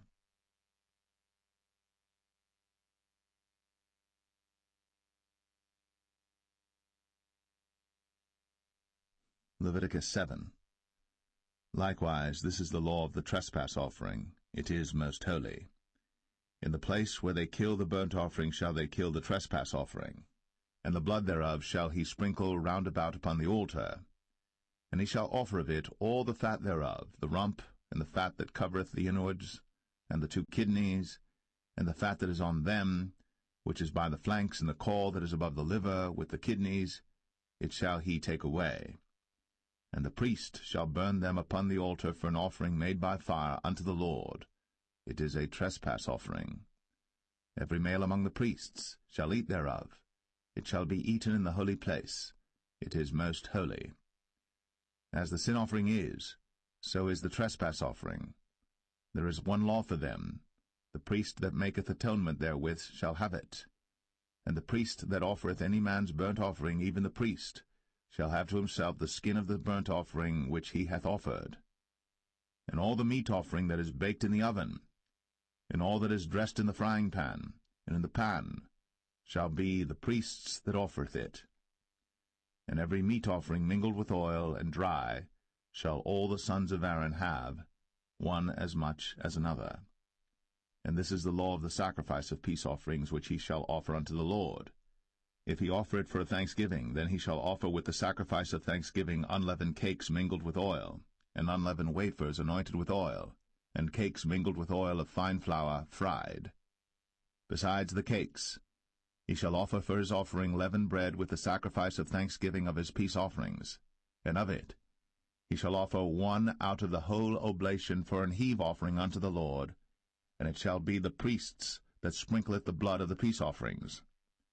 And the flesh of the sacrifice of his peace offerings for thanksgiving shall be eaten the same day that it is offered. He shall not leave any of it until the morning. But if the sacrifice of his offering be a vow or a voluntary offering, it shall be eaten the same day that he offereth his sacrifice, and on the morrow also the remainder of it shall be eaten. But the remainder of the flesh of the sacrifice on the third day shall be burnt with fire. And if any of the flesh of the sacrifice of his peace offerings be eaten at all on the third day, it shall not be accepted, neither shall it be imputed unto him that offereth it. It shall be an abomination, and the soul that eateth of it shall bear his iniquity. And the flesh that toucheth any unclean thing shall not be eaten. It shall be burnt with fire. And as for the flesh, all that be clean shall eat thereof. But the soul that eateth of the flesh of the sacrifice of peace offerings that pertain unto the Lord, having his uncleanness upon him, even that soul shall be cut off from his people. Moreover, the soul that shall touch any unclean thing, as the uncleanness of man, or any unclean beast, or any abominable unclean thing, and eat of the flesh of the sacrifice of peace offerings, which pertain unto the Lord, even that soul shall be cut off from his people. And the Lord spake unto Moses, saying, Speak unto the children of Israel, saying, Ye shall eat no manner of fat, of ox, or of sheep, or of goat, and the fat of the beast that dieth of itself, and the fat of that which is torn with beasts, may be used in any other use, but ye shall in no wise eat of it. For whosoever eateth the fat of the beast, of which men offer an offering made by fire unto the Lord, even the soul that eateth it shall be cut off from his people. Moreover, ye shall eat no manner of blood, whether it be of fowl or of beast, in any of your dwellings. Whatsoever soul it be that eateth any manner of blood, even that soul shall be cut off from his people. And the Lord spake unto Moses, saying, Speak unto the children of Israel, saying, He that offereth the sacrifice of his peace offerings unto the Lord shall bring his oblation unto the Lord the sacrifice of his peace offerings. His own hands shall bring the offerings of the Lord made by fire, the fat with the breast. It shall he bring, that the breast may be waved for a wave offering before the Lord. And the priest shall burn the fat upon the altar, but the breast shall be Aaron's and his sons'. And the right shoulder shall ye give unto the priest for an heave offering of the sacrifices of your peace offerings. He among the sons of Aaron that offereth the blood of the peace offerings, and the fat, shall have the right shoulder for his part. For the wave breast and the heave shoulder have I taken of the children of Israel from off the sacrifices of their peace offerings, and have given them unto Aaron the priest, and unto his sons by a statute for ever from among the children of Israel. This is the portion of the anointing of Aaron, and of the anointing of his sons, out of the offerings of the Lord made by fire, in the day when he presented them to minister unto the Lord in the priest's office, which the Lord commanded to be given them of the children of Israel, in the day that he anointed them, by a statute for ever throughout their generations. This is the law of the burnt offering, of the meat offering, and of the sin offering, and of the trespass offering, and of the consecrations, and of the sacrifice of the peace offerings, which the Lord commanded Moses in Mount Sinai, in the day that he commanded the children of Israel to offer their oblations unto the Lord in the wilderness of Sinai.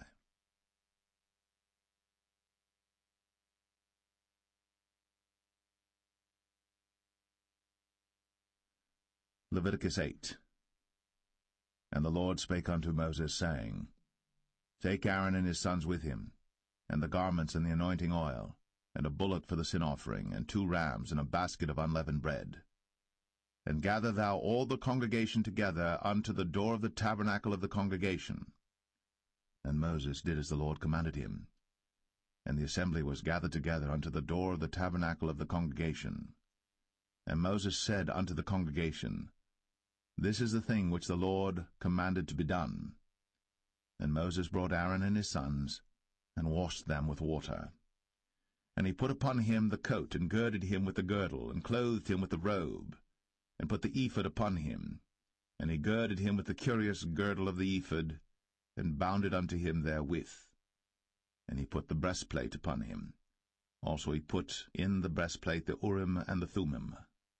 And he put the mitre upon his head.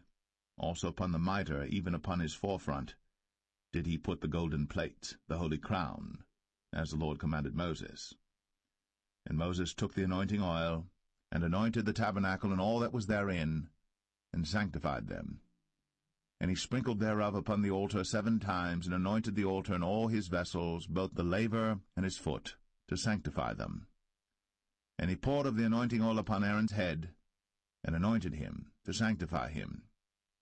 And Moses brought Aaron's sons, and put coats upon them, and girded them with girdles, and put bonnets upon them, as the Lord commanded Moses.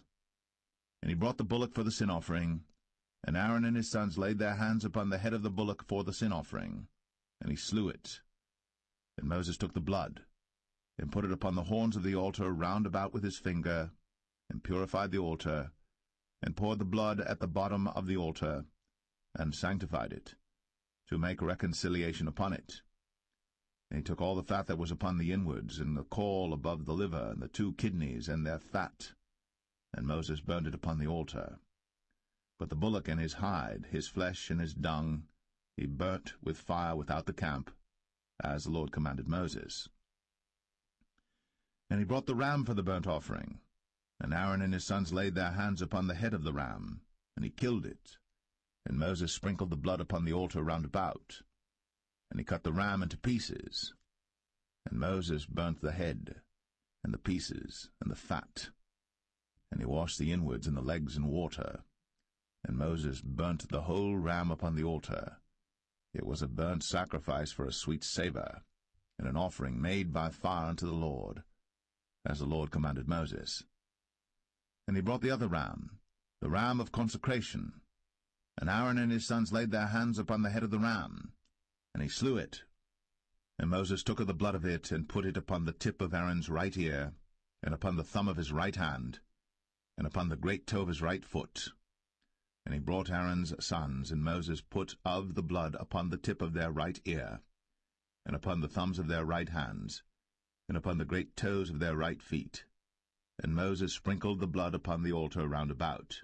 And he took the fat, and the rump, and all the fat that was upon the inwards, and the caul above the liver, and the 2 kidneys and their fat, and the right shoulder, and out of the basket of unleavened bread that was before the Lord, he took 1 unleavened cake, and a cake of oiled bread, and 1 wafer, and put them on the fat, and upon the right shoulder.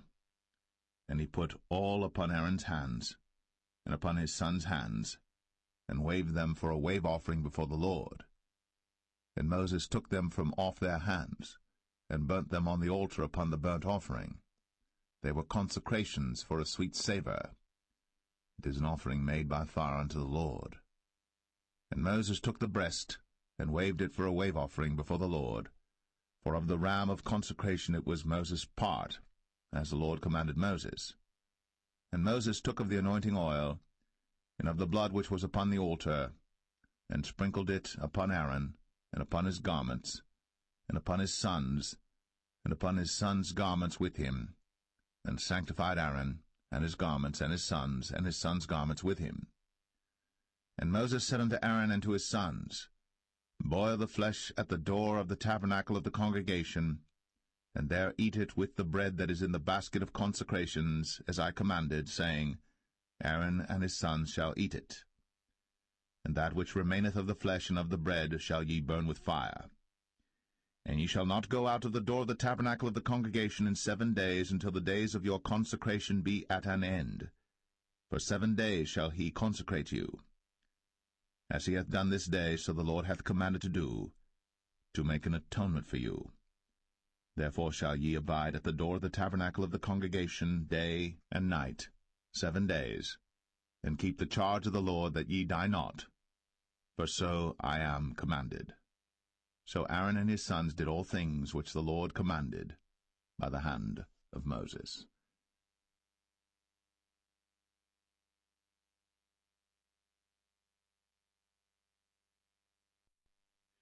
Leviticus 9. And it came to pass on the 8th day, that Moses called Aaron and his sons and the elders of Israel. And he said unto Aaron, Take thee a young calf for a sin offering, and a ram for a burnt offering without blemish, and offer them before the Lord. And unto the children of Israel thou shalt speak, saying, Take ye a kid of the goats for a sin offering, and a calf and a lamb, both of the first year, without blemish, for a burnt offering. Also a bullock and a ram for peace offerings to sacrifice before the Lord, and a meat offering mingled with oil. For today the Lord will appear unto you. And they brought that which Moses commanded before the tabernacle of the congregation, and all the congregation drew near, and stood before the Lord. And Moses said, This is the thing which the Lord commanded that ye should do, and the glory of the Lord shall appear unto you. And Moses said unto Aaron, Go unto the altar, and offer thy sin offering, and thy burnt offering, and make an atonement for thyself, and for the people. And offer the offering of the people, and make an atonement for them, as the Lord commanded. Aaron therefore went unto the altar, and slew the calf of the sin offering, which was for himself. And the sons of Aaron brought the blood unto him, and he dipped his finger in the blood, and put it upon the horns of the altar, and poured out the blood at the bottom of the altar. But the fat and the kidneys and the caul above the liver of the sin offering he burnt upon the altar, as the Lord commanded Moses. And the flesh and the hide he burnt with fire without the camp. And he slew the burnt offering. And Aaron's sons presented unto him the blood, which he sprinkled round about upon the altar. And they presented the burnt offering unto him, with the pieces thereof, and the head, and he burnt them upon the altar. And he did wash the inwards and the legs, and burnt them upon the burnt offering on the altar. And he brought the people's offering, and took the goat which was the sin offering for the people, and slew it, and offered it for sin as the first. And he brought the burnt offering, and offered it according to the manner. And he brought the meat offering, and took an handful thereof, and burnt it upon the altar, beside the burnt sacrifice of the morning. He slew also the bullock and the ram for a sacrifice of peace offerings, which was for the people. And Aaron's sons presented unto him the blood which he sprinkled upon the altar round about. And the fat of the bullock and of the ram, the rump, and that which covereth the inwards, and the kidneys, and the caul above the liver. And they put the fat upon the breasts, and he burnt the fat upon the altar. And the breasts and the right shoulder Aaron waved for a wave offering before the Lord, as Moses commanded. And Aaron lifted up his hand toward the people, and blessed them, and came down from offering of the sin offering, and the burnt offering, and peace offerings. And Moses and Aaron went into the tabernacle of the congregation, and came out, and blessed the people. And the glory of the Lord appeared unto all the people. And there came a fire out from before the Lord, and consumed upon the altar the burnt offering and the fat, which when all the people saw, they shouted. and fell on their faces.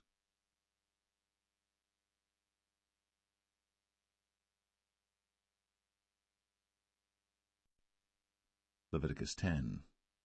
And Nadab and Abihu, the sons of Aaron, took either of them his censer, and put fire therein, and put incense thereon, and offered strange fire before the Lord, which he commanded them not. And there went out fire from the Lord, and devoured them, and they died before the Lord. Then Moses said unto Aaron, This is it that the Lord spake, saying, I will be sanctified in them that come nigh me, and before all the people I will be glorified. And Aaron held his peace. And Moses called Mishael and Elzaphan, the sons of Uzziel, the uncle of Aaron, and said unto them, Come near, carry your brethren from before the sanctuary out of the camp. So they went near, and carried them in their coats out of the camp, as Moses had said. And Moses said unto Aaron, and unto Eleazar, and unto Ithamar his sons, Uncover not your heads, neither rend your clothes, lest ye die, and lest wrath come upon all the people. But let your brethren, the whole house of Israel, bewail the burning which the Lord hath kindled. And ye shall not go out from the door of the tabernacle of the congregation, lest ye die. For the anointing oil of the Lord is upon you. And they did according to the word of Moses. And the Lord spake unto Aaron, saying, Do not drink wine nor strong drink, thou nor thy sons with thee, when ye go into the tabernacle of the congregation, lest ye die. It shall be a statute for ever throughout your generations. And that ye may put difference between holy and unholy, and between unclean and clean, and that ye may teach the children of Israel all the statutes which the Lord hath spoken unto them by the hand of Moses. And Moses spake unto Aaron, and unto Eleazar, and unto Ithamar, his sons that were left, Take the meat offering that remaineth of the offerings of the Lord made by fire, and eat it without leaven beside the altar, for it is most holy. And ye shall eat it in the holy place, because it is thy due, and thy son's due, of the sacrifices of the Lord made by fire, for so I am commanded. And the wave breast and heave shoulder shall ye eat in a clean place, thou and thy sons, and thy daughters with thee, for they be thy due, and thy son's due, which are given out of the sacrifices of peace offerings of the children of Israel. The heave shoulder and the wave breast shall they bring with the offerings made by fire of the fat, to wave it for a wave offering before the Lord, and it shall be thine, and thy sons with thee, by a statute for ever, as the Lord hath commanded. And Moses diligently sought the goat of the sin offering, and behold, it was burnt. And he was angry with Eleazar and Ithamar, the sons of Aaron, which were left alive, saying, Wherefore have ye not eaten the sin offering in the holy place, seeing it is most holy? And God hath given it you to bear the iniquity of the congregation, to make atonement for them before the Lord. Behold, the blood of it was not brought in within the holy place. Ye should indeed have eaten it in the holy place, as I commanded. And Aaron said unto Moses, Behold, this day have they offered their sin offering and their burnt offering before the Lord. And such things have befallen me. And if I had eaten the sin offering today, should it have been accepted in the sight of the Lord? And when Moses heard that, he was content.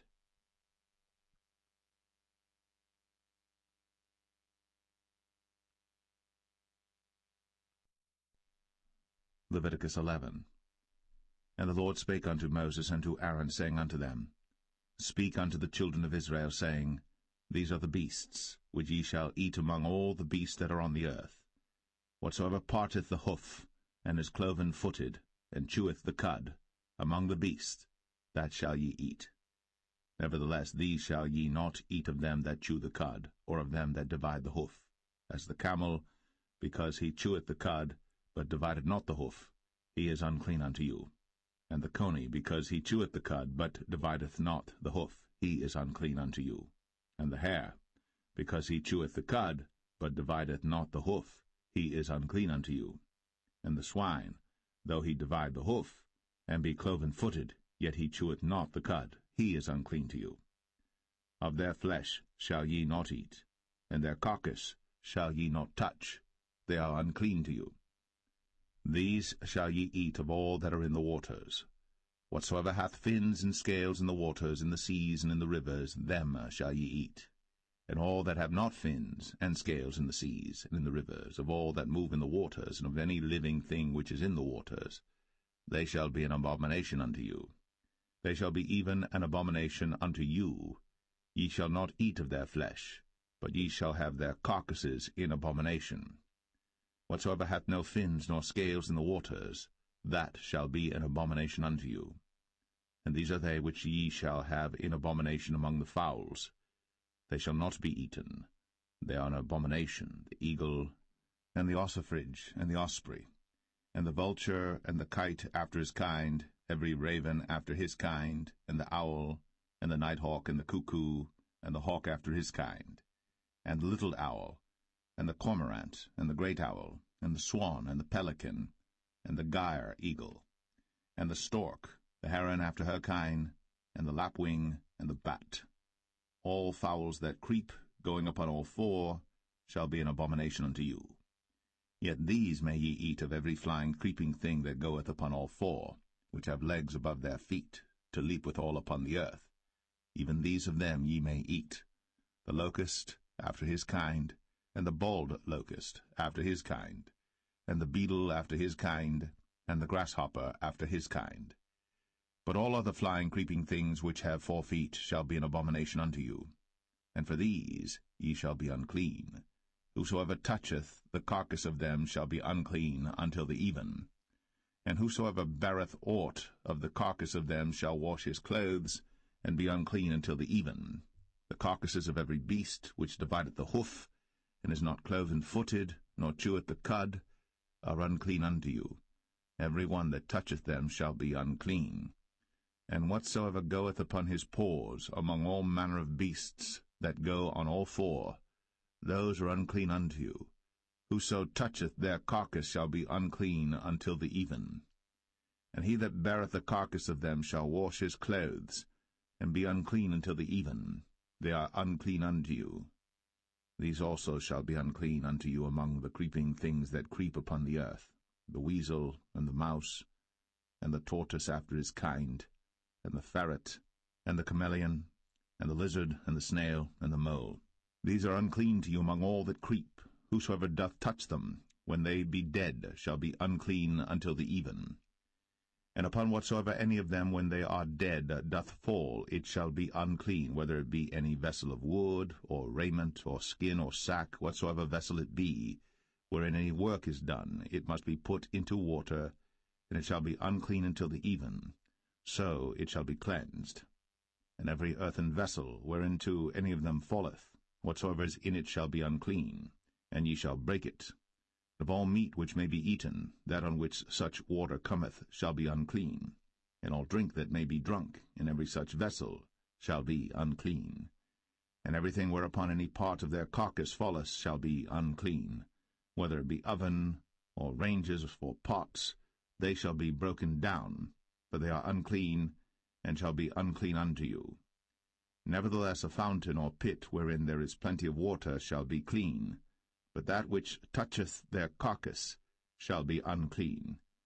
And if any part of their carcass fall upon any sowing seed which is to be sown, it shall be clean. But if any water be put upon the seed, and any part of their carcass fall thereon, it shall be unclean unto you.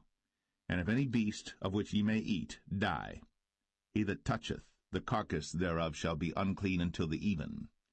And he that eateth of the carcass of it shall wash his clothes, and be unclean until the even. He also that beareth the carcass of it shall wash his clothes, and be unclean until the even.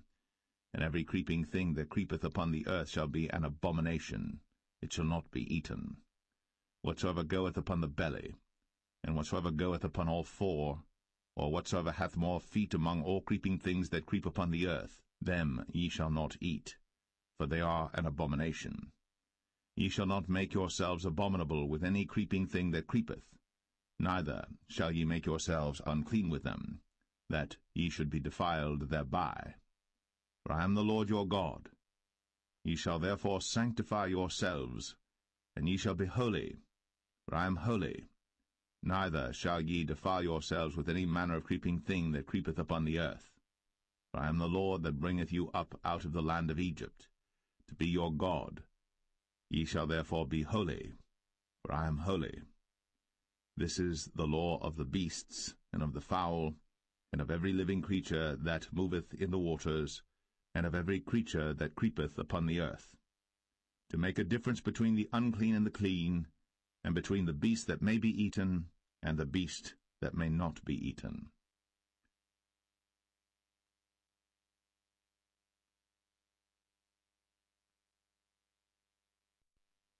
Leviticus 12. And the Lord spake unto Moses, saying, Speak unto the children of Israel, saying, If a woman have conceived seed, and born a man-child, then she shall be unclean 7 days, according to the days of the separation for her infirmity shall she be unclean. And in the 8th day the flesh of his foreskin shall be circumcised, and she shall then continue in the blood of her purifying 33 days. She shall touch no hallowed thing, nor come into the sanctuary until the days of her purifying be fulfilled. And if she bear a maid child, then she shall be unclean 2 weeks, as in her separation, and she shall continue in the blood of her purifying 66 days. And when the days of her purifying are fulfilled, for a son or for a daughter, she shall bring a lamb of the first year for a burnt offering, and a young pigeon, or a turtle dove, for a sin offering, unto the door of the tabernacle of the congregation, unto the priest, who shall offer it before the Lord, and make an atonement for her, and she shall be cleansed from the issue of her blood. This is the law for her that hath borne a male or a female. And if she be not able to bring a lamb, then she shall bring 2 turtles or 2 young pigeons, the one for the burnt offering and the other for a sin offering, and the priest shall make an atonement for her, and she shall be clean.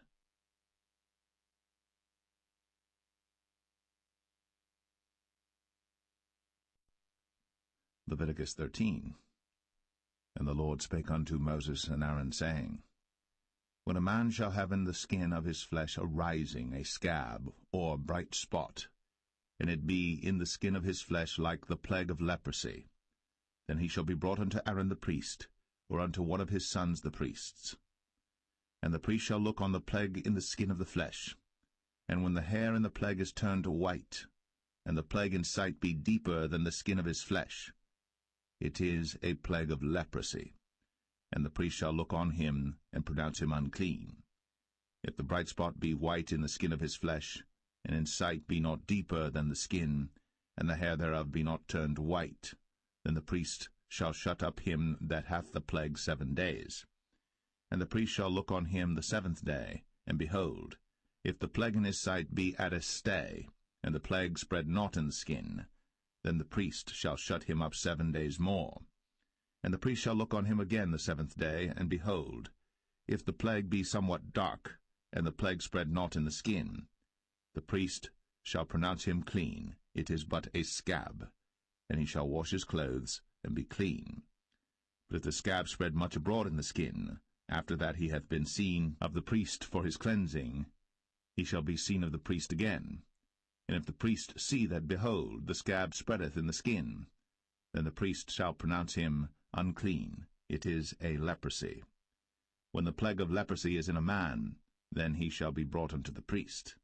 And the priest shall see him, and behold, if the rising be white in the skin, and it have turned the hair white, and there be quick raw flesh in the rising, it is an old leprosy in the skin of his flesh. And the priest shall pronounce him unclean, and shall not shut him up, for he is unclean. And if a leprosy break out abroad in the skin, and the leprosy cover all the skin of him that hath the plague from his head even to his foot, wheresoever the priest looketh, then the priest shall consider, and behold, if the leprosy have covered all his flesh, he shall pronounce him clean that hath the plague. It is all turned white, he is clean. But when raw flesh appeareth in him, he shall be unclean. And the priest shall see the raw flesh, and pronounce him to be unclean. For the raw flesh is unclean, it is a leprosy. Or if the raw flesh turn again, and be changed unto white, he shall come unto the priest. And the priest shall see him, and behold, if the plague be turned into white, then the priest shall pronounce him clean that hath the plague. He is clean. the flesh also, in which even in the skin thereof was a boil, and is healed, and in the place of the boil there be a white rising, or a bright spot, white and somewhat reddish, and it be shown to the priest. And if, when the priest seeth it, behold, it be in sight lower than the skin, and the hair thereof be turned white, the priest shall pronounce him unclean. It is a plague of leprosy broken out of the boil. But if the priest look on it, and behold, there be no white hairs therein, and if it be not lower than the skin, but be somewhat dark, then the priest shall shut him up 7 days. And if it spread much abroad in the skin, then the priest shall pronounce him unclean. It is a plague.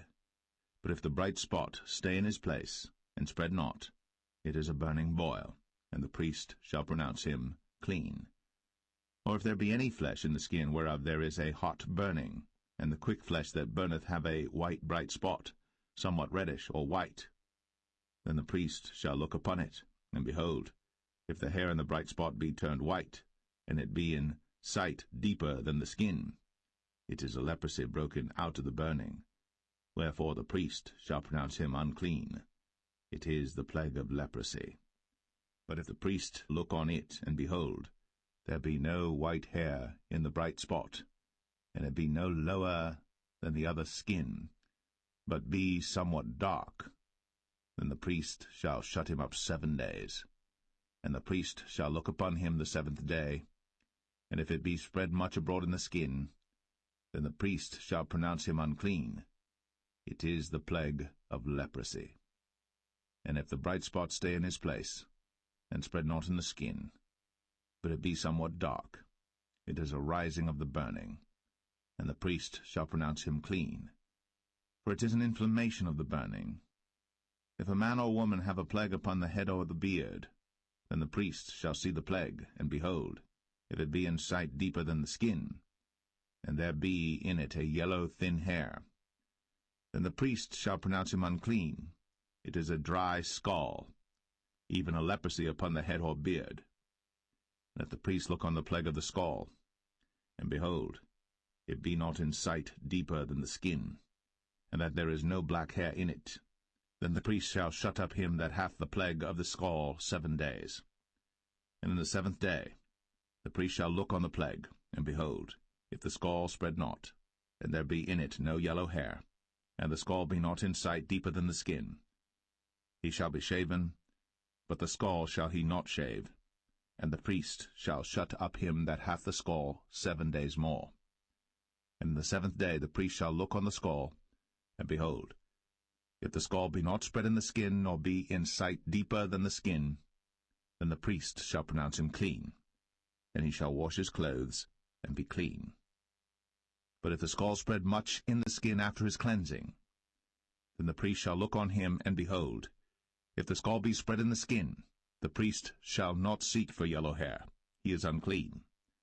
But if the scall be in his sight at a stay, and that there is black hair grown up therein, the scall is healed, he is clean, and the priest shall pronounce him clean. If a man also or a woman have in the skin of their flesh bright spots, even white bright spots, then the priest shall look, and behold, if the bright spots in the skin of their flesh be darkish white, it is a freckled spot that groweth in the skin, he is clean. And the man whose hair is fallen off his head, he is bald, yet is he clean. And he that hath his hair fallen off from the part of his head toward his face, he is forehead bald, yet is he clean. And if there be in the bald head or bald forehead a white reddish sore, it is a leprosy sprung up in his bald head, or his bald forehead. Then the priest shall look upon it, and behold, if the rising of the sore be white, reddish in his bald head, or in his bald forehead, as the leprosy appeareth in the skin of the flesh, he is a leprous man. He is unclean. The priest shall pronounce him utterly unclean. His plague is in his head. And the leper in whom the plague is, his clothes shall be rent, and his head bare, and he shall put a covering upon his upper lip, and shall cry, Unclean, unclean. All the days wherein the plague shall be in him, he shall be defiled. He is unclean. He shall dwell alone. Without the camp shall his habitation be. The garment also that the plague of leprosy is in, whether it be a woolen garment or a linen garment, whether it be in the warp or woof of linen or of woolen, whether in a skin or in anything made of skin, and if the plague be greenish or reddish in the garment or in the skin, either in the warp or in the woof or in anything of skin, it is a plague of leprosy, and shall be shown unto the priest. And the priest shall look upon the plague, and shut up it that hath the plague 7 days. And he shall look on the plague on the 7th day. If the plague be spread in the garment, either in the warp, or in the woof, or in a skin, or in any work that is made of skin, the plague is a fretting leprosy, it is unclean. He shall therefore burn the garment, whether warp or woof, in woolen or in linen, or anything of skin, wherein the plague is, for it is a fretting leprosy, it shall be burnt in the fire. And if the priest shall look, and behold, the plague be not spread in the garment, either in the warp or in the woof, or in anything of skin, then the priest shall command that they wash the thing wherein the plague is, and he shall shut it up 7 days more. And the priest shall look on the plague after that it is washed, and behold, if the plague have not changed his colour, and the plague be not spread, it is unclean. Thou shalt burn it in the fire. It is fret inward, whether it be bare within or without. And if the priest look, and behold, the plague be somewhat dark after the washing of it, then he shall rend it out of the garment, or out of the skin, or out of the warp, or out of the woof. And if it appear still in the garment, either in the warp or in the woof, or in anything of skin, it is a spreading plague. Thou shalt burn that wherein the plague is, with fire. And the garment, either warp or woof, or whatsoever thing of skin it be, which thou shalt wash, if the plague be departed from them, then it shall be washed the 2nd time, and shall be clean. This is the law of the plague of leprosy in a garment of woolen or linen, either in the warp or woof, or anything of skins, to pronounce it clean, or to pronounce it unclean.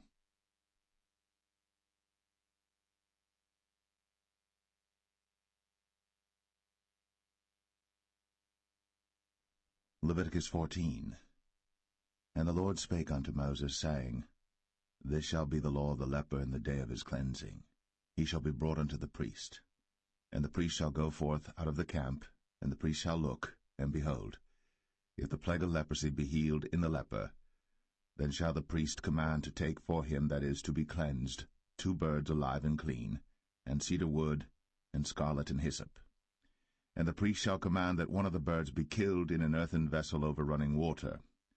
As for the living bird, he shall take it, and the cedar wood, and the scarlet, and the hyssop, and shall dip them and the living bird in the blood of the bird that was killed over the running water. And he shall sprinkle upon him that is to be cleansed from the leprosy 7 times, and shall pronounce him clean, and shall let the living bird loose into the open field. And he that is to be cleansed shall wash his clothes, and shave off all his hair, and wash himself in water, that he may be clean. And after that he shall come into the camp, and shall tarry abroad out of his tent 7 days. But it shall be on the 7th day that he shall shave all his hair off his head, and his beard, and his eyebrows. Even all his hair he shall shave off. And he shall wash his clothes. Also he shall wash his flesh in water, and he shall be clean. And on the 8th day he shall take 2 he-lambs without blemish, and 1 ewe-lamb of the 1st year without blemish, and 3/10 deals of fine flour for a meat offering, mingled with oil, and 1 log of oil. And the priest that maketh him clean shall present the man that is to be made clean, and those things before the Lord, at the door of the tabernacle of the congregation.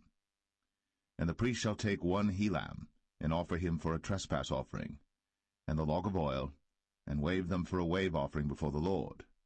And he shall slay the lamb in the place where he shall kill the sin offering and the burnt offering in the holy place. For as the sin offering is the priest's, so is the trespass offering. It is most holy.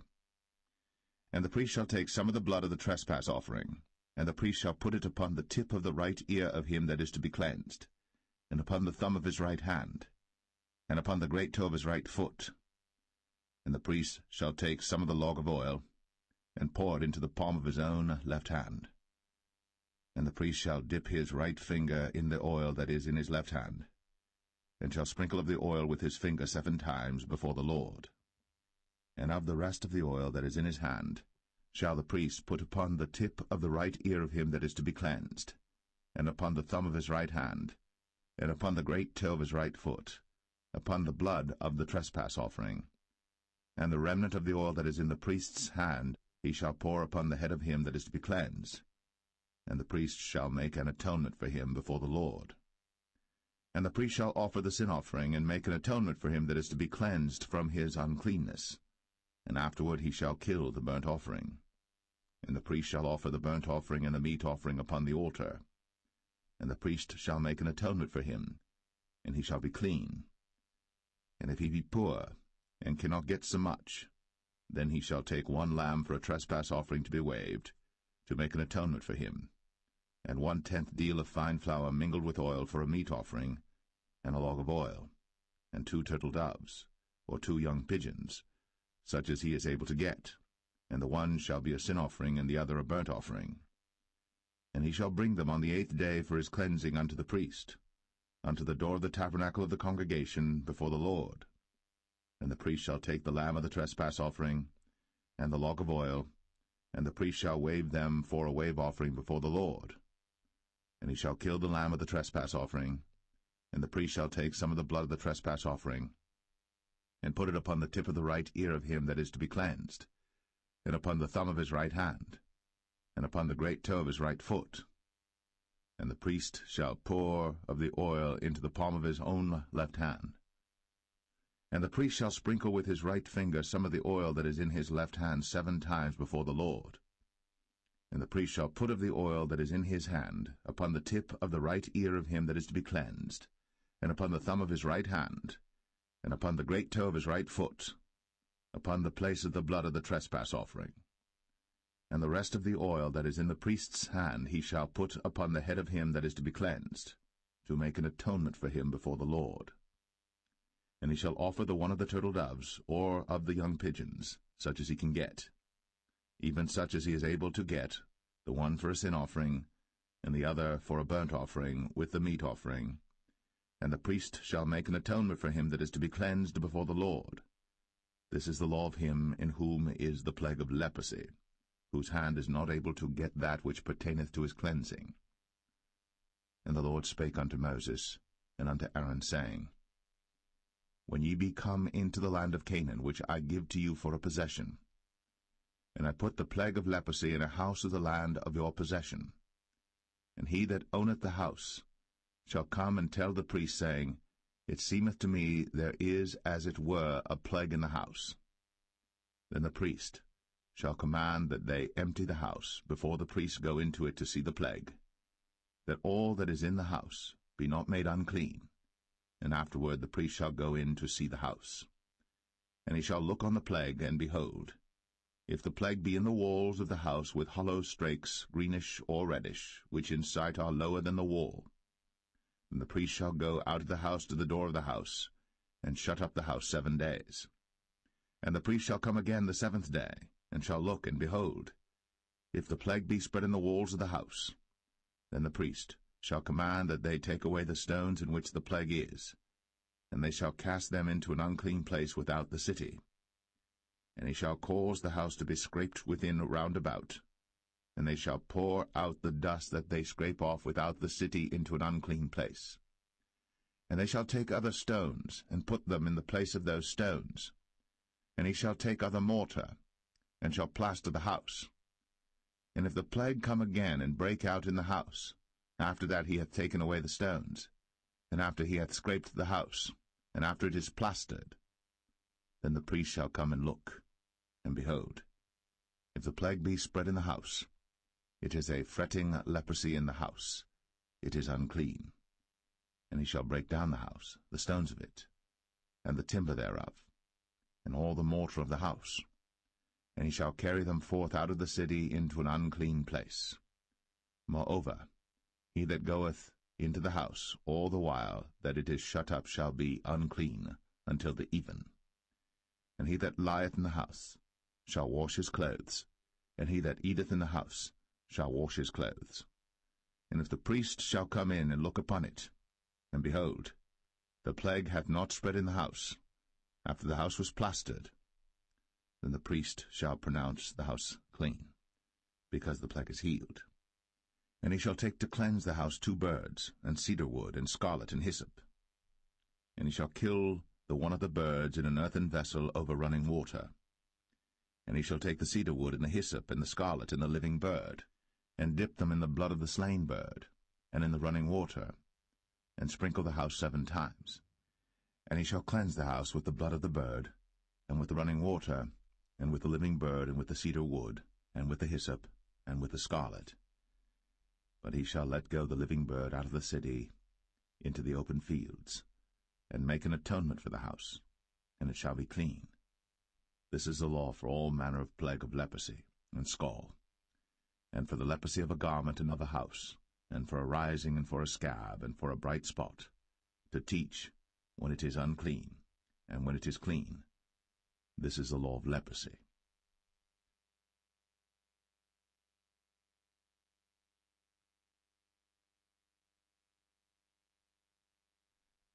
Leviticus 15. And the Lord spake unto Moses and to Aaron, saying, Speak unto the children of Israel, and say unto them, When any man hath a running issue out of his flesh, because of his issue he is unclean. And this shall be his uncleanness in his issue, whether his flesh run with his issue, or his flesh be stopped from his issue, it is his uncleanness. Every bed whereon he lieth that hath the issue is unclean, and everything whereon he sitteth shall be unclean. And whosoever toucheth his bed shall wash his clothes, and bathe himself in water, and be unclean until the even. And he that sitteth on anything whereon he sat that hath the issue shall wash his clothes, and bathe himself in water, and be unclean until the even. And he that toucheth the flesh of him that hath the issue shall wash his clothes, and bathe himself in water, and be unclean until the even. And if he that hath the issue spit upon him that is clean, then he shall wash his clothes, and bathe himself in water, and be unclean until the even. And what saddle soever he rideth upon that hath the issue shall be unclean. And whosoever toucheth anything that was under him shall be unclean until the even. And he that beareth any of those things shall wash his clothes, and bathe himself in water, and be unclean until the even. And whomsoever he toucheth that hath the issue, and hath not rinsed his hands in water, he shall wash his clothes, and bathe himself in water, and be unclean until the even. And the vessel of earth that he toucheth, which hath the issue, shall be broken, and every vessel of wood shall be rinsed in water. And when he that hath an issue is cleansed of his issue, then he shall number to himself 7 days for his cleansing, and wash his clothes, and bathe his flesh in running water, and shall be clean. And on the 8th day he shall take to him 2 turtle doves, or 2 young pigeons, and come before the Lord unto the door of the tabernacle of the congregation, and give them unto the priest. And the priest shall offer them, the one for a sin offering, and the other for a burnt offering. And the priest shall make an atonement for him before the Lord for his issue. And if any man's seed of copulation go out from him, then he shall wash all his flesh in water, and be unclean until the even. And every garment and every skin whereon is the seed of copulation shall be washed with water, and be unclean until the even. The woman also with whom man shall lie with seed of copulation, they shall both bathe themselves in water, and be unclean until the even. And if a woman have an issue, and her issue in her flesh be blood, she shall be put apart 7 days, and whosoever toucheth her shall be unclean until the even. And everything that she lieth upon in her separation shall be unclean. Everything also that she sitteth upon shall be unclean.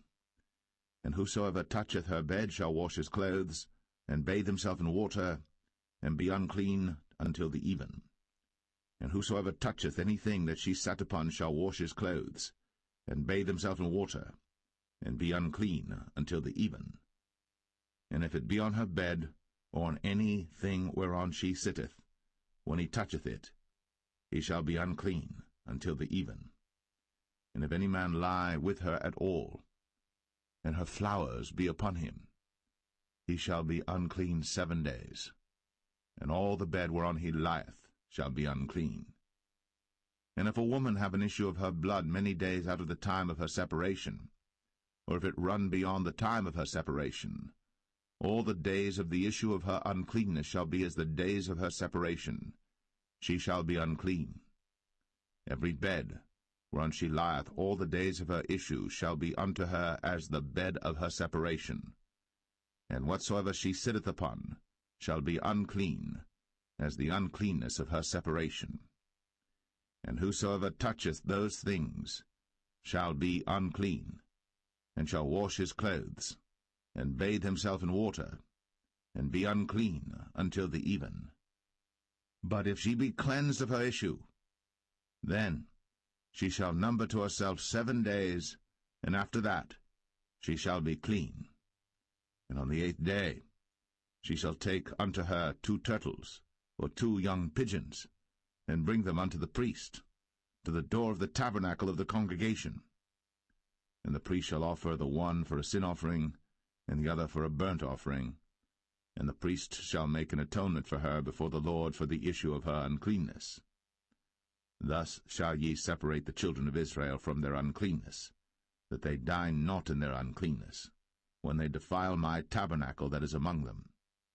This is the law of him that hath an issue, and of him whose seed goeth from him, and is defiled therewith, and of her that is sick of her flowers, and of him that hath an issue, of the man, and of the woman, and of him that lieth with her that is unclean.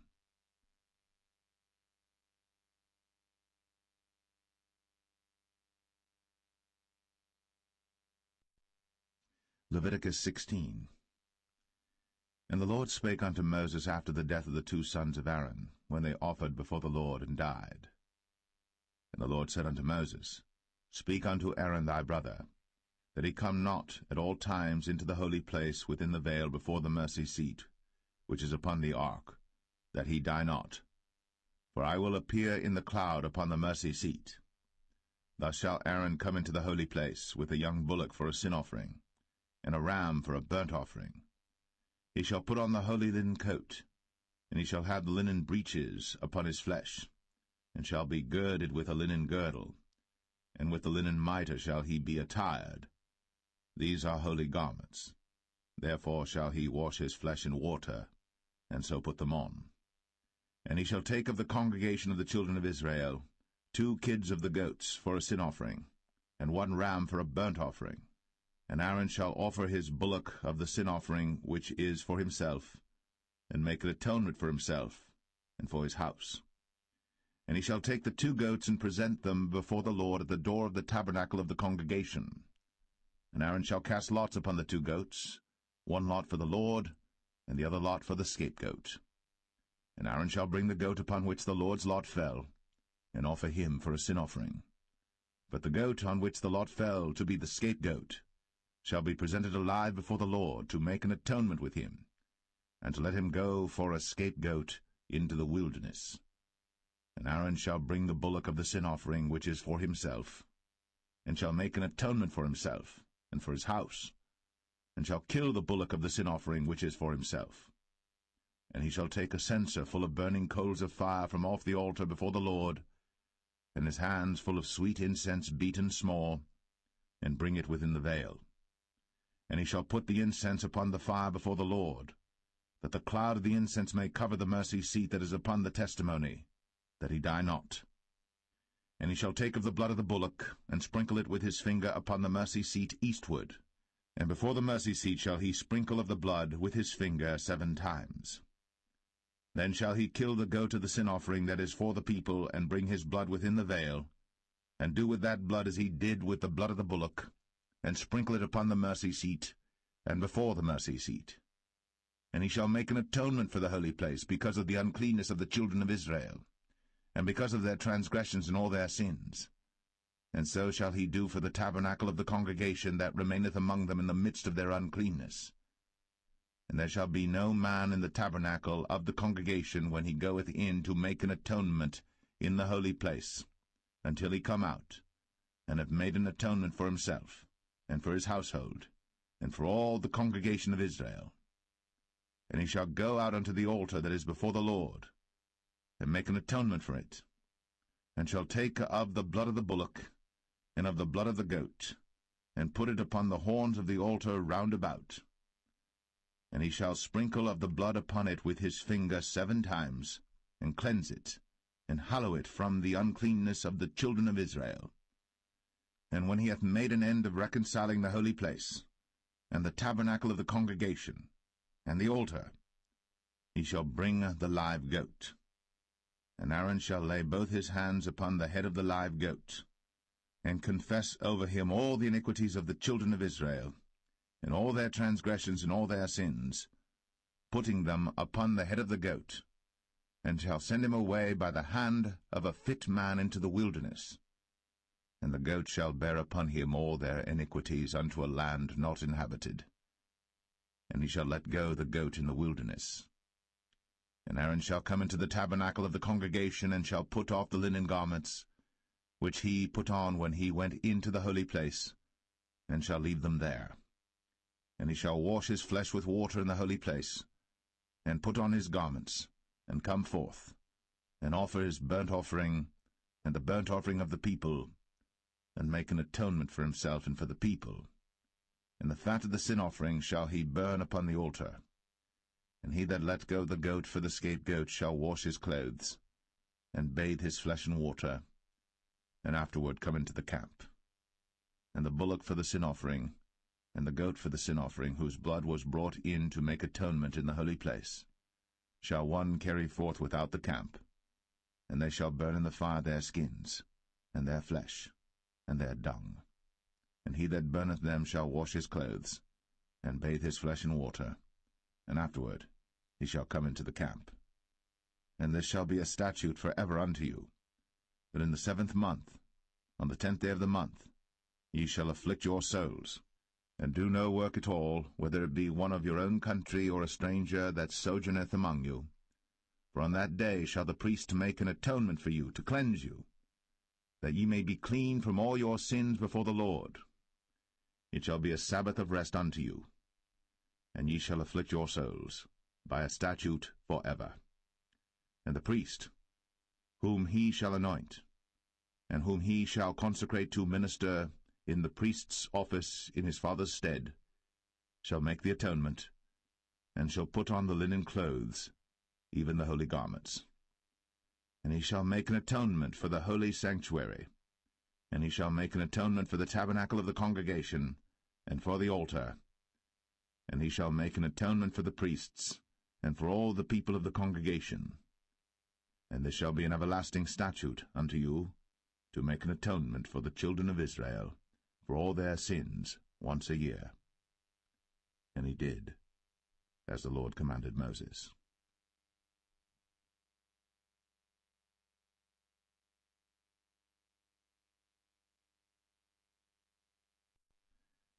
Leviticus 17.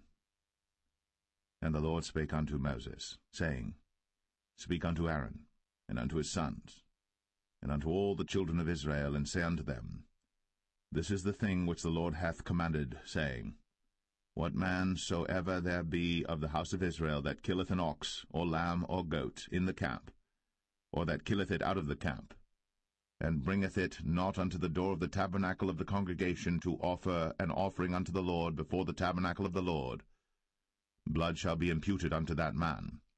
He hath shed blood, and that man shall be cut off from among his people. To the end that the children of Israel may bring their sacrifices which they offer in the open field, even that they may bring them unto the Lord, unto the door of the tabernacle of the congregation, unto the priest, and offer them for peace offerings unto the Lord. And the priest shall sprinkle the blood upon the altar of the Lord at the door of the tabernacle of the congregation, and burn the fat for a sweet savour unto the Lord. And they shall no more offer their sacrifices unto devils, after whom they have gone a whoring. this shall be a statute forever unto them throughout their generations. And thou shalt say unto them, Whatsoever man there be of the house of Israel, or of the strangers which sojourn among you, that offereth a burnt offering or sacrifice, and bringeth it not unto the door of the tabernacle of the congregation, to offer it unto the Lord, even that man shall be cut off from among his people. And whatsoever man there be of the house of Israel, or of the strangers that sojourn among you, that eateth any manner of blood, I will even set my face against that soul that eateth blood, and will cut him off from among his people. For the life of the flesh is in the blood, and I have given it to you upon the altar to make an atonement for your souls. For it is the blood that maketh an atonement for the soul.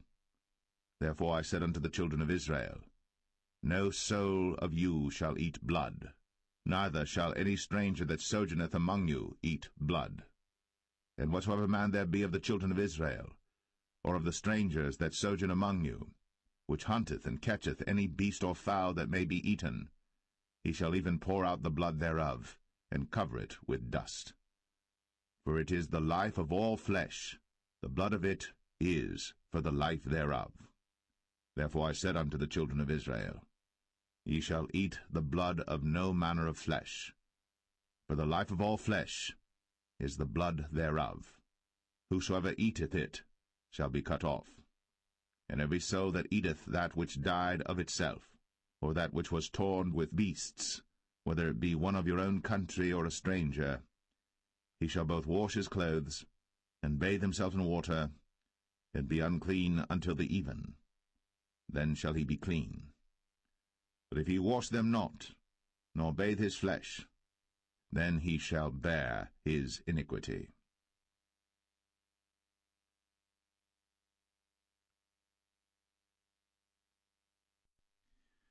Leviticus 18. And the Lord spake unto Moses, saying, Speak unto the children of Israel, and say unto them, I am the Lord your God. After the doings of the land of Egypt, wherein ye dwelt, shall ye not do. And after the doings of the land of Canaan, whither I bring you, shall ye not do.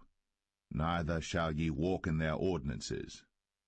Ye shall do my judgments, and keep mine ordinances, to walk therein. I am the Lord your God. Ye shall therefore keep my statutes and my judgments, which if a man do, he shall live in them. I am the Lord. None of you shall approach to any that is near of kin to him, to uncover their nakedness. I am the Lord. The nakedness of thy father, or the nakedness of thy mother, shalt thou not uncover.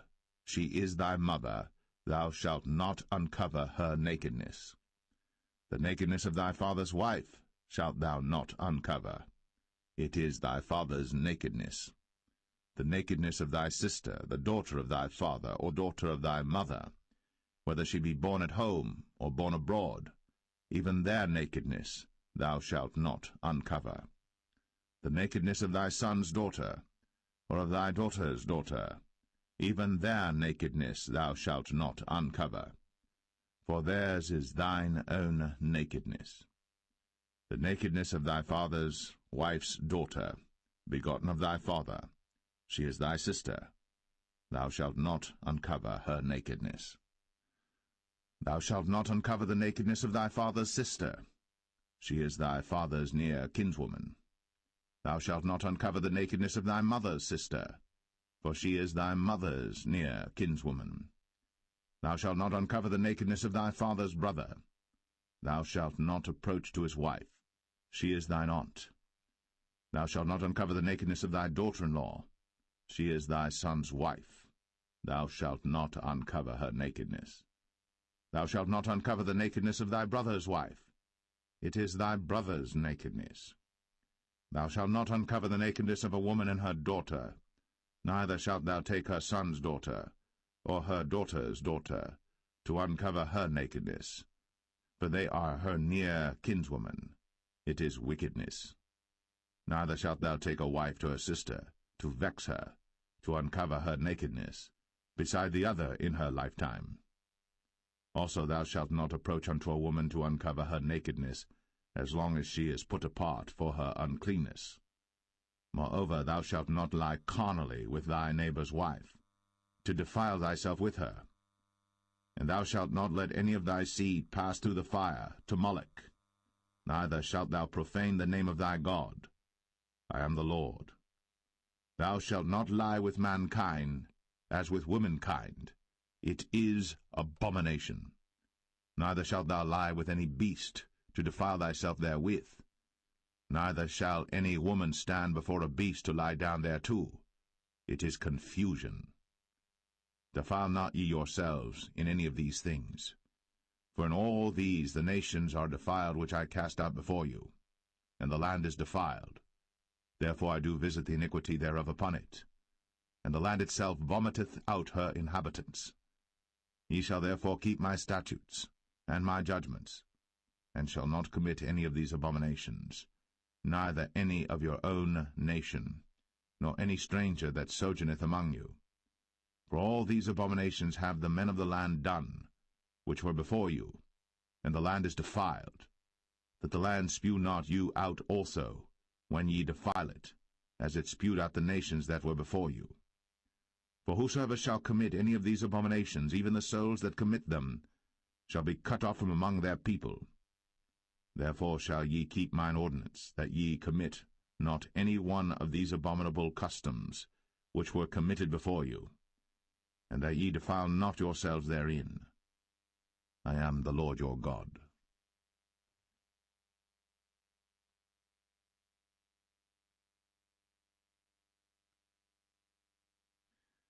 Leviticus 19. And the Lord spake unto Moses, saying, Speak unto all the congregation of the children of Israel, and say unto them, Ye shall be holy, for I, the Lord your God, am holy. Ye shall fear every man his mother, and his father, and keep my Sabbaths. I am the Lord your God. Turn ye not unto idols, nor make to yourselves molten gods. I am the Lord your God. And if ye offer a sacrifice of peace offerings unto the Lord, ye shall offer it at your own will. It shall be eaten the same day ye offer it, and on the morrow. And if aught remain until the third day, it shall be burnt in the fire. And if it be eaten at all on the third day, it is abominable, it shall not be accepted.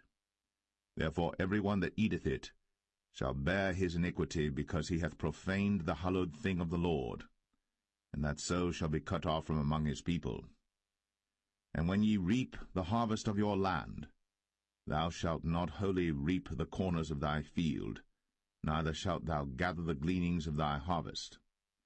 And thou shalt not glean thy vineyard, neither shalt thou gather every grape of thy vineyard. Thou shalt leave them for the poor and stranger. I am the Lord your God. Ye shall not steal, neither deal falsely, neither lie one to another. And ye shall not swear by my name falsely, neither shalt thou profane the name of thy God. I am the Lord. Thou shalt not defraud thy neighbor, neither rob him. The wages of him that is hired shall not abide with thee all night until the morning. Thou shalt not curse the deaf, nor put a stumbling block before the blind, but shalt fear thy God. I am the Lord. Ye shall do no unrighteousness in judgment. Thou shalt not respect the person of the poor, nor honor the person of the mighty, but in righteousness shalt thou judge thy neighbor. Thou shalt not go up and down as a talebearer among thy people, neither shalt thou stand against the blood of thy neighbor. I am the Lord. Thou shalt not hate thy brother in thine heart. Thou shalt in any wise rebuke thy neighbor, and not suffer sin upon him. Thou shalt not avenge, nor bear any grudge against the children of thy people, but thou shalt love thy neighbor as thyself. I am the Lord. Ye shall keep my statutes. Thou shalt not let thy cattle gender with a diverse kind. Thou shalt not sow thy field with mingled seed, neither shall a garment mingled of linen and woolen come upon thee. And whosoever lieth carnally with a woman that is a bondmaid, betrothed to an husband, and not at all redeemed, nor freedom given her, she shall be scourged, They shall not be put to death, because she was not free. And he shall bring his trespass offering unto the Lord, unto the door of the tabernacle of the congregation, even a ram for a trespass offering.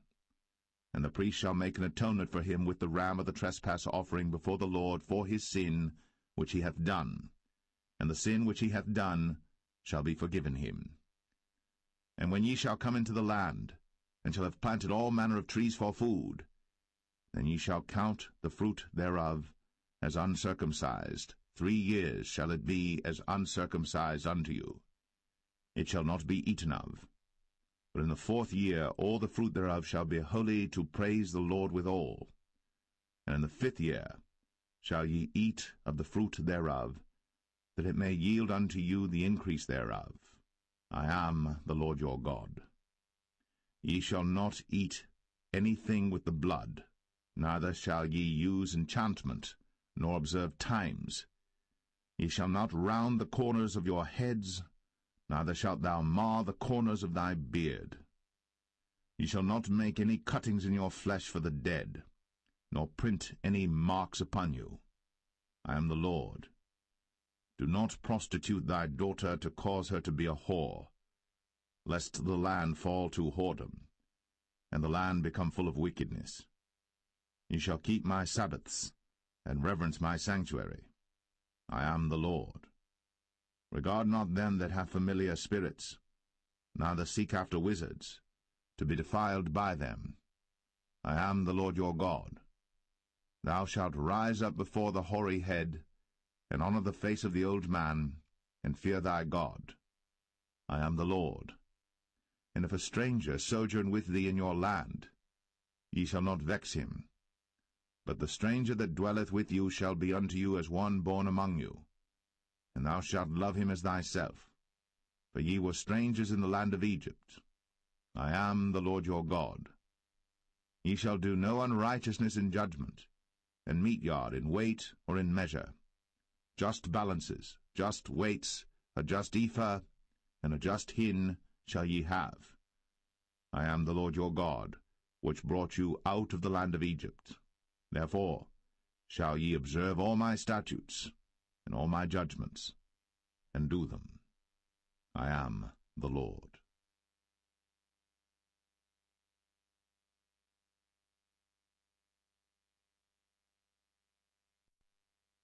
Leviticus 20. And the Lord spake unto Moses, saying, Again, thou shalt say to the children of Israel, Whosoever he be of the children of Israel, or of the strangers that sojourn in Israel, that giveth any of his seed unto Moloch, he shall surely be put to death. The people of the land shall stone him with stones. And I will set my face against that man, and will cut him off from among his people, because he hath given of his seed unto Moloch, to defile my sanctuary, and to profane my holy name. And if the people of the land do any ways hide their eyes from the man, when he giveth of his seed unto Moloch, and kill him not, then I will set my face against that man, and against his family, and will cut him off, and all that go a-whoring after him, to commit whoredom with Moloch from among their people. And the soul that turneth after such as have familiar spirits, and after wizards, to go a-whoring after them, I will even set my face against that soul, and will cut him off from among his people.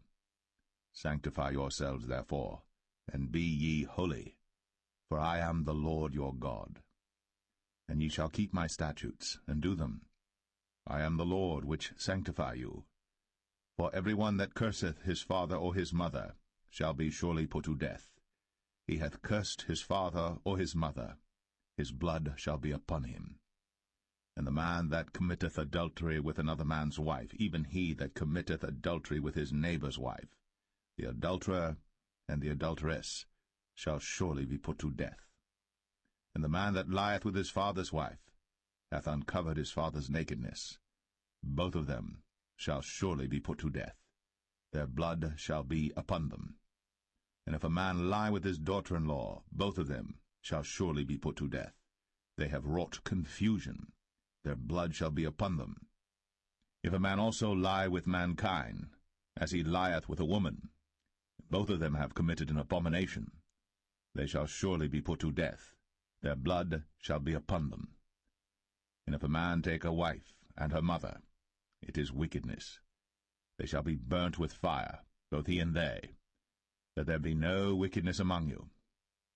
And if a man lie with a beast, he shall surely be put to death, and ye shall slay the beast. And if a woman approach unto any beast, and lie down thereto, thou shalt kill the woman and the beast. They shall surely be put to death, their blood shall be upon them. And if a man shall take his sister, his father's daughter, or his mother's daughter, and see her nakedness, and she see his nakedness, it is a wicked thing, when they shall be cut off in the sight of their people. He hath uncovered his sister's nakedness, he shall bear his iniquity. And if a man shall lie with a woman having her sickness, and shall uncover her nakedness, he hath discovered her fountain, and she hath uncovered the fountain of her blood, and both of them shall be cut off from among their people. And thou shalt not uncover the nakedness of thy mother's sister, nor of thy father's sister, for he uncovereth his near kin, they shall bear their iniquity. And if a man shall lie with his uncle's wife, he hath uncovered his uncle's nakedness, they shall bear their sin, they shall die childless. And if a man shall take his brother's wife, it is an unclean thing. He hath uncovered his brother's nakedness, they shall be childless. Ye shall therefore keep all my statutes and all my judgments, and do them, that the land, whither I bring you to dwell therein, spew you not out. And ye shall not walk in the manners of the nation, which I cast out before you. For they committed all these things, and therefore I abhorred them. But I have said unto you, Ye shall inherit their land, and I will give it unto you to possess it, a land that floweth with milk and honey. I am the Lord your God, which have separated you from other people. Ye shall therefore put difference between clean beasts and unclean, and between unclean fowls and clean. And ye shall not make your souls abominable by beast, or by fowl, or by any manner of living thing that creepeth on the ground, which I have separated from you as unclean. And ye shall be holy unto me, for I the Lord am holy, and have severed you from other people, that ye should be mine. A man also, or woman that hath a familiar spirit, or that is a wizard, shall surely be put to death. They shall stone them with stones, their blood shall be upon them.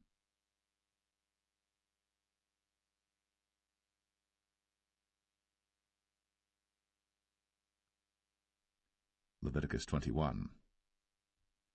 And the Lord said unto Moses, Speak unto the priests, the sons of Aaron, and say unto them, There shall none be defiled for the dead among his people. But for his kin that is near unto him, that is, for his mother, and for his father, and for his son, and for his daughter, and for his brother, and for his sister a virgin, that is nigh unto him, which hath had no husband, for her may he be defiled. But he shall not defile himself, being a chief man among his people, to profane himself.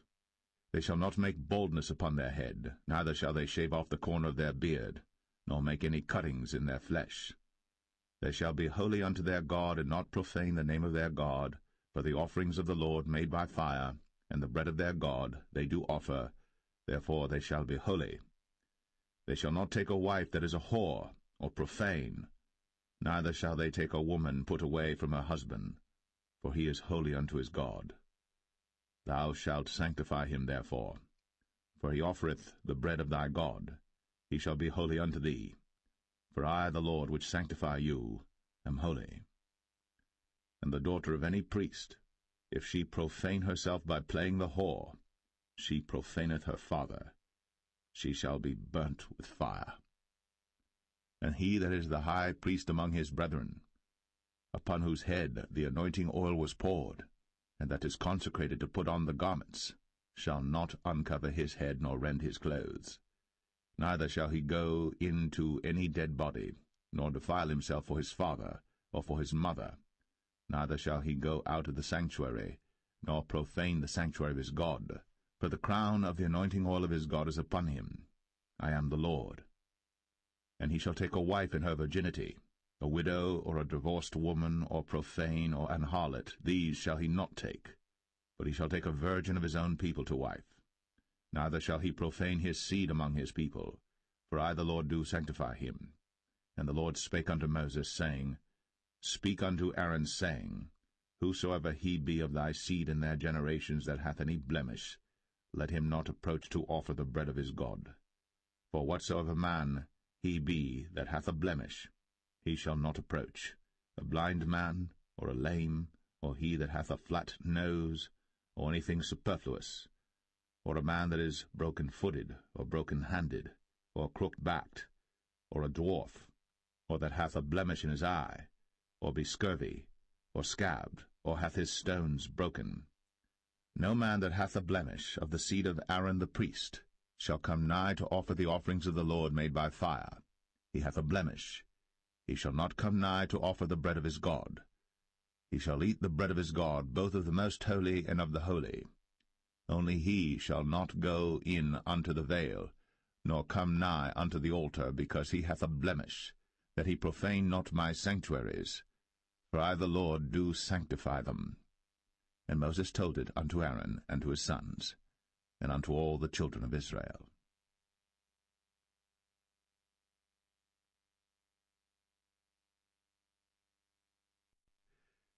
Leviticus 22. And the Lord spake unto Moses, saying, Speak unto Aaron and to his sons, that they separate themselves from the holy things of the children of Israel, and that they profane not my holy name in those things which they hallow unto me. I am the Lord. Say unto them, Whosoever he be of all your seed among your generations, that goeth unto the holy things, which the children of Israel hallow unto the Lord, having his uncleanness upon him, that soul shall be cut off from my presence. I am the Lord. What man soever of the seed of Aaron is a leper, or hath a running issue, he shall not eat of the holy things until he be clean.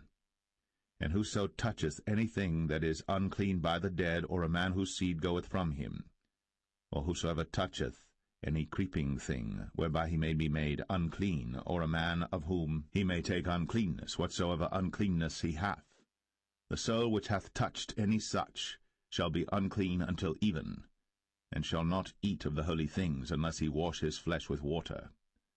And when the sun is down, he shall be clean, and shall afterward eat of the holy things, because it is his food.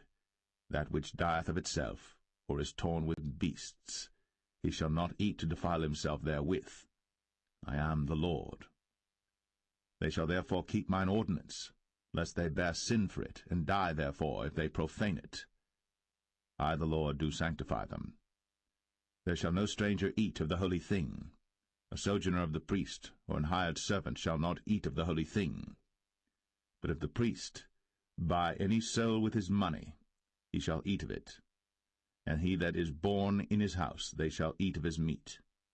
If the priest's daughter also be married unto a stranger, she may not eat of an offering of the holy things.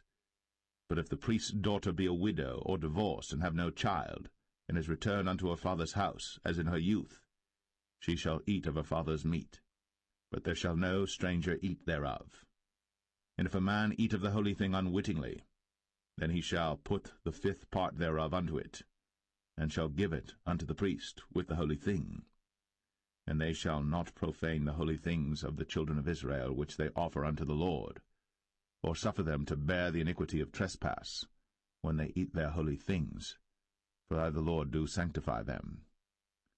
And the Lord spake unto Moses, saying, Speak unto Aaron and to his sons, and unto all the children of Israel, and say unto them, Whatsoever he be of the house of Israel, or of the strangers in Israel, that will offer his oblation for all his vows, and for all his freewill offerings, which they will offer unto the Lord for a burnt offering, ye shall offer at your own will a male without blemish, of the beeves, of the sheep, or of the goats. But whatsoever hath a blemish, that shall ye not offer, for it shall not be acceptable for you.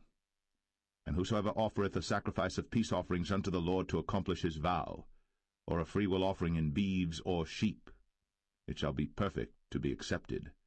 There shall be no blemish therein. Blind, or broken, or maimed, or having a wen, or scurvy, or scabbed, ye shall not offer these unto the Lord, nor make an offering by fire of them upon the altar unto the Lord, either a bullock, or a lamb that hath anything superfluous or lacking in his parts, that mayest thou offer for a freewill offering, but for a vow it shall not be accepted. Ye shall not offer unto the Lord that which is bruised, or crushed, or broken, or cut. Neither shall ye make any offering thereof in your land. Neither from a stranger's hand shall ye offer the bread of your God of any of these, because their corruption is in them, and blemishes be in them. They shall not be accepted for you. And the Lord spake unto Moses, saying, When a bullock or a sheep or a goat is brought forth, then it shall be 7 days under the dam, and from the 8th day and thenceforth it shall be accepted for an offering made by fire unto the Lord. And whether it be cow or ewe, ye shall not kill it and her young both in 1 day. And when ye will offer a sacrifice of thanksgiving unto the Lord, offer it at your own will. On the same day it shall be eaten up. Ye shall leave none of it until the morrow. I am the Lord. Therefore shall ye keep my commandments, and do them. I am the Lord. Neither shall ye profane my holy name, but I will be hallowed among the children of Israel. I am the Lord which hallow you, that brought you out of the land of Egypt, to be your God. I am the Lord.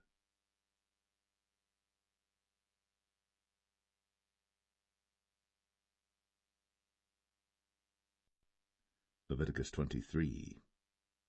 And the Lord spake unto Moses, saying, Speak unto the children of Israel, and say unto them, Concerning the feasts of the Lord, which ye shall proclaim to be holy convocations, even these are my feasts. 6 days shall work be done, but the 7th day is the Sabbath of rest, and holy convocation. Ye shall do no work therein. It is the Sabbath of the Lord in all your dwellings. These are the feasts of the Lord, even holy convocations, which ye shall proclaim in their seasons. In the 14th day of the 1st month at even is the Lord's Passover, and on the 15th day of the same month is the feast of unleavened bread unto the Lord. 7 days ye must eat unleavened bread. In the 1st day ye shall have an holy convocation. Ye shall do no servile work therein. But ye shall offer an offering made by fire unto the Lord 7 days. In the 7th day is an holy convocation. Ye shall do no servile work therein. And the Lord spake unto Moses, saying, Speak unto the children of Israel, and say unto them, When ye be come into the land which I give unto you, and shall reap the harvest thereof, then ye shall bring a sheaf of the first fruits of your harvest unto the priest. And he shall wave the sheaf before the Lord, to be accepted for you. On the morrow after the Sabbath the priest shall wave it.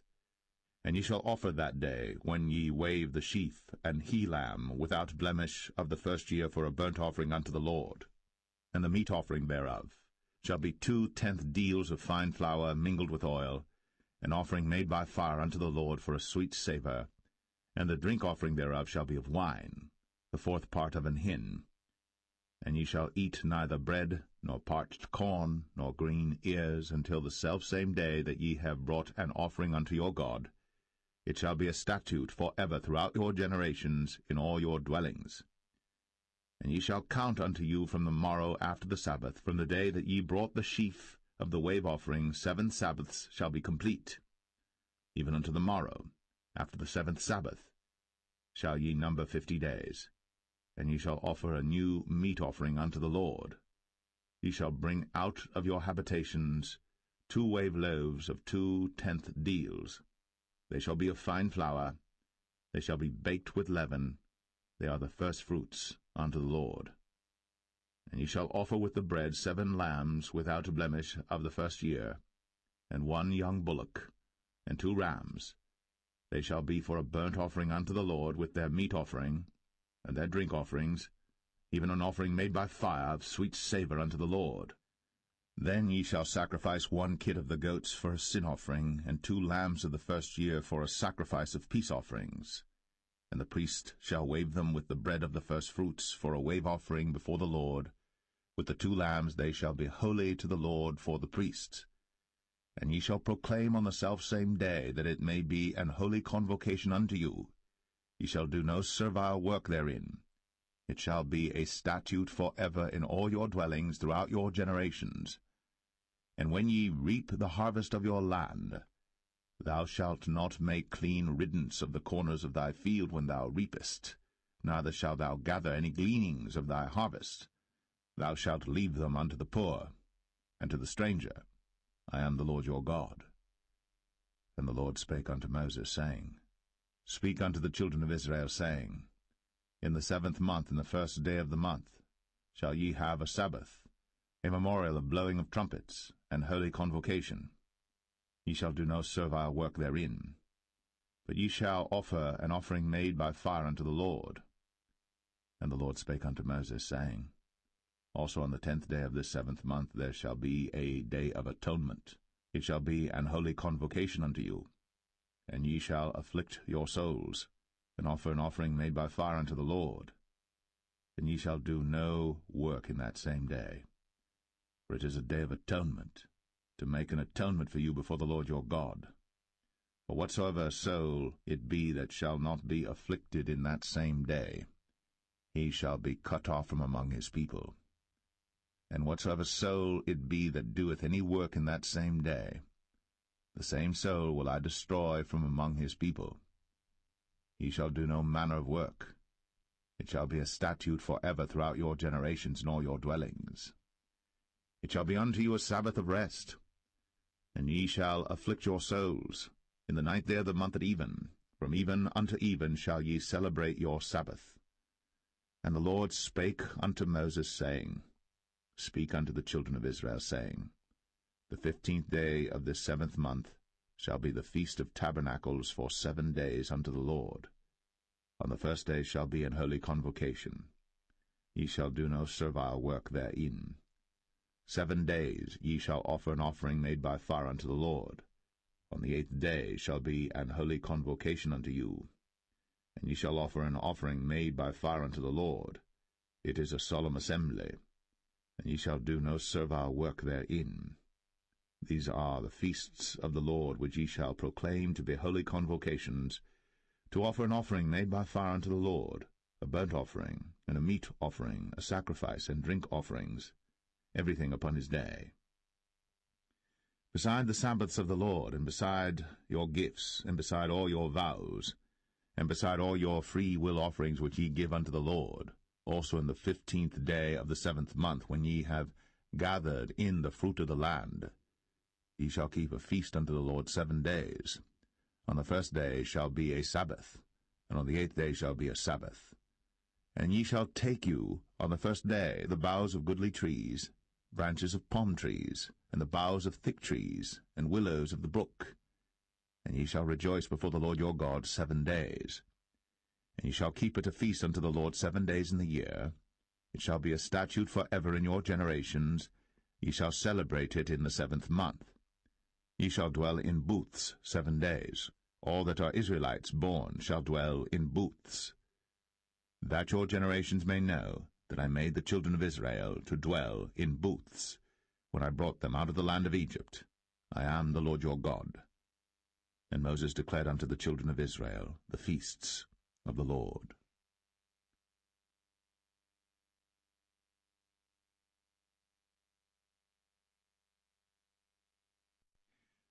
Leviticus 24.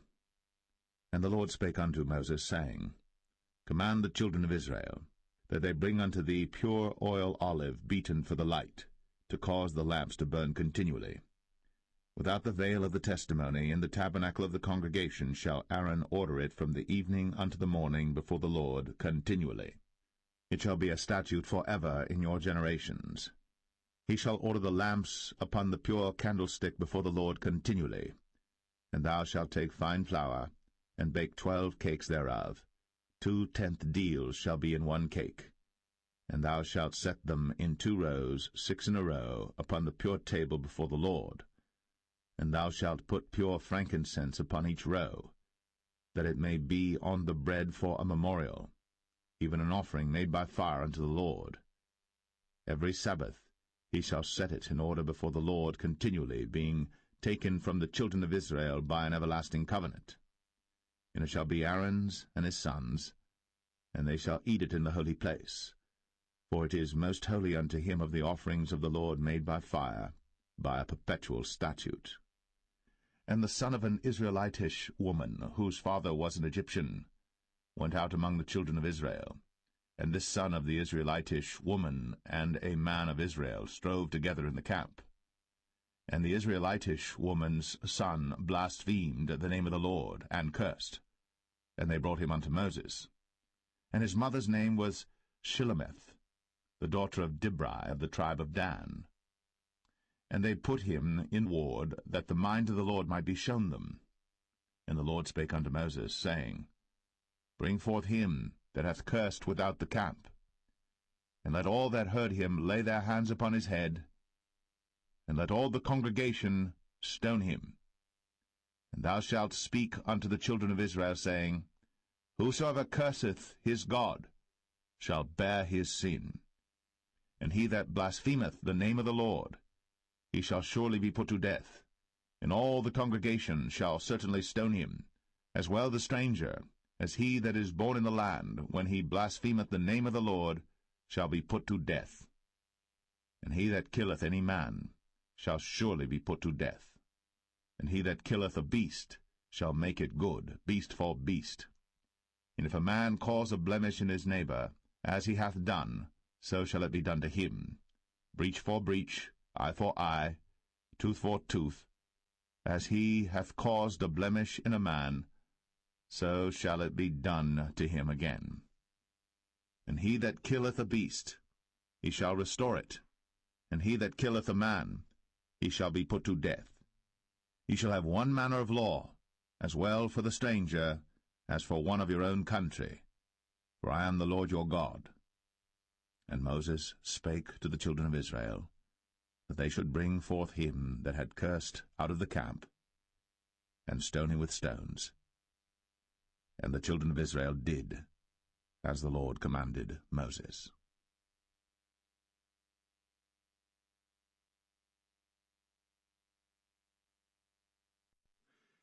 Leviticus 25. And the Lord spake unto Moses in Mount Sinai, saying, Speak unto the children of Israel, and say unto them, When ye come into the land which I give you, then shall the land keep a Sabbath unto the Lord. 6 years thou shalt sow thy field, and 6 years thou shalt prune thy vineyard, and gather in the fruit thereof. But in the 7th year shall be a Sabbath of rest unto the land, a Sabbath for the Lord. Thou shalt neither sow thy field, nor prune thy vineyard. That which groweth of its own accord of thy harvest thou shalt not reap, neither gather the grapes of thy vine undressed. For it is a year of rest unto the land, and the Sabbath of the land shall be meat for you, for thee, and for thy servant, and for thy maid, and for thy hired servant, and for thy stranger that sojourneth with thee, and for thy cattle, and for the beast that are in thy land, shall all the increase thereof be meat. And thou shalt number 7 Sabbaths of years unto thee, 7 times 7 years, and the space of the 7 Sabbaths of years shall be unto thee 49 years. Then shalt thou cause the trumpet of the Jubilee to sound on the 10th day of the 7th month. In the day of atonement shall ye make the trumpet sound throughout all your land. And ye shall hallow the 50th year, and proclaim liberty throughout all the land unto all the inhabitants thereof. It shall be a jubilee unto you. And ye shall return every man unto his possession, and ye shall return every man unto his family. A jubilee shall that 50th year be unto you. Ye shall not sow, neither reap that which groweth of itself in it, nor gather the grapes in it of thy vine undressed. For it is the jubilee. It shall be holy unto you. Ye shall eat the increase thereof out of the field. In the year of this jubilee ye shall return every man unto his possession. And if thou sell aught unto thy neighbor, or buyest aught of thy neighbor's hand, ye shall not oppress one another. According to the number of years after the jubilee thou shalt buy of thy neighbor, and according unto the number of years of the fruits he shall sell unto thee. According to the multitude of years thou shalt increase the price thereof, and according to the fewness of years thou shalt diminish the price of it. For according to the number of the years of the fruits doth he sell unto thee. Ye shall not therefore oppress one another, But thou shalt fear thy God, for I am the Lord your God. Wherefore ye shall do my statutes, and keep my judgments, and do them. And ye shall dwell in the land in safety, and the land shall yield her fruit, and ye shall eat your fill, and dwell therein in safety. And if ye shall say, What shall we eat the 7th year? Behold, we shall not sow, nor gather in our increase. Then I will command my blessing upon you in the 6th year, and it shall bring forth fruit for 3 years. And ye shall sow the 8th year, and eat yet of old fruit until the 9th year. Until her fruits come in, ye shall eat of the old store. The land shall not be sold forever, for the land is mine, for ye are strangers and sojourners with me. And in all the land of your possession ye shall grant a redemption for the land. If thy brother be waxen poor, and hath sold away some of his possession, and if any of his kin come to redeem it, then shall he redeem that which his brother sold. And if the man have none to redeem it, and himself be able to redeem it, then let him count the years of the sale thereof, and restore the overplus unto the man to whom he sold it, that he may return unto his possession. But if he be not able to restore it to him, then that which is sold shall remain in the hand of him that hath bought it until the year of Jubilee, and in the Jubilee it shall go out, and he shall return unto his possession. And if a man sell a dwelling house in a walled city, then he may redeem it within a whole year after it is sold. Within a full year may he redeem it. And if it be not redeemed within the space of a full year, then the house that is in the walled city shall be established for ever to him that bought it throughout his generations. It shall not go out in the Jubilee. But the houses of the villages which have no wall round about them shall be counted as the fields of the country. They may be redeemed, and they shall go out in the Jubilee. Notwithstanding the cities of the Levites, and the houses of the cities of their possession, may the Levites redeem at any time. And if a man purchase of the Levites, then the house that was sold, and the city of his possession, shall go out in the year of Jubilee, for the houses of the cities of the Levites are their possession among the children of Israel. But the field of the suburbs of their cities may not be sold, for it is their perpetual possession. And if thy brother be waxen poor, and fallen in decay with thee, then thou shalt relieve him, yea, though he be a stranger, or a sojourner, that he may live with thee. Take thou no usury of him or increase, but fear thy God, that thy brother may live with thee. Thou shalt not give him thy money upon usury, nor lend him thy victuals for increase. I am the Lord your God, which brought you forth out of the land of Egypt, to give you the land of Canaan, and to be your God. And if thy brother that dwelleth by thee be waxen poor, and be sold unto thee, thou shalt not compel him to serve as a bondservant, but as an hired servant, and as a sojourner. He shall be with thee, and shall serve thee unto the year of Jubilee. And then shall he depart from thee, both he and his children with him, and shall return unto his own family, and unto the possession of his fathers shall he return. For they are my servants, which I brought forth out of the land of Egypt. They shall not be sold as bondmen. Thou shalt not rule over him with rigor, but shalt fear thy God. Both thy bondmen and thy bondmaids, which thou shalt have, shall be of the heathen that are round about you. Of them shall ye buy bondmen and bondmaids. Moreover, of the children of the strangers that do sojourn among you, of them shall ye buy, and of their families that are with you, which they begat in your land, and they shall be your possession. And ye shall take them as an inheritance for your children after you, to inherit them for a possession. They shall be your bondmen for ever. But over your brethren, the children of Israel, ye shall not rule one over another with rigor. And if a sojourner or stranger wax rich by thee, and thy brother that dwelleth by him wax poor, and sell himself unto the stranger or sojourner by thee, or to the stock of the stranger's family, after that he is sold, he may be redeemed again. One of his brethren may redeem him. Either his uncle or his uncle's son may redeem him, or any that is nigh of kin unto him of his family may redeem him, or if he be able, he may redeem himself. And he shall reckon with him that bought him from the year that he was sold to him unto the year of Jubilee. And the price of his sale shall be according unto the number of years. According to the time of an hired servant shall it be with him. If there be yet many years behind, according unto them, he shall give again the price of his redemption out of the money that he was bought for. And if there remain but few years unto the year of Jubilee, then he shall count with him, and according unto his years shall he give him again the price of his redemption. And as a yearly hired servant shall he be with him, and the other shall not rule with rigor over him in thy sight.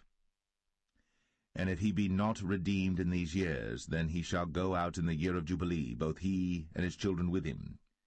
For unto me the children of Israel are servants. They are my servants whom I brought forth out of the land of Egypt. I am the Lord your God.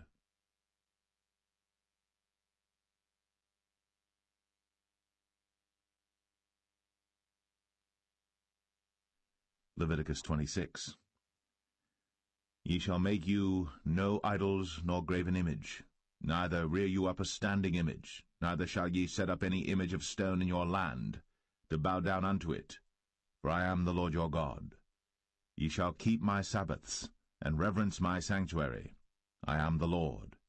If ye walk in my statutes, and keep my commandments, and do them, then I will give you rain in due season, and the land shall yield her increase, and the trees of the field shall yield their fruit. And your threshing shall reach unto the vintage, and the vintage shall reach unto the sowing time. And ye shall eat your bread to the full, and dwell in your land safely. And I will give peace in the land, and ye shall lie down, and none shall make you afraid. And I will rid evil beasts out of the land, neither shall the sword go through your land. And ye shall chase your enemies, and they shall fall before you by the sword. And 5 of you shall chase 100, and 100 of you shall put 10,000 to flight. And your enemies shall fall before you by the sword. For I will have respect unto you, and make you fruitful, and multiply you, and establish my covenant with you. And ye shall eat old store, and bring forth the old because of the new. And I will set my tabernacle among you, and my soul shall not abhor you. And I will walk among you, and will be your God, and ye shall be my people. I am the Lord your God, which brought you forth out of the land of Egypt, that ye should not be their bondmen. And I have broken the bands of your yoke, and made you go upright. But if ye will not hearken unto me, and will not do all these commandments, and if ye shall despise my statutes, or if your soul abhor my judgments, so that ye will not do all my commandments, but that ye break my covenant, I also will do this unto you. I will even appoint over you terror, consumption, and the burning ague, that shall consume the eyes, and cause sorrow of heart. And ye shall sow your seed in vain, for your enemies shall eat it. And I will set my face against you, and ye shall be slain before your enemies. They that hate you shall reign over you, and ye shall flee when none pursueth you. And if ye will not yet for all this hearken unto me, then I will punish you 7 times more for your sins. And I will break the pride of your power, and I will make your heaven as iron, and your earth as brass. And your strength shall be spent in vain. For your land shall not yield her increase, neither shall the trees of the land yield their fruits. And if ye walk contrary unto me, and will not hearken unto me, I will bring 7 times more plagues upon you according to your sins. I will also send wild beasts among you, which shall rob you of your children, and destroy your cattle, and make you few in number, and your highways shall be desolate. And if ye will not be reformed by me by these things, but will walk contrary unto me, then will I also walk contrary unto you, and will punish you yet 7 times for your sins. And I will bring a sword upon you, that shall avenge the quarrel of my covenant. And when ye are gathered together within your cities, I will send the pestilence among you, and ye shall be delivered into the hand of the enemy. And when I have broken the staff of your bread, 10 women shall bake your bread in 1 oven, and they shall deliver you your bread again by weight, and ye shall eat and not be satisfied. And if ye will not for all this hearken unto me, but walk contrary unto me, then I will walk contrary unto you also in fury, and I, even I, will chastise you 7 times for your sins.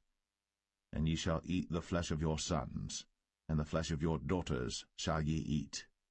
And I will destroy your high places, and cut down your images, and cast your carcasses upon the carcasses of your idols. And my soul shall abhor you. And I will make your cities waste, and bring your sanctuaries unto desolation, and I will not smell the savour of your sweet odours. And I will bring the land into desolation, and your enemies which dwell therein shall be astonished at it. And I will scatter you among the heathen, and will draw out a sword after you, and your land shall be desolate, and your cities waste. Then shall the land enjoy her Sabbaths, as long as it lieth desolate, and ye be in your enemy's land. Even then shall the land rest, and enjoy her Sabbaths. As long as it lieth desolate it shall rest, because it did not rest in your Sabbaths, when ye dwelt upon it. And upon them that are left alive of you I will send a faintness into their hearts in the lands of their enemies, and the sound of a shaken leaf shall chase them, and they shall flee, as fleeing from a sword, and they shall fall when none pursueth.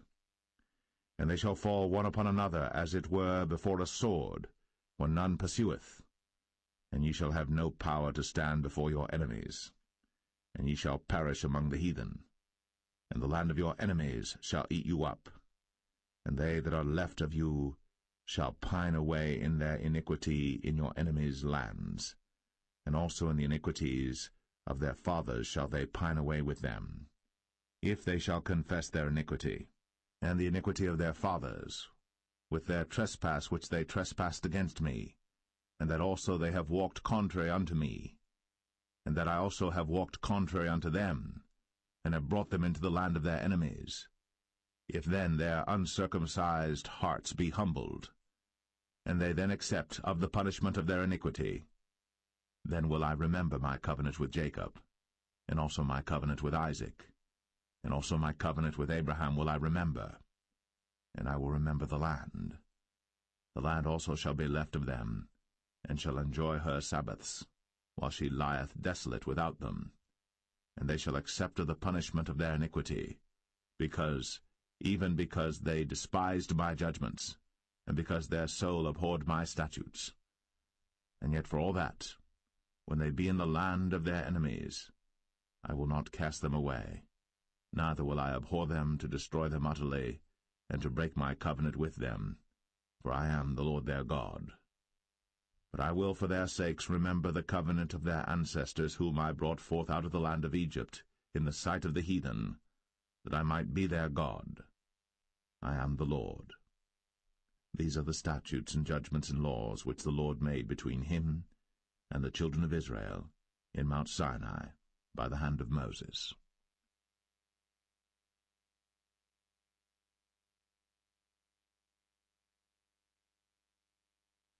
Leviticus 27. And the Lord spake unto Moses, saying, Speak unto the children of Israel, and say unto them, When a man shall make a singular vow, the person shall be for the Lord by thy estimation. And thy estimation shall be of the male from 20 years old even unto 60 years old. Even thy estimation shall be 50 shekels of silver after the shekel of the sanctuary. And if it be a female, then thy estimation shall be 30 shekels.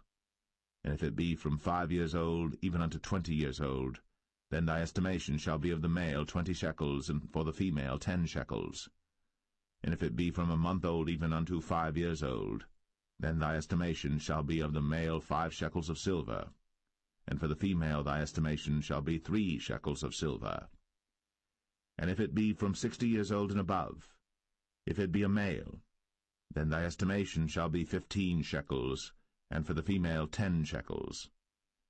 But if he be poorer than thy estimation, then he shall present himself before the priest, and the priest shall value him, according to his ability that vowed shall the priest value him.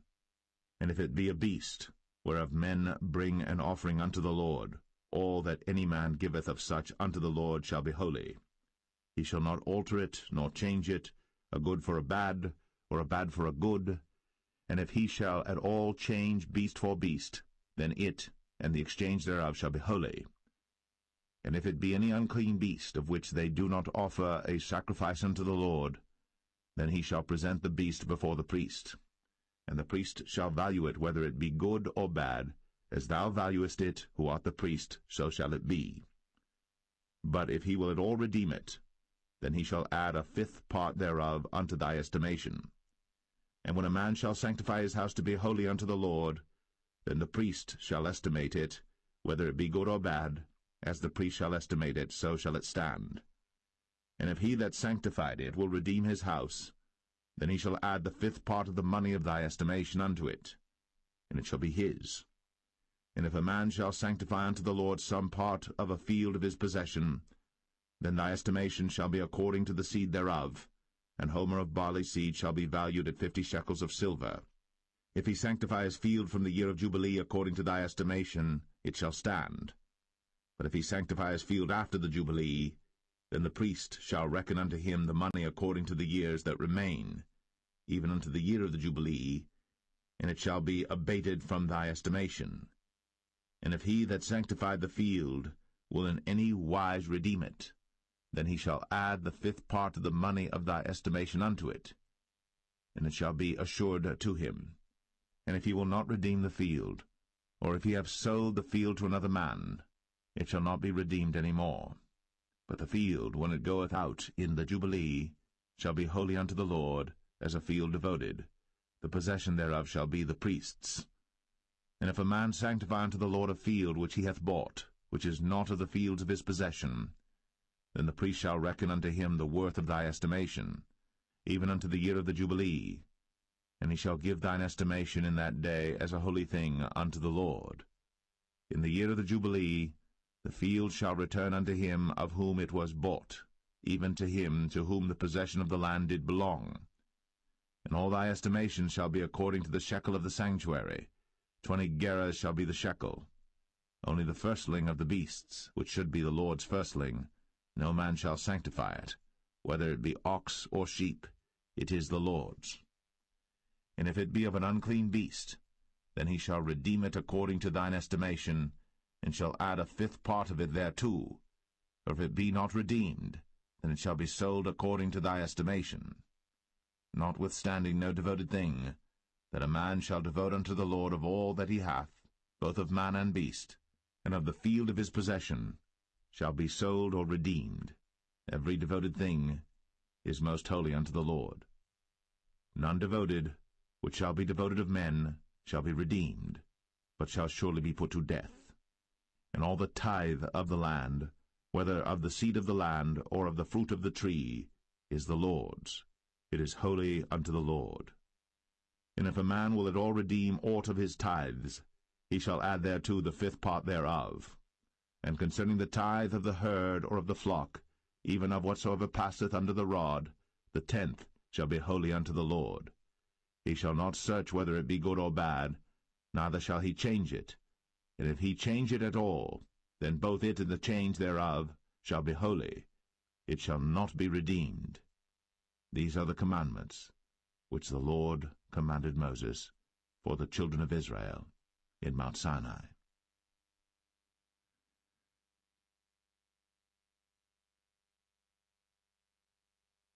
The Book of Numbers, chapter 1.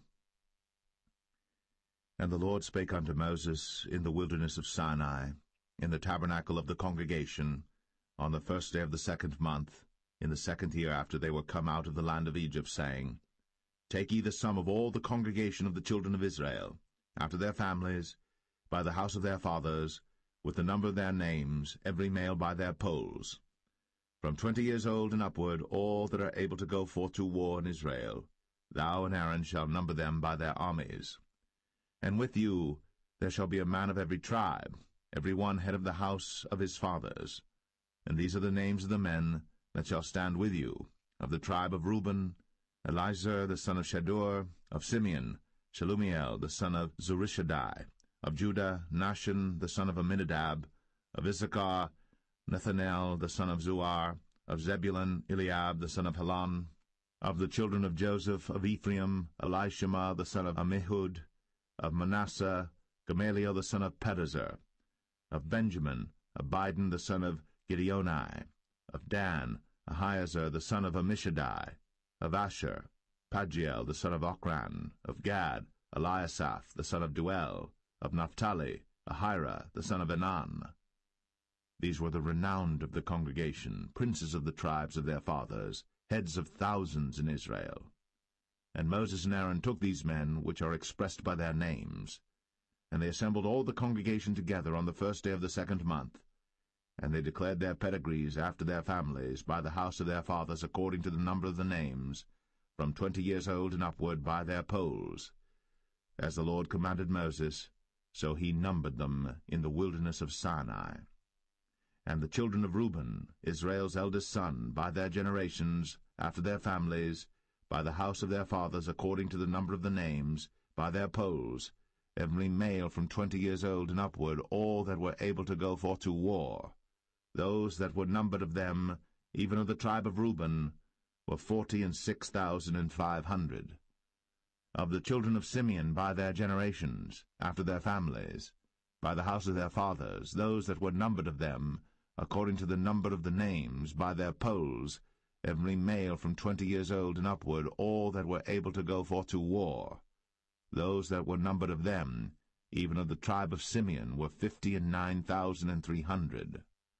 Of the children of Gad, by their generations, after their families, by the house of their fathers, according to the number of the names, from 20 years old and upward, all that were able to go forth to war. Those that were numbered of them, even of the tribe of Gad, were 45,650. Of the children of Judah, by their generations, after their families, by the house of their fathers, according to the number of the names, from 20 years old and upward, all that were able to go forth to war. Those that were numbered of them, even of the tribe of Judah, were 314,600.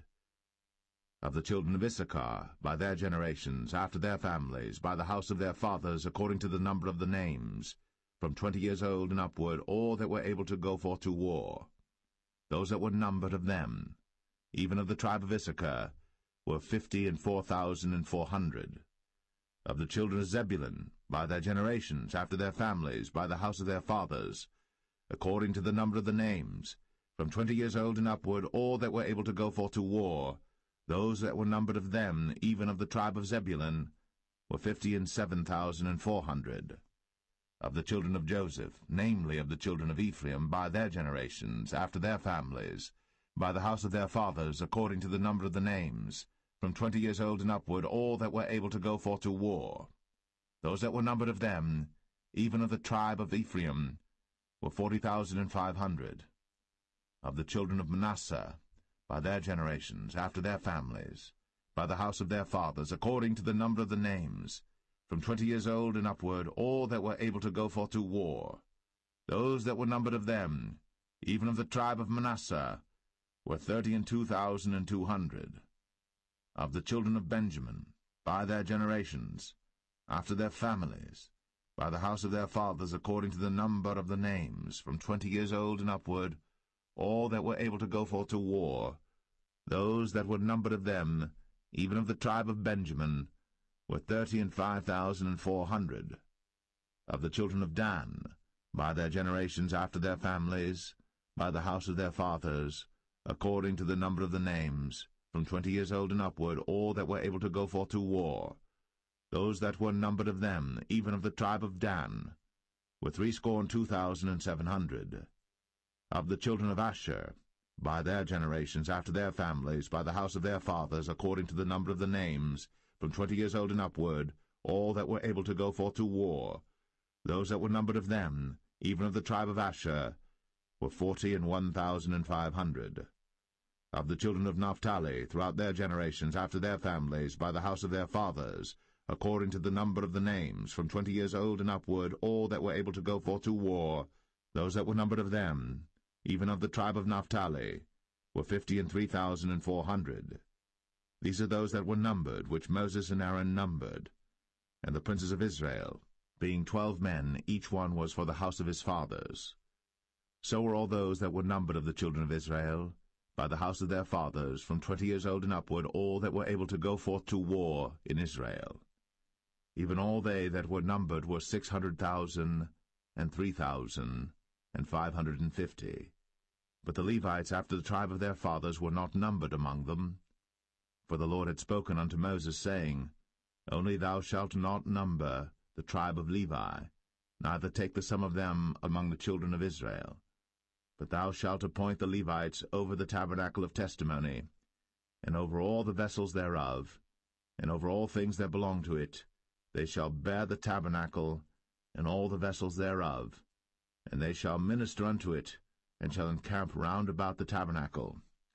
And when the tabernacle setteth forward, the Levites shall take it down. And when the tabernacle is to be pitched, the Levites shall set it up, and the stranger that cometh nigh shall be put to death. And the children of Israel shall pitch their tents, every man by his own camp, and every man by his own standard throughout their hosts.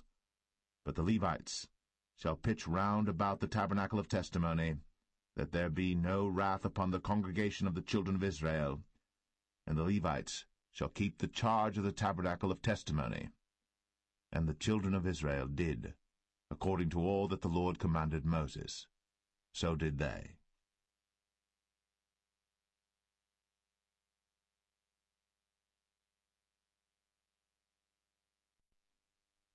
Numbers 2.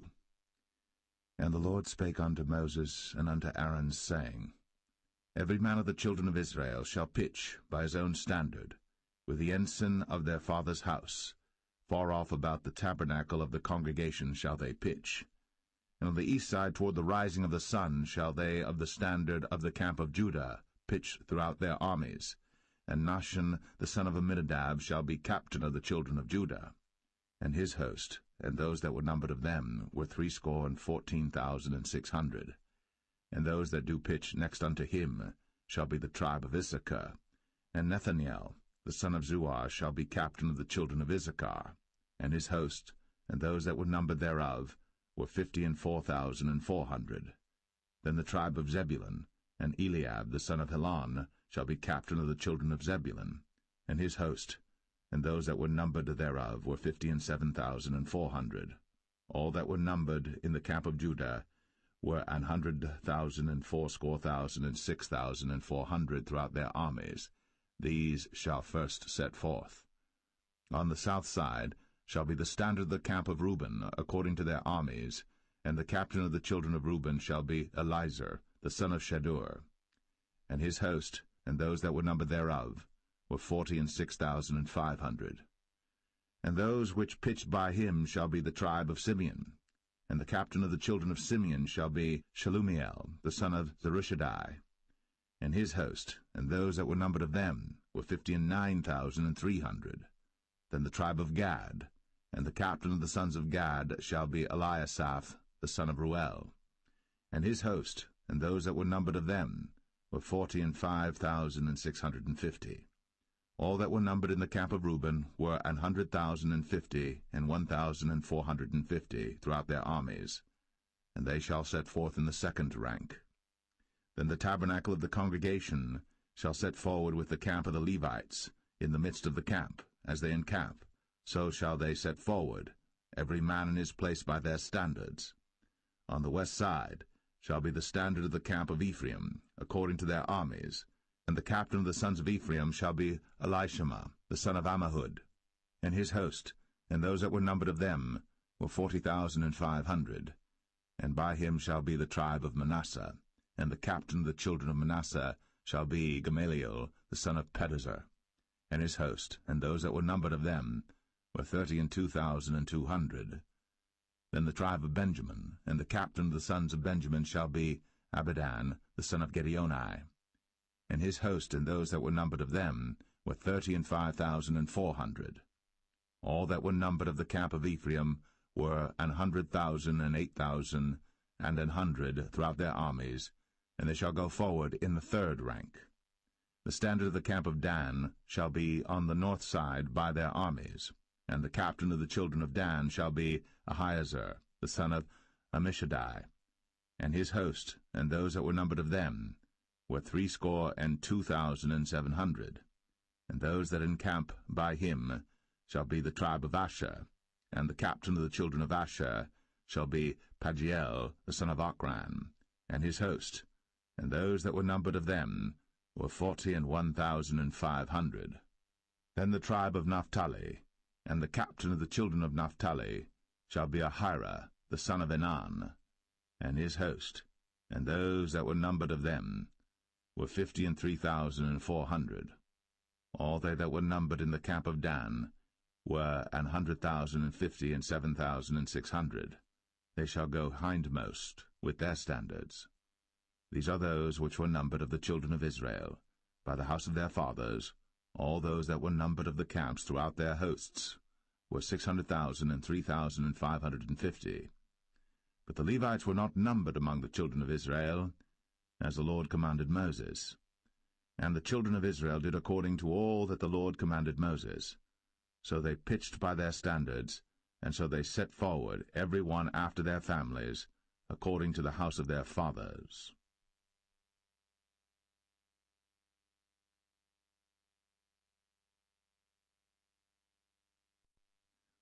Numbers 3.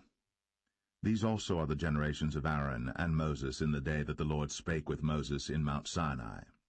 And these are the names of the sons of Aaron: Nadab the firstborn, and Abihu, Eleazar, and Ithamar. These are the names of the sons of Aaron, the priests which were anointed, whom he consecrated to minister in the priest's office. And Nadab and Abihu died before the Lord, when they offered strange fire before the Lord in the wilderness of Sinai, and they had no children. And Eleazar and Ithamar ministered in the priest's office in the sight of Aaron their father. And the Lord spake unto Moses, saying, Bring the tribe of Levi near, and present them before Aaron the priest, that they may minister unto him.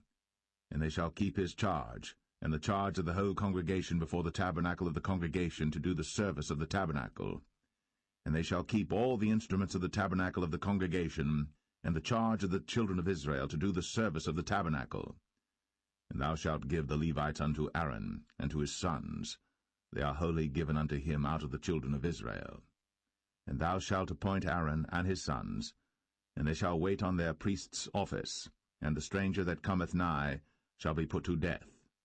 And the Lord spake unto Moses, saying, And I, behold, I have taken the Levites from among the children of Israel, instead of all the firstborn that openeth the matrix among the children of Israel.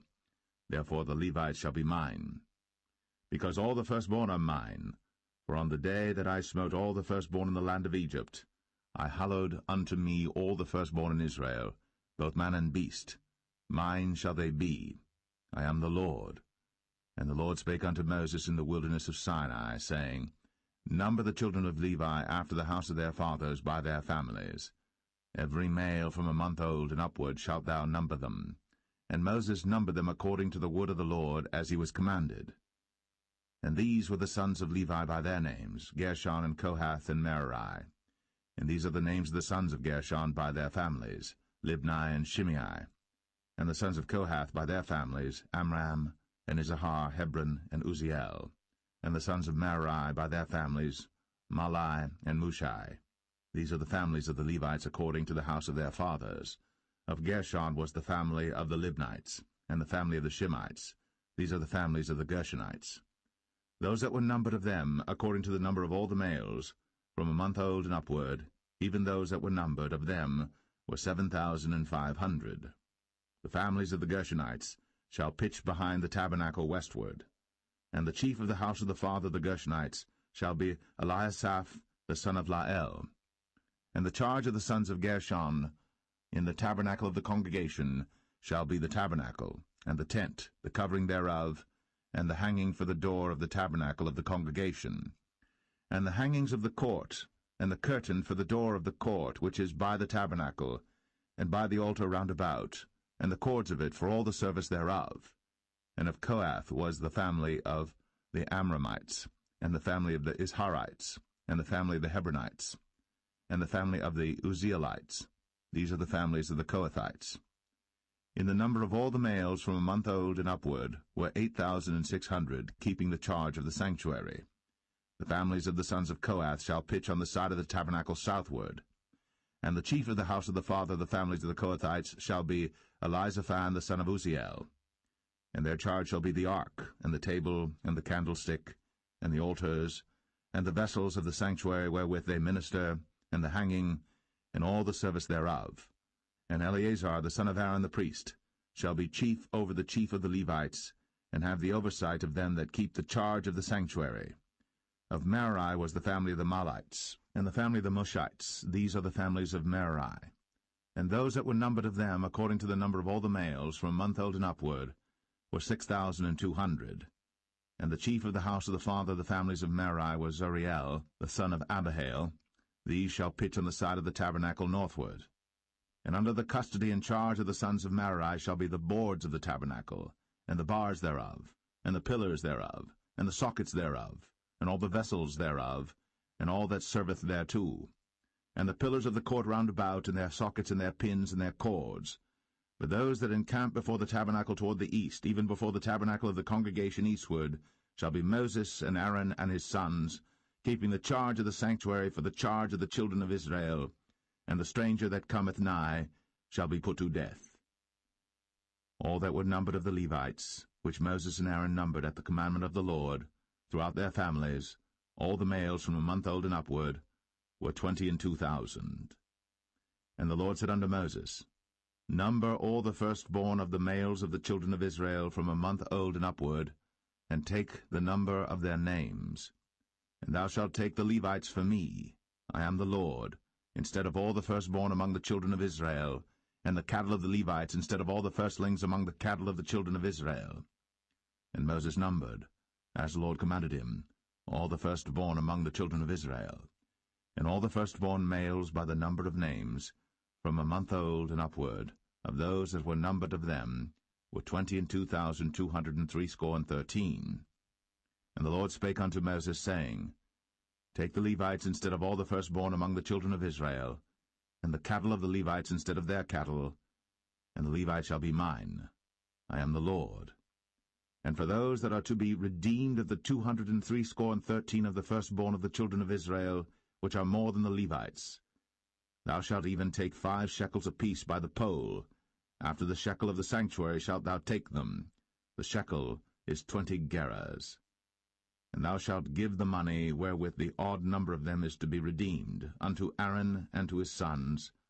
And Moses took the redemption money of them that were over and above them that were redeemed by the Levites.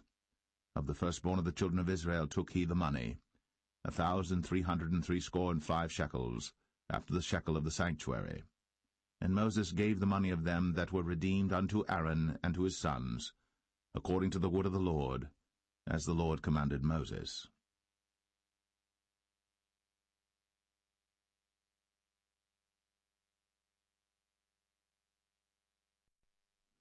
Numbers 4.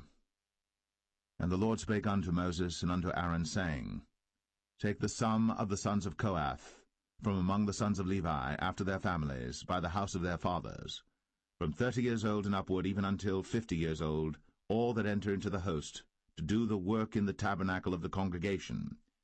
This shall be the service of the sons of Kohath, in the tabernacle of the congregation, about the most holy things. And when the camp setteth forward, Aaron shall come, and his sons, and they shall take down the covering veil, and cover the ark of the testimony with it, and shall put thereon the covering of badgers' skins, and shall spread over it a cloth wholly of blue, and shall put in the staves thereof. And upon the table of showbread they shall spread a cloth of blue, and put thereon the dishes, and the spoons, and the bowls, and covers to cover withal, and the continual bread shall be thereon. And they shall spread upon them a cloth of scarlet, and cover the same with a covering of badgers' skins, and shall put in the staves thereof.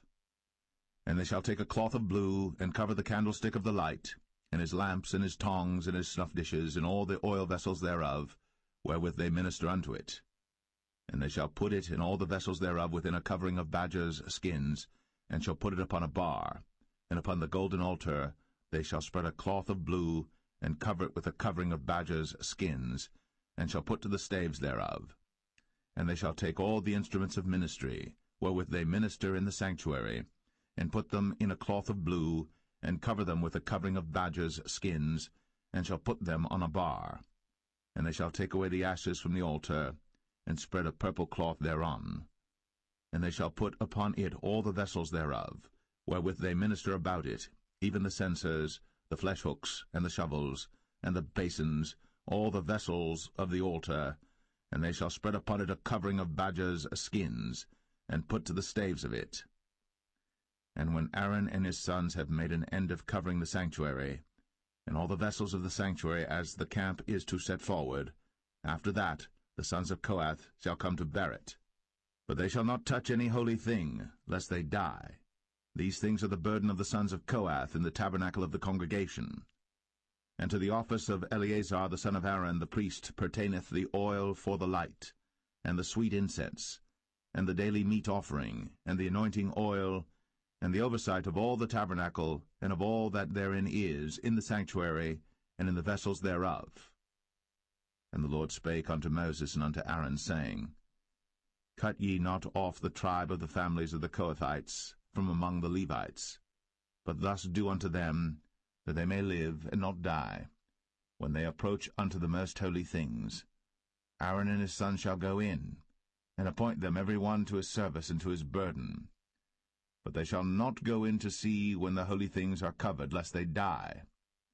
And the Lord spake unto Moses, saying, Take also the sum of the sons of Gershon, throughout the houses of their fathers by their families. From 30 years old and upward until 50 years old shalt thou number them, all that enter in to perform the service, to do the work in the tabernacle of the congregation.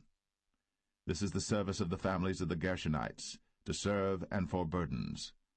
And they shall bear the curtains of the tabernacle, and the tabernacle of the congregation, his covering, and the covering of the badger skins that is above upon it, and the hanging for the door of the tabernacle of the congregation, and the hangings of the court, and the hanging for the door of the gate of the court, which is by the tabernacle, and by the altar round about, and their cords, and all the instruments of their service, and all that is made for them, so shall they serve. At the appointment of Aaron and his sons shall be all the service of the sons of the Gershonites, in all their burdens, and in all their service, and ye shall appoint unto them in charge all their burdens. This is the service of the families of the sons of Gershon, in the tabernacle of the congregation, and their charge shall be under the hand of Ithamar the son of Aaron the priest. As for the sons of Merari, thou shalt number them after their families by the house of their fathers. From 30 years old and upward, even unto 50 years old, shalt thou number them, every one that entereth into the service, to do the work of the tabernacle of the congregation. And this is the charge of their burden, according to all their service in the tabernacle of the congregation, the boards of the tabernacle, and the bars thereof, and the pillars thereof, and sockets thereof. And the pillars of the court round about, and their sockets, and their pins, and their cords, with all their instruments, and with all their service. And by name ye shall reckon the instruments of the charge of their burden. This is the service of the families of the sons of Merari, according to all their service, in the tabernacle of the congregation under the hand of Ithamar the son of Aaron the priest. And Moses and Aaron, and the chief of the congregation numbered the sons of the Kohathites after their families, and after the house of their fathers, from 30 years old and upward, even unto 50 years old, every one that entereth into the service, for the work in the tabernacle of the congregation. And those that were numbered of them by their families were 2,750. These were they that were numbered of the families of the Kohathites, all that might do service in the tabernacle of the congregation, which Moses and Aaron did number, according to the commandment of the Lord, by the hand of Moses. And those that were numbered of the sons of Gershon throughout their families and by the house of their fathers, from 30 years old and upward, even unto 50 years old, every one that entereth into the service, for the work in the tabernacle of the congregation, even those that were numbered of them throughout their families by the house of their fathers, were 2,630. These are they that were numbered of the families of the sons of Gershon, of all that might do service in the tabernacle of the congregation, whom Moses and Aaron did number according to the commandment of the Lord. And those that were numbered of the families of the sons of Merari throughout their families by the house of their fathers, from 30 years old and upward, even unto 50 years old, every one that entereth into the service, for the work in the tabernacle of the congregation, even those that were numbered of them after their families were 3,200. These be those that were numbered of the families of the sons of Merari, whom Moses and Aaron numbered according to the word of the Lord by the hand of Moses. All those that were numbered of the Levites, whom Moses and Aaron and the chief of Israel numbered, after their families, and after the house of their fathers, from 30 years old and upward, even unto 50 years old, every one that came to do the service of the ministry, and the service of the burden in the tabernacle of the congregation. Even those that were numbered of them were 8,580. According to the commandment of the Lord they were numbered by the hand of Moses, every one according to his service, and according to his burden. Thus were they numbered of him, as the Lord commanded Moses.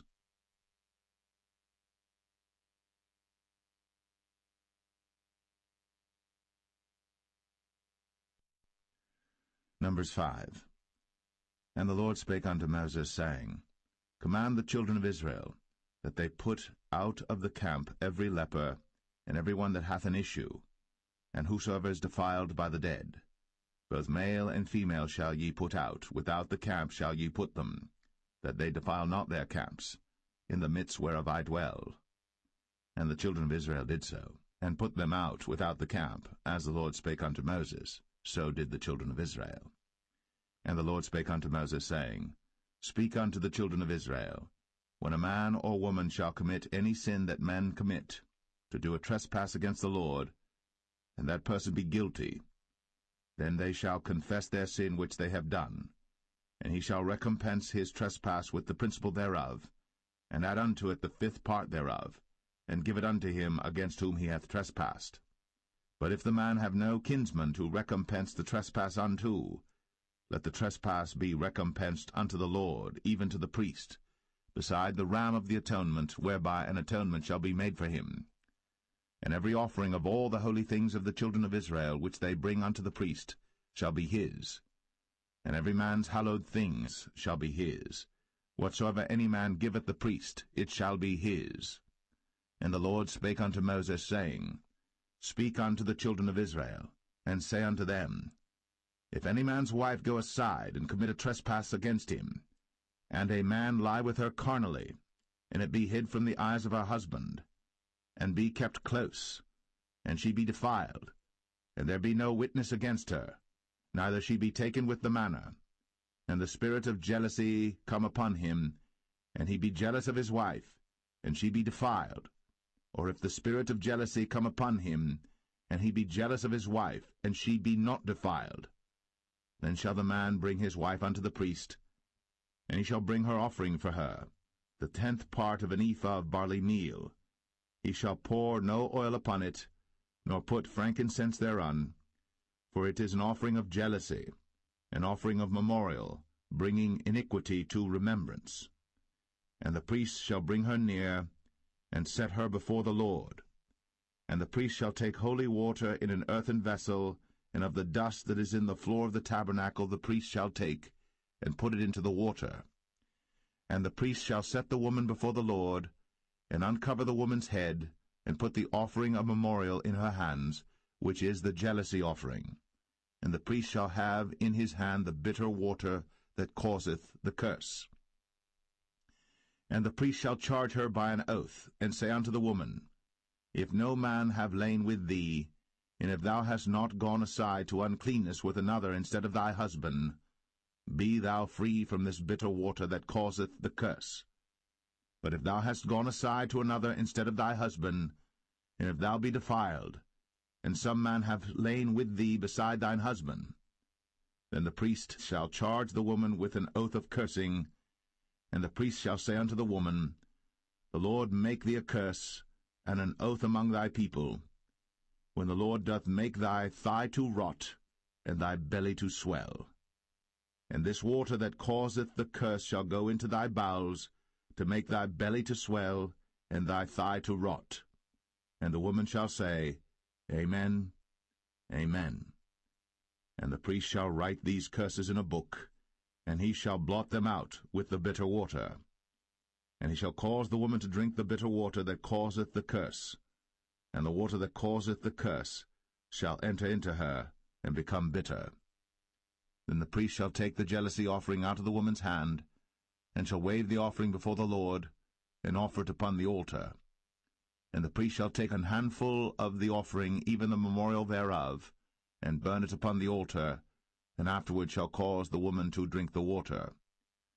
And when he hath made her to drink the water, then it shall come to pass that if she be defiled, and have done trespass against her husband, that the water that causeth the curse shall enter into her, and become bitter, and her belly shall swell, and her thigh shall rot. And the woman shall be a curse among her people. And if the woman be not defiled, but be clean, then she shall be free, and shall conceive seed. This is the law of jealousy, when a wife goeth aside to another, instead of her husband, and is defiled. Or when the spirit of jealousy cometh upon him, and he be jealous over his wife, and shall set the woman before the Lord, and the priest shall execute upon her all this law. Then shall the man be guiltless from iniquity, and this woman shall bear her iniquity.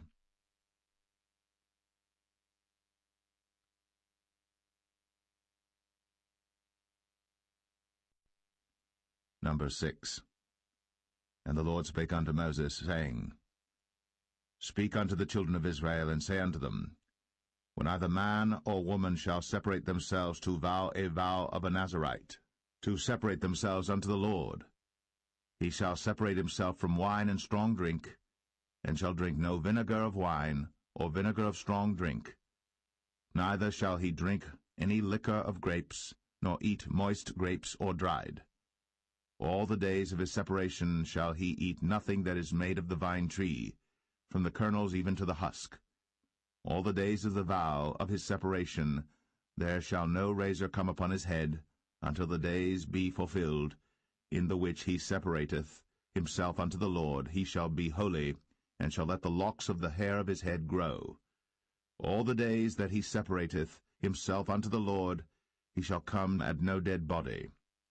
He shall not make himself unclean for his father, or for his mother, for his brother, or for his sister, when they die, because the consecration of his God is upon his head. All the days of his separation he is holy unto the Lord. And if any man die very suddenly by him, and he hath defiled the head of his consecration, then he shall shave his head in the day of his cleansing. On the 7th day shall he shave it. And on the 8th day he shall bring 2 turtles, or 2 young pigeons, to the priest, to the door of the tabernacle of the congregation, and the priest shall offer the one for a sin offering, and the other for a burnt offering, and make an atonement for him, for that he sinned by the dead, and shall hallow his head that same day. And he shall consecrate unto the Lord the days of his separation, and shall bring a lamb of the first year for a trespass offering. But the days that were before shall be lost, because his separation was defiled. And this is the law of the Nazarite. When the days of his separation are fulfilled, he shall be brought unto the door of the tabernacle of the congregation, and he shall offer his offering unto the Lord, 1 he-lamb of the first year without blemish for a burnt offering, and 1 ewe-lamb of the first year without blemish for a sin offering, and 1 ram without blemish for peace offerings, and a basket of unleavened bread, cakes of fine flour mingled with oil, and wafers of unleavened bread anointed with oil, and their meat offering, and their drink offerings. And the priest shall bring them before the Lord, and shall offer his sin offering and his burnt offering. And he shall offer the ram for a sacrifice of peace offerings unto the Lord, with the basket of unleavened bread. The priest shall offer also his meat offering and his drink offering. And the Nazarite shall shave the head of his separation at the door of the tabernacle of the congregation, and shall take the hair of the head of his separation, and put it in the fire which is under the sacrifice of the peace offerings. And the priest shall take the sodden shoulder of the ram, and 1 unleavened cake out of the basket, and 1 unleavened wafer, and shall put them upon the hands of the Nazarite, after the hair of his separation is shaven. And the priest shall wave them for a wave offering before the Lord. This is holy for the priest, with the waved breast and heaved shoulder. And after that the Nazarite may drink wine. This is the law of the Nazarite who hath vowed, and of his offering unto the Lord for his separation, beside that his hand shall get, according to the vow which he vowed, so he must do after the law of his separation. And the Lord spake unto Moses, saying, Speak unto Aaron and unto his sons, saying, On this wise ye shall bless the children of Israel, saying unto them, The Lord bless thee, and keep thee. The Lord make his face shine upon thee, and be gracious unto thee. The Lord lift up his countenance upon thee, and give thee peace. And they shall put my name upon the children of Israel, and I will bless them.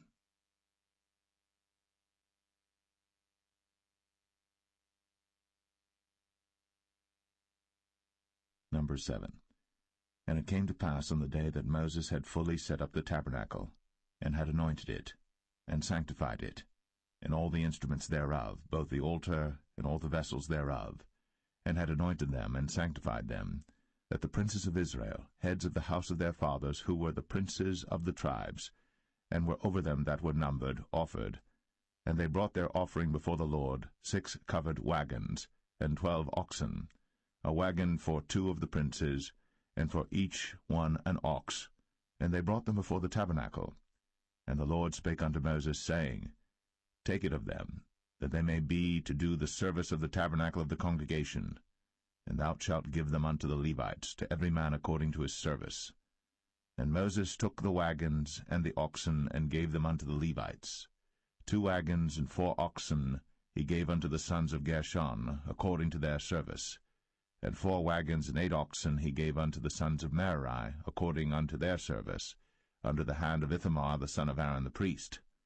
But unto the sons of Kohath he gave none, because the service of the sanctuary belonging unto them was that they should bear upon their shoulders. And the princes offered for dedicating of the altar in the day that it was anointed, even the princes offered their offering before the altar. And the Lord said unto Moses, They shall offer their offering, each prince on his day, for the dedicating of the altar. And he that offered his offering the first day was Nahshon the son of Amminadab, of the tribe of Judah. And his offering was 1 silver charger, the weight thereof was 130 shekels, 1 silver bowl of 70 shekels after the shekel of the sanctuary. Both of them were full of fine flour, mingled with oil, for a meat offering. 1 spoon of 10 shekels of gold, full of incense. 1 young bullock, 1 ram, 1 lamb of the first year, for a burnt offering. 1 kid of the goats for a sin offering, and for a sacrifice of peace offerings. 2 oxen, 5 rams, 5 he-goats, 5 lambs of the first year. This was the offering of Nahshon the son of Amminadab. On the 2nd day, Nathanael the son of Zuar, prince of Issachar, did offer.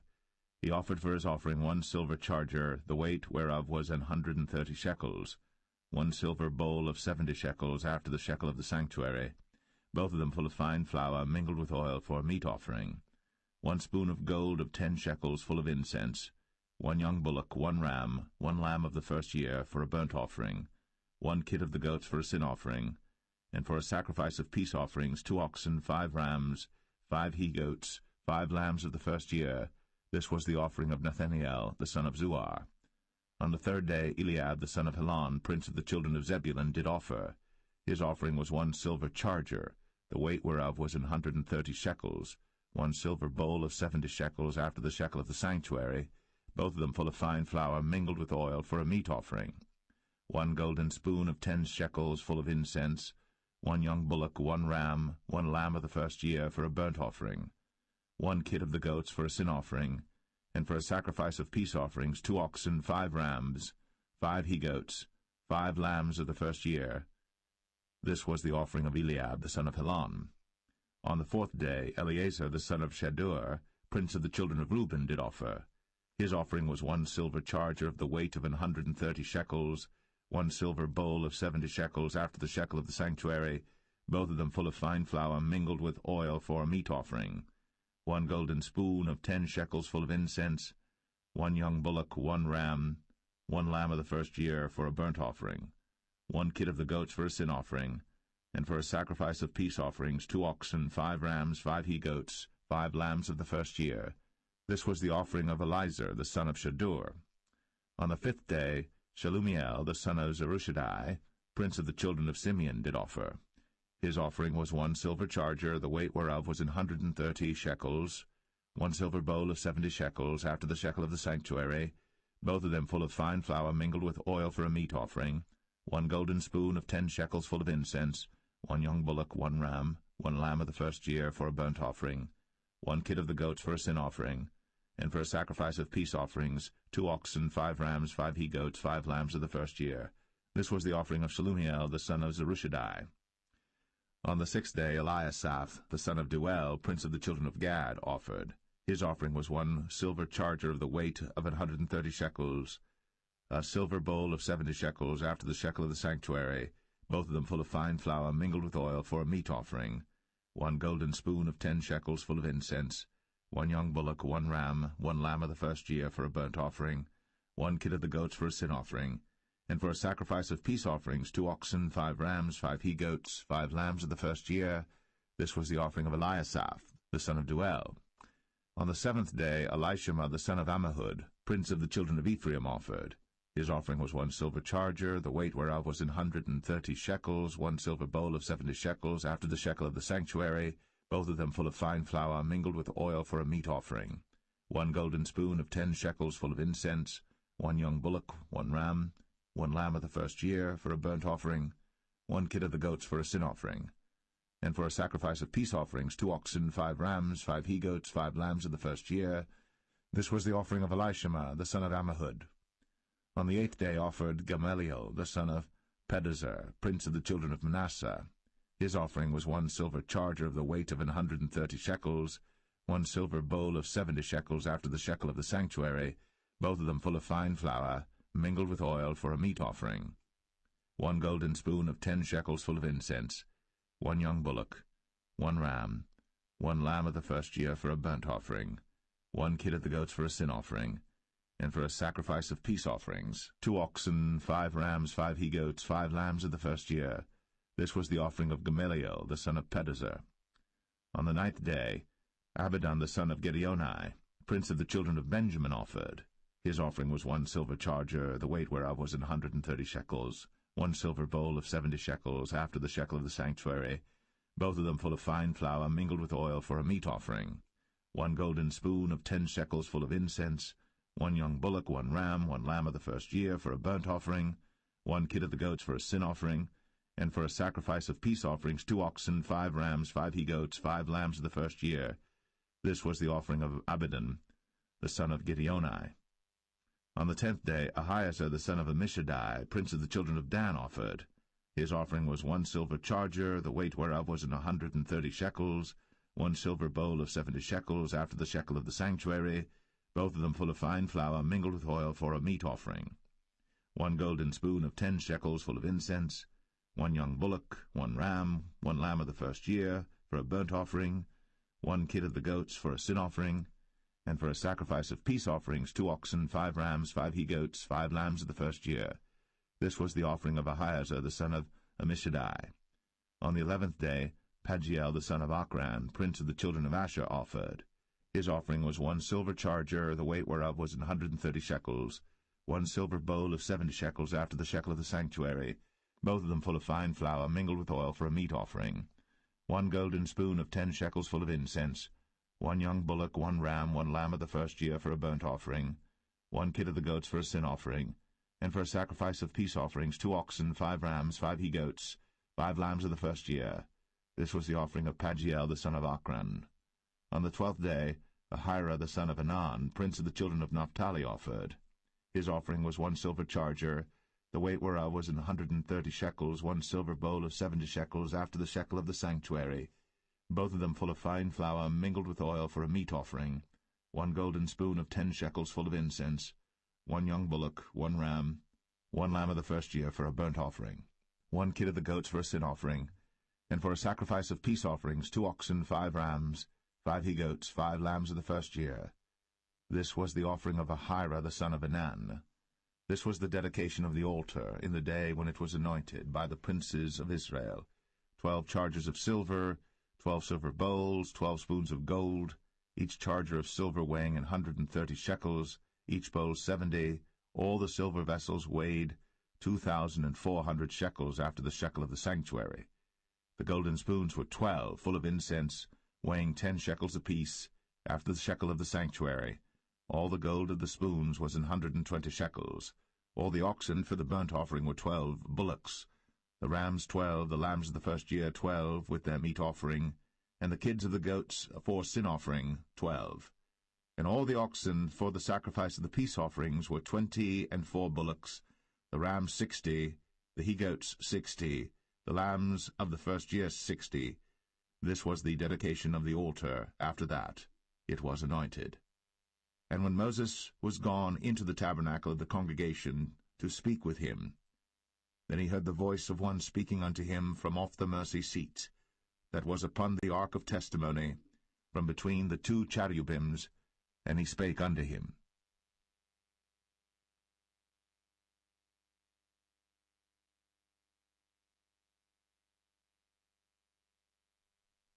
Numbers 8. And the Lord spake unto Moses, saying, Speak unto Aaron, and say unto him, When thou lightest the lamps, the 7 lamps shall give light over against the candlestick. And Aaron did so. He lighted the lamps thereof over against the candlestick, as the Lord commanded Moses. And this work of the candlestick was of beaten gold, unto the shaft thereof, unto the flowers thereof was beaten work, according unto the pattern which the Lord had shown Moses. So he made the candlestick. And the Lord spake unto Moses, saying, Take the Levites from among the children of Israel, and cleanse them. And thus shalt thou do unto them to cleanse them. Sprinkle water of purifying upon them, and let them shave all their flesh, and let them wash their clothes, and so make themselves clean. Then let them take a young bullock with his meat offering, even fine flour mingled with oil, and another young bullock shalt thou take for a sin offering. And thou shalt bring the Levites before the tabernacle of the congregation, and thou shalt gather the whole assembly of the children of Israel together. And thou shalt bring the Levites before the Lord, and the children of Israel shall put their hands upon the Levites. And Aaron shall offer the Levites before the Lord for an offering of the children of Israel, that they may execute the service of the Lord. And the Levites shall lay their hands upon the heads of the bullocks. And thou shalt offer the one for a sin offering, and the other for a burnt offering unto the Lord, to make an atonement for the Levites. And thou shalt set the Levites before Aaron, and before his sons, and offer them for an offering unto the Lord. Thus shalt thou separate the Levites from among the children of Israel, and the Levites shall be mine. And after that shall the Levites go in to do the service of the tabernacle of the congregation. And thou shalt cleanse them, and offer them for an offering. For they are wholly given unto me from among the children of Israel, instead of such as open every womb, even instead of the firstborn of all the children of Israel, have I taken them unto me. For all the firstborn of the children of Israel are mine, both man and beast. On the day that I smote every firstborn in the land of Egypt, I sanctified them for myself. And I have taken the Levites for all the firstborn of the children of Israel. And I have given the Levites as a gift to Aaron and to his sons from among the children of Israel, to do the service of the children of Israel in the tabernacle of the congregation, and to make an atonement for the children of Israel, that there be no plague among the children of Israel, when the children of Israel come nigh unto the sanctuary. And Moses and Aaron and all the congregation of the children of Israel did to the Levites according unto all that the Lord commanded Moses concerning the Levites. So did the children of Israel unto them. And the Levites were purified, and they washed their clothes, and Aaron offered them as an offering before the Lord. And Aaron made an atonement for them to cleanse them. And after that went the Levites in to do their service in the tabernacle of the congregation before Aaron, and before his sons. As the Lord had commanded Moses concerning the Levites, so did they unto them. And the Lord spake unto Moses, saying, This is it that belongeth unto the Levites. From 25 years old and upward they shall go in to wait upon the service of the tabernacle of the congregation. And from the age of 50 years they shall cease waiting upon the service thereof, and shall serve no more, but shall minister with their brethren in the tabernacle of the congregation, to keep the charge, and shall do no service. Thus shalt thou do unto the Levites touching their charge.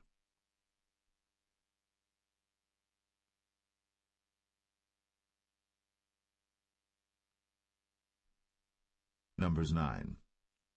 And the Lord spake unto Moses in the wilderness of Sinai, in the first month of the 2nd year, after they were come out of the land of Egypt, saying, Let the children of Israel also keep the Passover at his appointed season. In the 14th day of this month, at even, ye shall keep it in his appointed season. according to all the rites of it, and according to all the ceremonies thereof, shall ye keep it. And Moses spake unto the children of Israel, that they should keep the Passover. And they kept the Passover on the 14th day of the first month at even in the wilderness of Sinai, according to all that the Lord commanded Moses, so did the children of Israel.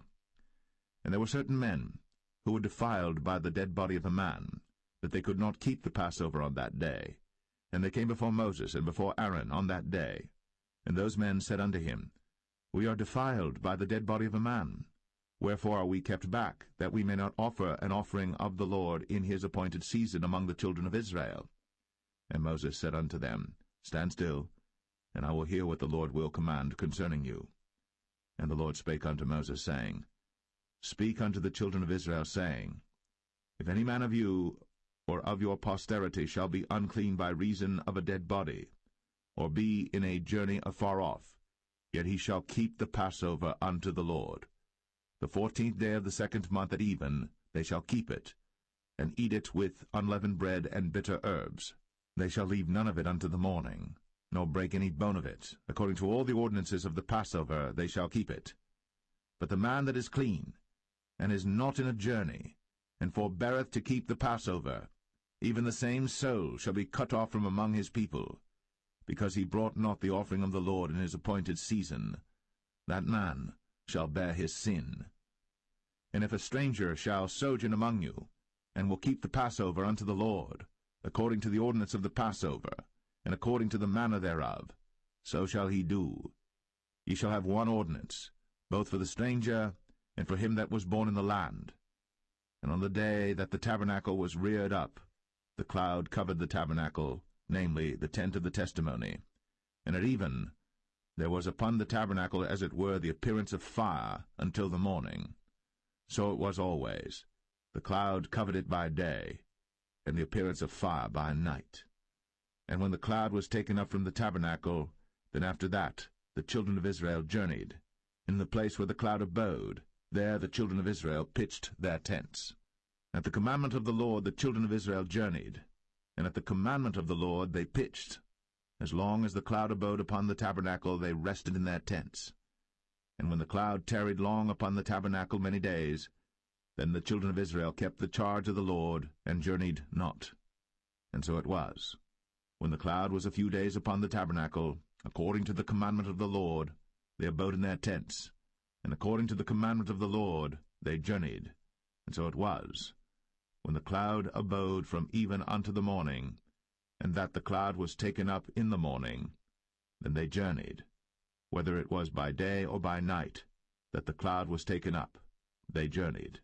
Or whether it were 2 days, or a month, or a year, that the cloud tarried upon the tabernacle, remaining thereon, the children of Israel abode in their tents, and journeyed not. But when it was taken up, they journeyed. At the commandment of the Lord they rested in the tents, and at the commandment of the Lord they journeyed. They kept the charge of the Lord, at the commandment of the Lord, and by the hand of Moses.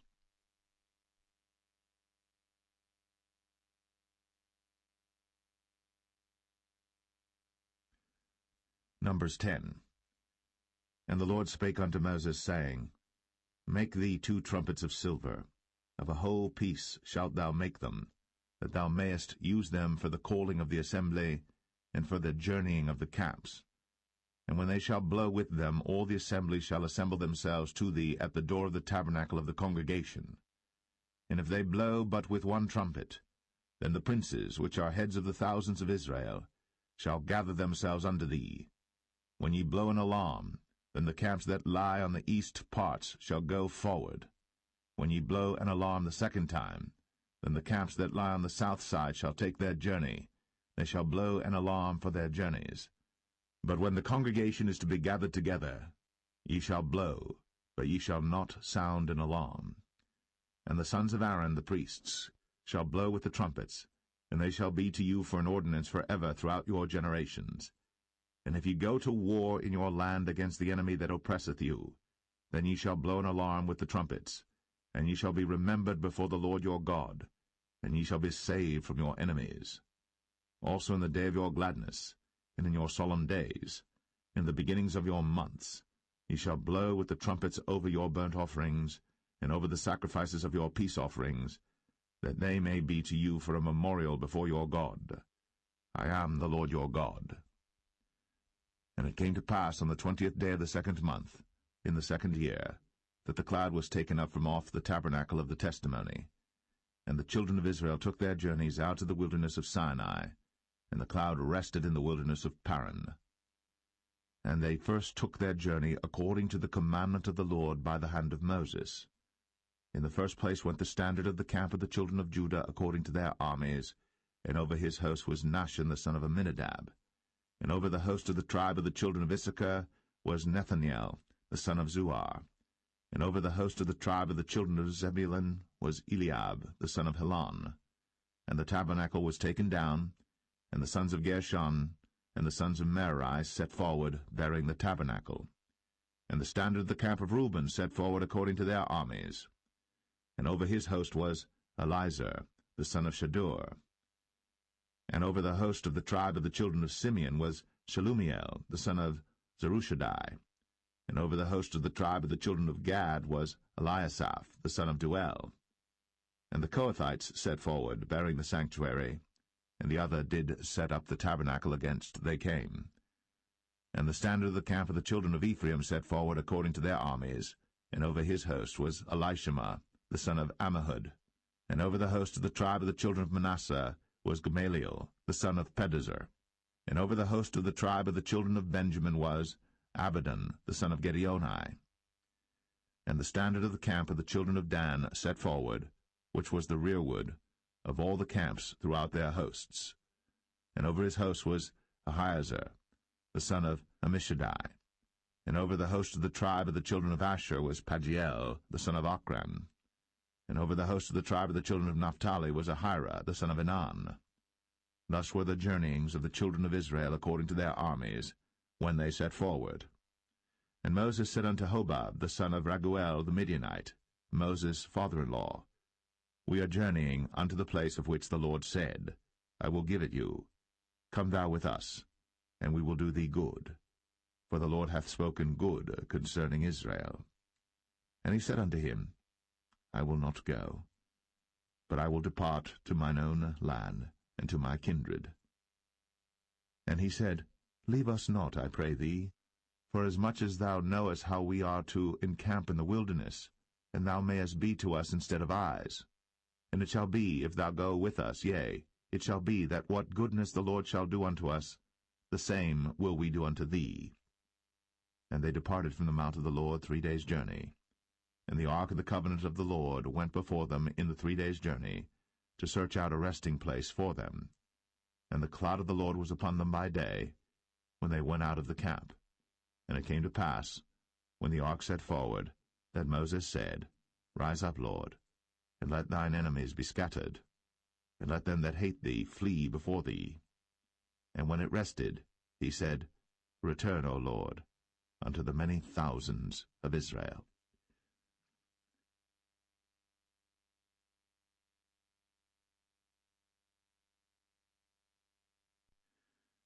Numbers 11. And when the people complained, it displeased the Lord. And the Lord heard it, and his anger was kindled. And the fire of the Lord burnt among them, and consumed them that were in the uttermost parts of the camp. And the people cried unto Moses. And when Moses prayed unto the Lord, the fire was quenched. And he called the name of the place Taberah, because the fire of the Lord burnt among them. And the mixed multitude that was among them fell a-lusting.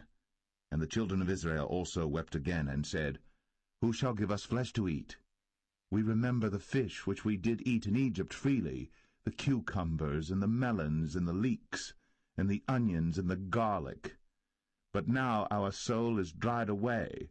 There is nothing at all beside this manna before our eyes. And the manna was as coriander seed, and the color thereof as the color of bdellium.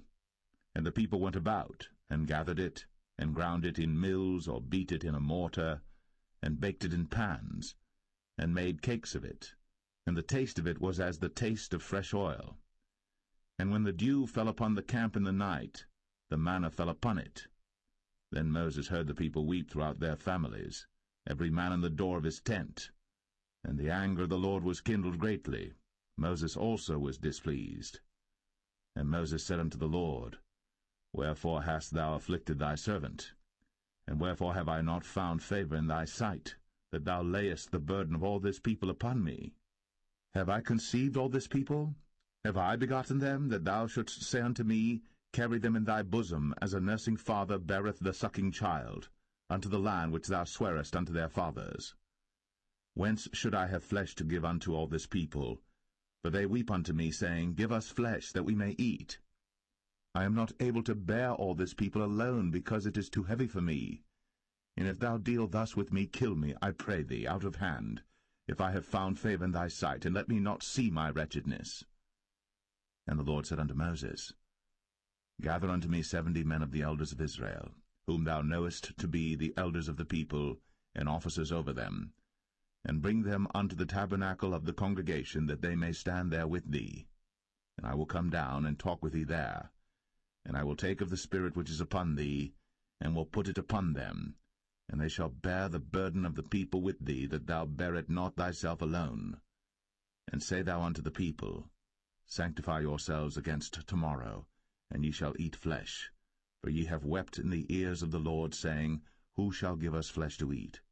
For it was well with us in Egypt. Therefore the Lord will give you flesh, and ye shall eat. Ye shall not eat 1 day, nor 2 days, nor 5 days, neither 10 days, nor 20 days, but even a whole month, until it come out at your nostrils, and it be loathsome unto you, because that ye have despised the Lord which is among you, and have wept before him, saying, Why came we forth out of Egypt? And Moses said, The people among whom I am are 600,000 footmen, and thou hast said, I will give them flesh, that they may eat a whole month. Shall the flocks and the herds be slain for them to suffice them? Or shall all the fish of the sea be gathered together for them to suffice them? And the Lord said unto Moses, Is the Lord's hand waxed short? Thou shalt see now whether my word shall come to pass unto thee or not. And Moses went out, and told the people the words of the Lord, and gathered the 70 men of the elders of the people, and set them round about the tabernacle. And the Lord came down in a cloud, and spake unto him, and took of the Spirit that was upon him, and gave it unto the 70 elders. And it came to pass that, when the Spirit rested upon them, they prophesied, and did not cease. But there remained 2 of the men in the camp. The name of the one was Eldad, and the name of the other Medad. And the Spirit rested upon them, and they were of them that were written, but went not out unto the tabernacle, and they prophesied in the camp. And there ran a young man, and told Moses, and said, Eldad and Medad do prophesy in the camp. And Joshua the son of Nun, the servant of Moses, one of his young men, answered and said, My lord Moses, forbid them. And Moses said unto him, Enviest thou for my sake? Would God that all the Lord's people were prophets, and that the Lord would put his Spirit upon them. And Moses gat him into the camp, he and the elders of Israel. And there went forth a wind from the Lord, and brought quails from the sea, and let them fall by the camp, as it were a day's journey on this side, and as it were a day's journey on the other side, round about the camp, and as it were 2 cubits high upon the face of the earth. And the people stood up all that day, and all that night, and all the next day. And they gathered the quails. He that gathered least gathered 10 homers. And they spread them all abroad for themselves round about the camp. And while the flesh was yet between their teeth, ere it was chewed, the wrath of the Lord was kindled against the people. And the Lord smote the people with a very great plague. And he called the name of that place Kibroth Hattaavah, because there they buried the people that lusted. And the people journeyed from Kibroth Hattaavah unto Hazeroth, and abode at Hazeroth.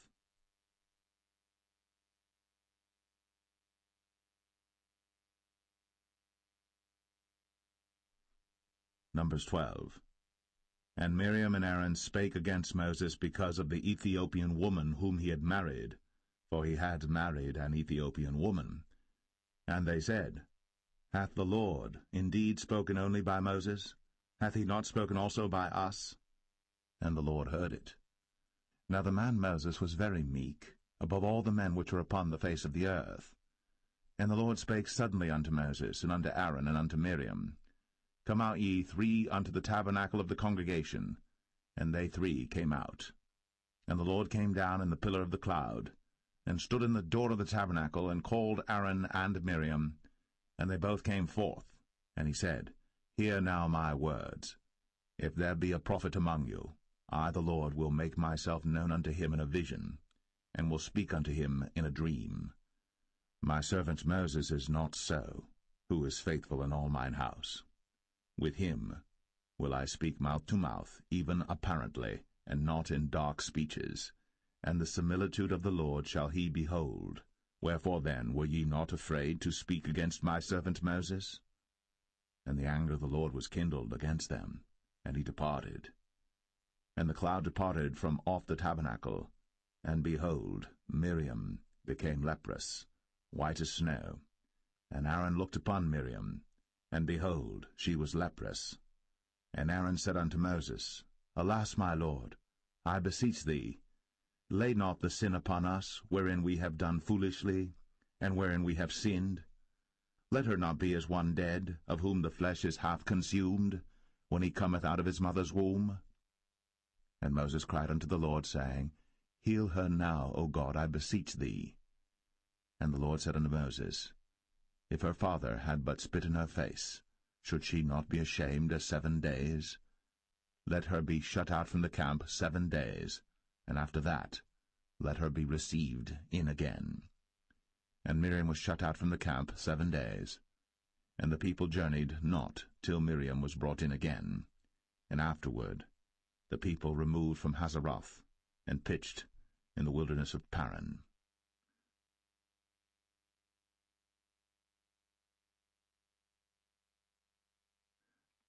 Numbers 13. And the Lord spake unto Moses, saying, Send thou men, that they may search the land of Canaan, which I give unto the children of Israel. Of every tribe of their fathers shall ye send a man, every one a ruler among them. And Moses, by the commandment of the Lord, sent them from the wilderness of Paran. All those men were heads of the children of Israel. And these were their names: of the tribe of Reuben, Shammua the son of Zakur; of the tribe of Simeon, Shaphat the son of Ori; of the tribe of Judah, Caleb the son of Jephunneh; of the tribe of Issachar, Igal the son of Joseph; of the tribe of Ephraim, Hoshea the son of Nun; of the tribe of Benjamin, Palti the son of Raphu; of the tribe of Zebulun, Gadiel the son of Sodai; of the tribe of Joseph, namely of the tribe of Manasseh, Gadai the son of Susai; of the tribe of Dan, Amiel the son of Gemalli; of the tribe of Asher, Sethar the son of Michael; of the tribe of Naphtali, Nabai the son of Vosai; of the tribe of Gad, Geuel the son of Machi. These are the names of the men which Moses sent to spy out the land. And Moses called Hoshea the son of Nun, Jehoshua. And Moses sent them to spy out the land of Canaan, and said unto them, Get you up this way southward, and go up into the mountain, and see the land what it is, and the people that dwelleth therein, whether they be strong or weak, few or many, and what the land is that they dwell in, whether it be good or bad, and what cities they be that they dwell in, whether in tents or in strongholds, and what the land is, whether it be fat or lean, whether there be wood therein or not. And be ye of good courage, and bring of the fruit of the land. Now the time was the time of the first ripe grapes. So they went up and searched the land from the wilderness of Zin unto Rehob, as men come to Hamath.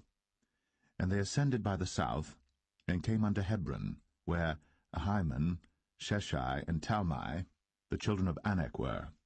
Now Hebron was built 7 years before Zoan in Egypt. And they came unto the brook of Eshcol, and cut down from thence a branch, with one cluster of grapes, and they bare it between two upon a staff. And they brought of the pomegranates and of the figs. The place was called the brook Eshcol, because of the cluster of grapes which the children of Israel cut down from thence. And they returned from searching of the land after 40 days. And they went, and came to Moses, and to Aaron, and to all the congregation of the children of Israel, unto the wilderness of Paran, to Kadesh, and brought back word unto them, and unto all the congregation, and showed them the fruit of the land. And they told him, and said, We came unto the land whither thou sentest us, and surely it floweth with milk and honey, and this is the fruit of it. Nevertheless the people be strong that dwell in the land, and the cities are walled and very great. And moreover we saw the children of Anak there.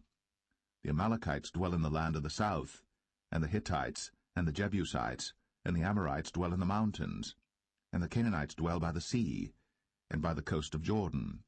And Caleb stilled the people before Moses, and said, Let us go up at once, and possess it, for we are well able to overcome it.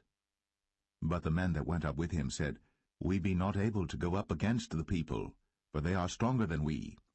And they brought up an evil report of the land, which they had searched unto the children of Israel, saying, The land, through which we have gone to search it, is a land that eateth up the inhabitants thereof, and all the people that we saw in it are men of a great stature. And there we saw the giants, the sons of Anak, which come of the giants. And we were in our own sight as grasshoppers, and so we were in their sight.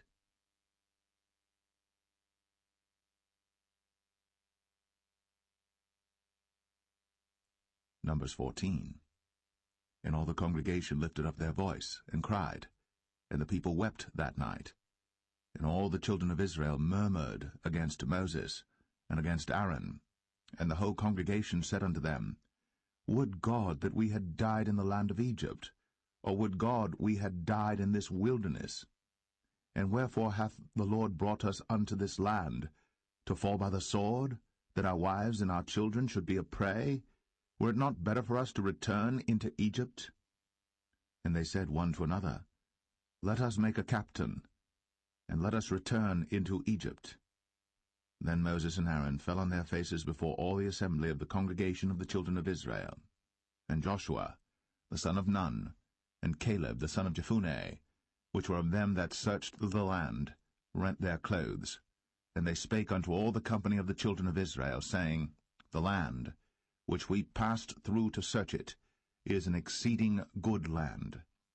If the Lord delight in us, then he will bring us into this land, and give it us, a land which floweth with milk and honey. Only rebel not ye against the Lord, neither fear ye the people of the land, for they are bread for us. Their defense is departed from them, and the Lord is with us. Fear them not. But all the congregation bade stone them with stones. And the glory of the Lord appeared in the tabernacle of the congregation before all the children of Israel. And the Lord said unto Moses, How long will this people provoke me? And how long will it be ere they believe me, for all the signs which I have shown among them? I will smite them with the pestilence, and disinherit them, and will make of thee a greater nation, and mightier than they. And Moses said unto the Lord, Then the Egyptians shall hear it, for thou broughtest up this people in thy might from among them, and they will tell it to the inhabitants of this land. For they have heard that thou, Lord, art among this people, that thou, Lord, art seen face to face, and that thy cloud standeth over them, and that thou goest before them by daytime in a pillar of a cloud, and in a pillar of fire by night. Now if thou shalt kill all this people as one man, then the nations which have heard the fame of thee will speak, saying, Because the Lord was not able to bring this people into the land which he sware unto them, therefore he hath slain them in the wilderness. And now I beseech thee, let the power of my Lord be great, according as thou hast spoken, saying, The Lord is long-suffering, and of great mercy, forgiving iniquity and transgression, and by no means clearing the guilty, visiting the iniquity of the fathers upon the children unto the third and fourth generation. Pardon, I beseech thee, the iniquity of this people according unto the greatness of thy mercy, and as thou hast forgiven this people from Egypt even until now. And the Lord said, I have pardoned according to thy word. But as truly as I live, all the earth shall be filled with the glory of the Lord, because all those men which have seen my glory and my miracles, which I did in Egypt and in the wilderness, and have tempted me now these 10 times, and have not hearkened to my voice, surely they shall not see the land which I swear unto their fathers, neither shall any of them that provoked me see it. But my servant Caleb, because he had another spirit with him, and hath followed me fully, him will I bring into the land whereinto he went, and his seed shall possess it. Now the Amalekites and the Canaanites dwelt in the valley. Tomorrow turn you, and get you into the wilderness by the way of the Red Sea. And the Lord spake unto Moses and unto Aaron, saying, How long shall I bear with this evil congregation, which murmur against me? I have heard the murmurings of the children of Israel, which they murmur against me. Say unto them, As truly as I live, saith the Lord, as ye have spoken in mine ears, so will I do to you. Your carcasses shall fall in this wilderness, and all that were numbered of you according to your whole number, from 20 years old and upward, which have murmured against me. Doubtless ye shall not come into the land, concerning which I swear to make you dwell therein, save Caleb the son of Jephunneh, and Joshua the son of Nun. But your little ones, which ye said should be a prey, them will I bring in, and they shall know the land which ye have despised. But as for you, your carcasses, they shall fall in this wilderness, and your children shall wander in the wilderness 40 years, and bear your whoredoms until your carcasses be wasted in the wilderness. After the number of the days in which ye searched the land, even 40 days, each day for a year, shall ye bear your iniquities, even 40 years, and ye shall know my breach of promise. I the Lord have said, I will surely do it unto all this evil congregation that are gathered together against me. In this wilderness they shall be consumed, and there they shall die. And the men which Moses sent to search the land, who returned, and made all the congregation to murmur against him by bringing up a slander upon the land, even those men that did bring up the evil report upon the land, died by the plague before the Lord.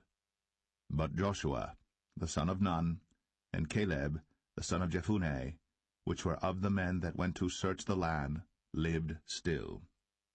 And Moses told these sayings unto all the children of Israel, and the people mourned greatly.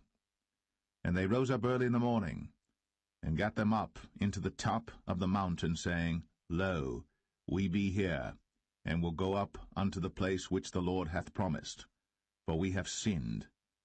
And Moses said, Wherefore now do ye transgress the commandment of the Lord? But it shall not prosper. Go not up, for the Lord is not among you, that ye be not smitten before your enemies. For the Amalekites and the Canaanites are there before you, and ye shall fall by the sword, because ye are turned away from the Lord. Therefore the Lord will not be with you. But they presumed to go up unto the hilltop.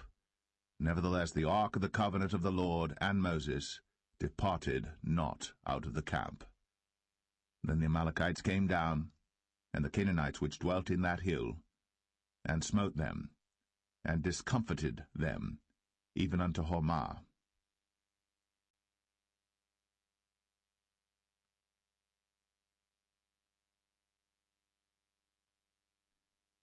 Numbers 15. And the Lord spake unto Moses, saying, Speak unto the children of Israel, and say unto them, When ye be come into the land of your habitations, which I give unto you, and will make an offering by fire unto the Lord, a burnt offering, or a sacrifice in performing a vow, or in a freewill offering, or in your solemn feasts, to make a sweet savour unto the Lord, of the herd or of the flock, then shall he that offereth his offering unto the Lord bring a meat offering of 1/10 deal of flour mingled with the 4th part of an hin of oil, and the 4th part of an hin of wine for a drink offering shalt thou prepare with the burnt offering or sacrifice for 1 lamb. Or for a ram thou shalt prepare for a meat offering 2/10 deals of flour mingled with the 3rd part of an hin of oil. And for a drink offering thou shalt offer the 3rd part of an hin of wine for a sweet savour unto the Lord. And when thou preparest a bullock for a burnt offering, or for a sacrifice in performing a vow, or peace offerings unto the Lord. Then shall he bring with a bullock a meat offering of 3/10 deals of flour mingled with half an hin of oil. And thou shalt bring for a drink offering half an hin of wine, for an offering made by fire, of a sweet savour unto the Lord. Thus shall it be done for one bullock, or for one ram, or for a lamb, or a kid, according to the number that ye shall prepare. So shall ye do to every one according to their number. All that are born of the country shall do these things after this manner, in offering an offering made by fire, of a sweet savour unto the Lord. And if a stranger sojourn with you, or whosoever be among you in your generations, and will offer an offering made by fire, of a sweet savour unto the Lord, as ye do, so he shall do. One ordinance shall be both for you of the congregation, and also for the stranger that sojourneth with you, an ordinance for ever in your generations, as ye are, so shall the stranger be before the Lord. One law and one manner shall be for you, and for the stranger that sojourneth with you.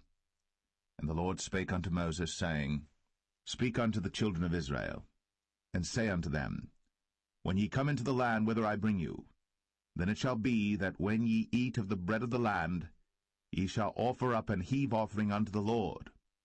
Ye shall offer up a cake of the first of your dough for an heave offering. As ye do the heave offering of the threshing floor, so shall ye heave it. Of the first of your dough ye shall give unto the Lord an heave offering in your generations. And if ye have erred, and not observed all these commandments which the Lord hath spoken unto Moses, even all that the Lord hath commanded you by the hand of Moses, from the day that the Lord commanded Moses, and henceforward among your generations, then it shall be, if aught be committed by ignorance without the knowledge of the congregation, that all the congregation shall offer one young bullock for a burnt offering, for a sweet savour unto the Lord, with his meat offering and his drink offering, according to the manner, and one kid of the goats for a sin offering. And the priest shall make an atonement for all the congregation of the children of Israel, and shall be forgiven them, for it is ignorance. And they shall bring their offering, a sacrifice made by fire unto the Lord, and their sin offering before the Lord, for their ignorance. And it shall be forgiven all the congregation of the children of Israel, and the stranger that sojourneth among them, seeing all the people were in ignorance. And if any soul sin through ignorance, then he shall bring a she-goat of the first year for sin offering, and the priest shall make an atonement for the soul that sinneth ignorantly. When he sinneth by ignorance before the Lord, to make an atonement for him, and it shall be forgiven him. Ye shall have one law for him that sinneth through ignorance, both for him that is born among the children of Israel, and for the stranger that sojourneth among them. But the soul that doeth aught presumptuously, whether he be born in the land or a stranger, the same reproacheth the Lord, and that soul shall be cut off from among his people, because he hath despised the word of the Lord, and hath broken his commandment. That soul shall utterly be cut off. His iniquity shall be upon him. And while the children of Israel were in the wilderness, they found a man that gathered sticks upon the Sabbath day. And they that found him gathering sticks brought him unto Moses and Aaron, and unto all the congregation. And they put him in ward, because it was not declared what should be done to him. And the Lord said unto Moses, The man shall be surely put to death. All the congregation shall stone him with stones without the camp. And all the congregation brought him without the camp, and stoned him with stones, and he died, as the Lord commanded Moses. And the Lord spake unto Moses, saying, Speak unto the children of Israel, and bid them that they make them fringes in the borders of their garments throughout their generations, and that they put upon the fringe of the borders a ribbon of blue.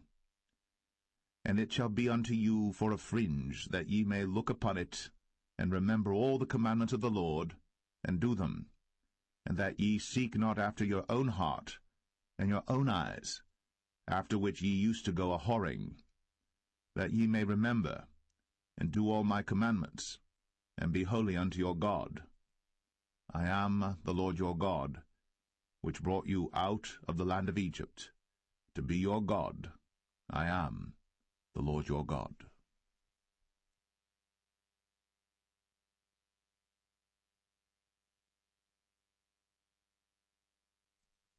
Numbers 16. Now Korah the son of Izhar, the son of Kohath, the son of Levi, and Dathan and Abiram, the sons of Eliab, and On, the son of Peleth, sons of Reuben, took men. And they rose up before Moses with certain of the children of Israel, 250 princes of the assembly, famous in the congregation, men of renown. And they gathered themselves together against Moses and against Aaron, and said unto them, Ye take too much upon you, seeing all the congregation are holy, every one of them, and the Lord is among them. Wherefore then lift ye up yourselves above the congregation of the Lord. And when Moses heard it, he fell upon his face. And he spake unto Korah and unto all his company, saying, Even tomorrow the Lord will show who are his, and who is holy, and will cause him to come near unto him. Even him whom he hath chosen will he cause to come near unto him. This do, take your censers, Korah, and all his company, and put fire therein, and put incense in them before the Lord tomorrow. And it shall be, that the man whom the Lord doth choose, he shall be holy. Ye take too much upon you, ye sons of Levi. And Moses said unto Korah, Hear, I pray you, ye sons of Levi. Seemeth it but a small thing unto you, that the God of Israel hath separated you from the congregation of Israel, to bring you near to himself, to do the service of the tabernacle of the Lord, and to stand before the congregation to minister unto them? And he hath brought thee near to him, and all thy brethren, the sons of Levi, with thee. And seek ye the priesthood also? For which cause both thou and all thy company are gathered together against the Lord? And what is Aaron, that ye murmur against him? And Moses sent to call Dathan and Abiram, the sons of Eliab, which said, We will not come up. Is it a small thing that thou hast brought us up out of the land that floweth with milk and honey, to kill us in the wilderness, except thou make thyself altogether a prince over us? Moreover, thou hast not brought us into a land that floweth with milk and honey, or given us inheritance of fields and vineyards. Wilt thou put out the eyes of these men? We will not come up. And Moses was very wroth, and said unto the Lord, Respect not thou their offering. I have not taken one ass from them, neither have I hurt one of them. And Moses said unto Korah, Be thou and all thy company before the Lord, thou and they, and Aaron, tomorrow. And take every man his censer, and put incense in them, and bring ye before the Lord every man his censer, 250 censers, thou also, and Aaron, each of you, his censer. And they took every man his censer, and put fire in them, and laid incense thereon, and stood in the door of the tabernacle of the congregation with Moses and Aaron. And Korah gathered all the congregation against them unto the door of the tabernacle of the congregation. And the glory of the Lord appeared unto all the congregation. And the Lord spake unto Moses and unto Aaron, saying, Separate yourselves from among this congregation, that I may consume them in a moment. And they fell upon their faces, and said, O God, the God of the spirits of all flesh, shall one man sin, and wilt thou be wroth with all the congregation? And the Lord spake unto Moses, saying, Speak unto the congregation, saying, Get you up from about the tabernacle of Korah, Dathan, and Abiram. And Moses rose up, and went unto Dathan and Abiram, and the elders of Israel followed him. And he spake unto the congregation, saying, Depart, I pray you, from the tents of these wicked men, and touch nothing of theirs, lest ye be consumed in all their sins. So they gat up from the tabernacle of Korah, Dathan and Abiram, on every side. And Dathan and Abiram came out, and stood in the door of their tents, and their wives and their sons, and their little children. And Moses said, Hereby ye shall know that the Lord hath sent me to do all these works, for I have not done them of mine own mind. If these men die the common death of all men, or if they be visited after the visitation of all men, then the Lord hath not sent me. But if the Lord make a new thing, and the earth open her mouth, and swallow them up, with all that appertain unto them, and they go down quick into the pit, then ye shall understand that these men have provoked the Lord. And it came to pass, as he had made an end of speaking all these words, that the ground clave asunder that was under them, and the earth opened her mouth, and swallowed them up, and their houses, and all the men that appertained unto Korah, and all their goods. They and all that appertained to them went down alive into the pit, and the earth closed upon them, and they perished from among the congregation. And all Israel that were round about them fled at the cry of them, for they said, Lest the earth swallow us up also. And there came out a fire from the Lord, and consumed the 250 men that offered incense. And the Lord spake unto Moses, saying, Speak unto Eleazar, the son of Aaron the priest, that he take up the censers out of the burning, and scatter thou the fire yonder, for they are hallowed. The censers of these sinners against their own souls, let them make them broad plates for a covering of the altar, for they offered them before the Lord. Therefore they are hallowed, and they shall be a sign unto the children of Israel. And Eleazar the priest took the brazen censers wherewith they that were burnt had offered, and they were made broad plates for a covering of the altar, to be a memorial unto the children of Israel, that no stranger which is not of the seed of Aaron come near to offer incense before the Lord, that he be not as Korah, and as his company, as the Lord said to him by the hand of Moses. But on the morrow all the congregation of the children of Israel murmured against Moses, and against Aaron, saying, Ye have killed the people of the Lord. And it came to pass, when the congregation was gathered against Moses and against Aaron, that they looked toward the tabernacle of the congregation, and behold, the cloud covered it, and the glory of the Lord appeared. And Moses and Aaron came before the tabernacle of the congregation. And the Lord spake unto Moses, saying, Get you up from among this congregation, that I may consume them as in a moment. And they fell upon their faces. And Moses said unto Aaron, Take a censer, and put fire therein from off the altar, and put on incense, and go quickly unto the congregation, and make an atonement for them.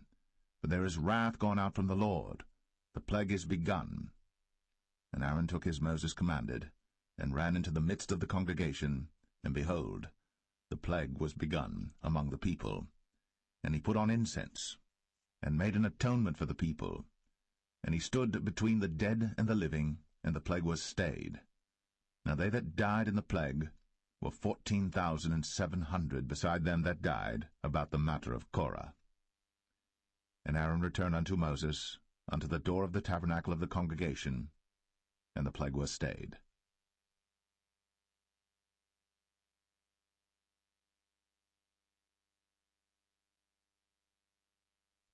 Number 17. And the Lord spake unto Moses, saying, Speak unto the children of Israel, and take of every one of them a rod according to the house of their fathers, of all their princes according to the house of their fathers 12 rods. Write thou every man's name upon his rod. And thou shalt write Aaron's name upon the rod of Levi. For 1 rod shall be for the head of the house of their fathers. And thou shalt lay them up in the tabernacle of the congregation before the testimony, where I will meet with you. And it shall come to pass that the man's rod, whom I shall choose, shall blossom, and I will make to cease from me the murmurings of the children of Israel, whereby they murmur against you. And Moses spake unto the children of Israel, and every one of their princes gave him a rod apiece, for each prince 1 according to their fathers' houses, even 12 rods, and the rod of Aaron was among their rods. And Moses laid up the rods before the Lord in the tabernacle of witness. And it came to pass that on the morrow Moses went into the tabernacle of witness, and behold, the rod of Aaron for the house of Levi was budded, and brought forth buds, and bloomed blossoms, and yielded almonds. And Moses brought out all the rods from before the Lord unto all the children of Israel. And they looked, and took every man his rod. And the Lord said unto Moses, Bring Aaron's rod again before the testimony to be kept for a token against the rebels. And thou shalt quite take away their murmurings from me, that they die not. And Moses did so. As the Lord commanded him, so did he. And the children of Israel spake unto Moses, saying, Behold, we die, we perish, we all perish. Whosoever cometh anything near unto the tabernacle of the Lord shall die.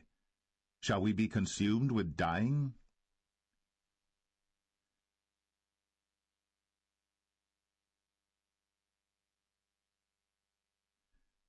Numbers 18. And the Lord said unto Aaron, Thou and thy sons, and thy father's house with thee shall bear the iniquity of the sanctuary, and thou and thy sons with thee shall bear the iniquity of your priesthood. And thy brethren also of the tribe of Levi, the tribe of thy father, bring thou with thee, that they may be joined unto thee, and minister unto thee. But thou and thy sons with thee shall minister before the tabernacle of witness. And they shall keep thy charge, and the charge of all the tabernacle. Only they shall not come nigh the vessels of the sanctuary and the altar, that neither they nor ye also die. And they shall be joined unto thee, and keep the charge of the tabernacle of the congregation, for all the service of the tabernacle. And a stranger shall not come nigh unto you. And ye shall keep the charge of the sanctuary, and the charge of the altar, that there be no wrath any more upon the children of Israel. And I, behold, I have taken your brethren the Levites from among the children of Israel. To you they are given as a gift for the Lord, to do the service of the tabernacle of the congregation. Therefore thou, and thy sons with thee, shall keep your priest's office for everything of the altar, and within the veil, and ye shall serve. I have given your priest's office unto you as a service of gift, and the stranger that cometh nigh shall be put to death. And the Lord spake unto Aaron, Behold, I also have given thee the charge of mine heave offerings of all the hallowed things of the children of Israel. Unto thee have I given them by reason of the anointing, and to thy sons by an ordinance for ever. This shall be thine of the most holy things, reserved from the fire, every oblation of theirs, every meat offering of theirs, and every sin offering of theirs, and every trespass offering of theirs, which they shall render unto me, shall be most holy for thee, and for thy sons. In the most holy place shalt thou eat it, every male shall eat it. It shall be holy unto thee. And this is thine, the heave offering of their gift, with all the wave offerings of the children of Israel. I have given them unto thee, and to thy sons and to thy daughters with thee, by a statute for ever. Every one that is clean in thy house shall eat of it. All the best of the oil, all the best of the wine, and of the wheat, the firstfruits of them which they shall offer unto the Lord, them have I given thee. And whatsoever is first ripe in the land, which they shall bring unto the Lord, shall be thine. Every one that is clean in thine house shall eat of it. Everything devoted in Israel shall be thine. Everything that openeth the matrix in all flesh, which they bring unto the Lord, whether it be of men or beasts, shall be thine. Nevertheless, the firstborn of man shalt thou surely redeem, and the firstling of unclean beasts shalt thou redeem. And those that are to be redeemed from a month old shalt thou redeem, according to thine estimation, for the money of 5 shekels, after the shekel of the sanctuary, which is 20 gerahs. But the firstling of a cow, or the firstling of a sheep, or the firstling of a goat, thou shalt not redeem. They are holy. Thou shalt sprinkle their blood upon the altar, and shalt burn their fat for an offering made by fire, for a sweet savour unto the Lord. And the flesh of them shall be thine, as the wave breast and as the right shoulder are thine. All the heave offerings of the holy things which the children of Israel offer unto the Lord have I given thee, and thy sons and thy daughters with thee, by a statute for ever. It is a covenant of salt for ever before the Lord unto thee, and to thy seed with thee. And the Lord spake unto Aaron, Thou shalt have no inheritance in their land, neither shalt thou have any part among them. I am thy part, and thine inheritance among the children of Israel. And behold, I have given the children of Levi all the 10th in Israel for an inheritance, for their service which they serve, even the service of the tabernacle of the congregation. Neither must the children of Israel henceforth come nigh the tabernacle of the congregation, lest they bear sin and die. But the Levites shall do the service of the tabernacle of the congregation, and they shall bear their iniquity. It shall be a statute forever throughout your generations, that among the children of Israel they have no inheritance. But the tithes of the children of Israel, which they offer as an heave offering unto the Lord, I have given to the Levites to inherit. Therefore I have said unto them, Among the children of Israel they shall have no inheritance. And the Lord spake unto Moses, saying, Thus speak unto the Levites, and say unto them, When ye take of the children of Israel the tithes which I have given you from them for your inheritance, then ye shall offer up an heave offering of it for the Lord, even a 10th part of the tithe. And this your heave offering shall be reckoned unto you, as though it were the corn of the threshing floor, and as the fullness of the winepress.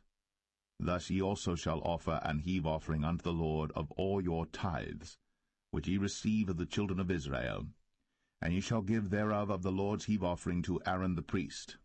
Out of all your gifts ye shall offer every heave offering of the Lord of all the best thereof, even the hallowed part thereof out of it.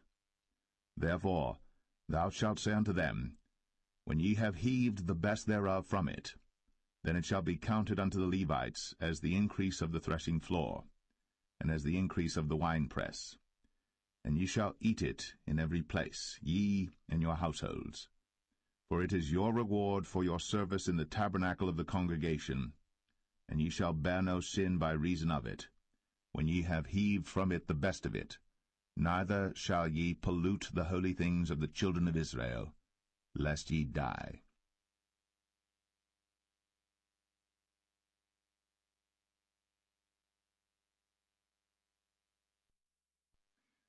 Numbers 19. And the Lord spake unto Moses and unto Aaron, saying, This is the ordinance of the law which the Lord hath commanded, saying, Speak unto the children of Israel, that they bring thee a red heifer without spot, wherein is no blemish, and upon which never came yoke.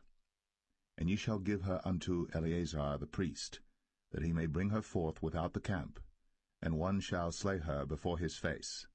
And Eleazar the priest shall take of her blood with his finger, and sprinkle of her blood directly before the tabernacle of the congregation 7 times. And one shall burn the heifer in his sight, her skin and her flesh and her blood, with her dung shall he burn. And the priest shall take cedar wood and hyssop and scarlet, and cast it into the midst of the burning of the heifer. Then the priest shall wash his clothes, and he shall bathe his flesh in water, and afterward he shall come into the camp, and the priest shall be unclean until the even. And he that burneth her shall wash his clothes in water, and bathe his flesh in water, and shall be unclean until the even. And the man that is clean shall gather up the ashes of the heifer, and lay them up without the camp in a clean place. And it shall be kept for the congregation of the children of Israel for a water of separation. It is a purification for sin. And he that gathereth the ashes of the heifer shall wash his clothes, and be unclean until the even. And it shall be unto the children of Israel, and unto the stranger that sojourneth among them, for a statute for ever. He that toucheth the dead body of any man shall be unclean 7 days. He shall purify himself with it on the 3rd day, and on the 7th day he shall be clean. But if he purify not himself the 3rd day, then the 7th day he shall not be clean. Whosoever toucheth the dead body of any man that is dead, and purifieth not himself, defileth the tabernacle of the Lord, and that soul shall be cut off from Israel, because the water of separation was not sprinkled upon him. He shall be unclean, his uncleanness is yet upon him. This is the law when a man dieth in a tent. All that come into the tent, and all that is in the tent, shall be unclean 7 days. And every open vessel, which hath no covering bound upon it, is unclean. And whosoever toucheth one that is slain with a sword in the open fields, or a dead body, or a bone of a man, or a grave, shall be unclean 7 days. And for an unclean person they shall take of the ashes of the burnt heifer, of purification for sin, and running water shall be put thereto in a vessel. And a clean person shall take hyssop, and dip it in the water, and sprinkle it upon the tent, and upon all the vessels, and upon the persons that were there, and upon him that touched a bone, or one slain, or one dead, or a grave. And the clean person shall sprinkle upon the unclean on the 3rd day, and on the 7th day. And on the 7th day he shall purify himself, and wash his clothes, and bathe himself in water, and shall be clean at even. But the man that shall be unclean, and shall not purify himself, that soul shall be cut off from among the congregation, because he hath defiled the sanctuary of the Lord. The water of separation hath not been sprinkled upon him. He is unclean. And it shall be a perpetual statute unto them, that he that sprinkleth the water of separation shall wash his clothes, and he that toucheth the water of separation shall be unclean until even. And whatsoever the unclean person toucheth shall be unclean, and the soul that toucheth it shall be unclean until even.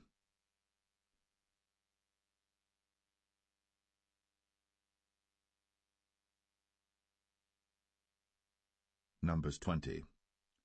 Then came the children of Israel, even the whole congregation, into the desert of Zin, in the 1st month, and the people abode in Kadesh.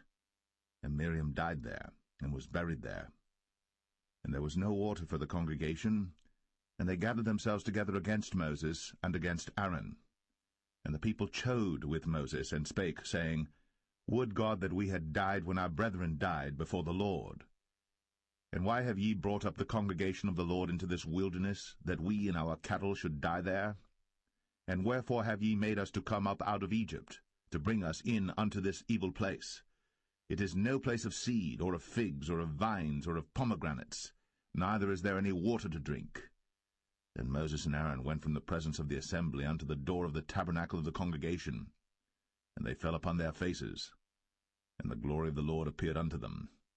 And the Lord spake unto Moses, saying, Take the rod, and gather thou the assembly together, thou and Aaron thy brother, and speak ye unto the rock before their eyes, and it shall give forth his water. And thou shalt bring forth to them water out of the rock, so thou shalt give the congregation and their beasts drink. And Moses took the rod from before the Lord, as he commanded him. And Moses and Aaron gathered the congregation together before the rock, and he said unto them, Hear now, ye rebels, must we fetch you water out of this rock? And Moses lifted up his hand, and with his rod he smote the rock twice, and the water came out abundantly, and the congregation drank, and their beasts also. And the Lord spake unto Moses and Aaron, Because ye believed me not, to sanctify me in the eyes of the children of Israel, therefore ye shall not bring this congregation into the land which I have given them. This is the water of Meribah, because the children of Israel strove with the Lord, and he was sanctified in them. And Moses sent messengers from Kadesh unto the king of Edom. Thus saith thy brother Israel, Thou knowest all the travail that hath befallen us, how our fathers went down into Egypt, and we have dwelt in Egypt a long time, and the Egyptians vexed us and our fathers. And when we cried unto the Lord, he heard our voice, and sent an angel, and hath brought us forth out of Egypt. And behold, we are in Kadesh, a city in the uttermost of thy border. Let us pass, I pray thee, through thy country. We will not pass through the fields, or through the vineyards, neither will we drink of the water of the wells. We will go by the king's highway. We will not turn to the right hand, nor to the left, until we have passed thy borders. And Edom said unto him, Thou shalt not pass by me, lest I come out against thee with the sword. And the children of Israel said unto him, We will go by the highway, and if I and my cattle drink of thy water, then I will pay for it. I will only, without doing anything else, go through on my feet. And he said, Thou shalt not go through. And Edom came out against him with much people, and with a strong hand. Thus Edom refused to give Israel passage through his border. Wherefore Israel turned away from him. And the children of Israel, even the whole congregation, journeyed from Kadesh, and came unto Mount Or. And the Lord spake unto Moses and Aaron in Mount Or, by the coast of the land of Edom, saying, Aaron shall be gathered unto his people, for he shall not enter into the land which I have given unto the children of Israel, because ye rebelled against my word at the water of Meribah. Take Aaron and Eleazar his son, and bring them up unto Mount Or, and strip Aaron of his garments, and put them upon Eleazar his son, and Aaron shall be gathered unto his people, and shall die there. And Moses did as the Lord commanded. And they went up into Mount Or, in the sight of all the congregation. And Moses stripped Aaron of his garments, and put them upon Eleazar his son. And Aaron died there, in the top of the mount. And Moses and Eleazar came down from the mount. And when all the congregation saw that Aaron was dead, they mourned for Aaron 30 days, even all the house of Israel.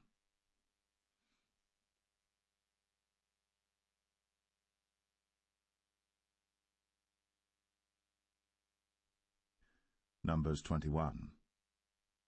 And when King Arad, the Canaanite, which dwelt in the south, heard tell that Israel came by the way of the spies, then he fought against Israel, and took some of them prisoners.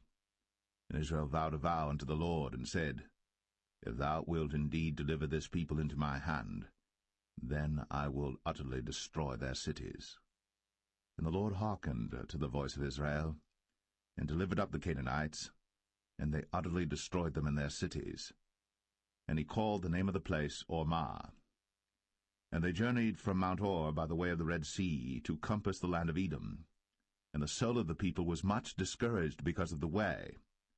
And the people spake against God, and against Moses. Wherefore have ye brought us up out of Egypt to die in the wilderness?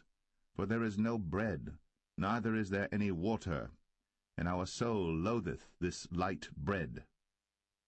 And the Lord sent fiery serpents among the people, and they bit the people, and much people of Israel died. Therefore the people came to Moses and said, We have sinned, for we have spoken against the Lord, and against thee. Pray unto the Lord that he take away the serpents from us. And Moses prayed for the people. And the Lord said unto Moses, Make thee a fiery serpent, and set it upon a pole. And it shall come to pass, that every one that is bitten, when he looketh upon it, shall live. And Moses made a serpent of brass, and put it upon a pole. And it came to pass, that if a serpent had bitten any man, when he beheld the serpent of brass, he lived. And the children of Israel set forward, and pitched in Oboth. And they journeyed from Oboth, and pitched at Abarim, in the wilderness which is before Moab, toward the sunrising. From thence they removed, and pitched in the valley of Zered. From thence they removed, and pitched on the other side of Arnon, which is in the wilderness that cometh out of the coasts of the Amorites. For Arnon is the border of Moab, between Moab and the Amorites. Wherefore it is said in the book of the wars of the Lord, what he did in the Red Sea, and in the brooks of Arnon, and at the stream of the brooks that goeth down to the dwelling of Ar, and lieth upon the border of Moab.